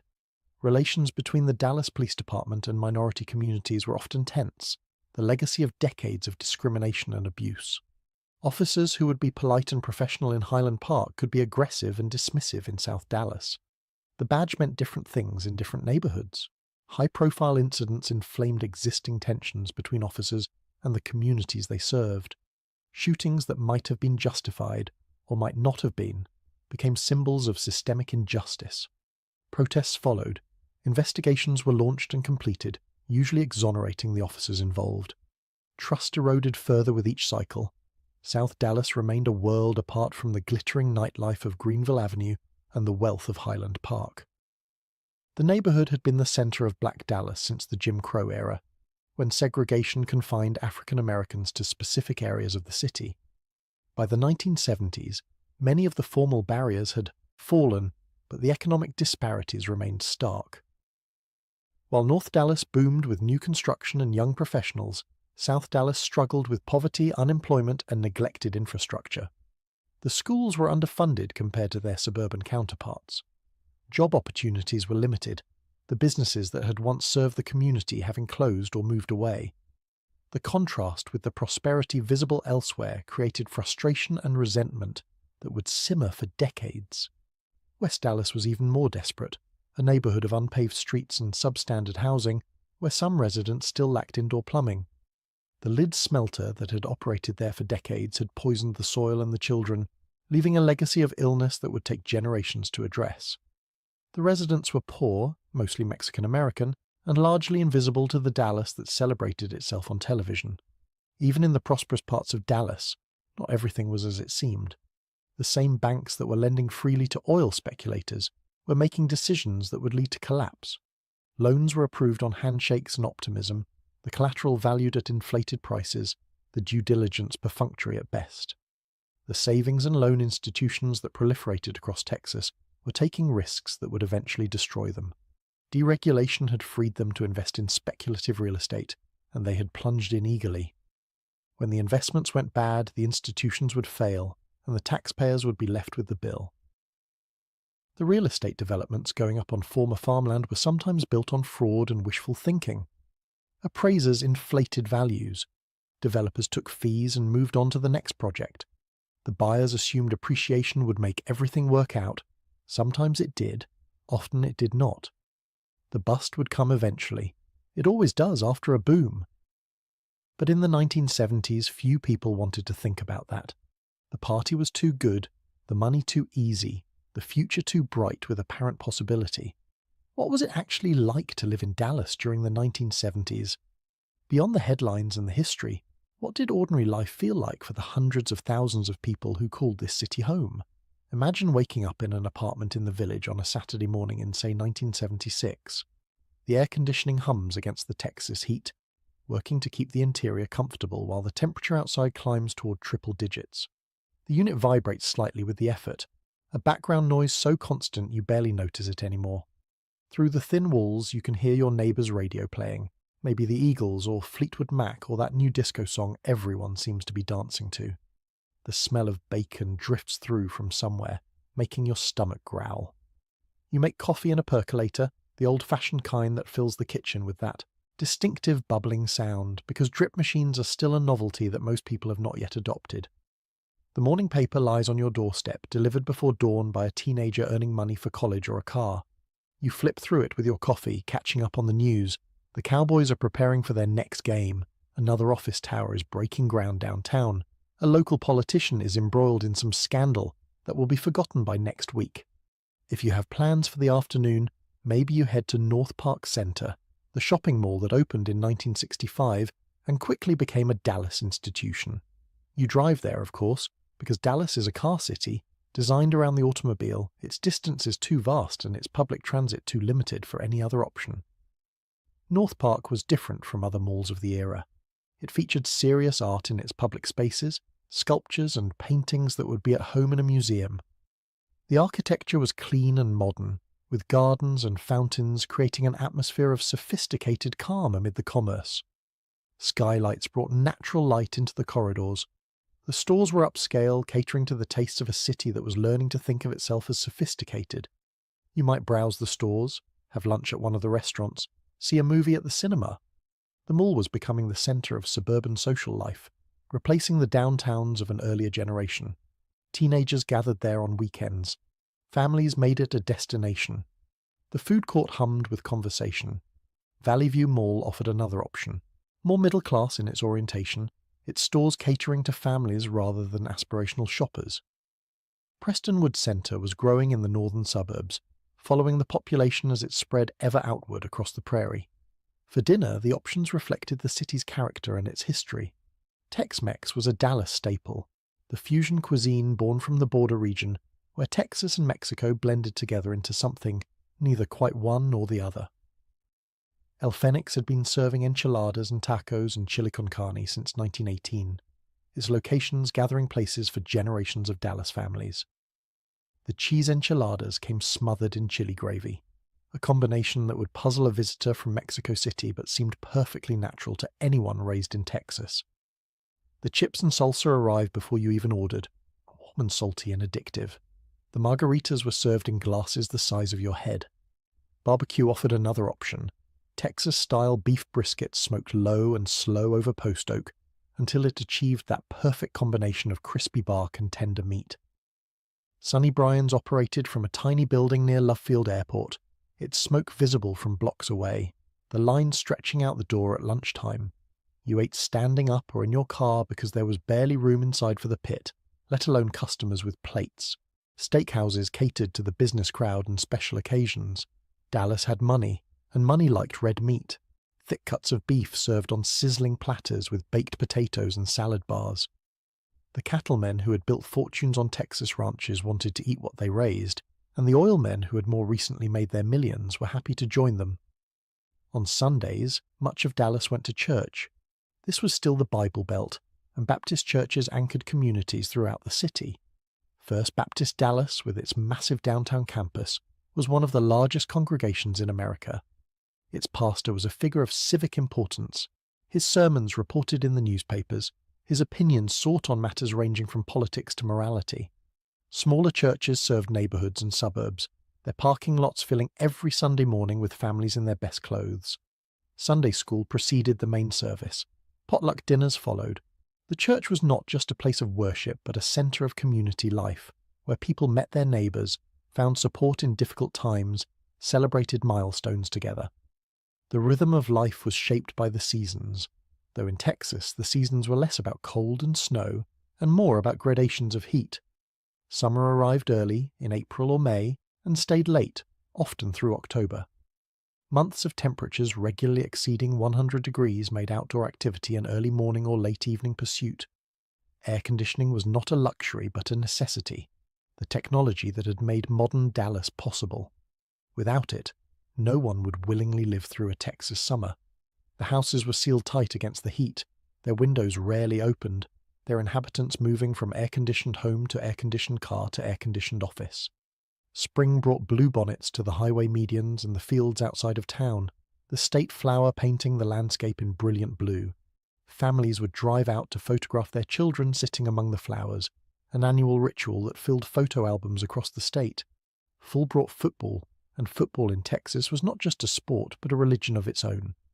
High school games on Friday nights drew entire communities to stadiums across the Metroplex. Towns that could barely afford to maintain their roads built football stadiums that seated thousands. The marching bands performed at halftime. The cheerleaders led the cheers.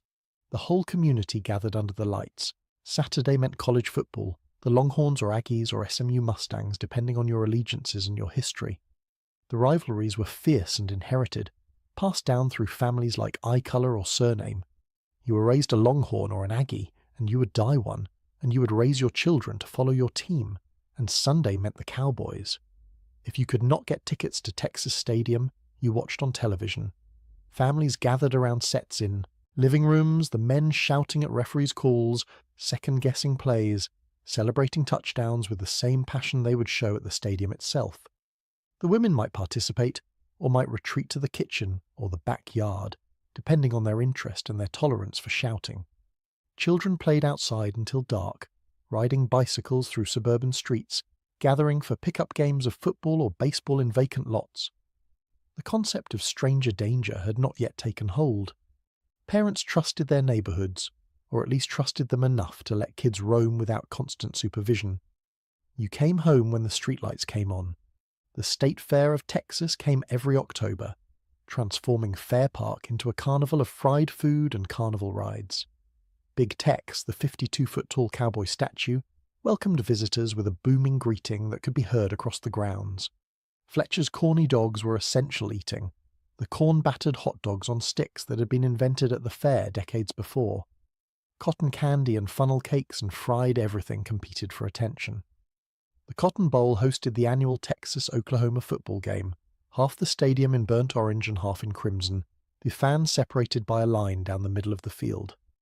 The rivalry was personal and passionate, and the game determined bragging rights for an entire year. Winter, such as it was, brought the occasional ice storm that shut down the city. Dallas did not own snowplows because snow was rare enough to be a novelty. When it came, schools closed and offices emptied, and children went outside to experience this strange white substance falling from the sky. The ice melted within days, and life returned to normal. It was, in many ways, a simpler time, though that simplicity was partly illusion. The problems were real even if people preferred not to discuss them. The inequalities were vast even if they were easy to ignore from the right zip code.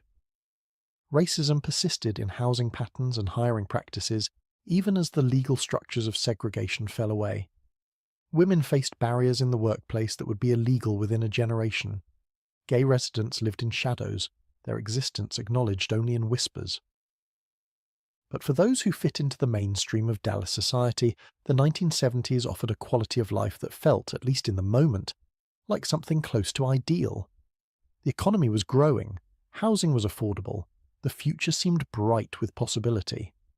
As 1979 turned to 1980, Dallas stood at a remarkable moment in its history, poised between past achievement and uncertain future. The Cowboys had just returned from another Super Bowl, their 5th appearance in 9 years, though they had lost to Pittsburgh in a game that came down to the final minutes. It had been a classic, 35-31, both teams trading touchdowns until the final whistle. Roger Staubach would retire after the season, ending an era but leaving behind a legacy of excellence that would define the franchise for generations. Captain Comeback. The nickname followed him into retirement, a reminder of all those fourth-quarter rallies, all those games that seemed lost until Staubach found a way to win. 23 times he had led the Cowboys back from fourth-quarter deficits to victory. The Hall of Fame awaited him, a certainty from the moment he announced his retirement. The television show, Dallas, was about to air the episode that would make it a global phenomenon. In March of 1980, someone would shoot J.R. Ewing in his office at Ewing Oil, and for the next 8 months the world would wonder who had pulled the trigger. Who shot J.R. would become the biggest cultural event in television history, discussed in offices and over dinner tables across the country and around the world. The resolution, aired in November of 1980, would draw more than 80 million American viewers, the highest-rated episode of any television series in history at that time. It was a shared cultural moment, one of the last before cable television and the internet would fragment audiences into smaller and smaller niches. Oil prices continued to climb as the decade ended, reaching highs that seemed impossible just a few years earlier. The Iranian Revolution had disrupted supplies, and the resulting panic had pushed prices to $40 a barrel, more than 10 times what they had been before the first oil crisis. The money kept flowing into Dallas, feeding the construction boom that was transforming the skyline. New towers rose downtown, their mirrored glass reflecting the Texas sun. Reunion Tower was under construction, its distinctive ball shape soon to become a symbol of the city. The Hyatt Regency was expanding, office buildings were going up faster than anyone could count them. The cheerleaders had become international ambassadors, travelling on USO tours and appearing on television shows around the world. Their poster remained one of the best-selling images in America. The squad that had started as a publicity experiment had become an institution, as famous as the team they cheered for. The transformation from a city known for tragedy to a city known for triumph was complete. When people around the world thought of Dallas now, they thought of football and oil and glamour, of J.R. Ewing and Roger Staubach and those cheerleaders in their blue and white uniforms. It was a remarkable act of civic rebranding, accomplished not through advertising campaigns, but through achievement and entertainment that people actually wanted to consume. But there were warning signs for those willing to see them, shadows at the edge of the bright future everyone assumed was inevitable. The oil market that had fueled the boom was based on artificial scarcity created by OPEC's production limits. If those limits loosened, if new supplies came online from Alaska, or the North Sea or elsewhere, prices could fall as quickly as they had risen. The wells that had made fortunes at $40 a barrel might become worthless at $20. The real estate market was showing signs of overbuilding. Office towers were going up faster than tenants could fill them. The vacancy rates were climbing, though developers kept building, confident that growth would continue forever. The banks that had lent freely during the boom years would eventually need to collect on those loans, and many of the borrowers were already stretched thin.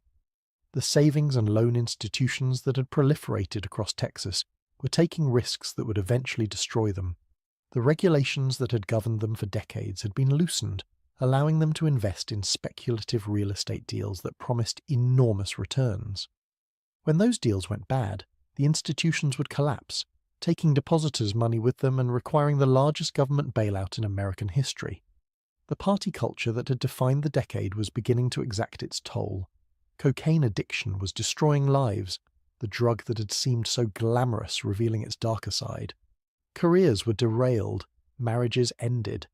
Some users progressed from recreational use to dependence to desperation. The hangover from the party was setting in. Drunk driving was killing people on the highways. The permissive laws that allowed open containers in vehicles enabling tragedies that would eventually force reform. Mothers Against Drunk Driving was organising, demanding stricter laws and harsher penalties. The era of drinking and driving without consequence was ending. AIDS was emerging, though no one knew yet what it was or how it spread. In San Francisco and New York, young men were dying of mysterious illnesses that baffled doctors. The epidemic that would ravage the gay community through the 1980s was just beginning, its horrors still hidden in the future. The 1980s would bring changes that no one in 1979 could have predicted. The bust would come, and it would be devastating. Oil prices would collapse, banks would fail, the gleaming towers would empty out, fortunes that had seemed permanent would evaporate overnight. But that is a story for another night. Tonight we remember Dallas as it was at the end of the 1970s. A city transformed. A city that had taken tragedy and turned it into triumph. A city of football dynasties and cheerleader revolutions, of oil fortunes and disco nights, of television dreams and real-world ambitions. The people who lived through it did not know they were creating history.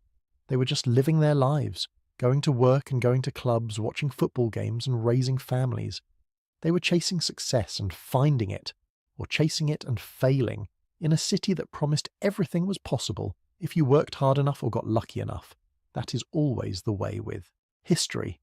It only becomes history in retrospect. In the moment, it is just life. The lights are dimming now at Texas Stadium. The crowd has filed out into the cool October night, their voices still buzzing with excitement over another Cowboys victory. Car engines start across the vast parking lot, headlights flickering on like fireflies emerging at dusk, thousands of them, creating rivers of light that flow toward the highways. Somewhere in that parking lot, a father is carrying his sleeping child to the car. The boy is worn out from the excitement, exhausted from the noise and the cheering, from the hot dogs and the sodas and the sheer sensory overload of his first Cowboys game. But even in sleep, he clutches a pennant he will keep for the rest of his life, the star logo pressed against his small chest. Decades from now, he will show that pennant to his own children and tell them about the night he saw the Cowboys play, the night the crowd roared so loud he could feel it in his chest.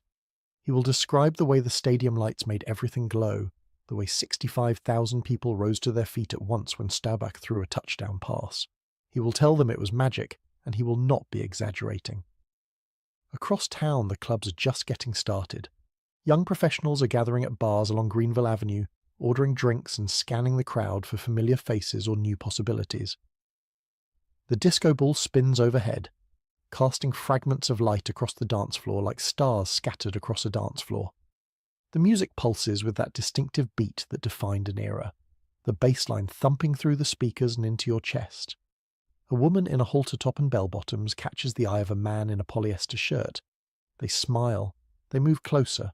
The night is young and full of possibility. Whatever happens between them, they will remember this moment, this time, this place where everything seemed possible and the future stretched out infinite before them. In Highland Park, behind the manicured hedges and imposing facades, families are settling in for the evening. The chandeliers dim in the formal dining rooms where dinner has concluded. Perhaps they are watching television in the den, the fictional Ewings scheming on screen while real schemes unfold in boardrooms downtown. Or perhaps they are planning their week ahead. The charity galas and country club dinners, the business lunches and social obligations that structure their lives. Their children are upstairs, supervised by nannies or au pairs, growing up in a world of privilege that will shape everything they become, and in apartments across the city, in the suburbs that stretch toward the horizon in every direction, in the neighborhoods old and new that make up this sprawling metropolis, people are going about their lives, making dinner, putting children to bed, planning for tomorrow, dreaming of what they might become. A young accountant is reviewing numbers at his kitchen table, preparing for a presentation that might earn him a promotion.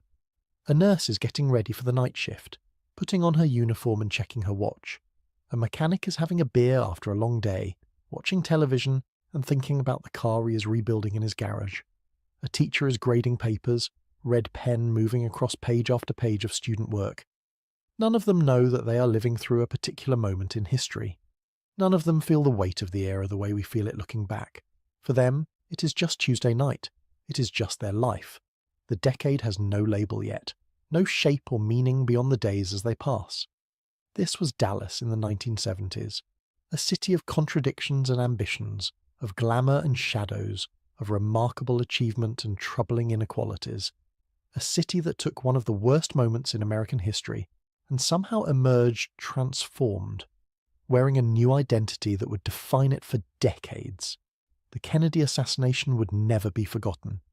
Dealey Plaza would always carry that weight of history, the tourists coming to stand where the motorcade passed, to look up at the window where the shots were fired. But Dallas had found a way to become something more, to add new chapters to its story, to give the world new images and new associations.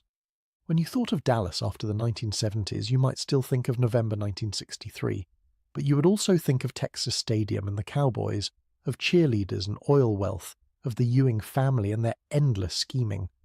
The city had not erased its past, but it had created a future compelling enough to compete with it. The skyline would continue to grow in the decades ahead, towers rising ever higher, the city spreading ever outward across the Texas plains. The bust would come and the boom would return and the bust would come again, the cycles of fortune that define Texas history repeating themselves generation after generation. The Cowboys would have lean years and glory years, championships and disappointments, but they would remain America's team, the brand too powerful to diminish. The village would eventually be redeveloped, its aging apartments replaced by newer construction. Greenville Avenue would transform from singles bars to upscale restaurants and back again. The nightlife would shift to other neighborhoods, Deep Ellum and Uptown, as the generations changed and the fashions evolved. But something of the 1970s would remain in the city's DNA, a memory of that moment when Dallas reinvented itself, when oil money flowed freely and the Cowboys won championships, and the cheerleaders danced, and the whole world watched a television show named after the city. Thank you for spending this time with me tonight, dear friends. I hope this journey through 1970s, Dallas has given you something to dream about as you drift off to sleep. Perhaps you will dream of Texas, Stadium, the lights blazing and the crowd roaring, the energy of 65,000 people united in hope. Perhaps you will dream of disco nights and live music, of Neiman Marcus elegance and oil-field fortunes, of a city reaching for greatness and, for one shining decade, touching it. If you enjoyed this journey through time, please do subscribe to the channel and give this video a like. Your support helps bring more stories like this one to your ears, more nights of history and imagination to carry you into sleep. Leave a comment and let me know where in the world you're listening from tonight. I love hearing from you, learning about the places and people who have found their way to these stories. Perhaps you have connections to 1970s Dallas, memories of your own, or stories passed down from parents and grandparents. Perhaps your family lived there, worked there, watched the Cowboys at Texas Stadium, or danced at clubs along Greenville Avenue. I would love to hear your stories. Until next time, dear friends, sleep well, dream of better days and brighter tomorrows, and remember that history is not just something that happened long ago to people very different from ourselves. It is the story of people just like us, living their lives, making their choices, creating the world that we inherited. The past is not so far away. It lives in the stories we tell, in the buildings that still stand, in the memories passed down through families. Close your eyes, and you can almost hear the crowd at Texas Stadium, almost smell the popcorn, almost feel the energy of 65,000 people believing together that their team could not lose. The lights are off now at the stadium. The parking lot is empty. The city sleeps, dreaming of tomorrow. Good night. Welcome back, dear friends. Before we begin, let me know where in the world you're watching, and please don't forget to subscribe and like to support the channel. The summer heat hung thick over New York City on the night of July 13th, 1977. Inside a cramped apartment in the Bronx, a young mother named Carmen was trying to keep her 3 children cool with a single rotating fan. The temperature had climbed to 94 degrees that day, and even as night fell, the air felt like a wool blanket pressed against your skin. She could hear salsa music drifting up from the street below, mixing with the sounds of teenagers laughing on the corner. Life in the city had gotten harder over the past few years, but nights like these reminded her of better times, when the neighborhood felt alive with possibility instead of danger. At exactly 9:29 that evening, everything went dark. Carmen's fan stopped spinning. The salsa music cut out mid-beat. The streetlights below her window blinked off one by one, like candles being snuffed out by an invisible hand. Within seconds, the entire city of New York fell into complete and total darkness. 8 million people, suddenly blind. No lights, no power, no one knowing when it would come back on or what would happen next in a city that was already on the edge of collapse. But we're getting ahead of ourselves. To understand that night, to really understand what it meant and why it mattered, we need to go back. Back to when New York City was a different place entirely. Back to the early 1960s, when the city still dreamed of better things, when young people from across America flooded into Greenwich Village with guitars and poetry and hope. Back to when the future seemed bright before the darkness came. This is the story of what it was really like to live in New York during the 1960s and 70s. Not the sanitized version you see in movies, not the romantic nostalgia people share at dinner parties, but the raw, complicated, dangerous, and absolutely extraordinary truth. The violence and the beauty, the crime and the creativity, the fear and the freedom. These 2 decades transformed New York into something the world had never seen before. A city on fire, a city falling apart, a city giving birth to revolutions that would change everything. The early 1960s arrived in New York with optimism that seems almost quaint now, looking back through the lens of what was to come. In 1960, the city was still riding high on post-war prosperity. Men in grey flannel suits crowded the commuter trains from Connecticut and Westchester, heading into Manhattan offices with the confident stride of people who believed in progress. Women in pearls and gloves shopped at department stores like Macy's and Gimbel's, where elevator operators announced each floor with practiced courtesy. Children played stickball in the streets of Brooklyn and the Bronx, and most people felt reasonably safe doing so. The rent for a decent 1-bedroom apartment in Manhattan averaged around $120 a month. That's roughly $1,000 in today's money. But wages were proportionally different too. A teacher might make $5,000 a year, a police officer $6,000. You could get a complete meal at an automat for 75 cents. A subway token cost 15 cents, and the trains, while crowded, ran relatively on time and were generally clean. The graffiti epidemic hadn't started yet. The trains still had their original paint jobs, steel grey and professional looking. Different neighbourhoods in the city maintained distinct identities, shaped by waves of immigration that had washed over New York for generations. Little Italy in Lower Manhattan was authentically Italian, not yet a tourist attraction. You could walk down Mulberry Street and hear Italian spoken more than English, smell red sauce simmering in dozens of kitchens, watch old men playing cards at folding tables on the sidewalk. A few blocks away, Chinatown was smaller then, more tightly packed, with restaurants that served food the way it was actually made in China, not adapted for American tastes. Harlem remained a vibrant African-American cultural centre, though the area was already beginning to struggle with poverty and neglect that would worsen throughout the decade. The Apollo Theatre still drew crowds to see performances by artists like James Brown and Aretha Franklin. Jazz clubs lined the streets, their neon signs promising late-night music and dancing. During the day, families went to church, children went to school, and people went to work. living lives that were normal and extraordinary all at once, creating art and culture that would influence the world even as their neighbourhood was slowly being abandoned by city services. The Lower East Side, once packed with Jewish immigrants, was transitioning. Many second and third generation families had moved to the suburbs or to better apartments in outer boroughs. The tenement buildings they left behind, 5- and 6-story walk-ups with shared bathrooms and thin walls, were now filling with Puerto Rican families and bohemian artists attracted by cheap rent and proximity to Greenwich Village. And Greenwich Village, that's where the story really begins. By the early 1960s, the village had already established itself as the place where artists, writers, musicians, and anyone who felt like they didn't quite fit in mainstream America could find refuge. The narrow, winding streets of the village, which refused to conform to Manhattan's grid pattern, seemed to encourage non-conformity in the people who walked them. Rent was low enough that a young person working part-time could afford a tiny apartment. A basement apartment might go for $80 a month. You could crash on a friend's floor for even less, or for free if you had the right friends. Washington. Square Park served as the village's unofficial town square. On any given weekend afternoon in 1961 or 62, you might see folk singers gathered around the fountain, playing guitars and singing protest songs. College students from nearby New York University sprawled on the grass reading poetry. Chess players hunched over boards at stone tables, drawing small crowds of spectators. Mothers pushed baby carriages. Elderly Italian men who remembered when the village was their neighbourhood sat on benches, watching the young people with expressions that mixed disapproval and nostalgia. The coffeehouse scene was exploding.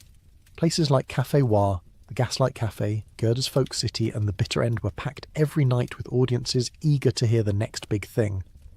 The format was simple. Small rooms, maybe holding 50 to 100 people. Tiny stages, sometimes just a corner of the room. Exposed brick walls covered with posters advertising upcoming shows. The smell of espresso and cigarette smoke thick in the air. You paid $1 or $2 to get in, ordered coffee or maybe a beer if the place had a liquor license, and settled in to hear music that felt urgent and alive and different from everything on the radio. In 1961, a 20-year-old kid from Minnesota named Bob Dylan stepped onto the stage at Café Wa for the first time. He looked like he'd slept in his clothes, which he probably had. His voice was rough, nasal, strange. Some people walked out. Others leaned forward, sensing something important was happening. Within 2 years, he'd be famous. Within 5, he'd change popular music forever. But in that moment, in that smoky basement in Greenwich Village, he was just another young person who'd come to New York chasing a dream. Joan Baez was already performing, her pure voice drawing crowds who wanted to hear traditional folk songs mixed with contemporary protest music. Dave Van Ronk, a folk singer with a voice like gravel and whiskey, lived in the village and played the clubs regularly, mentoring younger musicians. Paul Simon played the folk circuit before he partnered with Art Garfunkel. 3 members of the Mamas and the Papas met in the village before heading to California. Dozens of other musicians whose names you'd recognise got their start playing for small crowds in village coffee houses, hoping someone important would notice. The village wasn't just about music. Small theatres presented experimental plays. Art galleries showed work by unknown artists who'd later become famous. The 8th Street bookshop sold poetry chapbooks and underground literature you couldn't find anywhere else. Street artists drew portraits for tourists. Political activists handed out leaflets about civil rights and nuclear disarmament. Everything mixed together in a creative stew that felt electric with possibility. Daily life for people living in the village had a rhythm all its own. You might sleep until noon, spend the afternoon in a cafe writing or reading, go to someone's apartment for dinner where everyone brought whatever food they could afford, then head out to hear music or see a play late at night. Money was always tight, but that was part of the aesthetic. Being poor was almost cool if you were doing it while creating art or fighting for social justice. People wore thrift store clothes not because vintage fashion was trendy, but because that's what they could afford. You learned which restaurants had the cheapest meals, which bars had the most generous free happy hour spreads, which grocery stores threw out produce that was still edible if you weren't picky. But even in these early years, tension was building. The older generation looked at these young people with their guitars and their casual attitudes towards sex and their questions about everything, and they worried. Parents who'd lived through the Depression and World War II couldn't understand why their children, who'd been given so much more, seemed so dissatisfied. The young people, for their part, looked at the conformity and materialism of 50s America and felt suffocated. They wanted something more authentic, more meaningful. They wanted to question authority instead of blindly accepting it. The folk music scene was inherently political. Pete Seeger had been blacklisted during the McCarthy era for his leftist politics, but still performed when he could. Woody Guthrie, dying from Huntington's disease, was revered by young folk singers who saw him as a prophet. The songs weren't just entertainment. They were about coal miners and union organisers, about civil rights and economic justice, about nuclear weapons and the military-industrial complex. When you went to hear folk music in Greenwich Village in the early 60s, you weren't just going to a concert. You were participating in a movement. The civil rights movement was intensifying. In 1960, 4 black college students in North Carolina sat down at a whites-only lunch counter and refused to leave, sparking sit-ins across the South. Freedom Riders challenged segregation on interstate buses. Young people in New York, both black and white, organised support rallies and fundraisers. The village became a centre for this activism. Interracial couples could walk down Bleecker Street hand in hand without facing the hostility they'd encounter in many other parts of the city or country. Meanwhile, hints of what was coming began to appear. Marijuana use was spreading among young people in the village. It was still relatively uncommon, not yet part of the mainstream counterculture, but enough people were smoking pot that everyone knew where to get it if they wanted it.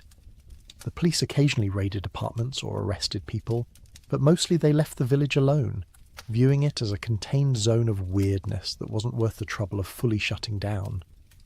The beatniks, the previous generation of nonconformists, were transitioning out of the scene. Jack Kerouac, Allen Ginsberg and William S. Burroughs had blazed the trail in the 1950s, rejecting mainstream values and experimenting with drugs and alternative lifestyles. Now, in the early 60s, a new generation was building on what the Beats had started, but taking it in different directions. The Beats had been interested in individual liberation and spiritual seeking. This new generation was more politically engaged, more interested in collective action and social change. Daily newspapers were still how most people got their news. The New York Times, the Daily News, the Post. You'd buy one from a newsstand on your way to work, reading it on the subway. Walter Cronkite delivered the evening news on CBS at 6:30, and the families gathered around television sets to watch. The TVs were small by today's standards, black and white, with terrible reception that required adjusting the rabbit ear antennas. But television was still relatively new and exciting. The Ed Sullivan Show on Sunday nights was must-watch entertainment. When the Beatles appeared on Sullivan in February 1964, 73 million people tuned in, nearly half the country's population at the time. The Beatles' arrival marked a shift. Suddenly it wasn't just folk music and jazz that felt exciting and new. Rock and roll, which had seemed like it might be a passing fad after Elvis went into the army, roared back to life. British bands brought a different energy, longer hair, louder guitars, a rawer sexuality. Young people in New York started paying attention to rock music in a new way.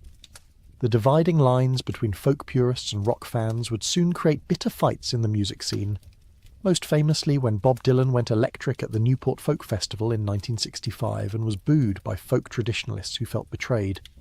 The early 60s in New York were a time of anticipation, of possibility, of feeling like change was coming, even if no one knew exactly what form it would take.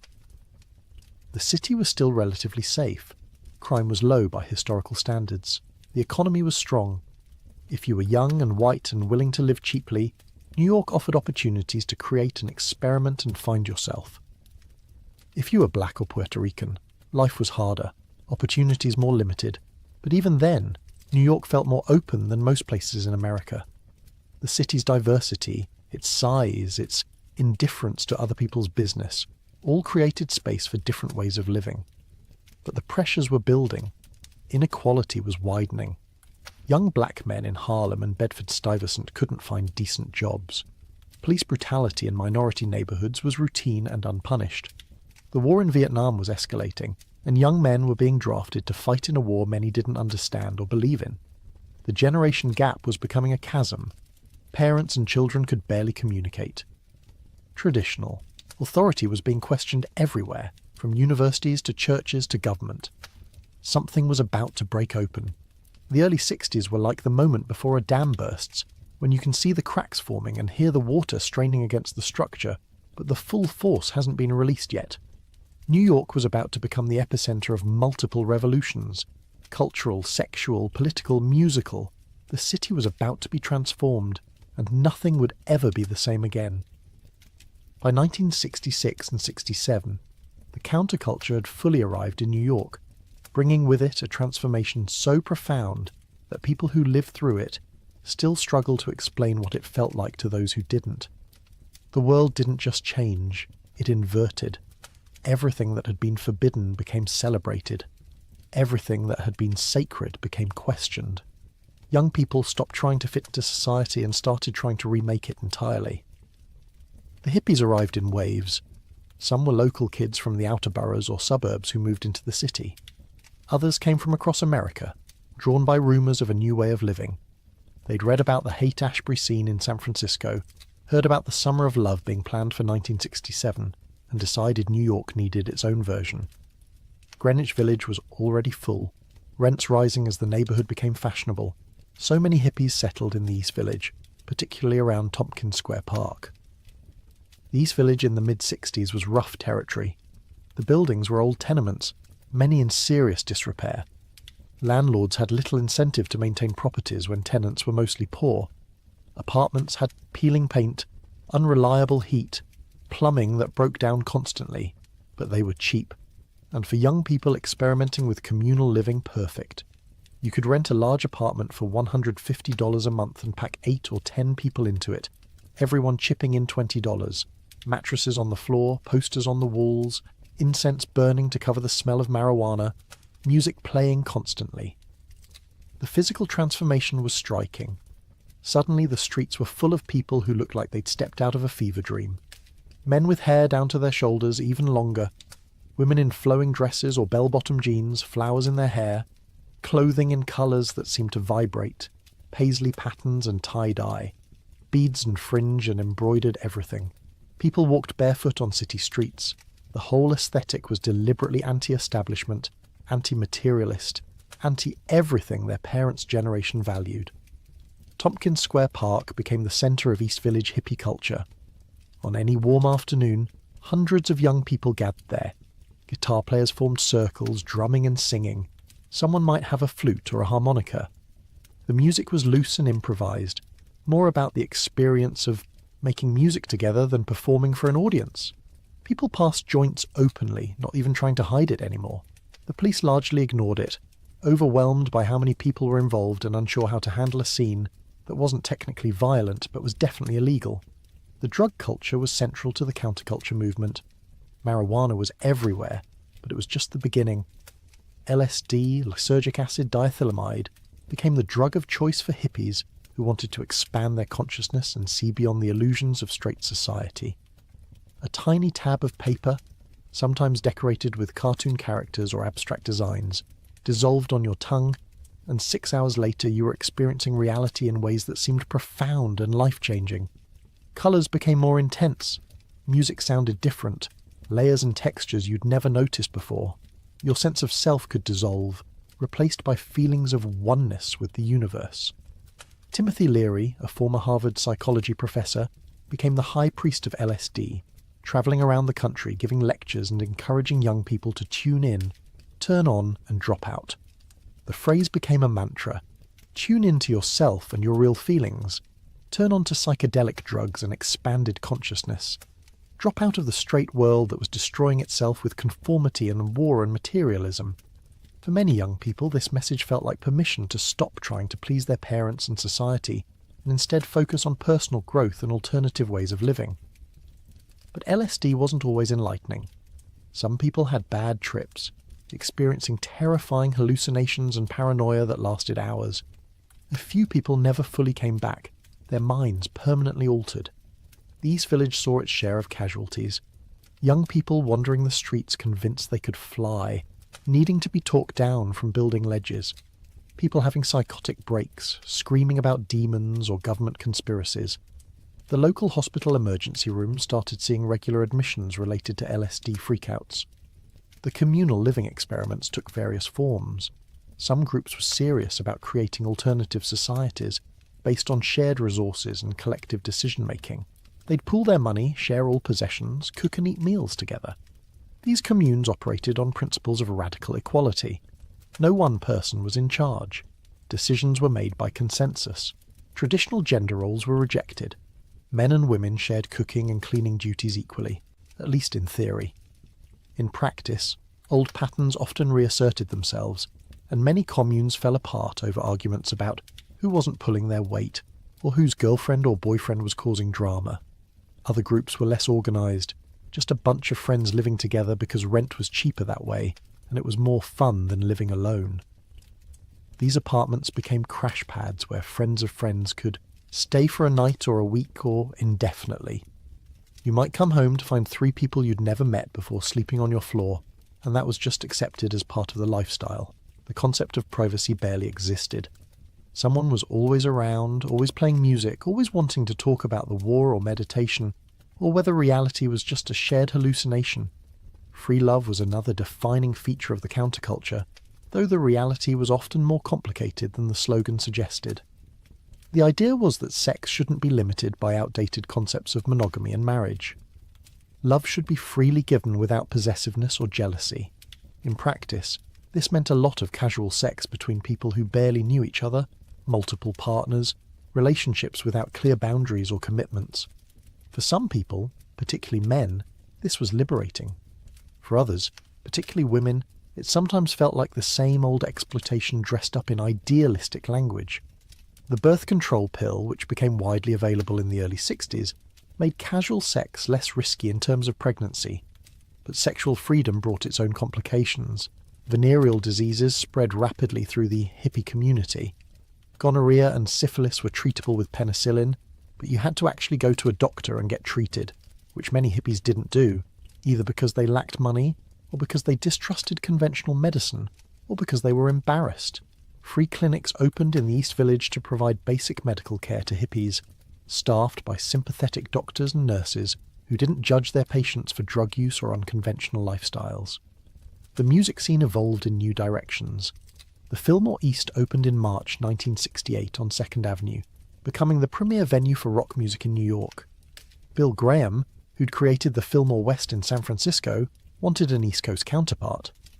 The Fillmore East could hold over 2,000 people, much larger than the Village coffeehouses. The acoustics were excellent. The light shows that accompanied performances were psychedelic spectacles, swirling colours and abstract patterns synchronized to the music. Bands like The Grateful Dead, Jefferson Airplane, Jimi Hendrix, Janis Joplin, and The Who performed there. Tickets cost $3 or $4. Shows often started late and ran past midnight. The audience at Fillmore East concerts was a cross-section of the counterculture. Hippies in full regalia sat next to college students experimenting with the lifestyle. Someone was always smoking marijuana, the smoke visible in the light beams. You could smell it before you even entered the building. The ushers would shine flashlights on people actively lighting joints, which was against the rules, but once the joint was lit and being passed, they mostly ignored it. Everyone was tripping on something. LSD, mescaline, psilocybin mushrooms, the music sounded. Transcendent when you were high, every note seeming to carry cosmic significance. The East Village also birthed the Velvet Underground, perhaps the most influential underground rock band of the era. Led by Lou Reed and John Cale, with Nico on vocals for their first album, the Velvet Underground made music that was dark, abrasive, confrontational. They sang about heroin and sadomasochism and the grimy reality of street life in New York, not peace and love. Andy Warhol adopted them as his house band, featuring them in multimedia shows at his studio The Factory. The Velvet Underground never sold many records during their active years, but everyone who heard them seemed to form their own band. Their influence would shape punk rock and alternative music for decades. But there was a darker side to all of this liberation and experimentation. Runaways flooded into the East Village, teenagers who'd left home and come to the city looking for the freedom and acceptance they'd heard about. Many ended up in terrible situations. Without money or resources, they were vulnerable to exploitation. Some turned to prostitution. Others got sucked into drug scenes they couldn't handle. Predatory older men hung around the hippie scene, offering to help young people, providing drugs and places to stay in exchange for sex. The ideology of free love provided cover for what was often just abuse. Heroin arrived in the East Village and never left. Unlike marijuana or LSD, which were associated with expanding consciousness and spiritual seeking, heroin was about escape and numbness. It was extremely addictive. You might try it once at a party, thinking you could handle it, and within months you'd be spending every dollar you had on your next fix. The heroin that flowed through New York in the late 60s came from the French Connection, processed in Marseille from Turkish opium, then smuggled into the city through various ports. It was relatively pure then, before dealers started cutting it with more and more adulterants. Overdoses became common. Someone would be at a party, shooting up in a bathroom or bedroom, and they'd miscalculate the dose or get a particularly pure batch, and their heart would just stop. Sometimes friends would panic and flee, leaving the person dying. Other times people would try to help, walking the overdosing person around to keep them conscious, splashing cold water on their face, slapping them. Narcan didn't exist yet. If you overdosed badly, you probably died unless you got to a hospital fast. The Summer of Love in 1967 was supposed to be the culmination of everything the counterculture was building toward. In San Francisco, over 100,000 young people descended on Haight-Ashbury. In New York, the scene was smaller but still significant. An estimated 50,000 young people came to the city that summer, most heading to the East Village. The Council for the Summer of Love in San Francisco had organized infrastructure, free food, medical clinics. New York had no such preparation. The city's response was mostly hostile. On June 2nd, 1967, police showed up at Tompkins Square Park, where about 200 hippies had gathered to play music and hang out. The police said the hippies didn't have a permit and were disturbing the peace with their bongos. When the hippies refused to leave, police moved in aggressively. Over 200 officers in riot gear swarmed the park. Hippies scattered. Residents who lived nearby, many of them working-class Polish and Ukrainian immigrants, who resented the hippies taking over their neighborhood, joined in attacking the young people. By the end of the night, dozens were injured. 30 people were arrested. One young woman was stripped naked by anti-hippie protesters on a street corner. The incident revealed the depth of hostility many New Yorkers felt toward the counterculture. The hippies represented everything they found threatening: rejection of work ethic, sexual promiscuity, drug use, disrespect for authority, refusal to serve in Vietnam. The generation gap had become an unbridgeable divide. Parents couldn't understand their children. Children couldn't respect their parents' values. The social fabric was tearing apart and no one knew how to mend it. Yet despite the violence and the drugs and the exploitation and the backlash, something genuine was happening too. Young people were asking important questions. Why were we fighting in Vietnam? Why did society value money and status over human connection? Why should people conform to gender roles that didn't fit them? Why was homosexuality illegal? Why was marijuana illegal when alcohol, which caused so much more harm, was celebrated? The counterculture's critique of American society was often valid, even if the solutions they proposed were naive or impractical. The music and art created during this period would endure. The political activism would lead to real changes. The personal liberation, the insistence that people should be free to live and love as they chose, would gradually reshape American culture. But in the moment, living through it, things felt chaotic and uncertain. The old world was dying. The new world hadn't been born yet, and New York City was ground zero for all of it. On a warm June night in 1969, everything changed for LGBTQ people in New York and around the world, though few people realized it at the time. The Stonewall Inn sat on Christopher Street in Greenwich Village, a nondescript building with blacked-out windows and a small sign. It was a gay bar, one of the few places in the city where gay men, lesbians, drag queens and transgender people could gather without hiding who they were. Well, without hiding quite as much. Because even in gay bars, you were never truly safe in 1969. To understand what happened at Stonewall, you have to understand what life was like for LGBTQ people in New York before that night. Homosexuality was illegal in every state except Illinois. New York had laws against sodomy, laws against solicitation, laws against serving alcohol to known homosexuals, laws against cross-dressing. You could be arrested simply for being gay, or for wearing clothing deemed inappropriate for your gender. The police enforced these laws selectively but aggressively. Entrapment was common. Plainclothes officers would go to parks and public bathrooms, flirt with men to get them to make advances, then arrest them. Gay bars existed in a legal grey area. The New York State Liquor Authority refused to issue licenses to establishments that served homosexuals, arguing that the mere gathering of gay people constituted disorderly conduct. In 1966, activists succeeded in getting that policy overturned, but it didn't end police harassment. Officers still raided gay bars regularly on various pretexts. Not enough lighting, fire code violations, serving alcohol to minors, any excuse to shut the bars down and arrest people. Most gay bars in New York were actually run by the mafia, which saw a profitable business opportunity. Gay people needed places to socialise and were willing to pay for it. The mob charged high prices for watered-down drinks and paid off police to look the other way most of the time. When raids did happen, bar owners usually got tipped off in advance, allowing them to hide illegal alcohol and warn customers. It was a corrupt system, but it was the only system gay people had. The Stonewall Inn opened in 1966, operating without a liquor license, controlled by the Genovese crime family.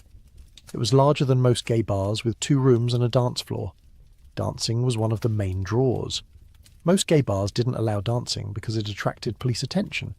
Stonewall did, and people loved it. The clientele was diverse: gay men, lesbians, drag queens, transgender individuals, street kids, people of colour. Wealthier, more closeted gay men often avoided Stonewall, viewing it as too obvious, too risky. The people who went there regularly were those who had less to lose or who were tired of hiding. Police raided Stonewall periodically. The mob paid bribes, but not enough to prevent all raids. Usually these went smoothly from the police perspective. Officers would arrive, line up the patrons, check IDs, arrest anyone in drag or anyone who couldn't produce identification, maybe rough up a few people to make a point, then leave. The customers would scatter, the bar would close for the night, and everyone would come back the next weekend like nothing happened. But on June 28th, 1969, things went differently. Nobody knows exactly why. The raid wasn't unusual. 9 police officers arrived at the Stonewall Inn around 1:20 in the morning. They announced the bar was under arrest for selling alcohol without a license. They started separating patrons, planning to arrest employees and anyone found in drag. The bar was crowded, maybe 200 people. Most were told they could leave after showing ID and being checked to confirm they weren't wearing clothes deemed inappropriate for their gender. This gender check was humiliating and invasive. Police would escort people to bathrooms to verify their biological sex matched their clothing. Anyone deemed to be cross-dressing would be arrested and charged with violating New York's criminal statute, requiring people to wear at least 3 articles of gender-appropriate clothing. Drag queens were particular targets. Police treated them with special brutality, viewing them as the most deviant and therefore deserving of the harshest treatment. But this time, people didn't cooperate quietly. Instead of leaving when released, patrons gathered outside the bar. More people arrived, drawn by the commotion. The crowd grew to several hundred. Someone started shouting at the police. Others joined in. The mood shifted from resigned compliance to anger.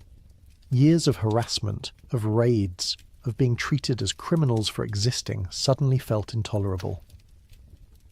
When police tried to load arrested people into a police wagon, the crowd refused to disperse. Someone threw a bottle, then another. The police, accustomed to gay people being passive and easy to intimidate, didn't know how to respond. More bottles flew. Coins were thrown, a gesture that symbolised the bribes police accepted. Someone may have thrown a brick, though accounts differ.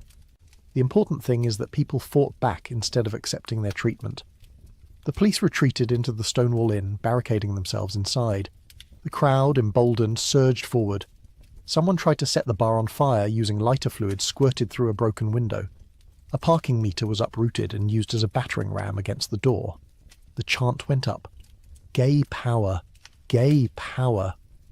After decades of hiding, of shame, of accepting abuse, LGBTQ people were claiming power for themselves. Backup police arrived, riot gear and tactical units. They pushed the crowd back with nightsticks, making arrests. But people didn't run far. They'd retreat a block, regroup, then come back. This went on for hours. By the time dawn broke, the streets around Stonewall were littered with broken glass and debris. 13 people had been arrested. Several police officers and protesters were injured. The next night, the crowd returned, even larger. Thousands of people descended on Christopher Street and the surrounding area. The mood was part protest, part celebration, part riot. People danced in the streets. Drag queens performed for the crowds. When police tried to disperse people, fighting broke out again. This continued for 6 nights, though the intensity decreased after the first 2. The specifics of what happened remain disputed. Who threw the first brick? Who started the fire? Were transgender women of colour like Marsha P. Johnson and Sylvius Rivera at the forefront of the riots, as many now claim? The historical record is messy. Few photographs exist. Newspaper accounts are unreliable, often using homophobic language and misunderstanding what they witnessed. Oral histories from participants contradict each other, but the specifics matter less than what the Stonewall riots represented. For the first time, LGBTQ people fought back en masse against police violence and legal persecution. The image of gay people as passive victims changed overnight. Those who participated in the riots described a feeling of liberation, of finally refusing to accept second-class citizenship. The closet door hadn't just opened. It had been kicked off its hinges. In the immediate aftermath, activists formed new organisations. The Gay Liberation Front, created just weeks after Stonewall, took a radical approach to LGBTQ rights, linking their struggle to other movements against oppression. The name itself was provocative, echoing the National Liberation Front in Vietnam. These weren't polite activists asking nicely for acceptance. They were demanding liberation and justice.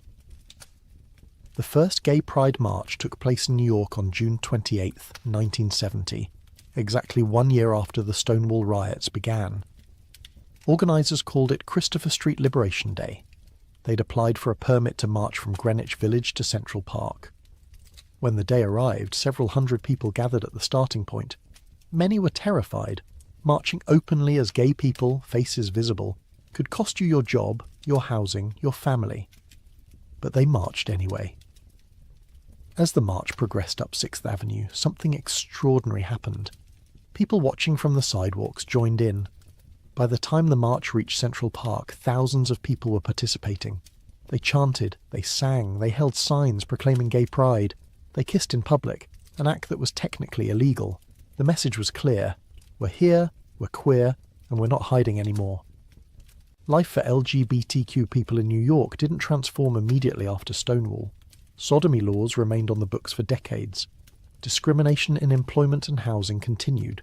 Police harassment didn't stop, but something fundamental had shifted. LGBTQ people had tasted power and visibility. The movement for gay rights, which had existed in quieter form since the 1950s, exploded into public consciousness. The personal impact on individuals who participated in or witnessed the Stonewall riots was profound. Many described it as the defining moment of their lives. For years they'd been told, by society, by churches, often by their own families, that being gay was shameful and wrong. At Stonewall, they claimed their dignity and humanity. They insisted they deserved the same rights as anyone else, and they discovered they weren't alone. There were thousands of people just like them, willing to fight for liberation. The reverberations spread, far beyond New York. Gay pride parades started in other cities. LGBTQ rights organisations formed across America and around the world. The modern gay rights movement traces its origins to that night in June 1969, when a crowd outside a dingy mob-run bar in Greenwich Village decided they'd had enough. They didn't know they were making history. They just knew they were done accepting abuse. As the 1970s began, New York was still riding the cultural energy of the previous decade, but something darker was emerging. The crime statistics tell part of the story, but numbers don't capture what it felt like to live through it. Between 1960 and 1970, the murder rate in New York City more than doubled. In 1960, there were 681 murders. By 1970, there were 1,690. Rapes tripled. Burglaries tripled. Car thefts and felony assaults doubled. The city was becoming genuinely dangerous in ways that seem almost unimaginable now. But why? What happened to transform New York from a relatively safe city into Fear City? The causes were multiple and interconnected. The economy was shifting. Manufacturing jobs, which had provided stable middle-class employment for generations of New Yorkers, were leaving the city. Between 1969 and 1974, New York lost over 500,000 manufacturing jobs. Factories closed, warehouses emptied, entire industries relocated to places with cheaper labour and fewer regulations. The people who lost these jobs, primarily working-class men, suddenly had no way to support their families. Unemployment climbed above 10%, higher in poor neighbourhoods. By 1975, over 1 million New York households were dependent on welfare. The poverty rate soared. People who'd been solidly working class slid into poverty. The working poor became desperately poor. Neighbourhoods that had been stable for decades began to unravel. Heroin flooded into the city in unprecedented quantities. The French Connection was at its peak in the early 70s, before law enforcement cracked down on it. The heroin was relatively pure and relatively cheap. Addiction rates exploded. Heroin addiction destroys people's ability to maintain normal lives. You become completely focused on getting your next fix. Nothing else matters. People lost their jobs. They stole from family. They turned to crime to fund their habits. The relationship between drug addiction and property crime was direct and obvious. Junkies needed money every day to buy heroin. They'd break into apartments, cars, stores. They'd mug people on the street. They'd steal anything that could be sold quickly. A television, a radio, a purse, jewellery. Fence it for a fraction of its value. Buy drugs. Repeat the cycle the next day. The desperation was visible on the streets. You could see addicts wandering around, gaunt and twitching, obviously sick, looking for opportunities to steal. The subway system became notorious for crime. Riding the subway at night was taking your life in your hands. The trains themselves were covered in graffiti, windows smashed, lights often not working. Stations were poorly lit and filthy. People pissed in the corners because there were no bathrooms. Homeless people lived in subway stations, creating makeshift shelters from cardboard. Gangs of young people roamed the trains looking for victims. They'd surround someone, threaten violence, take their wallet or purse. Mugging was so common that most New Yorkers developed elaborate strategies to avoid becoming victims. You'd carry a mugger's wallet, a cheap wallet with a few small bills in it that you could hand over if threatened, keeping your real wallet with larger bills and important cards hidden elsewhere. You'd avoid eye contact with strangers. You'd walk confidently even if you were terrified, because predators looked for vulnerable victims. You'd never count money in public. You'd stay alert, constantly scanning your surroundings for threats. Women faced additional dangers. Sexual assault was underreported but common. Walking alone at night in many neighbourhoods meant risking rape. Women carried keys between their fingers as makeshift weapons. They took self-defense classes. They travelled in groups when possible, but sometimes it didn't matter. Women were attacked in broad daylight, in supposedly safe areas, often by men who seemed normal until they weren't. The police force was understaffed and demoralised. Budget cuts had led to layoffs and hiring freezes. There simply weren't enough officers to patrol effectively. Response times for emergency calls stretched to an hour or more in some areas. Victims of crimes often didn't bother reporting them because they knew police probably couldn't or wouldn't do anything. The clearance rate for crimes dropped. Criminals understood they probably wouldn't be caught, which emboldened them. Some neighbourhoods became essentially lawless. The South Bronx was the most notorious example, but similar conditions existed in parts of Brooklyn, Harlem, and the Lower East Side. Burned-out buildings lined entire blocks. Rubble filled vacant lots. Drug dealers operated openly on street corners, conducting transactions in plain sight. Prostitutes worked the streets at all hours. Violence was random and frequent. Gunshots echoed regularly. Bodies turned up in alleys and empty lots. Serial killers also terrorized the city in ways that seem hard to believe now. The early 70s saw a wave of serial murders, driven partly by what experts call a contagion effect. When one killer gets publicity, others are inspired to commit similar crimes. The media coverage was sensational and relentless, which likely contributed to the problem. But regardless of cause, the reality was that New Yorkers had to worry not just about street crime, but about predators who killed for psychological reasons. David Berkowitz, who called himself Son of Sam, would become the most famous, but he came later in the decade. In the early 70s, New York had several active serial killers whose names are less well known now but who caused real terror at the time. The murders seemed random, which made them even more frightening. Unlike most murders, which result from domestic disputes or drug deals gone wrong, serial killings could happen to anyone. You couldn't protect yourself by avoiding certain situations. The randomness was paralyzing. Bombings were also shockingly common. Over one bomb per day on average in the late 60s and early 70s, depending on how you counted incidents. Puerto Rican independence groups set off bombs to draw attention to their cause. The Weather Underground, a radical leftist group, bombed government and corporate targets. Sometimes people bombed for personal vendettas. Other times the motives were unclear. The constant threat meant you'd hear an explosion and just hope it wasn't close to you or anyone you knew. Organised crime operated with impunity. The Five Families, the mafia groups that controlled much of New York's underworld, ran extensive criminal enterprises. Gambling, loan sharking, labour racketeering, drug trafficking, prostitution. They controlled the Fulton Fish Market, the garment district, the garbage collection industry. They influenced labour unions, politics, construction. Violence was part of how they maintained control. Bodies turned up regularly, usually with multiple gunshot wounds, a message to anyone thinking about crossing the mob. Street gangs added another layer of violence. The Black Spades in the Bronx, the Savage Skulls, the Ghetto Brothers, the Westies in Hell's Kitchen. These weren't the relatively organised gangs that would emerge later. These were loose groups of teenagers and young men bound together by neighbourhood, ethnicity, and the need for protection and belonging. They fought over territory, over insults, over nothing.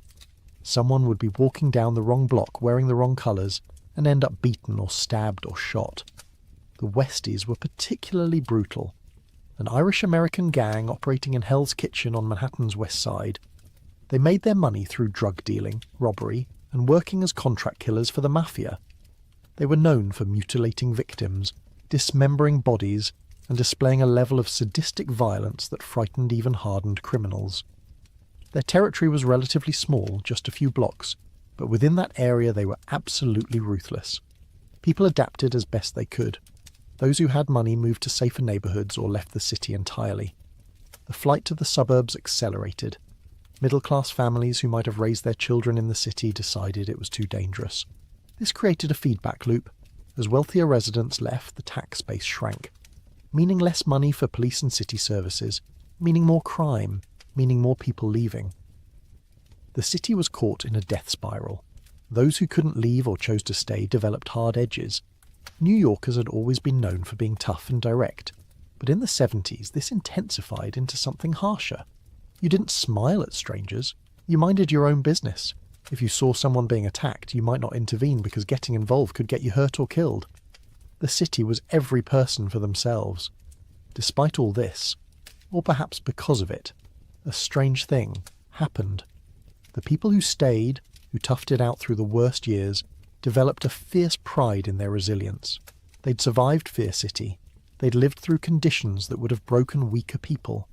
This forged a particular kind of New Yorker, someone who was streetwise and sceptical and incredibly tough. The city's reputation as a place that would eat you alive if you weren't careful became part of its identity. The crime wave of the 70s shaped New York in profound ways.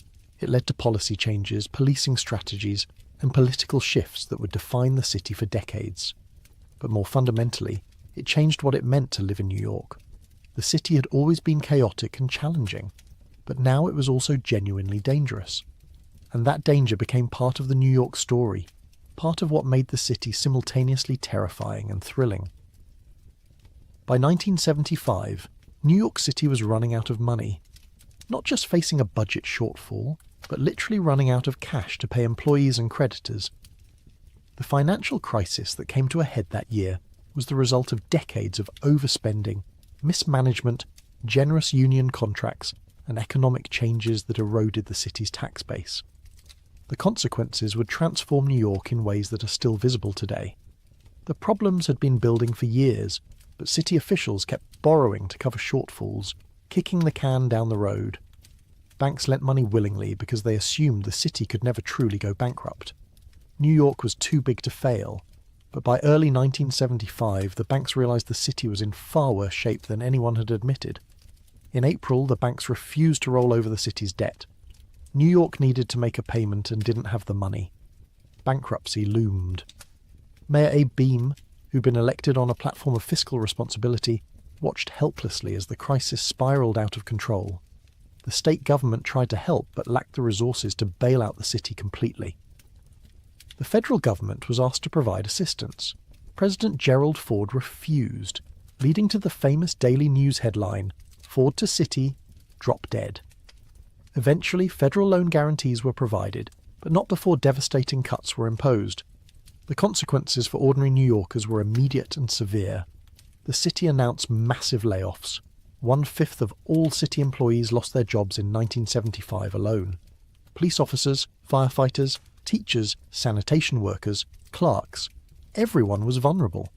People who'd worked for the city for decades, who'd expected secure employment and decent pensions, suddenly found themselves unemployed in a terrible job market.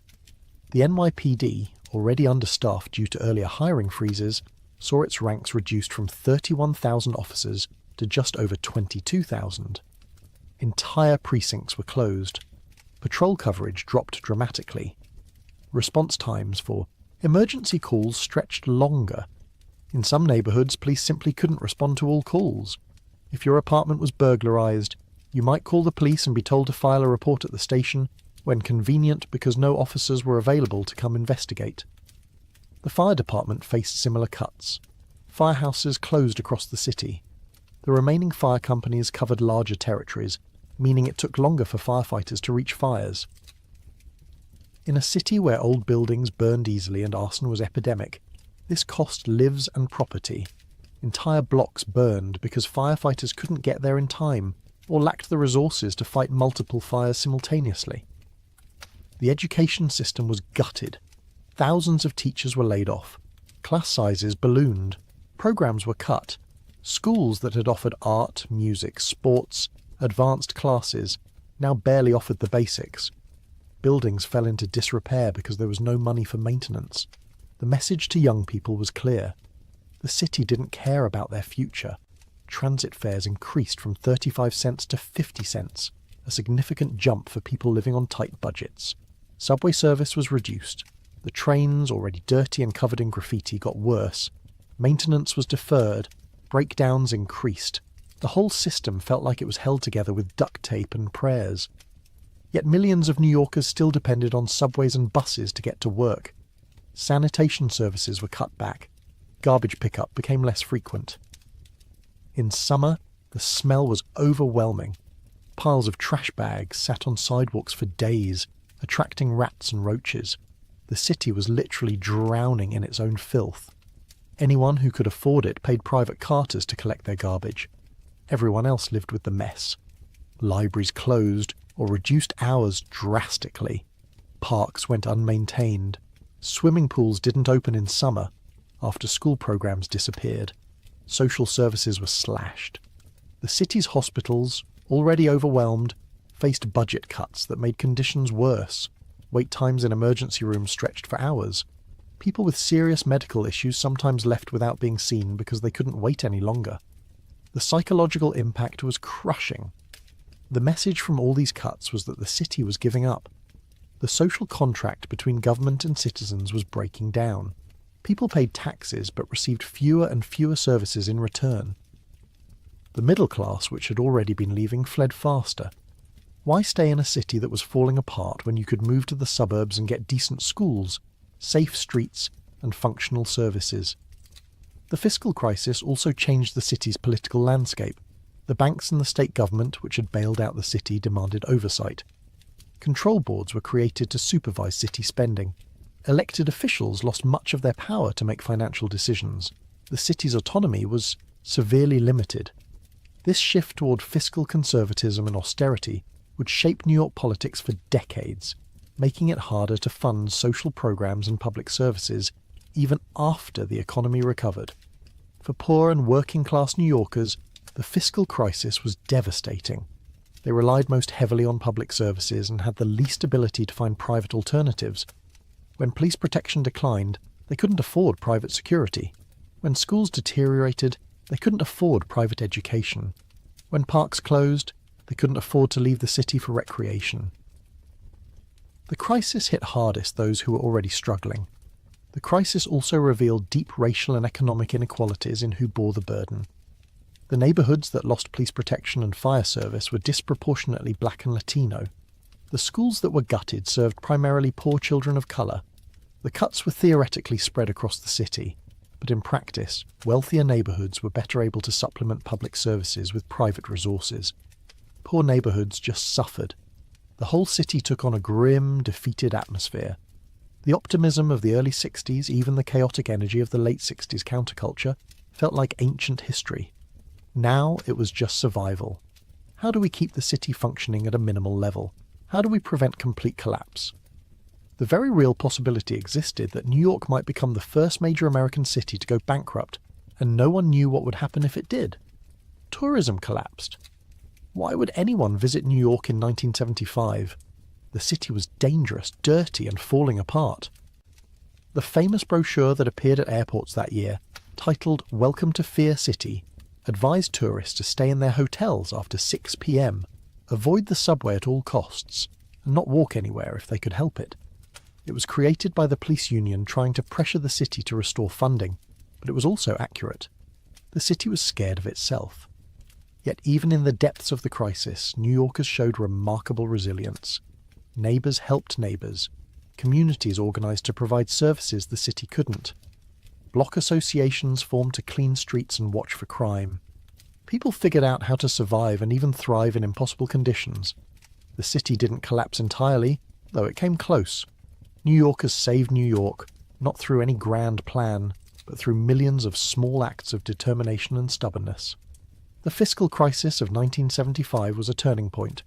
The city would eventually recover, though not until the 90s. But the New York that emerged from the crisis was fundamentally different. The progressive optimism that government could solve social problems was dead. In its place came a harder, more conservative approach that emphasised fiscal discipline and private sector solutions. The crisis had permanently changed not just the city's finances, but its soul. If you wanted to understand how far New York had fallen by the mid-70s, you only needed to look at the South Bronx. Entire neighbourhoods there were burning, not metaphorically but literally. Block after block of apartment buildings stood empty and charred, their windows like dead eyes staring out at the destruction. The phrase, "the Bronx is burning," became shorthand for urban decay across America, but it was based on very real fires that consumed a huge section of New York City. The arson epidemic that swept through the Bronx and other poor neighbourhoods in the 70s was deliberate, systematic, and devastating. Landlords would buy buildings in declining neighbourhoods, stop maintaining them, let them deteriorate, then hire someone to burn them down so they could collect insurance money. It was more profitable to burn a building than to maintain it or sell it. The insurance payouts were substantial and came quickly. Meanwhile, the tenants were displaced, often with just minutes to grab whatever possessions they could carry. The mechanics of the arson-for-profit scheme were simple. A landlord would approach a professional torch, someone who specialised in setting fires that looked accidental. The torch would enter a building, typically an apartment building with multiple units, and set a fire designed to spread quickly, but start slowly enough that they could escape without suspicion. They'd use accelerants like gasoline or kerosene, often pouring it down stairwells so the fire would race upward through the building. Sometimes they'd wait until night when most residents were home sleeping, giving the fire maximum time to spread before discovery. Other times they'd set fires during the day when people were at work, but this risked having someone discover the fire too soon. The goal was total destruction. A partially burned building was harder to collect full insurance on. The torch wanted nothing left but a shell. The human cost was enormous. People died in these fires, usually children or elderly people who couldn't escape quickly enough. Smoke inhalation killed more than flames. You'd wake up to smoke so thick you couldn't see, couldn't breathe. The hallways would be engulfed. The stairs would be blocked. You might make it to a window but be trapped too high up to jump. Families were destroyed. Children were orphaned. Entire communities were traumatized. Even those who survived and escaped uninjured lost everything. Your home, your possessions, your sense of security, all gone in one night. The city's emergency services were supposed to help displaced families, but with budget cuts, there wasn't much help available. You might end up in a shelter or couch surfing with relatives or just homeless.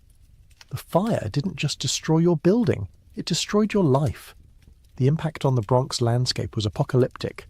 By the late 70s, whole sections of the South Bronx looked like they'd been bombed. Block after block of buildings were burned out shells. Some buildings had collapsed entirely, leaving piles of rubble. Others stood as hollow structures, walls still standing, but everything inside destroyed. Nature was beginning to reclaim some areas, with weeds and small trees growing in the ruins. The famous image from the 1977 World Series captured this destruction. During Game 2, played at Yankee Stadium in the Bronx, ABC's cameras panned across the neighborhood, showing burning buildings visible from the stadium. Howard Cosell, the broadcaster, intoned, "There it is, ladies and gentlemen, the Bronx is burning." The phrase stuck because it was true. Millions of Americans watching baseball on television saw New York burning in real time. Walking through the South Bronx in the mid-70s was like walking through a war zone. The streets were littered with debris, broken glass, burned furniture, random junk. Abandoned cars sat on blocks, stripped of anything valuable. Wild dogs roamed in packs. Rats were everywhere, enormous and fearless. The smell was a mixture of smoke, rotting garbage, and human waste. Buildings that weren't yet burned were often gutted, with copper piping and wiring stolen by scavengers. The few people who remained in these neighborhoods lived under siege conditions. They barricaded their doors with multiple locks. They kept weapons for protection. They stayed inside after dark. Going out meant navigating through dangerous, desolate terrain where anything could happen, and probably no one would help you if it did. These were American citizens living in an American city, and their neighborhoods looked worse than many third-world slums. Arson wasn't limited to the Bronx. Brooklyn neighborhoods like Brownsville and East New York experienced similar destruction. Parts of Harlem burned. The Lower East Side saw significant fire damage. Citywide, the number of fires increased dramatically through the 70s. In 1960, arson accounted for less than 1% of fires in New York. By the mid-70s, it was over 7%. Some estimates put it much higher, since proving arson versus accidental fire was difficult, and many deliberately set fires were classified as accidents. The fire department was overwhelmed. With reduced staffing due to budget cuts and firehouses closed, they couldn't respond to all fires quickly. Some companies were fighting 3 or 4 fires per shift. Firefighters would put out one blaze, return to the firehouse, and immediately get called to another. The physical and psychological toll was crushing. Firefighters suffered injuries and trauma at unprecedented rates. Many developed respiratory problems from smoke inhalation. Some died in the line of duty. The remaining residents in these burning neighborhoods developed their own explanations for what was happening. Some believed it was genocide, a deliberate plan to destroy Black and Latino communities by burning them out. This wasn't entirely paranoid. The fires were happening primarily in minority neighborhoods. Landlords were white, but tenants were Black and Latino. Insurance companies were profiting. The city was doing little to stop it. Whether there was an actual conspiracy is debatable, but the effect was the same as if there had been. Graffiti became ubiquitous during this period, particularly on subway trains. For young people living in devastated neighborhoods, graffiti offered a way to make a mark, to say I exist, to create something in a world that seemed bent on destruction. Writers would sneak into train yards at night, armed with spray paint, and cover entire subway cars with elaborate murals. The city viewed this as vandalism, and it was, but it was also art born from desperation. The aesthetic of urban decay became part of New York's identity. Filmmakers and photographers documented the destruction, creating images that were simultaneously horrifying and strangely beautiful.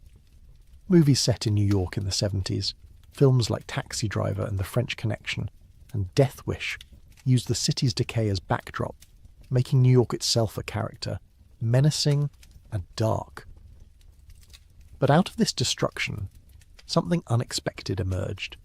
Hip-hop was born in the Bronx in the mid-70s, created by young people who had nothing but creativity and determination. DJs like Kool Herc and Afrika Bambaataa began throwing parties in community centres and parks, using turntables to extend the breakbeats of funk and soul records. MCs hyped up the crowd with rhymes. B-boys danced. Graffiti artists created the visual aesthetic. Hip-hop was a response to the Bronx burning.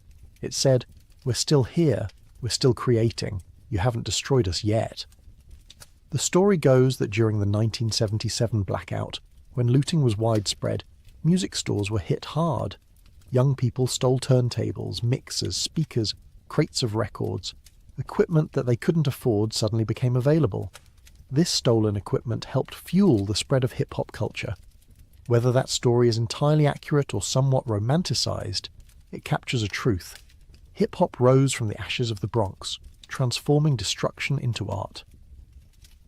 The arson epidemic eventually declined in the late 70s and early 80s, as insurance companies got better at detecting arson and refusing to pay claims on suspicious fires. The Bronx and other devastated neighborhoods would take decades to recover. Some areas never fully came back, but the fact that the fires stopped and communities began rebuilding is testament to the resilience of the people who lived through the worst of it and refused to abandon their homes. While the Bronx burned and crime raged and the city faced bankruptcy, another New York existed simultaneously, one of glamour and excess and celebration.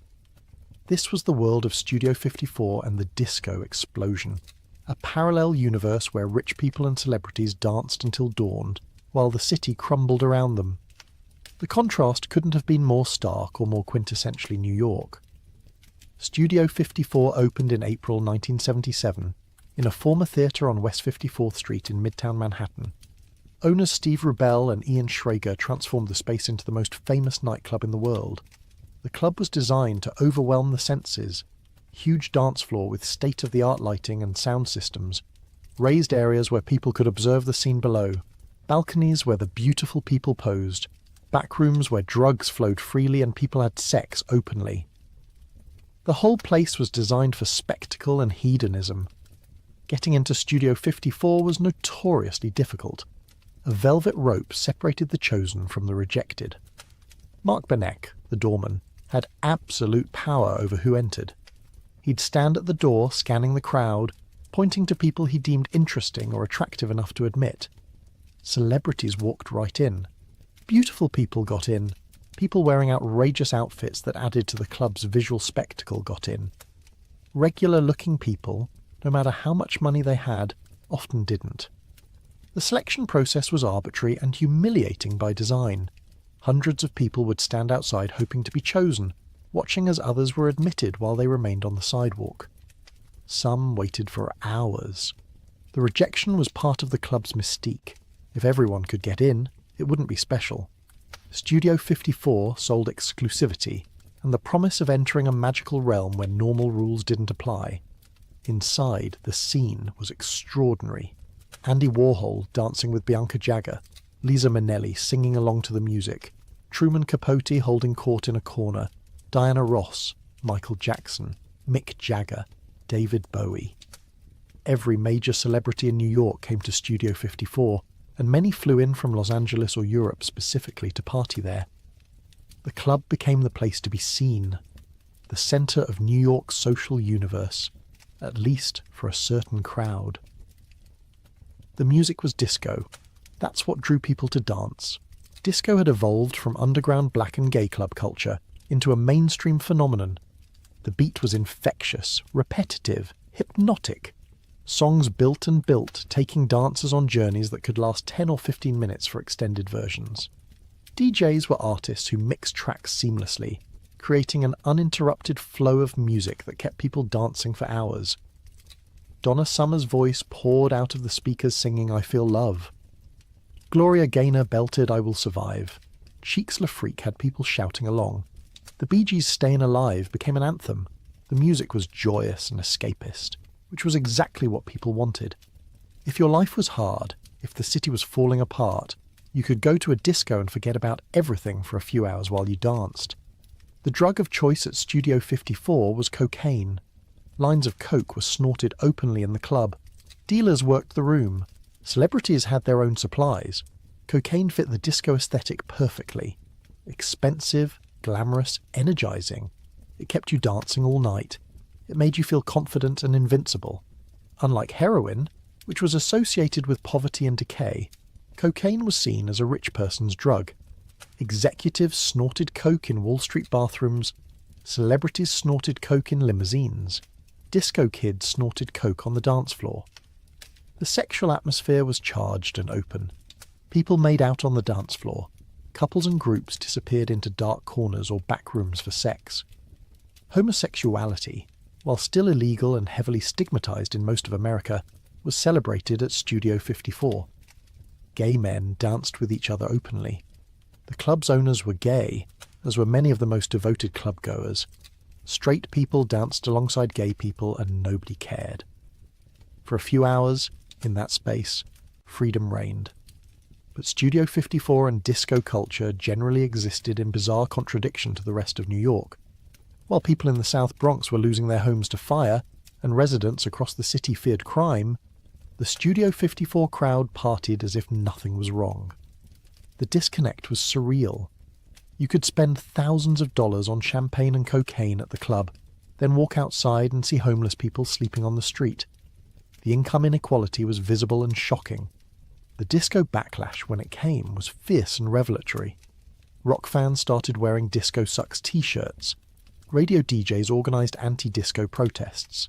The famous Disco Demolition Night in Chicago, in July 1979, where a crate of disco records was blown up at a baseball stadium, turned into a near riot. The crowd, mostly young white men, stormed the field chanting "Disco Sucks." Looking back, it's clear the disco backlash had homophobic and racist undertones. Disco was associated with gay culture and black culture. The people who hated disco tended to be straight white rock fans who felt threatened by disco's mainstream success. The violence of their hatred, the glee with which they destroyed disco records, suggested something deeper than simple musical preference. It was a backlash against the cultural changes disco represented. But disco's death was exaggerated. The music evolved into house and electronic dance music. The club culture continued. People kept dancing, kept seeking that escape and joy that dance floors provided. Studio 54 itself closed in 1979 when the owners were arrested for tax evasion. They'd been skimming money from the club and not reporting it, which was incredibly stupid given how high profile they were. But the club's brief run, just over 2 years, left a permanent mark on popular culture. The story of disco and Studio 54 reveals something important about New York in the 70s. The city contained multitudes. It was simultaneously falling apart and wildly creative. People were suffering and people were celebrating.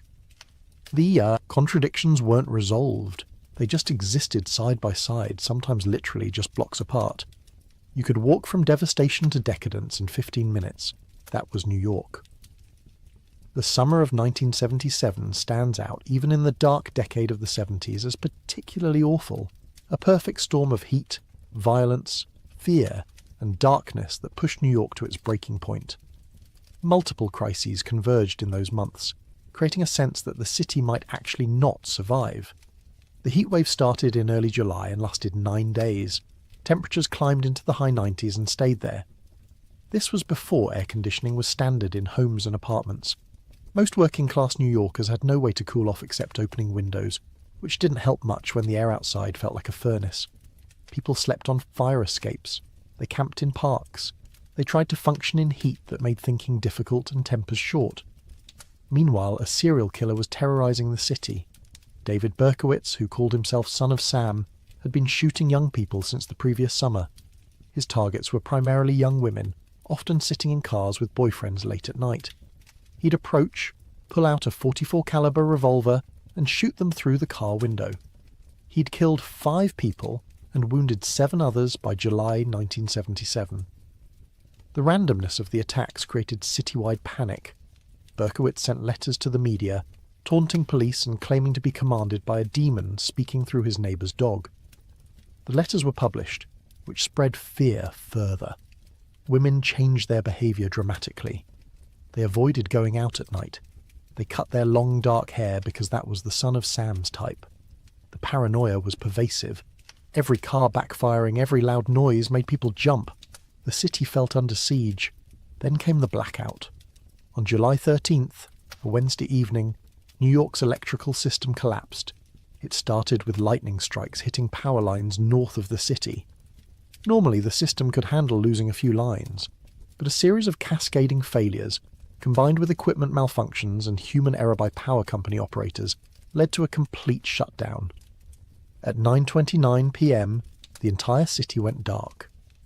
The blackout of 1977 was completely different from the previous blackout in 1965. In 65, people had been relatively well behaved.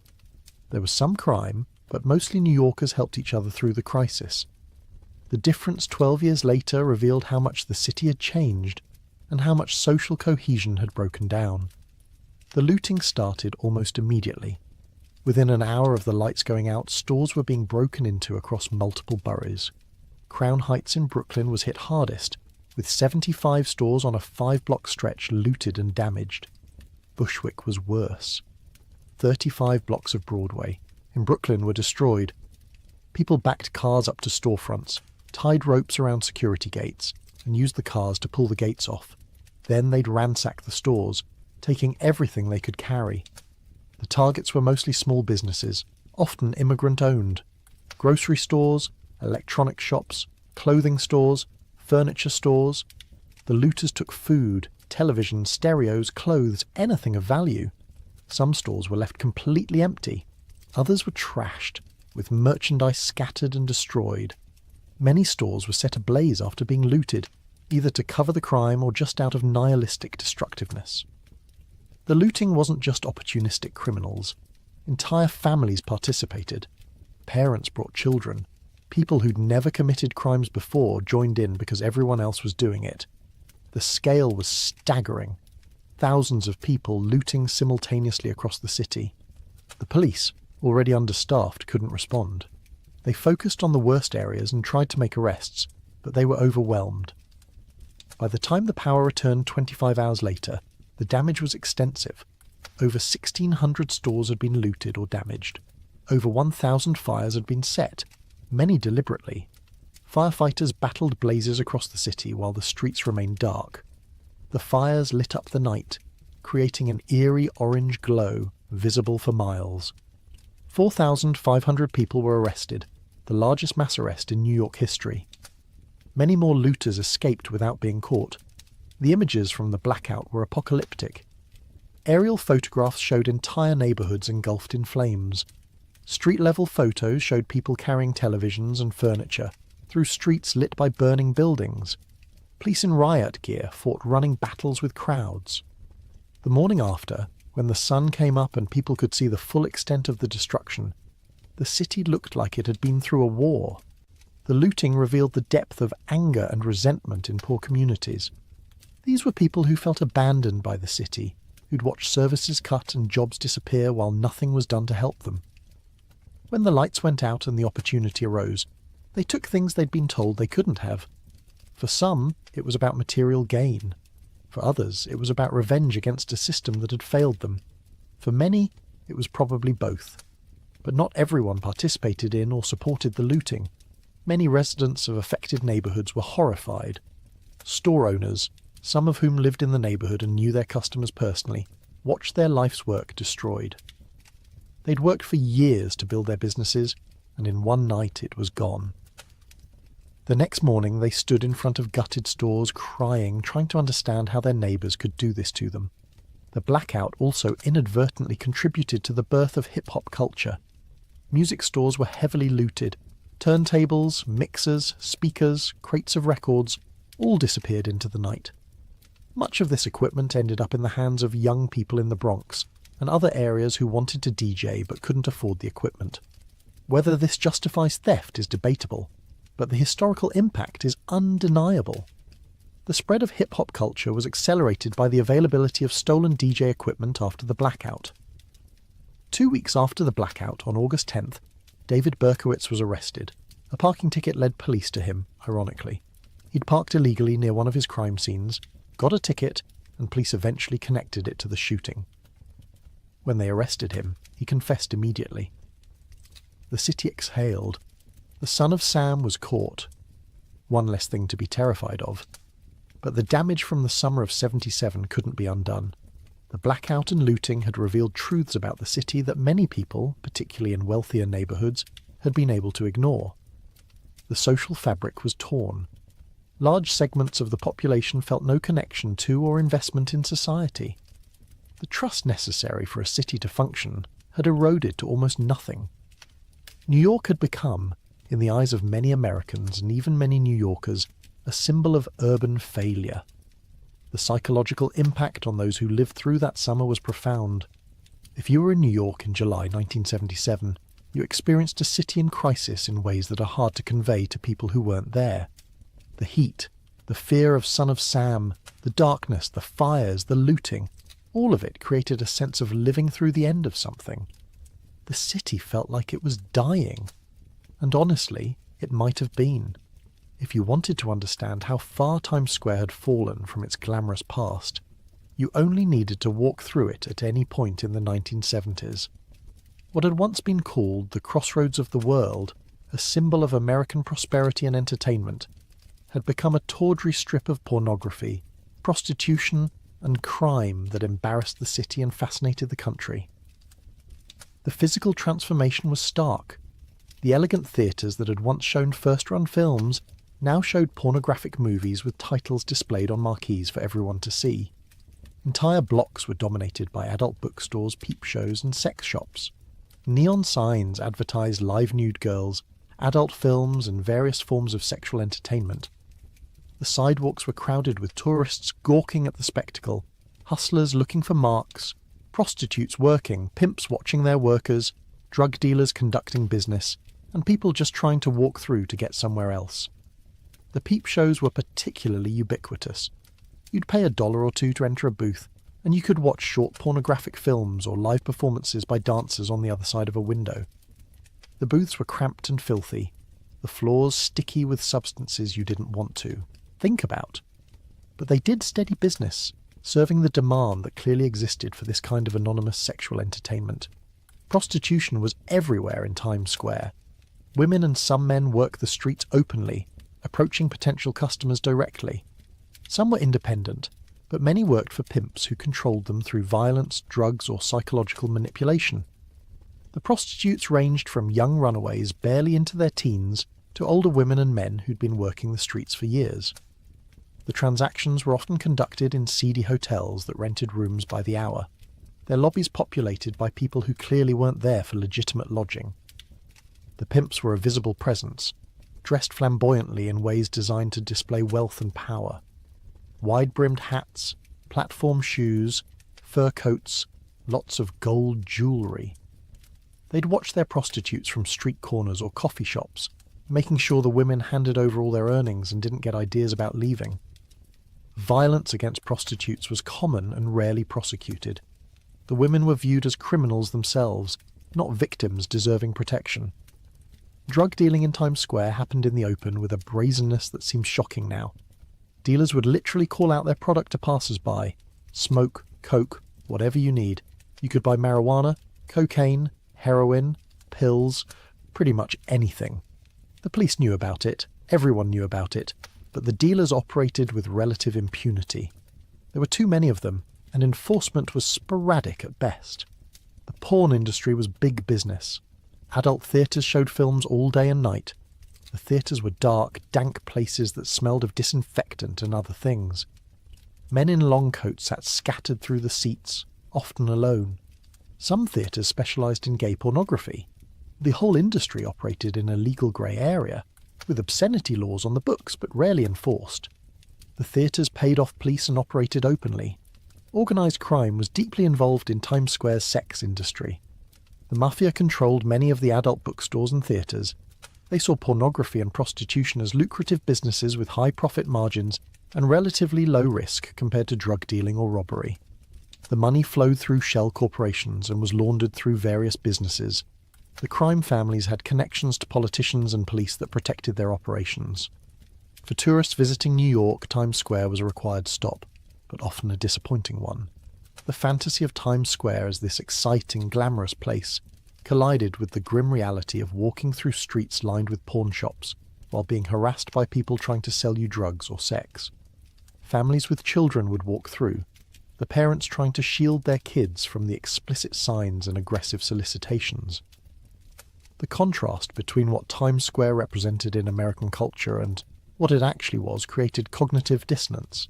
Yet despite the seediness, Times Square remained the heart of the theatre district. Legitimate Broadway theatres surrounded the adult businesses. Tourists came for the musicals and plays, then had to navigate through the sex district to get to the theatres. The absurdity of this situation wasn't lost on anyone. You'd walk past prostitutes and drug dealers to see A Chorus Line or Chicago. Runaways were particularly vulnerable in Times Square. Young people who'd left home, often fleeing abuse or rejection, gravitated to the area because it was known as a place where you could disappear. But without money or support, they often ended up exploited. Pimps targeted runaways, offering food and shelter and affection before gradually turning them into prostitutes. Young people got addicted to drugs and ended up doing whatever they had to do to support their habits. The Deuce, as 42nd Street was known, became synonymous with vice and danger. Walking down 42nd Street between 7th and 8th Avenue meant running a gauntlet of illegal activity. 3-card Monte games set up on cardboard boxes. Obvious scams, but tourists fell for them anyway. People selling stolen goods from blankets spread on the sidewalk. Fake watch dealers. Street musicians playing for tips. The whole stretch was chaotic and seedy and weirdly exciting. Attempts to clean up Times Square during the 70s failed repeatedly. The area was too far gone, and the city lacked resources to mount an effective campaign. Police would conduct raids, arresting prostitutes and dealers, but they'd be back working the next day. The adult businesses were legal enough that shutting them down was difficult. The economics were against reform. The buildings were generating revenue for their owners from sex businesses. Converting them to legitimate uses would require massive investment that no one was willing to make. The area also developed its own culture and ecosystem. People worked in Times Square for years, getting to know each other, forming relationships and communities. The prostitutes looked out for each other. The dealers had territories and rules. The theatre workers navigated through the chaos to get to work. For all its dysfunction, Times Square functioned as a neighbourhood, albeit a very troubled one. The food options in Times Square revealed the area's character. Cheap pizza joints, hot dog vendors, diners serving basic food to people who weren't there for a nice meal. Nothing fancy, nothing expensive. The restaurants that survived catered to either tourists who didn't know better or locals who needed cheap calories. The quality didn't matter much when you were just trying to fill your stomach. Interestingly, Times Square in the 70s was safer than many other parts of the city, despite its reputation. The concentration of people, even if they were tourists and criminals, created a level of activity that discouraged certain crimes. You weren't likely to be randomly attacked in Times Square because there were too many witnesses. The crimes that happened there were mostly consensual transactions, illegal but not violent. You'd be more likely to be mugged in a quiet residential area than in the middle of Times Square at midnight. Still, Times Square represented everything that was wrong with New York in the 70s. It showed how the city had declined from greatness to degradation. The fact that the most famous intersection in America was overrun with pornography and prostitution seemed symbolic of larger failures. Times Square was a symptom, not the disease, but it was a highly visible symptom that embarrassed the city on the world stage.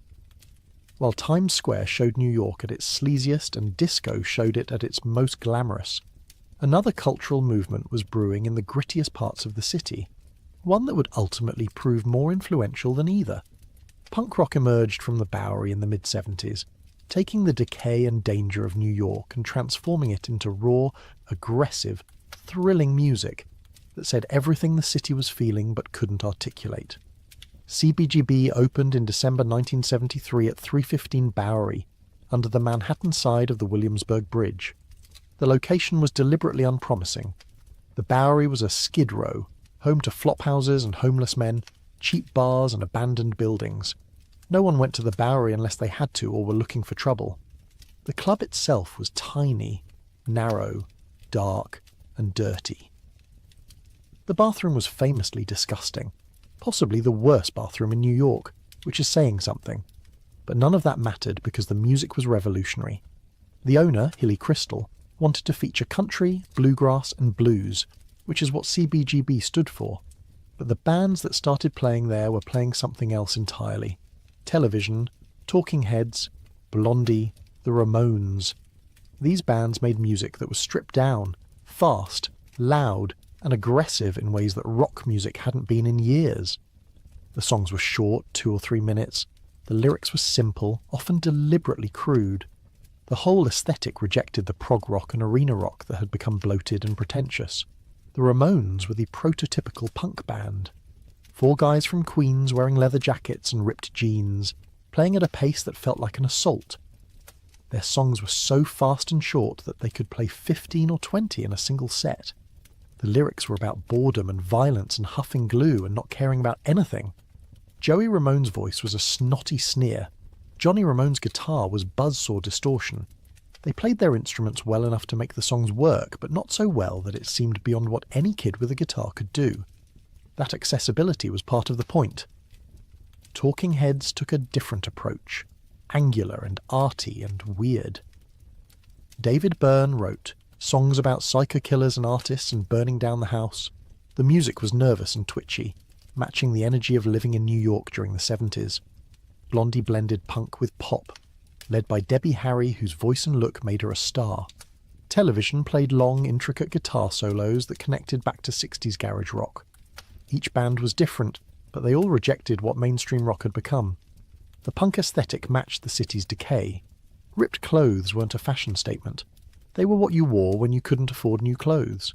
Safety pins holding together torn shirts were practical solutions to poverty. The whole DIY ethos, the idea that you didn't need fancy equipment or training to make music, appealed to young people who had nothing but creativity and anger. Punk said you don't need permission, just do it. The Bowery location was perfect for punk because the neighbourhood looked like the music sounded. Dangerous, dirty, falling apart, but somehow vital. Walking to CBGB meant navigating through streets that most New Yorkers avoided. You'd see homeless people passed out on the sidewalk, junkies nodding off in doorways, sketchy characters watching you with predatory attention. But if you made it to the club, you found a community of people who felt like they didn't fit anywhere else. The scene that developed around CBGB was small and insular. The same few hundred people went to shows regularly. They all knew each other. Bands hung out watching other bands play. Artists and writers and photographers documented the scene. Patti Smith, who was both a poet and a musician, performed regularly, her work blending rock and spoken word in ways that influenced many other artists. Richard Hell pioneered the torn clothing aesthetic and wrote songs about being blank, about having no future, sentiments that resonated with a generation living in a crumbling city. The connection between punk and the city's decay was direct. These musicians weren't writing about abstract concepts. They were writing about living in New York in the 70s, the danger, the poverty, the sense that civilization was collapsing. Punk rock was the sound of urban decay given musical form. It was abrasive because the city was abrasive. It was angry because people were angry. It refused to pretend things were okay because things weren't okay. Interestingly, punk rock in New York was different from punk rock in London, which was developing around the same time. British punk, exemplified by the Sex Pistols and the Clash, was explicitly political and working class. New York punk was more artistic and ironic, influenced by the city's art scene. The Velvet Underground cast a long shadow over New York punk. The idea of making music that was deliberately anti-commercial, that challenged and provoked rather than entertained, came partly from what Lou Reed and John Cale had done in the late 60s. Andy Warhol's Factory, though past its peak by the mid-70s, remained influential. The idea of blurring lines between high and low culture, between art and trash, between serious and silly, permeated the punk scene. Many punk musicians had art school backgrounds or hung around artists.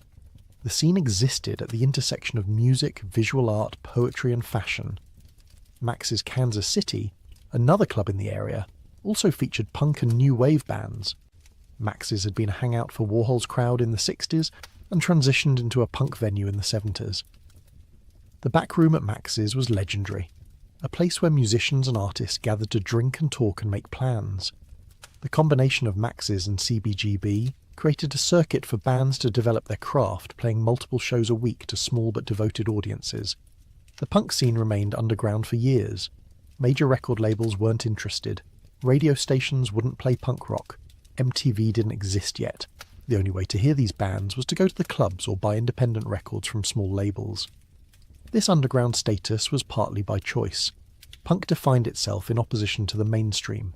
Success in conventional terms meant selling out, compromising, becoming what punk was against. Yet punk's influence spread beyond its small scene. The DIY ethos inspired people in other cities to start their own bands and scenes.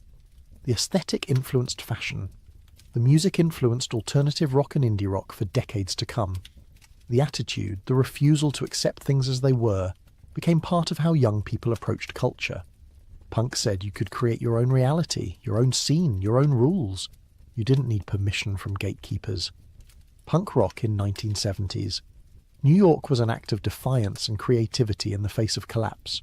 While the city burned and crime raged, and politicians declared bankruptcy, kids in a filthy club in the Bowery made music that captured the moment perfectly. They took the negativity and danger and transformed it into something electric and alive. Punk rock was proof that even in the worst circumstances, art finds a way, and that maybe New York, for all its problems, was still the greatest city in the world precisely because of what it could create even when falling apart. As we come to the end of this long journey through two of the most turbulent decades in New York's history, what can we say we've learned? What does it mean that a great American city nearly destroyed itself, and its people lived through conditions that seem almost unimaginable now? The first thing to understand is that the people who lived in New York during the 60s and 70s weren't different from us. They were ordinary people facing extraordinary circumstances. They woke up each day and went to work or looked for work. They raised children, fell in love, broke up, made art, went to the movies, complained about the weather and the subway. They lived their lives even as the city crumbled around them. But they also developed a particular kind of toughness and resilience that defined what it meant to be a New Yorker. If you survived the 70s in New York, you could survive anything. You'd learn to be alert to danger without being paralyzed by fear. You'd learn to find joy and beauty in unlikely places. You'd learned that fancy credentials and expensive clothes didn't mean much compared to street smarts and the ability to adapt.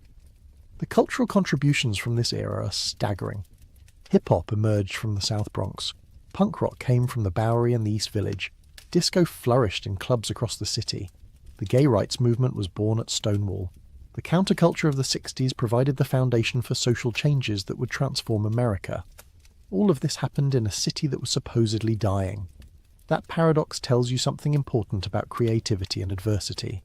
Hard times don't automatically produce great art, but they can create conditions where people with nothing to lose make things that feel urgent and real. When everything is falling apart, pretension and commercialism matter less.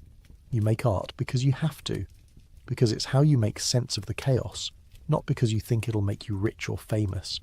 The music and art from 70s New York has that raw quality, that sense of being necessary rather than optional. The social movements that emerged or gained strength during this period changed society permanently. The gay rights movement that started at Stonewall led eventually to marriage equality and legal protections, though the fight continues.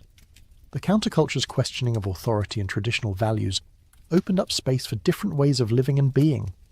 Women's liberation, civil rights, environmental consciousness, all of these movements were strengthened by activists in New York who refused to accept the status quo. The city's near-death experience in the 70s also led to changes in how cities are governed and policed. The tough-on-crime policies of the 80s and 90s, which dramatically reduced crime in New York and other cities, were responses to the 70s crime wave. Whether those policies went too far, whether they created new injustices while solving old ones remains debated. But the pendulum swung hard in reaction to how bad things got. The economic recovery that eventually came transformed New York again. The city that emerged in the 90s and 2000s was safer, cleaner, more prosperous. But it was also more expensive, less diverse, less weird. The grit and danger that had defined 70s New York were gone, which is mostly good. But something was lost too. The affordable housing that allowed artists and musicians to live in Manhattan disappeared. The neighborhoods gentrified. The city became corporate and sanitized in ways that made it less interesting, even as it became more livable. People who lived through the 60s and 70s in New York often express mixed feelings about that time. The danger and decay were real and terrible. The fear was not exaggerated. Many people were hurt, killed, traumatized by what happened in those decades. No one who lived through it would want to return to those conditions. Yet there's also nostalgia for the freedom and creativity and sense of possibility that existed then. The city felt alive in ways it doesn't anymore. The neighborhoods that were destroyed in the 70s never fully recovered. The South Bronx today is better than it was, but it never returned to what it was before the fires. Entire communities were destroyed and scattered. The trauma affected generations. Children who grew up in that chaos carried it with them. The psychological toll of living through urban collapse isn't easily measured, but was very real. For LGBTQ people who lived through this era, the transformation has been remarkable. To go from a time when being gay meant hiding and risking arrest to today's relative acceptance happened within a single lifetime. People who participated in the Stonewall riots lived to see same-sex marriage legalized nationally. That progress came through decades of activism and struggle, built on the foundation of those who fought back that night in June 1969. The counterculture's ideals, which seemed radical and impossible in the 60s, have in many ways become mainstream. Environmentalism, sexual freedom, questioning authority, valuing diversity. These ideas that the hippies championed are now broadly accepted, at least in principle, if not always in practice. The straight world eventually absorbed many of the counterculture's critiques and adapted, though not as thoroughly as the hippies had hoped. What we learn from studying New York in the 60s and 70s is that cities are resilient but fragile. The same factors that make cities exciting and creative, the density, the diversity, the constant change, can also make them vulnerable to rapid decline. When economic opportunities disappear and social cohesion breaks down, urban areas can spiral into chaos quickly. But they can also recover if people don't give up on them. The New Yorkers who stayed through the worst years, who refused to abandon the city even when it seemed like it was dying, saved New York. Not through any grand heroic gesture, but through millions of small decisions to keep going, keep creating, keep caring about their neighborhoods and each other. They prove that people are stronger than circumstances, that community can survive terrible conditions, that hope persists even in darkness. If there's a lesson in all of this, it might be that the worst times can coexist with extraordinary creativity and change, that danger and beauty aren't opposites, but often exist side by side, that cities are made not by buildings and infrastructure but by people who refuse to give up, that the darkest hours sometimes come right before genuine transformation. New York in the 60s and 70s was a city on the edge, looking into the abyss and somehow pulling back. It was a place where you could die from a random act of violence or birth a cultural movement that would change the world, and both of those things happened constantly, sometimes on the same block, sometimes on the same night. It was terrifying and exhilarating and unforgettable.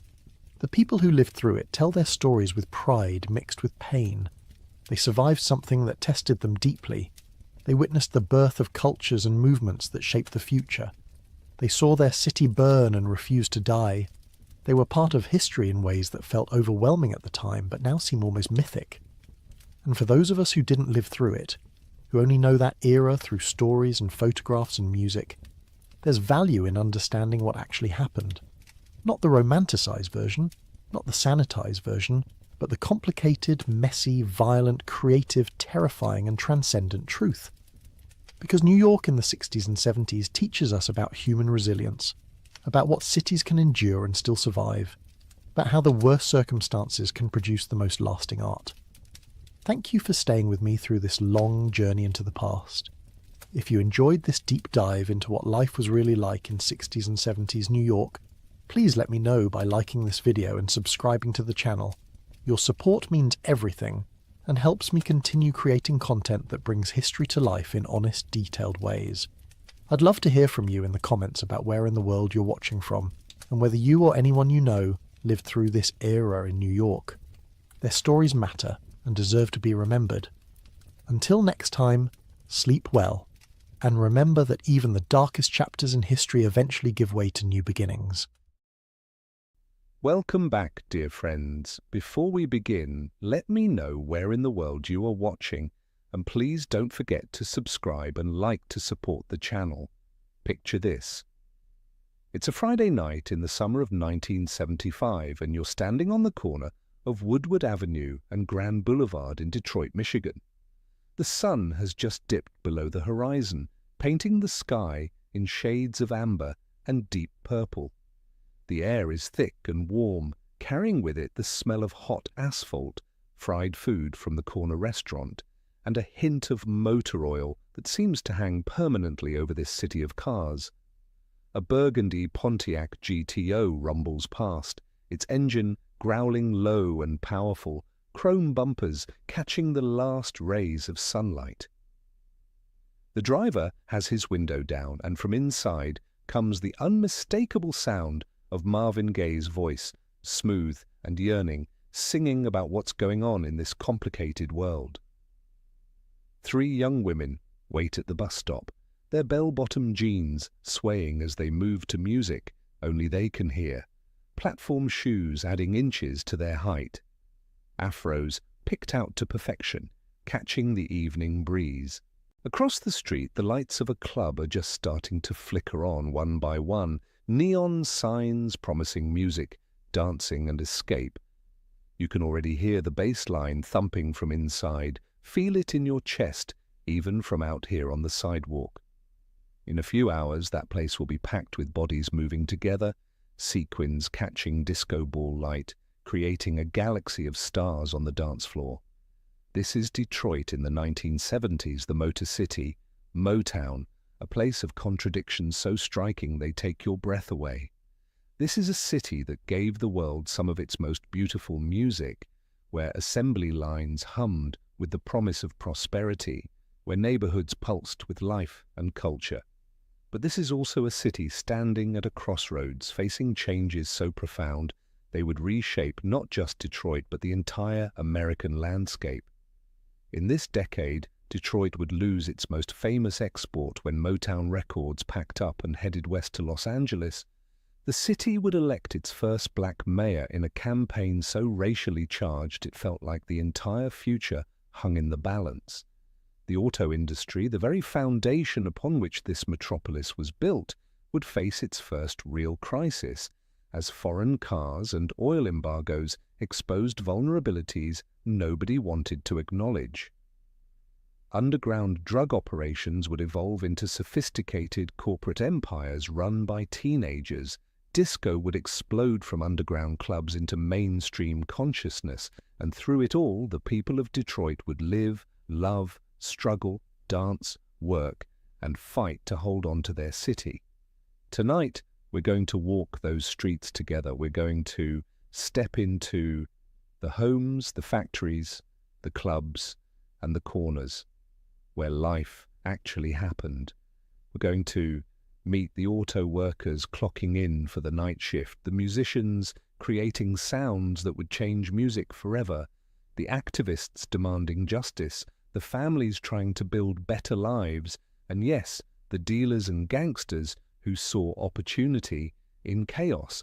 We're going to taste the food, hear the music, feel the fashion, and understand what it really meant to live through one of the most transformative decades in American urban history. This isn't just a story about decline, though decline is part of it. This isn't just about crime, though crime is part of it too. This is the full story, complex and contradictory, beautiful and brutal, exactly as it was lived by the people who were there. This is what they don't always tell you about 1970s Detroit, so settle in, get comfortable, and let's step back in time together to a city that was falling apart and coming alive all at once, to a decade when everything changed, to the Detroit that existed in the space between the dream and the reality. When the 1970s began, Detroit was still, on paper at least, one of America's great cities. The census takers counted approximately 1.5 million souls within the city limits, making it the 5th largest city in the entire United States. Only New York, Los Angeles, Chicago, and Philadelphia had more people. The skyline was dominated by impressive Art Deco towers built during the boom years, monuments to the wealth that had flowed through this city when it was the undisputed capital of the automotive world. But numbers on a census form don't tell you what a place feels like, what it sounds like, what it means to the people who live there. And by 1970, Detroit was a city carrying heavy burdens from its recent past while trying to figure out what its future might hold. The summer of 1967 still cast a long shadow. That July, the city had erupted in what was then the deadliest race riot in American history.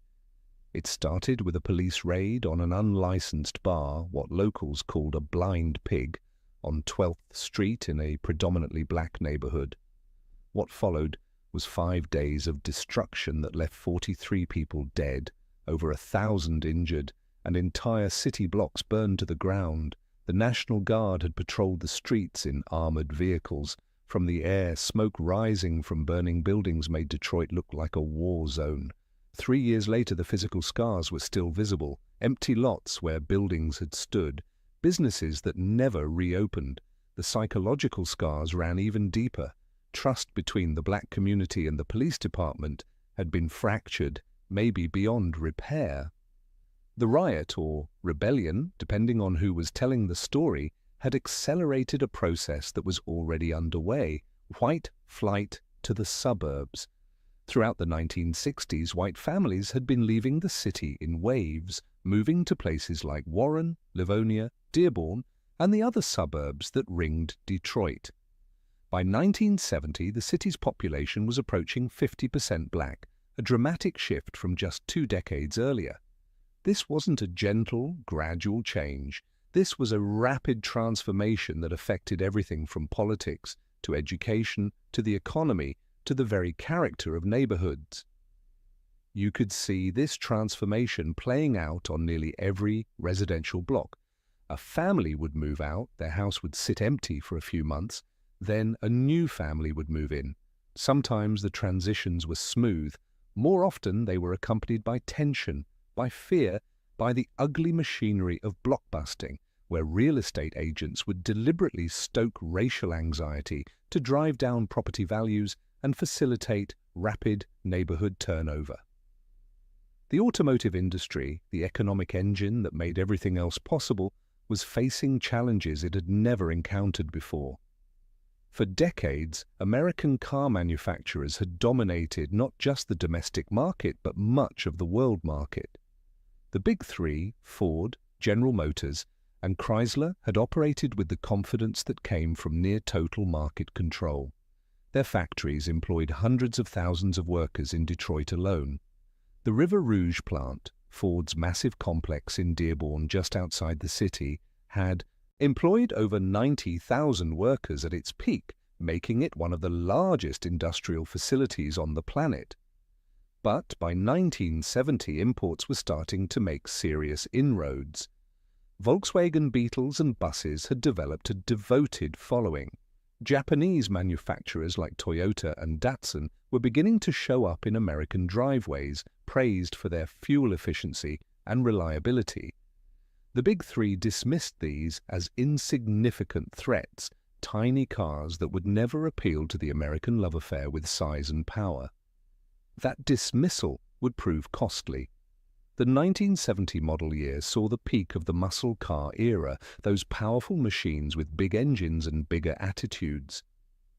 The Pontiac GTO, the Chevrolet Chevelle, the Dodge Challenger, cars that could go from 0 to 60 in under 6 seconds, cars that made a statement just sitting at a stoplight.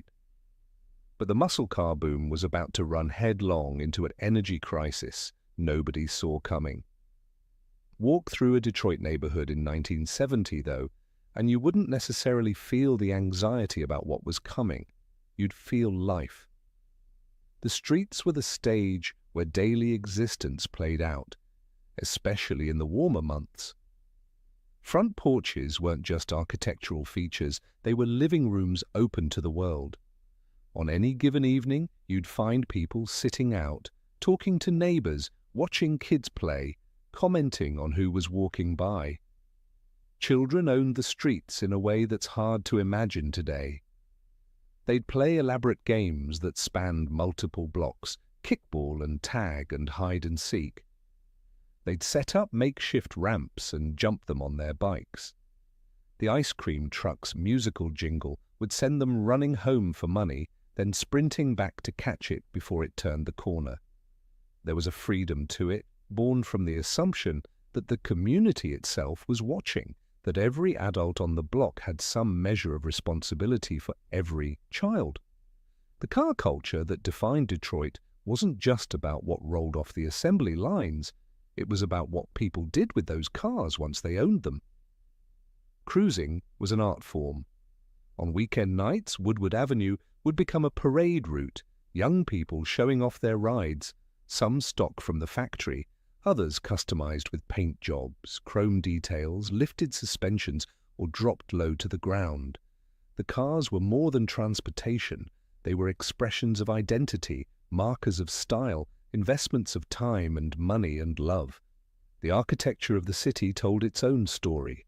There were the grand old mansions along streets like Boston Boulevard, built by automotive barons in the early decades of the century, now often subdivided into apartments. There were the tidy bungalows and two-story homes of working-class neighborhoods, many with small front yards and one-car garages out back. There were apartment buildings from various eras, some quite elegant, others purely functional. And there were the commercial strips, blocks of storefronts with apartments above, the ground floor occupied by grocery stores, barbershops, beauty salons, bars, restaurants, dry cleaners, all the businesses that made neighborhood life possible. The visual landscape still reflected Detroit's glory days. The Guardian building downtown, completed in 1929, stood as a jewel of Art Deco architecture, its facade a riot of colorful terracotta tiles. The Fisher Building, another Art Deco masterpiece, dominated the New Center area with its golden tower. These buildings spoke to a time when Detroit saw itself as one of the world's great cities, when money and ambition combined to create something beautiful and lasting. But beauty and decay existed side by side, sometimes on the same block. An ornate theater might stand next to a building with boarded-up windows. A thriving corner store might be across from an empty lot filled with weeds and broken glass. The juxtaposition was jarring, this sense that the city was simultaneously still vital and already in the early stages of something darker. The people were what made Detroit real. They got up every morning and went to work, whether that work was on an assembly line, in an office, at a hospital, in a classroom, or running a small business. They came home and made dinner, helped kids with homework, watched television, listened to the radio, read the newspaper. They went to church on Sundays, whether that was a Baptist church with gospel music that shook the walls, a Catholic mass in Polish or Italian, or one of the many other houses of worship that reflected Detroit's incredible diversity. This was a city of immigrants and migrants. Poles and Italians and Greeks and Irish had come in earlier waves. African Americans had come north during the Great Migration, fleeing Jim Crow and seeking opportunity. Middle Eastern communities, particularly Chaldean Catholics from Iraq, were growing. There were neighborhoods where you could walk for blocks and hear half a dozen different languages, smell food from around the world, see signs in various scripts. That diversity created both richness and tension. Different communities sometimes lived parallel lives, intersecting at work or in commercial districts, but remaining largely separate in their social and religious and family lives. And the racial divide between black and white was becoming the dominant fact of Detroit life, affecting politics, schooling, policing, housing, everything. As 1970 turned into 1971 into 1972, the signs of change multiplied. More businesses closed, more houses sat empty. The crime rate was rising, fed by poverty, by the drug trade, by the desperation that comes when opportunity seems to be evaporating. The auto plants were starting to automate, slowly at first, replacing workers with machines. It was the beginning of a process that would reshape the entire industrial landscape. But understanding what was coming doesn't mean the people living through it knew. For many, life still felt stable, predictable. You worked your shift, you collected your paycheck, you paid your mortgage, you took care of your family. The union protected your job. The pension waited at the end. The American dream, as it had been sold to millions of workers, still seemed achievable if you worked hard and played by the rules. Detroit in the early 70s was a city standing at a crossroads, though many of the people walking its streets didn't realize they were about to choose a path or have a path chosen for them. That would change everything. The music was still playing, the factories were still humming, the streets were still full of life, but underneath the surface, seismic shifts were building, pressure accumulating, ready to reshape the landscape in ways nobody could fully predict. Morning in a working-class Detroit neighborhood began before sunrise for many families. The alarm clock would go off at 4:30 or 5, depending on which shift you worked. The man of the house would roll out of bed, his wife usually getting up with him to make breakfast before he left. The smell of coffee percolating on the stove, bacon sizzling in a cast-iron pan, toast browning in the toaster. Quick, practical meals to fuel a long day of physical labor. By 5:30, the streets would start filling with cars, all heading in the same direction, toward the massive factory complexes that dominated the landscape. The River Rouge plant in Dearborn was its own city, sprawling across over 1,000 acres. At its peak in the late 40s, it had employed over 90,000 workers. By the 70s, that number had dropped, but it was still enormous, still employing tens of thousands. Other plants dotted the area: Chrysler's Dodge Main, GM's various facilities, dozens of smaller operations making parts and components. The shift change was a ritual, a tide of humanity flowing in one direction as another tide flowed out.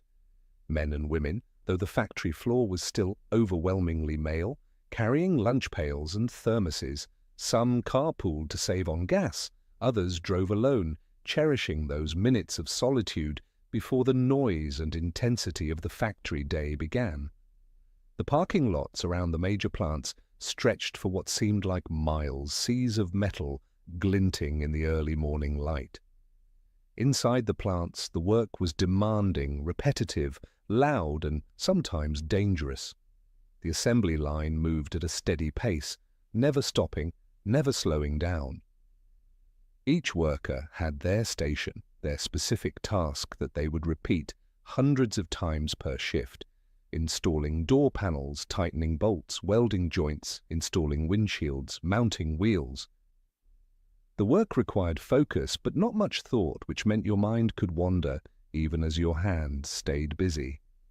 The noise was constant, overwhelming: the clang of metal on metal, the hiss of pneumatic tools, the roar of machinery, the beep of forklifts backing up. Conversation was difficult, sometimes impossible. Workers developed their own sign language, their own ways of communicating over the din. Earplugs were essential, but not always used, leading to hearing loss that many older workers carried as a badge of their years on the line.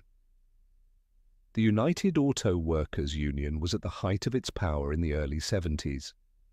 Contracts negotiated in the late 60s and early 70s had secured wages and benefits that made auto workers solidly middle class.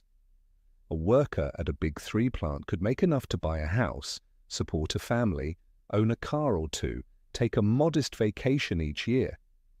The union had won them health insurance, retirement pensions, cost of living adjustments. These weren't gifts from benevolent corporations, they were hard-won victories from strikes and negotiations and the solidarity of workers standing together. But there was a price. The work was mind-numbing. Hour after hour, day after day, year after year of the same motions could break something in a person's spirit. Many workers counted down the years until retirement, the 30 years of service that would earn them a pension, the golden ticket out. Some managed to find satisfaction in the work, in doing their job well, in the camaraderie with fellow workers. Others just endured, drinking heavily after shifts to numb the tedium and exhaustion, their bodies breaking down from the repetitive strain. Away from the factories, domestic life followed familiar patterns. The wives of auto workers often didn't work outside the home, at least not when children were young, though that was starting to change by the mid-70s as economic pressures increased. They managed households which in that era meant substantial labor, cooking from scratch, cleaning, laundry, shopping, managing the family budget, raising children. The work was unpaid and often unacknowledged, but it was no less demanding than factory work. The kitchen was the heart of most homes. Meals were family affairs when possible, everyone sitting down together at the dinner table. The food reflected Detroit's diversity. In Polish households, you might have pierogies and kielbasa. In Italian homes, homemade pasta and red sauce that simmered for hours. In black families, soul food, collard greens and cornbread, fried chicken and sweet potato pie, recipes carried north from the south during the Great Migration. In Greek households, moussaka and spanakopita. In Chaldean homes, dishes from Iraq, rice and lamb and flatbreads. Shopping happened at a mix of locations. The big grocery stores were moving out to the suburbs following the population. In the city, people often relied on smaller stores, corner markets that were more expensive but within walking distance. Hudson's department store downtown was still operating in the early 70s, a massive building that took up an entire city block where families would go for big purchases, clothes for school, furniture, appliances. Shopping there was an event, not just a transaction. Children's lives revolved around school, church, and unstructured neighborhood play. The schools in Detroit were facing enormous challenges in the 70s. The flight of middle-class families, both white and increasingly black, was draining resources. A court case about school segregation that began in 1970 would drag on for years, exposing the deep divisions in how the city and suburbs approached education. Many city schools were underfunded, overcrowded, struggling with aging buildings and limited supplies, but school was still school. Kids learned their reading and math and history. They participated in sports and clubs. They formed friendships and rivalries. They navigated the complex social hierarchies of adolescence. The dress code was changing rapidly in the 70s. The strict rules of earlier decades were giving way to more freedom. Boys could wear their hair longer. Girls could wear pants instead of skirts. Platform shoes were everywhere, adding inches to everyone's height. Bell-bottom jeans were standard issue. The wider the flare, the better. High school culture in Detroit was vibrant and varied. Football games on Friday nights under the lights, the bleachers packed with students and parents. Basketball games in overheated gyms, the squeak of sneakers on hardwood, the roar of the crowd. School dances in the cafeteria or gymnasium, transformed with decorations and dim lights, where kids would dance to the latest hits from the radio, the music of Motown and soul, and the emerging disco sound. The youth fashion was bold and expressive. For young black students, the afro was not just a hairstyle but a political statement, a rejection of standards that said black hair needed to be straightened to be acceptable. Dashikis and African-inspired prints connected to a broader movement of black pride and consciousness. Platform shoes weren't just for disco. They were everyday wear, adding swagger to the walk to class. Gold chains and hoop earrings, wide belts and platform boots. The style was about visibility, about refusing to blend in. For white students, the fashion was also evolving, influenced by the hippie movement and the glam rock scene. Longer hair for boys, often to their shoulders, which drove their parents crazy. Tie-dye shirts and denim jackets covered in patches. Girls wore peasant blouses and long skirts, or tight tops with bell-bottoms. The divisions were often visible in style choices, different groups claiming different aesthetics as markers of identity. Sunday mornings had a different rhythm. Church was central to community life for many Detroit families. The Black Baptist churches were known for their powerful gospel music. choirs that could raise the roof, preaching that was equal parts theology and social commentary. Services could last for hours, but nobody seemed to mind. It was spiritual refreshment and social connection combined, a place to see friends, catch up on news, feel part of something larger than yourself. The Catholic churches served various ethnic communities, often in their native languages. Polish churches, Italian churches, each maintaining traditions from the old country while adapting to American life. The Chaldean Catholic community, immigrants from Iraq, had their own parishes where services incorporated Middle Eastern traditions. These churches were more than places of worship. They were cultural anchors, preserving language and customs and identity. Block parties and neighborhood gatherings were common, especially in summer. Someone would block off the street with their cars, set up tables and grills, and the whole block would come out. Kids would run wild, playing games and riding bikes. Adults would grill hamburgers and hot dogs, set out potato salad and coleslaw and baked beans. Someone would bring a radio or portable stereo, and music would provide the soundtrack. These gatherings were informal, spontaneous, the kind of community building that happened naturally when people knew their neighbors and felt invested in their street, their block, their small corner of the city. Front porches were outdoor living rooms in good weather. You'd sit out in the evening, watching the world go by, waving to neighbors, commenting on the weather. It was a way of being both private and public, at home but still engaged with the community. Older residents would sit in their spot, a particular chair they'd claimed, and hold court, dispensing wisdom or gossip, or both, to anyone who passed by. The corner store was another vital institution. Not a chain, but a family-owned business, often open long hours, where you could get milk and bread and canned goods, cigarettes and candy, cold pop from the cooler. The owners knew their customers by name, kept a mental tab of who owed what, knew which kids were likely to try to shoplift, and watched them carefully. These stores weren't just commercial enterprises, they were social spaces, places where news spread, where you ran into people, where the pulse of the neighborhood could be felt. For entertainment, people watched television, the three major networks offering their lineup of shows. Families would gather around the set for popular programs. The radio was always on somewhere, playing the hits. Detroit had legendary radio stations, DJs who were local celebrities, who broke new records and created the soundtrack for the city. WJLB, the black-oriented station, was hugely influential, helping spread the Motown sound, and later the disco and funk that would dominate the decade. Life in Detroit neighborhoods in the early 70s was working class, but not necessarily struggling, at least not for those with union jobs. There was a sense of stability, of having a place in the world, even if that place involved hard work and limited horizons. People took pride in their homes, in keeping their lawns mowed and their houses painted, in the small improvements they could afford to make. But underneath that surface stability, changes were accumulating. The jobs that had seemed secure were becoming less so. The neighborhoods that had seemed permanent were changing rapidly. The social fabric that had held communities together was starting to fray under the pressure of economic transformation and racial transition. People could feel something shifting, even if they couldn't always name what it was or predict where it would lead.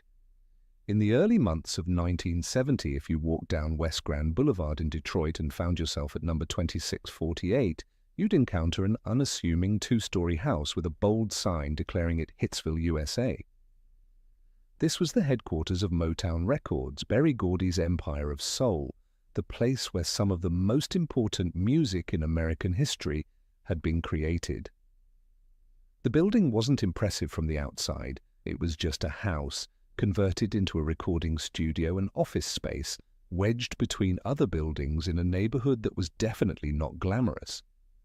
But what had happened inside those walls over the previous decade had changed the landscape of popular music forever. The Supremes, The Temptations, Marvin Gaye, Stevie Wonder, The Four Tops, Martha and the Vandellas, Smokey Robinson and the Miracles, the Jackson 5. The list of artists who had recorded there read like a who's who of soul and R&B. Berry Gordy had founded the company in 1959, starting with $800 borrowed from his family. His vision was clear and revolutionary: create music by black artists that would appeal to both black and white audiences, music that could cross the rigid racial boundaries that defined so much of American life. He wanted to create a sound that was sophisticated and polished, music that would be played on white radio stations and purchased by white teenagers, breaking down barriers through the universal language of melody and rhythm. The operation was modeled on the auto assembly lines that dominated Detroit. Gordy had worked at a Ford plant and understood the efficiency of breaking a complex process into specialized tasks. At Motown, songwriters specialized in writing, producers in producing, musicians in playing, and artists in performing. The Holland-Dozier Holland songwriting team cranked out hit after hit with remarkable consistency. The Funk Brothers, the studio musicians who played on most Motown recordings, were some of the most talented and underappreciated musicians in America, their contributions largely unknown to the general public. The Motown sound was distinctive and carefully crafted. The bass lines were prominent and melodic, often carrying the hook of the song. The rhythm section was tight and precise, influenced by jazz but simplified for pop accessibility. Strings and horns added sophistication. And above it all, the vocals, often featuring intricate harmonies, call and response patterns borrowed from gospel, and lead singers with unmistakable voices. By 1970, Motown had conquered the charts. In the entire decade of the 60s, the label had placed more than 100 songs in the top 10 of the pop charts. No other record company, regardless of size or resources, could match that success. Berry Gordy had taken a dream and $800 and built an empire that generated millions in revenue and immeasurable cultural influence. But success brought complications. The biggest artists were chafing under the Motown system, which was notoriously controlling and gave artists little creative freedom or ownership of their work. Gordy ran the company with an iron fist, making all major decisions, controlling not just the music, but the image, the choreography, the wardrobe, everything. For many artists, especially as they matured and developed their own artistic visions, this felt suffocating. The most dramatic example of this tension came with Marvin Gaye and the album that would become What's Going On. Gaye had been one of Motown's most reliable hitmakers throughout the 60s, smooth and sophisticated, the kind of singer mothers approved of their daughters' liking. But by 1970, Gaye was going through personal turmoil and wanted to make music that reflected the social upheaval he saw around him. He brought Berry Gordy a song called What's Going On, co-written with Ronaldo Benson and Al Cleveland.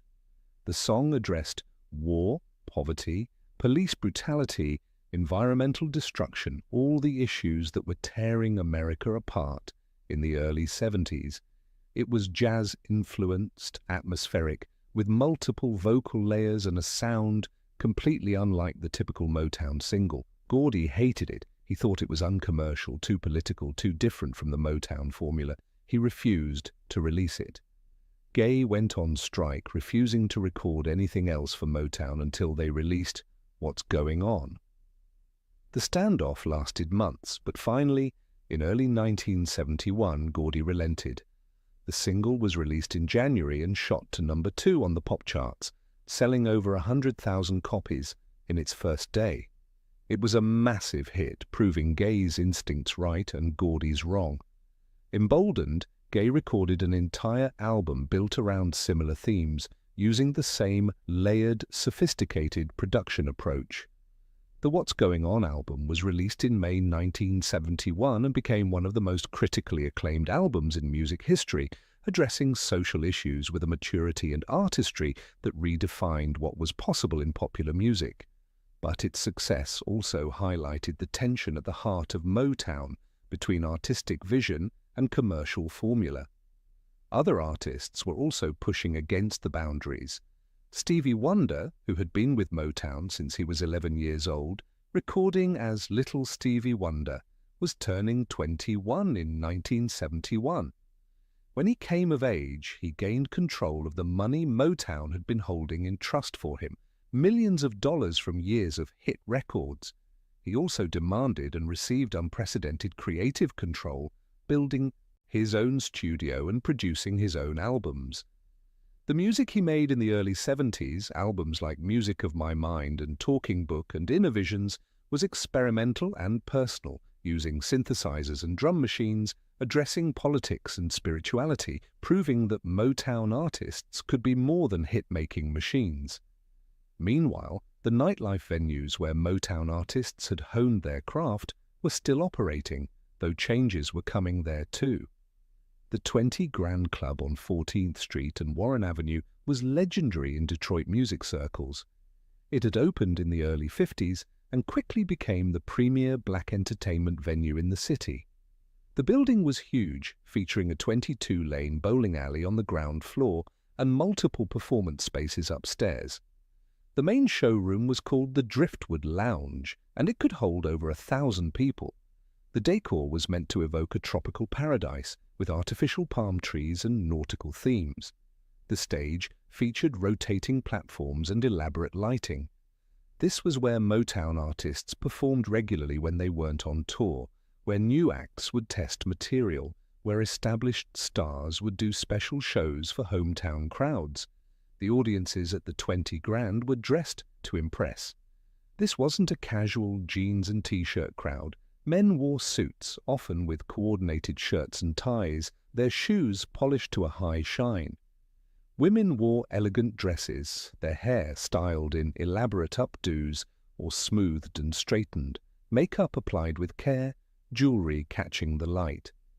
Going to the 20 Grand was an event, an opportunity to see and be seen, to participate in a scene that felt sophisticated and adult. The performers delivered shows, not just concerts. The Temptations would glide across the stage in perfect synchronization, their choreography as important as their vocal harmonies, every move rehearsed and polished. The Supremes would appear in matching gowns, often sequined and shimmering, their presentation as important as their singing. This was show business in the classic sense, entertainment designed to dazzle and impress. But by 1972, the music industry was changing in ways that would prove fatal to Motown's Detroit era. Berry Gordy had been spending more and more time in Los Angeles, attracted by the entertainment industry concentration there, by the better weather, by the opportunity to expand into film and television.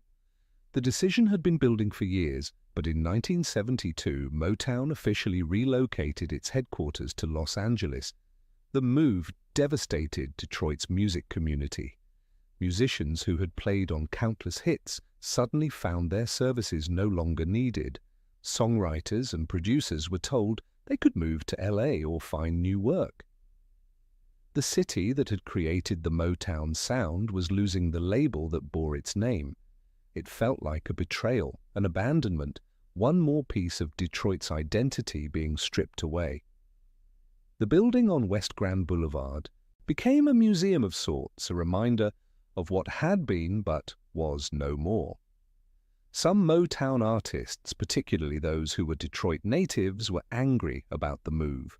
Others understood the business logic but felt the loss nonetheless. The era of Hitsville, USA, of that impossible concentration of talent in one unassuming building, was over. The ripple effects extended beyond the people directly employed by Motown. The label had been an anchor for Detroit's cultural identity, proof that the city could produce not just cars but art, that black creativity could conquer the commercial mainstream, that Detroit mattered on a global cultural stage. Without Motown, without that engine of hit-making and star-making, what was left? Other labels tried to fill the void. Holland Dozier Holland, the legendary songwriting team who had left Motown in a royalty dispute, had started Invictus Records and Hot Wax Records in Detroit. They had some success with acts like Chairman of the Board and Freda Payne. Westbound Records, run by Armand Baladian, became home to Parliament and Funkadelic, George Clinton's psychedelic funk collectives. But none of these labels had the consistent hit-making power or cultural influence of Motown in its prime. For the musicians who stayed in Detroit, the 70s became about adaptation. Studio work dried up as recording moved to other cities. Some musicians transitioned to teaching, passing on their skills to a new generation. Others formed bands and played the club circuit, making a living from live performance rather than session work. Some left music entirely, finding work in the auto plants or other industries, their talent buried under economic necessity. The Motown that remained in Detroit existed primarily in memory and in the music that still played on the radio. Those songs, though, the songs were immortal. Every time a DJ spun I Heard It Through the Grapevine or My Girl or Ain't Too Proud to Beg or Baby Love or Stop. In the name of love, Detroit's contribution to American culture was reaffirmed. The records didn't die when the company left town. The music remained, evidence of what had been created here, a reminder that Detroit had given the world something beautiful and lasting. But the absence was felt. The creative energy that had centered around Motown dispersed, some of it following the label to Los Angeles, some finding new channels in Detroit, some simply dissipating into the general economic and social challenges the city faced. The story of Motown leaving Detroit is often told as pure tragedy, and there's truth to that. But it's also a story about the inevitable tension between art and commerce, between local loyalty and global ambition, between staying put and reaching for something bigger. Berry Gordy made the choice that made sense for his business. Detroit was left to deal with the consequences. In the underground clubs of Detroit in the early 70s, something new was happening, a sound and a scene that would eventually explode into mainstream consciousness and change the landscape of popular music. Disco was being born, not all at once, but gradually, in spaces that existed on the margins, in communities that mainstream society often ignored or actively rejected. The Chessmate Lounge on Livernois Avenue, near 6 Mile Road, was one of the epicenters of this emerging culture. It was a gay club serving primarily black gay men in an era when being openly gay required courage and created danger. The club itself was modest, not fancy or large, but what happened inside its walls was revolutionary. This was where people could be themselves without fear, where music and dance created a space of freedom and joy in a world that often offered neither. The Chessmate featured DJs who were pioneering a new approach to dance music. Instead of live bands, which were expensive and took breaks, DJs would play records continuously, mixing them together so that one song flowed seamlessly into the next, keeping dancers on the floor for hours. This wasn't just playing songs randomly, it was an art form, reading the crowd, building energy, creating musical narratives that took people on journeys. Ken Collier was the godfather of Detroit's disco scene. He was a black gay DJ who had an encyclopedic knowledge of music and an intuitive understanding of how to move a crowd. Collier didn't just work at the Chessmate, he had residencies at multiple clubs throughout the 70s, spreading the disco gospel across Detroit's nightlife landscape. He was known for his incredible record collection, built through years of digging through record stores and trading with other DJs. He had music nobody else had, tracks imported from Europe, unreleased promotional copies, obscure labels, treasures found in the bins of shops that didn't know what they had. What made disco different from the soul and funk that preceded it wasn't just the continuous mixing, but the sound itself. Disco took elements from multiple genres and blended them into something new. The foundation was funk and soul with those prominent bass lines and rhythmic guitar work, but disco added lush string sections, often borrowed from classical music traditions, creating a sophistication and elegance that elevated the dance floor. Horns added punctuation and excitement, and the beat, the famous four-on-the-floor beat with its steady kick drum on every quarter note, created an irresistible pulse that made it almost impossible not to move. The early disco records that were moving Detroit crowds in the early 70s included the Love Unlimited Orchestra's Love's Theme, with its sweeping orchestral arrangement.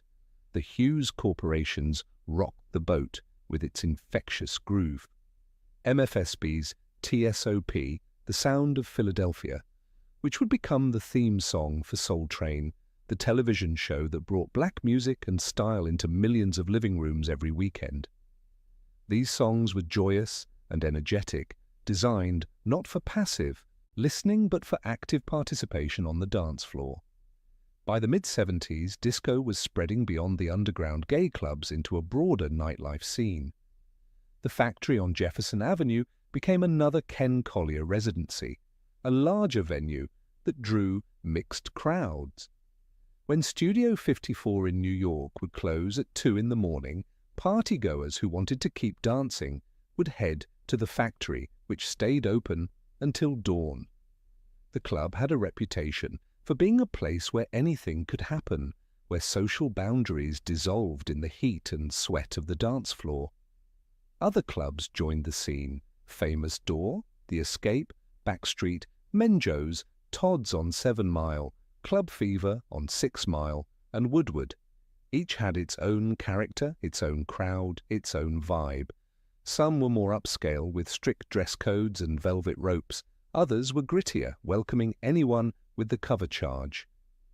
But they all shared the common language of disco, that propulsive beat and soaring strings that promised escape and transcendence. The fashion at these clubs was spectacular. Disco demanded visual impact to match the musical intensity. For women, it meant dresses that caught the light, often covered in sequins that would shimmer and flash as they moved.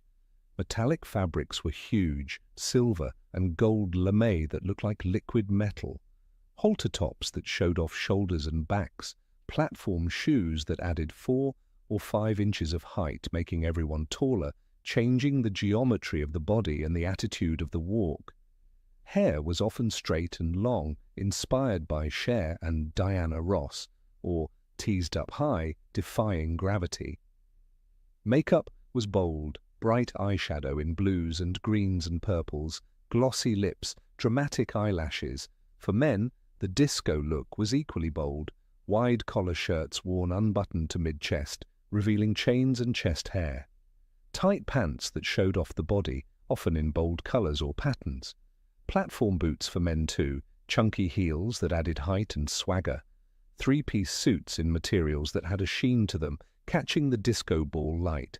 Gold chains and medallions, hair grown out longer, styled with care, afros picked out to impressive dimensions, or straightened and flowing.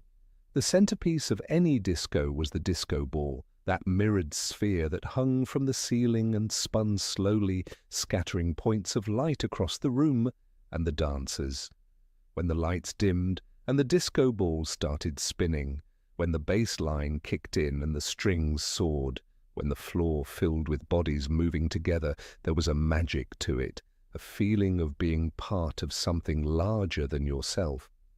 The dancing itself was becoming more structured. Early disco dancing was freestyle, people inventing their own moves. But as the scene grew, specific dances emerged. The hustle became hugely popular, a partner dance that involved intricate turns and dips and coordination. Lines would form on the floor, everyone doing the same moves in unison, the precision and synchronization creating visual spectacle to match the music. Disco was about more than music and fashion and dancing, though. It was about freedom and inclusion in a way that was radical for its time. The disco scene welcomed people regardless of race or sexual orientation, creating integrated spaces in a city and a country still deeply divided. On the disco floor, a black gay man could dance next to a straight white woman, and nobody cared. What mattered was the music, the moment, the shared experience of joy and release. This inclusivity wasn't without tension. Mainstream America was watching disco's rise with suspicion and often outright hostility. The association with gay culture made disco a target for homophobia. The prominence of Black and Latino artists made it a target for racism. The focus on pleasure and sensuality, the sexual liberation that disco spaces represented, made it a target for those who saw the 70s as a decade of moral decay. But in the clubs, none of that mattered. The music was too loud, the beat too strong, the collective energy too powerful for outside judgment to penetrate. Ken Collier wasn't just playing records, he was building community. He shared his knowledge generously with younger DJs who were learning the craft. He sold records from his personal collection out of his house, helping other DJs build their libraries. He created a network of people connected through music, through the shared experience of those nights when the music was perfect and the crowd was right and everything aligned into something approaching transcendence. By the late 70s, disco would become a global phenomenon, commercialized and diluted in the process of going mainstream. But in those early and mid-70s clubs in Detroit, disco was still underground, still pure, still a scene where the outcasts and the avant-garde were creating something genuinely new. The people dancing at the Chessmate or the Factory weren't thinking about music history. They were living their lives, finding joy and connection, expressing themselves through movement and fashion and participation in a scene that welcomed them. Disco in Detroit was also preparation for what would come next. The DJ culture that disco established, the focus on electronic beats and continuous mixing, the idea of the DJ as artist and curator, all of this would feed directly into Detroit's next major musical innovation, techno. But that was still years away.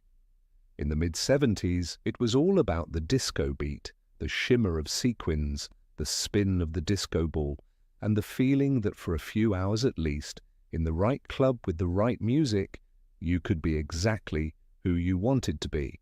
While music played and people danced, another story was unfolding on Detroit streets, one darker and more dangerous than anything happening in the clubs.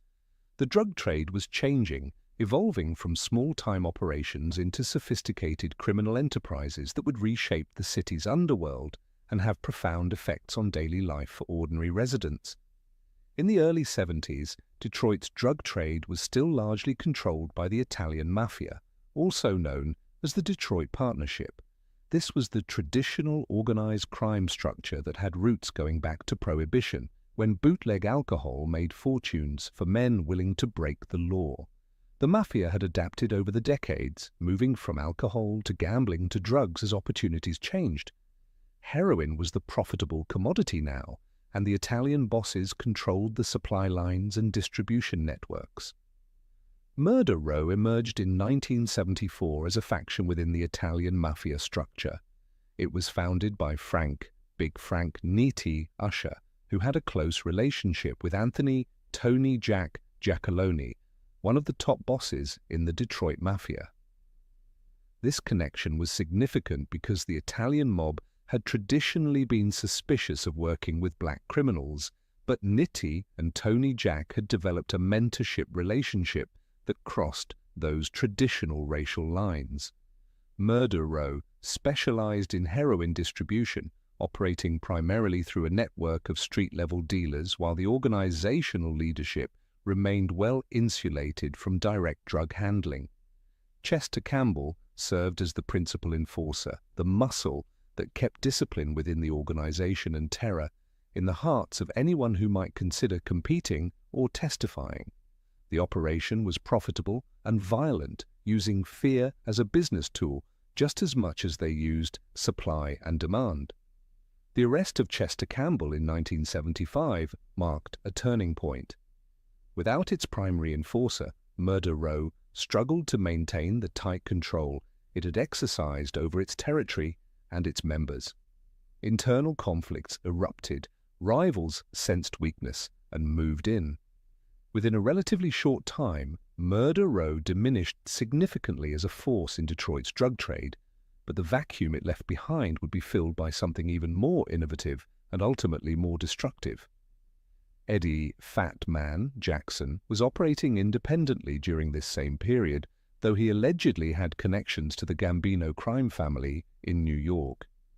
Jackson represented a new type of criminal figure in Detroit, a black man who had built significant wealth through the heroin trade and wasn't shy about displaying it. He lived lavishly, drove expensive cars, wore expensive clothes, mingled with celebrities and athletes, acting as though his drug money was as legitimate as any other fortune. Jackson, along with Courtney Brown, was among the first major individual black drug dealers to emerge in Detroit, separate from the Italian mafia structure. They were paving the way, proving that it was possible to operate large-scale drug operations without being part of the traditional organized crime hierarchy. Their success attracted attention from law enforcement, but it also served as inspiration for younger entrepreneurs who saw the drug trade as one of the few paths to wealth available to them. The law enforcement response to rising crime focused heavily on street-level enforcement, particularly targeting black neighborhoods.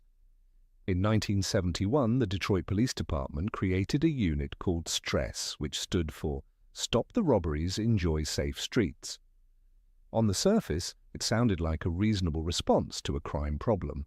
Detroit had recorded 23,000 robberies in 1970, an enormous number that created genuine fear in many neighborhoods. Something had to be done. But STRESS quickly became notorious for its aggressive tactics and the high body count it produced. The unit operated as a decoy operation, with plainclothes officers posing as vulnerable targets, drunks or drug users or elderly people trying to lure criminals into attempting robberies so they could be arrested or, more often, shot. The officers were given enormous latitude in their operations and little oversight in how they conducted them. In less than 3 years of operation, STRESS officers killed 22 people. Almost all of the victims were young black men or boys. The circumstances of many of these shootings were highly questionable. The official reports would claim the officers were defending themselves, that the suspects were armed and dangerous, that force was necessary. But witnesses often told different stories, and the pattern was undeniable. STRESS had become what community activists called it, an execution squad, a terror operation, targeting black youth under the guise of crime prevention. The anger this generated in Detroit's black community cannot be overstated. Parents were terrified to let their teenage sons out of the house, knowing that an encounter with STRESS could prove fatal, even if the young man had done nothing wrong.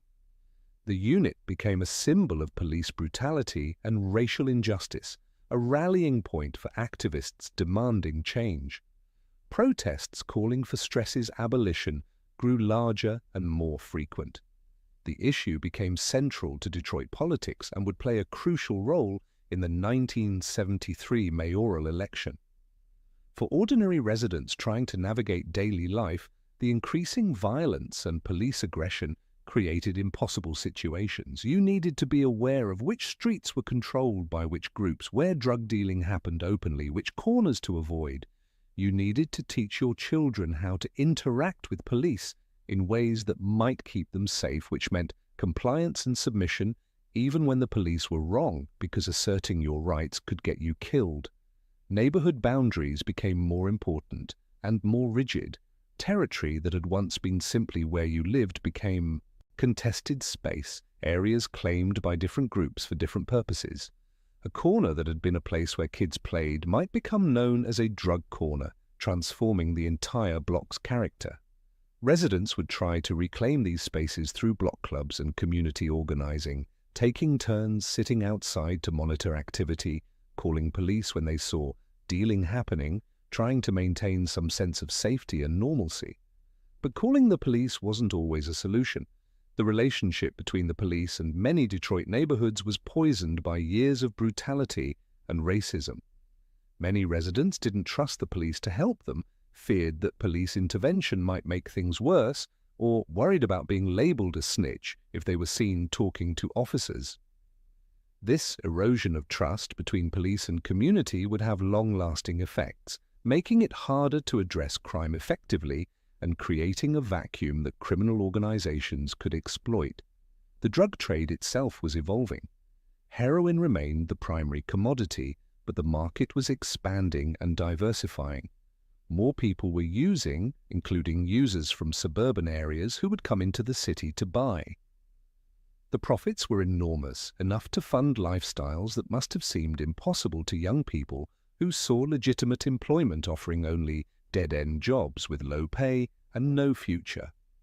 The drug economy became a shadow system running parallel to the legitimate economy, offering its own opportunities and rewards to those willing to accept the risks.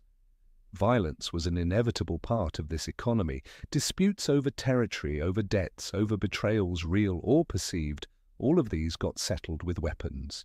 Drive-by shootings became more common. Young men started carrying guns routinely for protection or for aggression, depending on the situation. The homicide rate in Detroit was climbing, reflecting not just the drug trade but the broader breakdown of social cohesion and the desperation that came with economic decline. For families living in neighborhoods affected by the drug trade, daily life required constant vigilance and adaptation.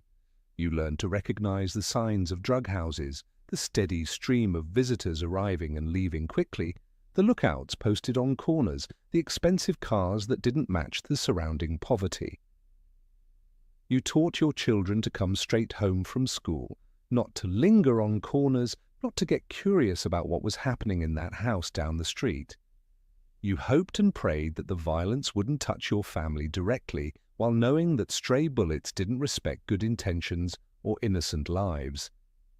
The psychological impact of living in this environment was profound. Chronic stress from feeling unsafe in your own neighborhood, trauma from witnessing violence or knowing someone who had been killed, grief that became so common it was almost normalized.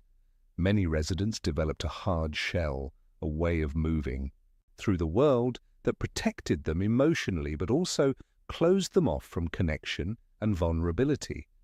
Children growing up in this environment learned lessons about the world that no child should have to learn, about how life could be cheap, about how violence could come suddenly and senselessly, about how the people who were supposed to protect you often did the opposite.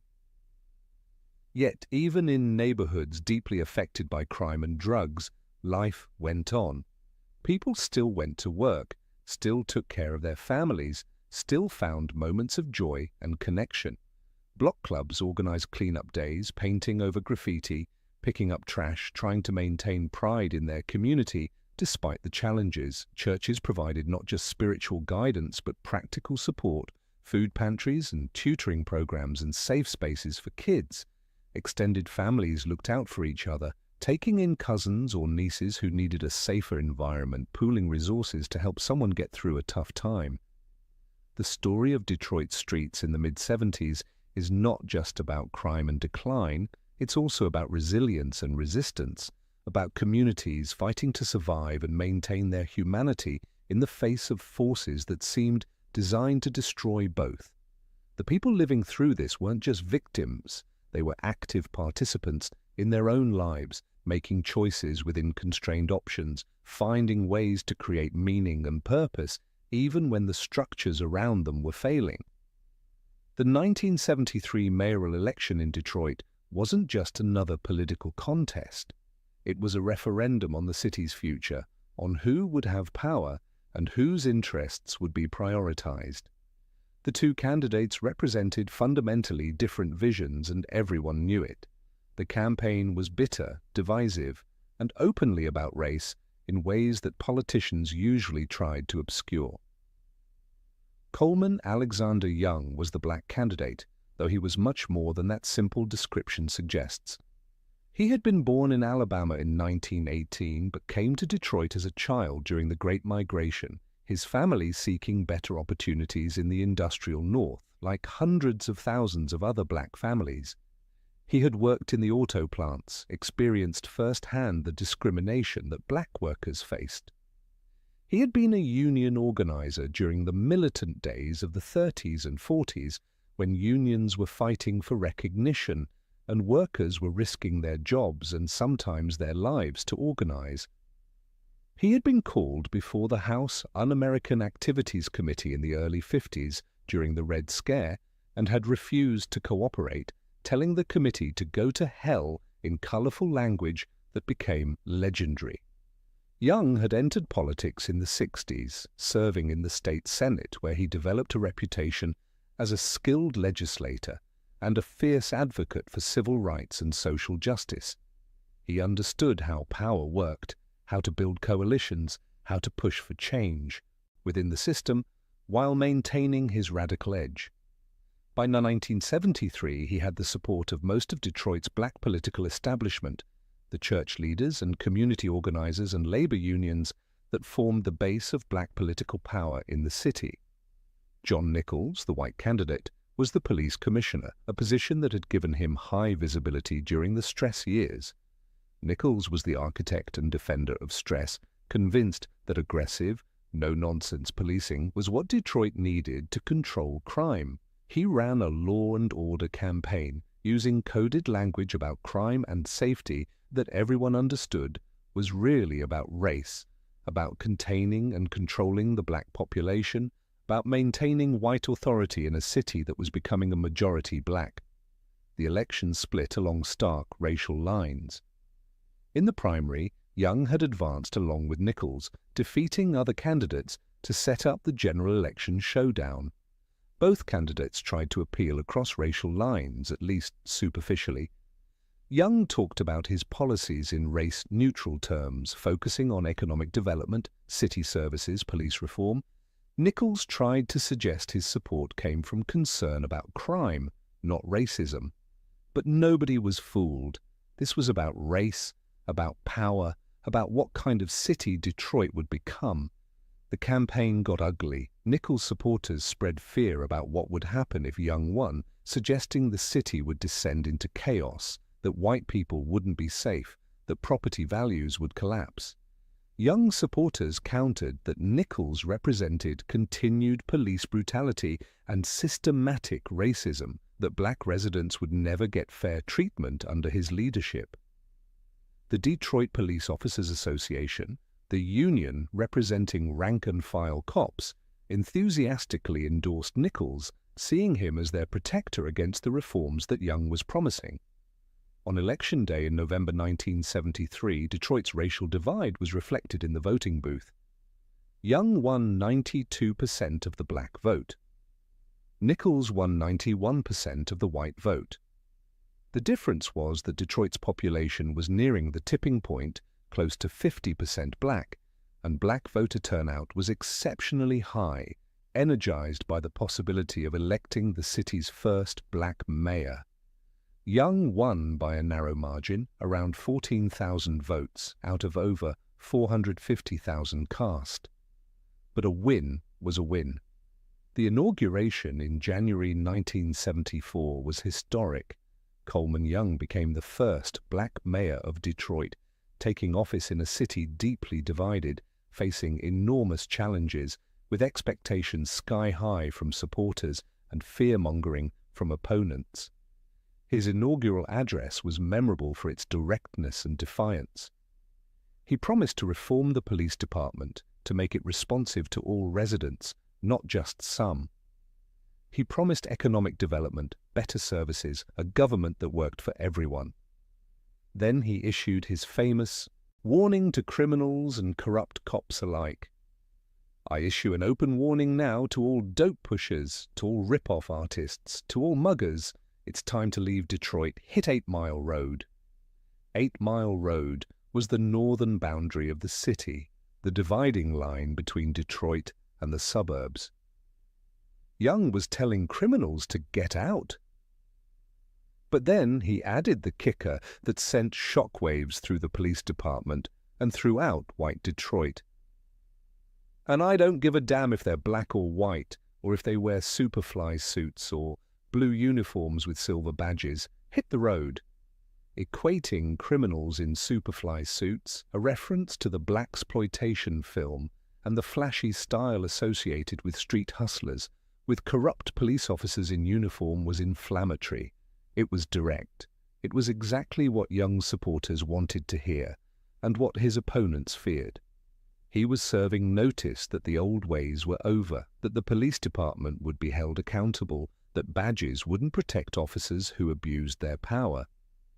Within 6 weeks of taking office, Young issued Executive Order No. 2, abolishing stress. The unit that had terrorized black neighborhoods for 3 years was dismantled immediately. For many residents, this alone justified their support for Young. The relief was palpable. Parents felt marginally safer letting their children walk to school. Young men breathed a little easier walking down the street. The fear that any encounter with plainclothes cops might turn deadly was lifted, at least from that particular source. But abolishing stress was just the beginning of Young's planned police reforms. His vision was more comprehensive, transform the overwhelmingly white police department into one that reflected the city's racial demographics. At the time Young took office, less than 10% of Detroit police officers were black in a city that was nearly 50% black.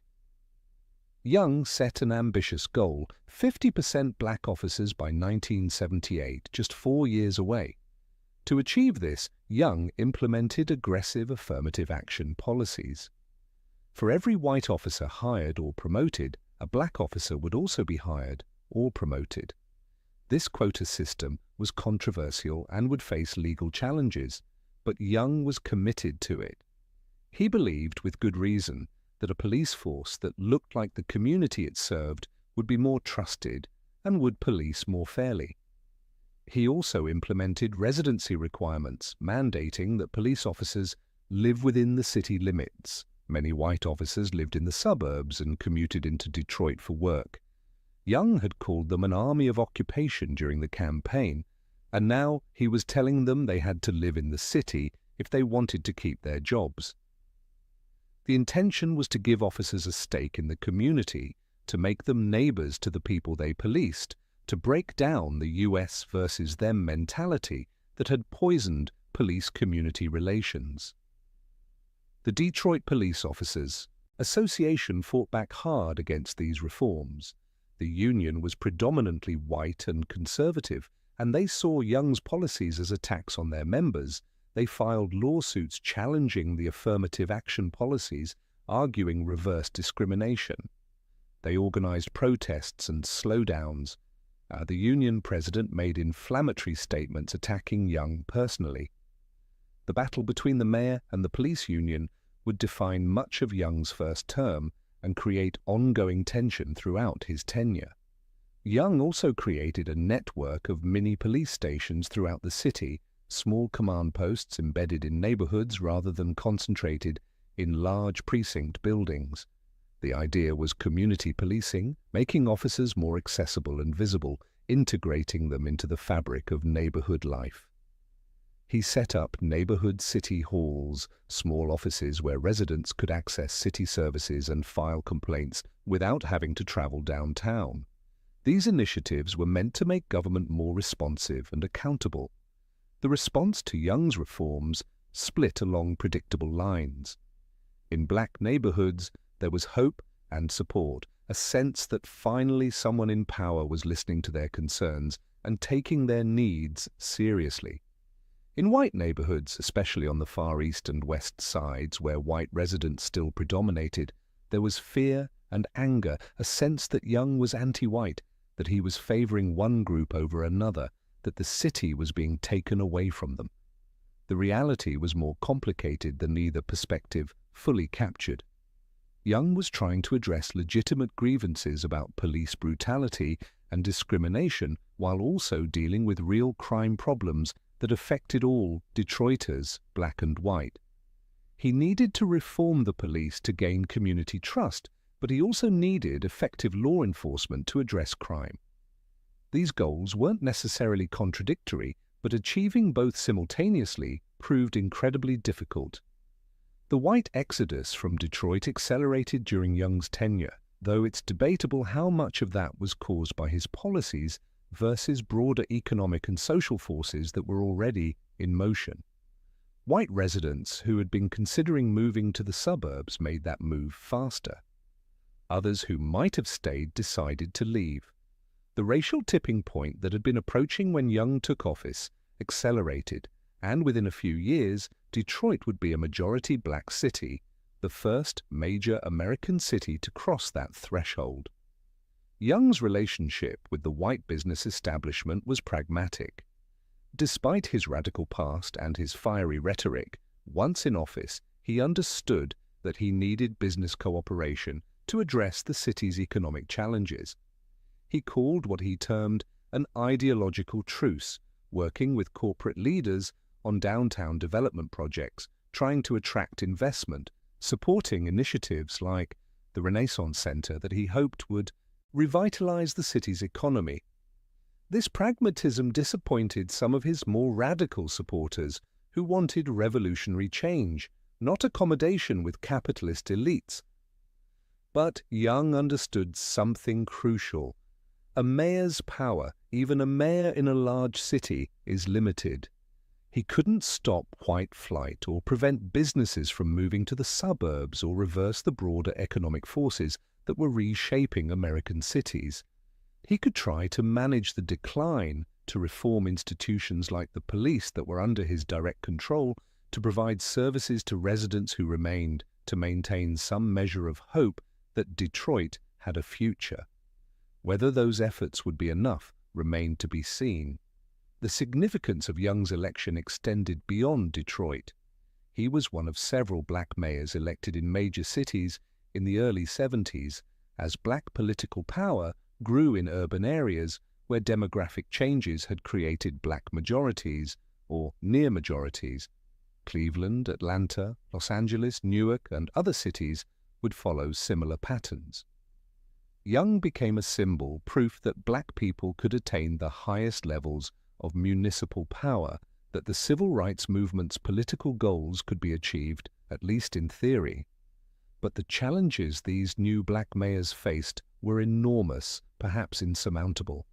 They were inheriting cities in decline, cities losing population and tax base, cities with aging infrastructure and social problems exacerbated by federal disinvestment and suburban flight.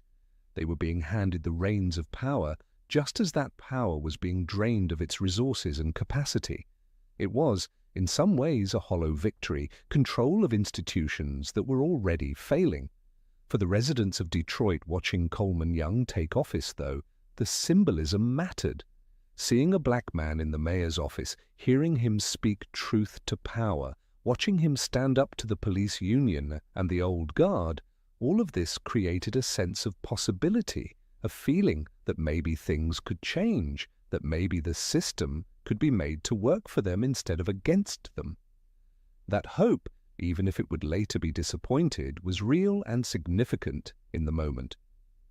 In October 1973, halfway across the world, a decision was made that would send shockwaves through Detroit and change the American auto industry forever. The Organization of Petroleum Exporting Countries, known as OPEC, declared an oil embargo against nations that supported Israel in the Yom Kippur War. The United States was at the top of that list. Almost overnight, the price of oil quadrupled. Gas shortages followed immediately. For Americans accustomed to cheap, abundant gasoline, the embargo was a shock to the system. Long lines formed at gas stations, sometimes stretching for blocks. Drivers would wait for hours just to fill their tanks if the station hadn't already run out of fuel. Rationing schemes were implemented, allowing people to buy gas only on certain days based on whether their license plate ended in an odd or even number. The entire country was forced to confront something it had taken for granted: unlimited mobility at cheap prices. For Detroit, the crisis exposed a vulnerability that the auto industry had been ignoring for years. American cars were big, powerful, and spectacularly inefficient. Muscle cars that got 8 or 10 miles per gallon were status symbols, marks of power and freedom. Family sedans weren't much better, most getting somewhere in the teens for fuel economy. This hadn't mattered when gas was cheap, but when prices shot up and supplies became uncertain, suddenly those gas guzzlers looked like liabilities rather than assets. The foreign imports that American manufacturers had dismissed as insignificant suddenly became very attractive. The Volkswagen Beetle, mocked by some as a silly little car, got 30 miles per gallon or better. Japanese cars like the Toyota Corolla and Datsun 510 were small but efficient, reliable, and affordable.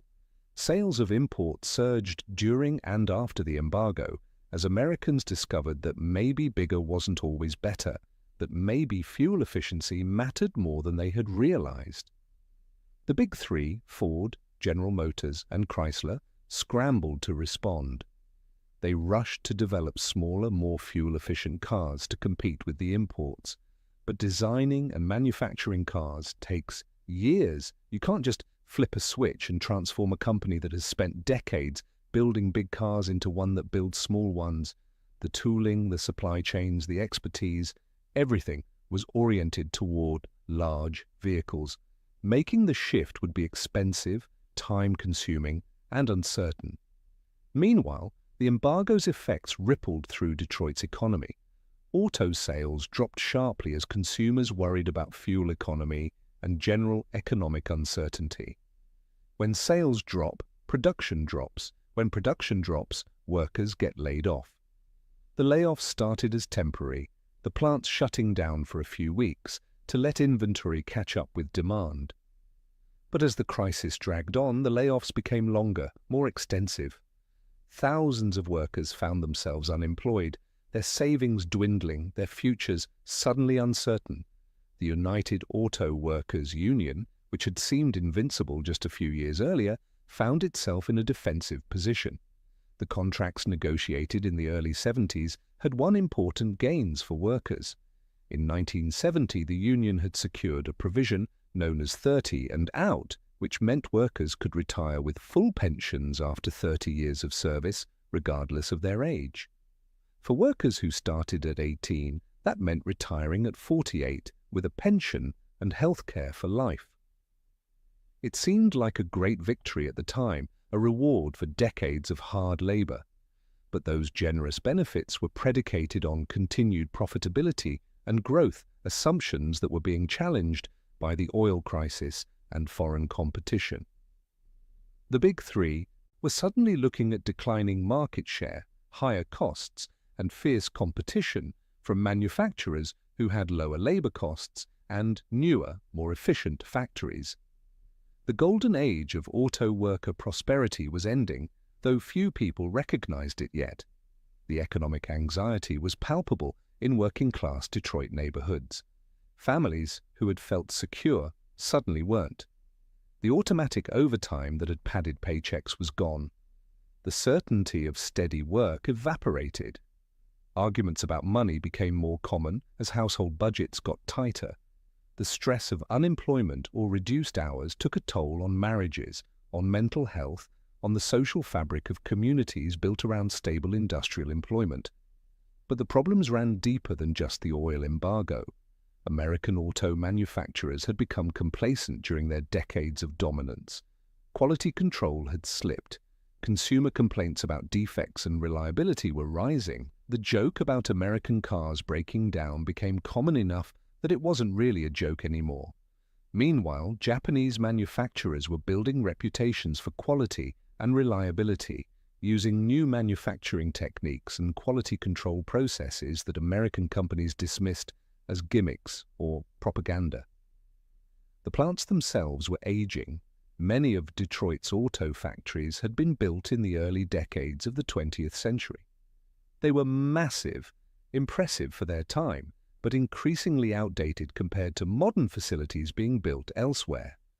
Automation was coming, slowly at first, but accelerating, as companies realized they could reduce labor costs and improve consistency by replacing workers with robots.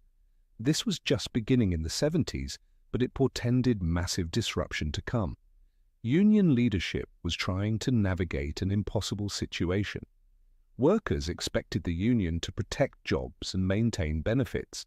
Management was demanding concessions, arguing that labor costs were making American cars uncompetitive. The union had to decide whether to fight for everything and risk driving companies into bankruptcy, or to compromise and risk betraying the workers they represented. Neither choice was good. Amid all this economic turmoil, Detroit's civic and business leaders were trying to project confidence and optimism. The Renaissance Center, Henry Ford II's massive downtown development project, was moving forward. Groundbreaking had happened in 1973, and construction was proceeding on the complex of 7 skyscrapers that would tower over the riverfront. Ford and other business leaders promoted the Renaissance Center as proof that Detroit had a future, that downtown could be revitalized, that the city could transform itself into a modern service economy. The project cost over $500 million, making it one of the largest private developments in American history. The centerpiece was a 73-story hotel, the tallest in the world at the time, surrounded by 4 39-story office towers. It was meant to be a city within a city, with shops and restaurants and conference facilities and direct access to the riverfront. The architecture was modernist and imposing, designed to make a statement that Detroit was still important, still relevant, still capable of building monuments. But there was a disconnect between the vision of the Renaissance Center and the reality on the streets. The development was downtown, separated from most residential neighborhoods. It was oriented toward business travelers and conventions, not toward ordinary Detroiters. The hope was that this investment would spark broader revitalization, but many residents saw it as a fortress, a protected enclave for the wealthy while their neighborhoods deteriorated. The Rensen, as it came to be called, would open in 1977, and time would tell whether it could fulfill its promise. Another major project was moving forward in the late 70s, a new sports arena to replace the aging Olympia Stadium, where the Detroit Red Wings had played hockey since 1927. The Olympia was in a neighborhood that had declined significantly, and the facility itself was showing its age. The new arena, which would be called Joe Louis Arena after the famous Detroit boxer, was being built on the riverfront downtown adjacent to Cobo Hall, the convention center. Construction began in 1977 with an opening planned for 1979. These big projects were meant to signal renewal and optimism, but they couldn't mask the underlying problems. The auto industry crisis was about more than just one oil embargo. It was about a fundamental shift in global competition, about the end of American manufacturing dominance, about the beginning of deindustrialization that would transform cities like Detroit from production centers into something else, though nobody was quite sure what that something else would be. Families who had built their lives around auto industry jobs were facing existential questions. If the plants closed permanently, what would they do? Where would they work? Should they stay in Detroit and hope for recovery, or should they leave, move to the Sun Belt where jobs were supposedly more plentiful, start over somewhere else? These weren't easy decisions. Most people had extended family in Detroit, social networks, church communities, deep roots. Leaving meant abandoning all of that, becoming strangers in a new place. But staying meant accepting uncertainty and possible poverty. The psychological impact of this economic disruption was profound. Men who had defined themselves by their work, who took pride in being providers, found their identities shattered when the plants closed. Depression became common, though rarely acknowledged or treated. Domestic violence increased as stress and frustration sought outlets. Alcohol abuse rose. These were the hidden costs of deindustrialization, the human toll that didn't show up in economic statistics but was no less real for that. For younger people just entering the job market, the landscape was completely different than what their parents had experienced.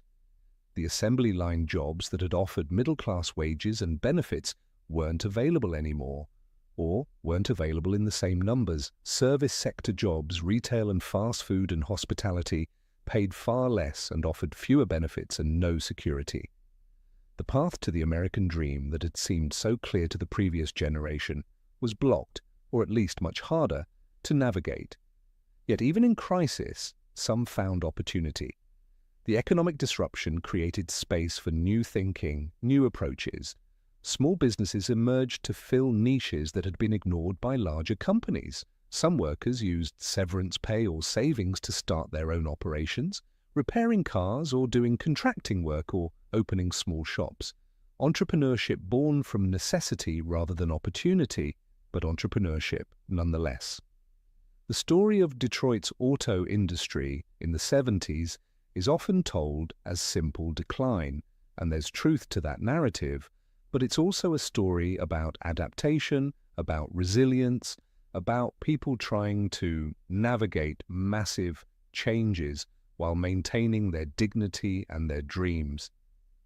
The crisis revealed weaknesses and vulnerabilities, but it also showed the strength of communities and families who refused to give up, who kept fighting for their city and their future even when the odds seemed overwhelming. By the late 1970s, the street-level drug trade in Detroit was undergoing a transformation that would have profound implications for the city, for law enforcement, and for a generation of young people who saw opportunity where others saw destruction. A new organization was emerging that would revolutionize the heroin trade and become one of the most successful and notorious drug operations in American history. Young Boys Incorporated, known as YBI. The story begins with 4 young black men who grew up in the same Northwest Detroit neighborhood, the Dexter-Davison area, and who had watched the drug trade operate for years, studying its mechanics, understanding its vulnerabilities, seeing where improvements could be made. Raymond Peoples, who went by Baby Ray, was one of the founders, known for his business acumen and strategic thinking. Milton Jones, called Butch, would become the organization's de facto leader after getting out of prison, bringing a military discipline and ruthless efficiency. Mark Marshall, known as Block, was another founding member, and Dwayne Davis, nicknamed Wonderful Wayne, rounded out the original leadership. What made YBI revolutionary wasn't just who they were, but how they structured their operation. The traditional drug organizations, including the Italian mafia that had long controlled Detroit's heroin trade, used adult dealers at all levels. This made them vulnerable to law enforcement because adults could be prosecuted aggressively, facing long prison sentences that often made them willing to cooperate and testify against higher-ups in exchange for reduced sentences. The YBI founders had a brilliant insight that sounds almost too obvious once you hear it. Use juveniles. Kids under 18 couldn't be prosecuted as adults, faced much lighter penalties if caught, and were less likely to become informants because they were less afraid of the juvenile justice system. It was strategic brilliance and moral monstrosity combined, turning children into the front line of a criminal empire while insulating the adult leadership from direct exposure to law enforcement. The organizational structure was sophisticated, based on corporate models rather than traditional street gang hierarchies. At the top were the 4 founders, insulated from day-to-day operations by multiple layers of management. Below them were lieutenants, responsible for specific territories or functions. Below the lieutenants were crew leaders, managing teams of street-level dealers, almost all of whom were teenagers, some as young as 13 or 14. It was a vertical integration that would have made Henry Ford proud if he'd been alive to see it, and could have gotten past the product being sold.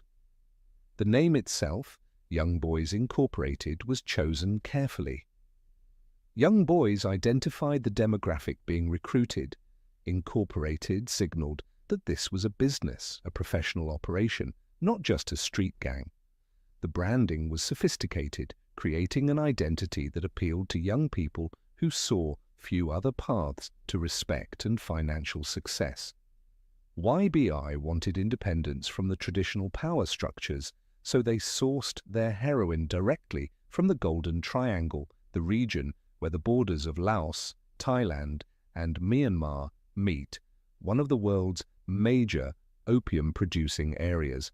And this wasn't easy or cheap, but it freed them from dependence on the Italian mafia, which had long controlled drug importation into Detroit. By going directly to Southeast Asian suppliers, YBI could get better quality product at lower prices and couldn't be cut off if they angered the traditional mob bosses. The territory YBI claimed was the Dexter-Davison neighborhood on Detroit's northwest side, but they quickly expanded their operations across much of the city. By the late 70s, they controlled an estimated 80% of Detroit's heroin market, an astonishing market share. Their daily sales were estimated at $300,000, over $2 million per week, more than $100 million per year. These numbers are almost impossible to verify precisely, but even if they're inflated, the scale of the operation was clearly enormous. Part of what made YBI so successful was the quality control and branding. Unlike many drug operations that cut their product heavily to maximize profits, YBI maintained relatively high purity levels and branded their heroin with specific names that became known for quality. This created customer loyalty in a market where reputation mattered. Butch Jones reportedly tested product personally with trusted users before releasing it for sale, ensuring consistency. The organization had rules, strict rules, that were enforced ruthlessly. Members of the crew were not allowed to use the products they sold. This prevented the descent into addiction that destroyed many drug dealers and kept the workers reliable. Territory boundaries were clearly defined and defended. Dealers were expected to be on their posts during assigned hours, treating it like any other job. The entire operation ran with a professionalism that was startling and disturbing. Enforcement was handled by what was called the Wrecking Crew, a group of enforcers led by Butch Jones, who dealt with anyone who violated the rules or threatened the organization. If you stole money or product, if you talked to police, if you tried to leave the organization, if you competed in their territory, the Wrecking Crew would find you. The violence they inflicted was meant to send messages, to create a climate of fear that kept everyone in line and discourage competition. Competitors were eliminated, sometimes literally, if they couldn't be scared off. For young people in Detroit's poorest neighborhoods, YBI represented something powerful and alluring. It was a way to make money, real money, more money than any legitimate job available to a teenager with limited education would ever pay. It was a way to gain respect, to have status, to be somebody instead of nobody. Wearing nice clothes, having cash in your pocket, being part of something that seemed powerful and successful. These things mattered in communities where so much seemed hopeless. The tragedy is that it was all built on destruction. Every dollar YBI made came from addiction, from people who couldn't stop using heroin, even as it destroyed their lives, their health, their families. The neighborhoods where YBI operated became drug markets, with all the violence and degradation that entailed. Families were torn apart. Children grew up in homes where parents were addicts, where basic needs went unmet because money went to drugs, where violence was a constant threat. The money flowing through YBI didn't build anything or create anything of value. It extracted wealth from the poorest communities and concentrated it in the hands of a few while leaving devastation in its wake. But YBI didn't just operate in Detroit. The organization expanded to other cities, applying the same model that had proven so successful at home. Boston was their most successful franchise, with operations that reportedly generated $70,000 per day in sales. The young men sent to Boston to set up and run these operations brought the Detroit playbook with them, recruiting local youth establishing territories, replicating the structure that worked. YBI was becoming a national organization, a blueprint that other groups would study and copy. Law enforcement was overwhelmed.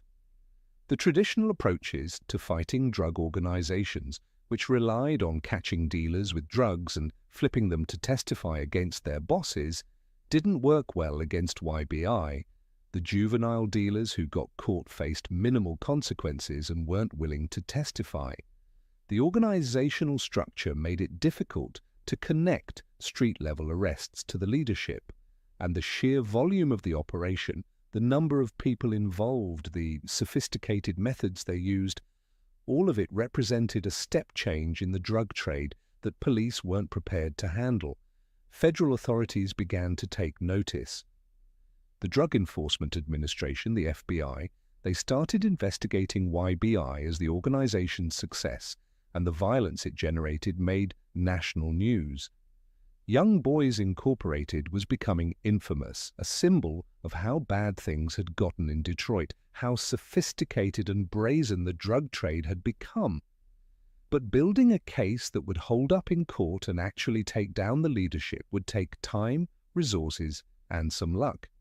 For the young people recruited into YBI, the organization was a trap disguised as opportunity. Yes, you could make money, more money than flipping burgers or working retail, or doing any of the other low-wage jobs available to teenagers in poor neighborhoods. But the life expectancy was short. You could get killed by rivals, by police, by your own organization if you broke the rules. You could get addicted to the very drugs you were selling. You could get arrested and, even if you were a juvenile, still end up in the justice system, starting a cycle of incarceration that would define the rest of your life. And even if you succeeded, if you made money and survived, what then? The money was illegitimate, couldn't be used openly without attracting attention. The skills you developed, street skills, organizational skills, weren't transferable to legitimate employment, and the psychological toll of participating in an operation that caused so much harm, even if you rationalized it or ignored it, left scars that many would carry forever. The rise of YBI in the late 70s represented a failure of society to provide legitimate paths to success for young people in poor urban neighborhoods. When the choice is between a minimum wage job with no future and a drug operation offering real money and status, it's easy to see why some would make the choice that from the outside seems clearly wrong. The young men who joined YBI weren't monsters.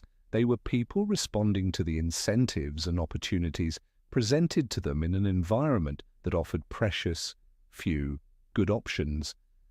The story of Young Boys Incorporated is about more than just drugs and crime. It's about economic desperation, about structural inequality, about the failure of institutions, about communities under siege, about the human cost of deindustrialization and urban decline. The organization didn't create the problems in Detroit, it exploited them, profited from them, and made them worse.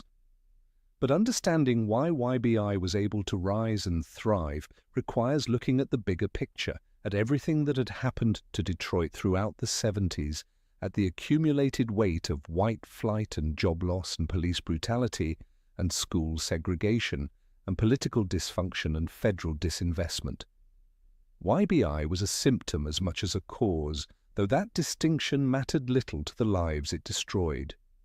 While crime and economic decline dominated one narrative of late 70s Detroit, another narrative was playing out in the city's nightlife, a story of music and fashion and dancing and joy, of people determined to live and enjoy life even amid, or perhaps especially because of, the chaos surrounding them. The late 70s were in many ways the peak of Detroit's disco-era nightlife, a time when the clubs were packed, the music was incredible, and the party seemed like it might never end. The Grande Ballroom on Grand River Avenue on the west side had been a legendary rock venue since the late 60s, where bands like MC5 and Iggy and the Stooges had played shows that were as much revolution as entertainment. By the mid-70s, the venue was hosting a mix of rock and emerging punk shows, continuing to be an important space for live music even as disco was taking over the dance clubs.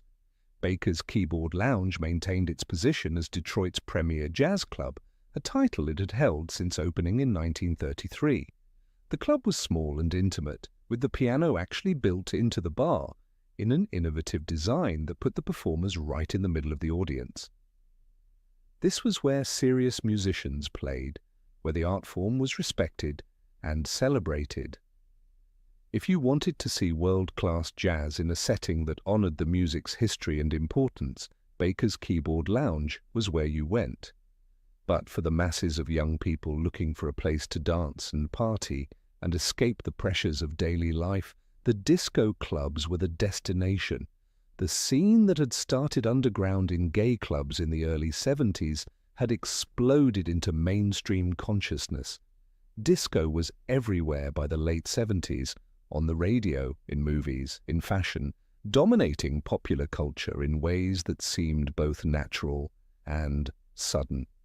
The clubs themselves were spectacles. The factory, still operating with Ken Collier often behind the decks, had established itself as an essential stop for serious dancers. The sound system was powerful, the dance floor was large, and the crowd was mixed and vibrant. The chessmate continued to serve its community, a safe space in a world that wasn't always safe. Club Fever, The Escape, Backstreet, Menjo's, dozens of venues across the city offered their own variations on the disco experience, each with its own identity and crowd. Walking into one of these clubs on a Saturday night was an immersive experience.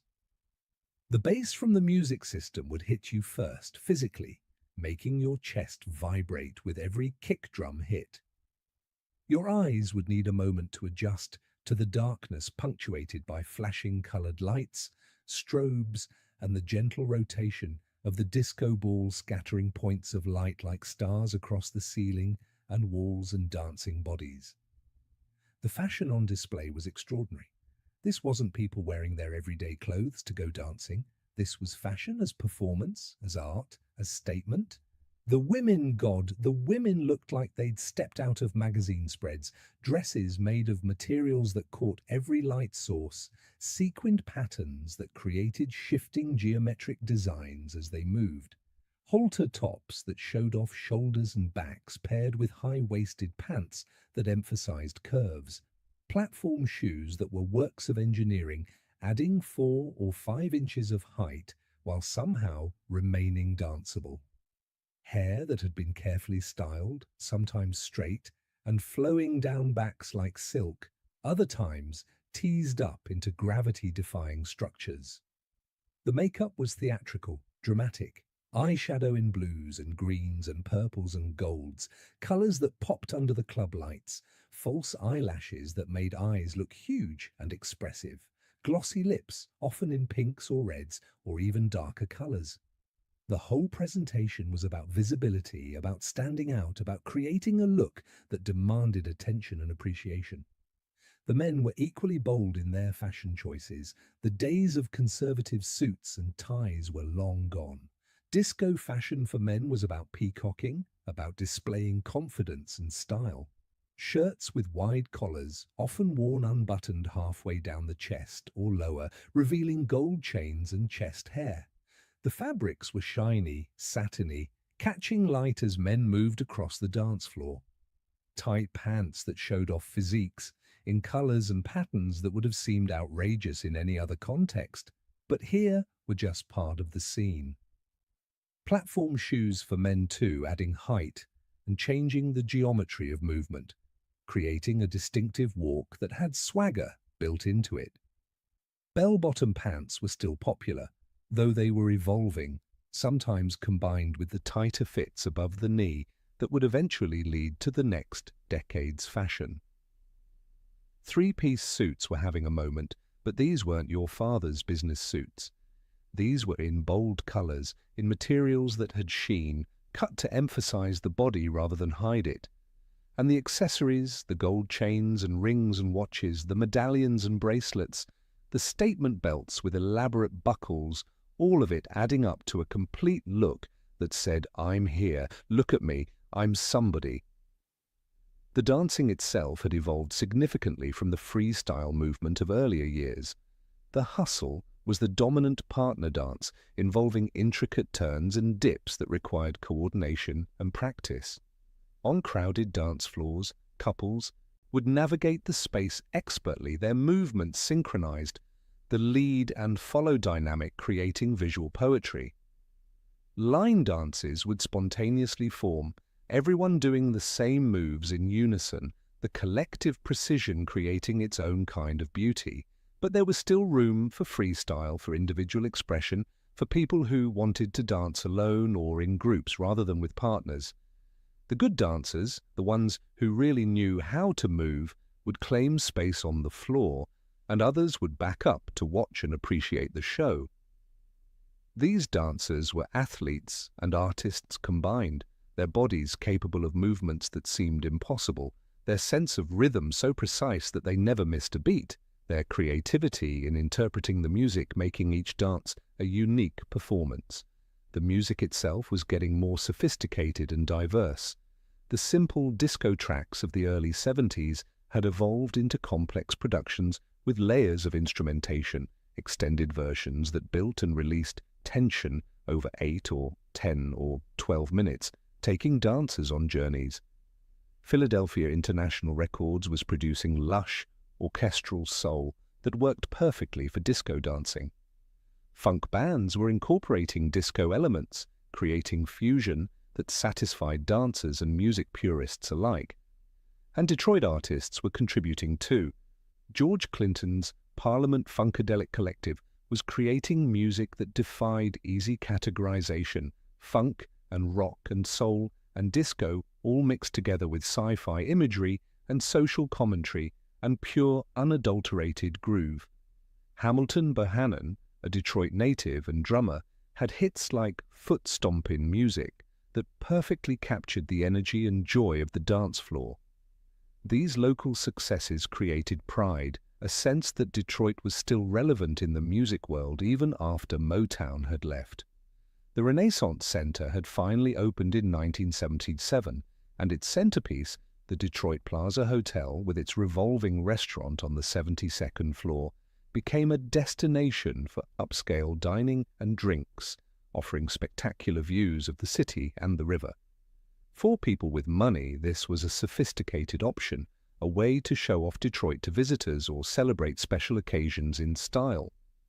The Rensen also had shops and restaurants at ground level, though they struggled to attract consistent customers from a downtown that still felt largely abandoned outside of business hours. Construction of Joe Louis Arena was nearing completion in the late 70s. The arena would open in December 1979, giving Detroit a modern sports and entertainment venue right on the riverfront. The Detroit Red Wings would move there from Olympia Stadium, and the arena would also host concerts, bringing major touring acts to a facility designed for both sightlines and sound quality. The opening of Joe Louis Arena was meant to signal that Detroit was still building, still investing in itself, still believing in a future.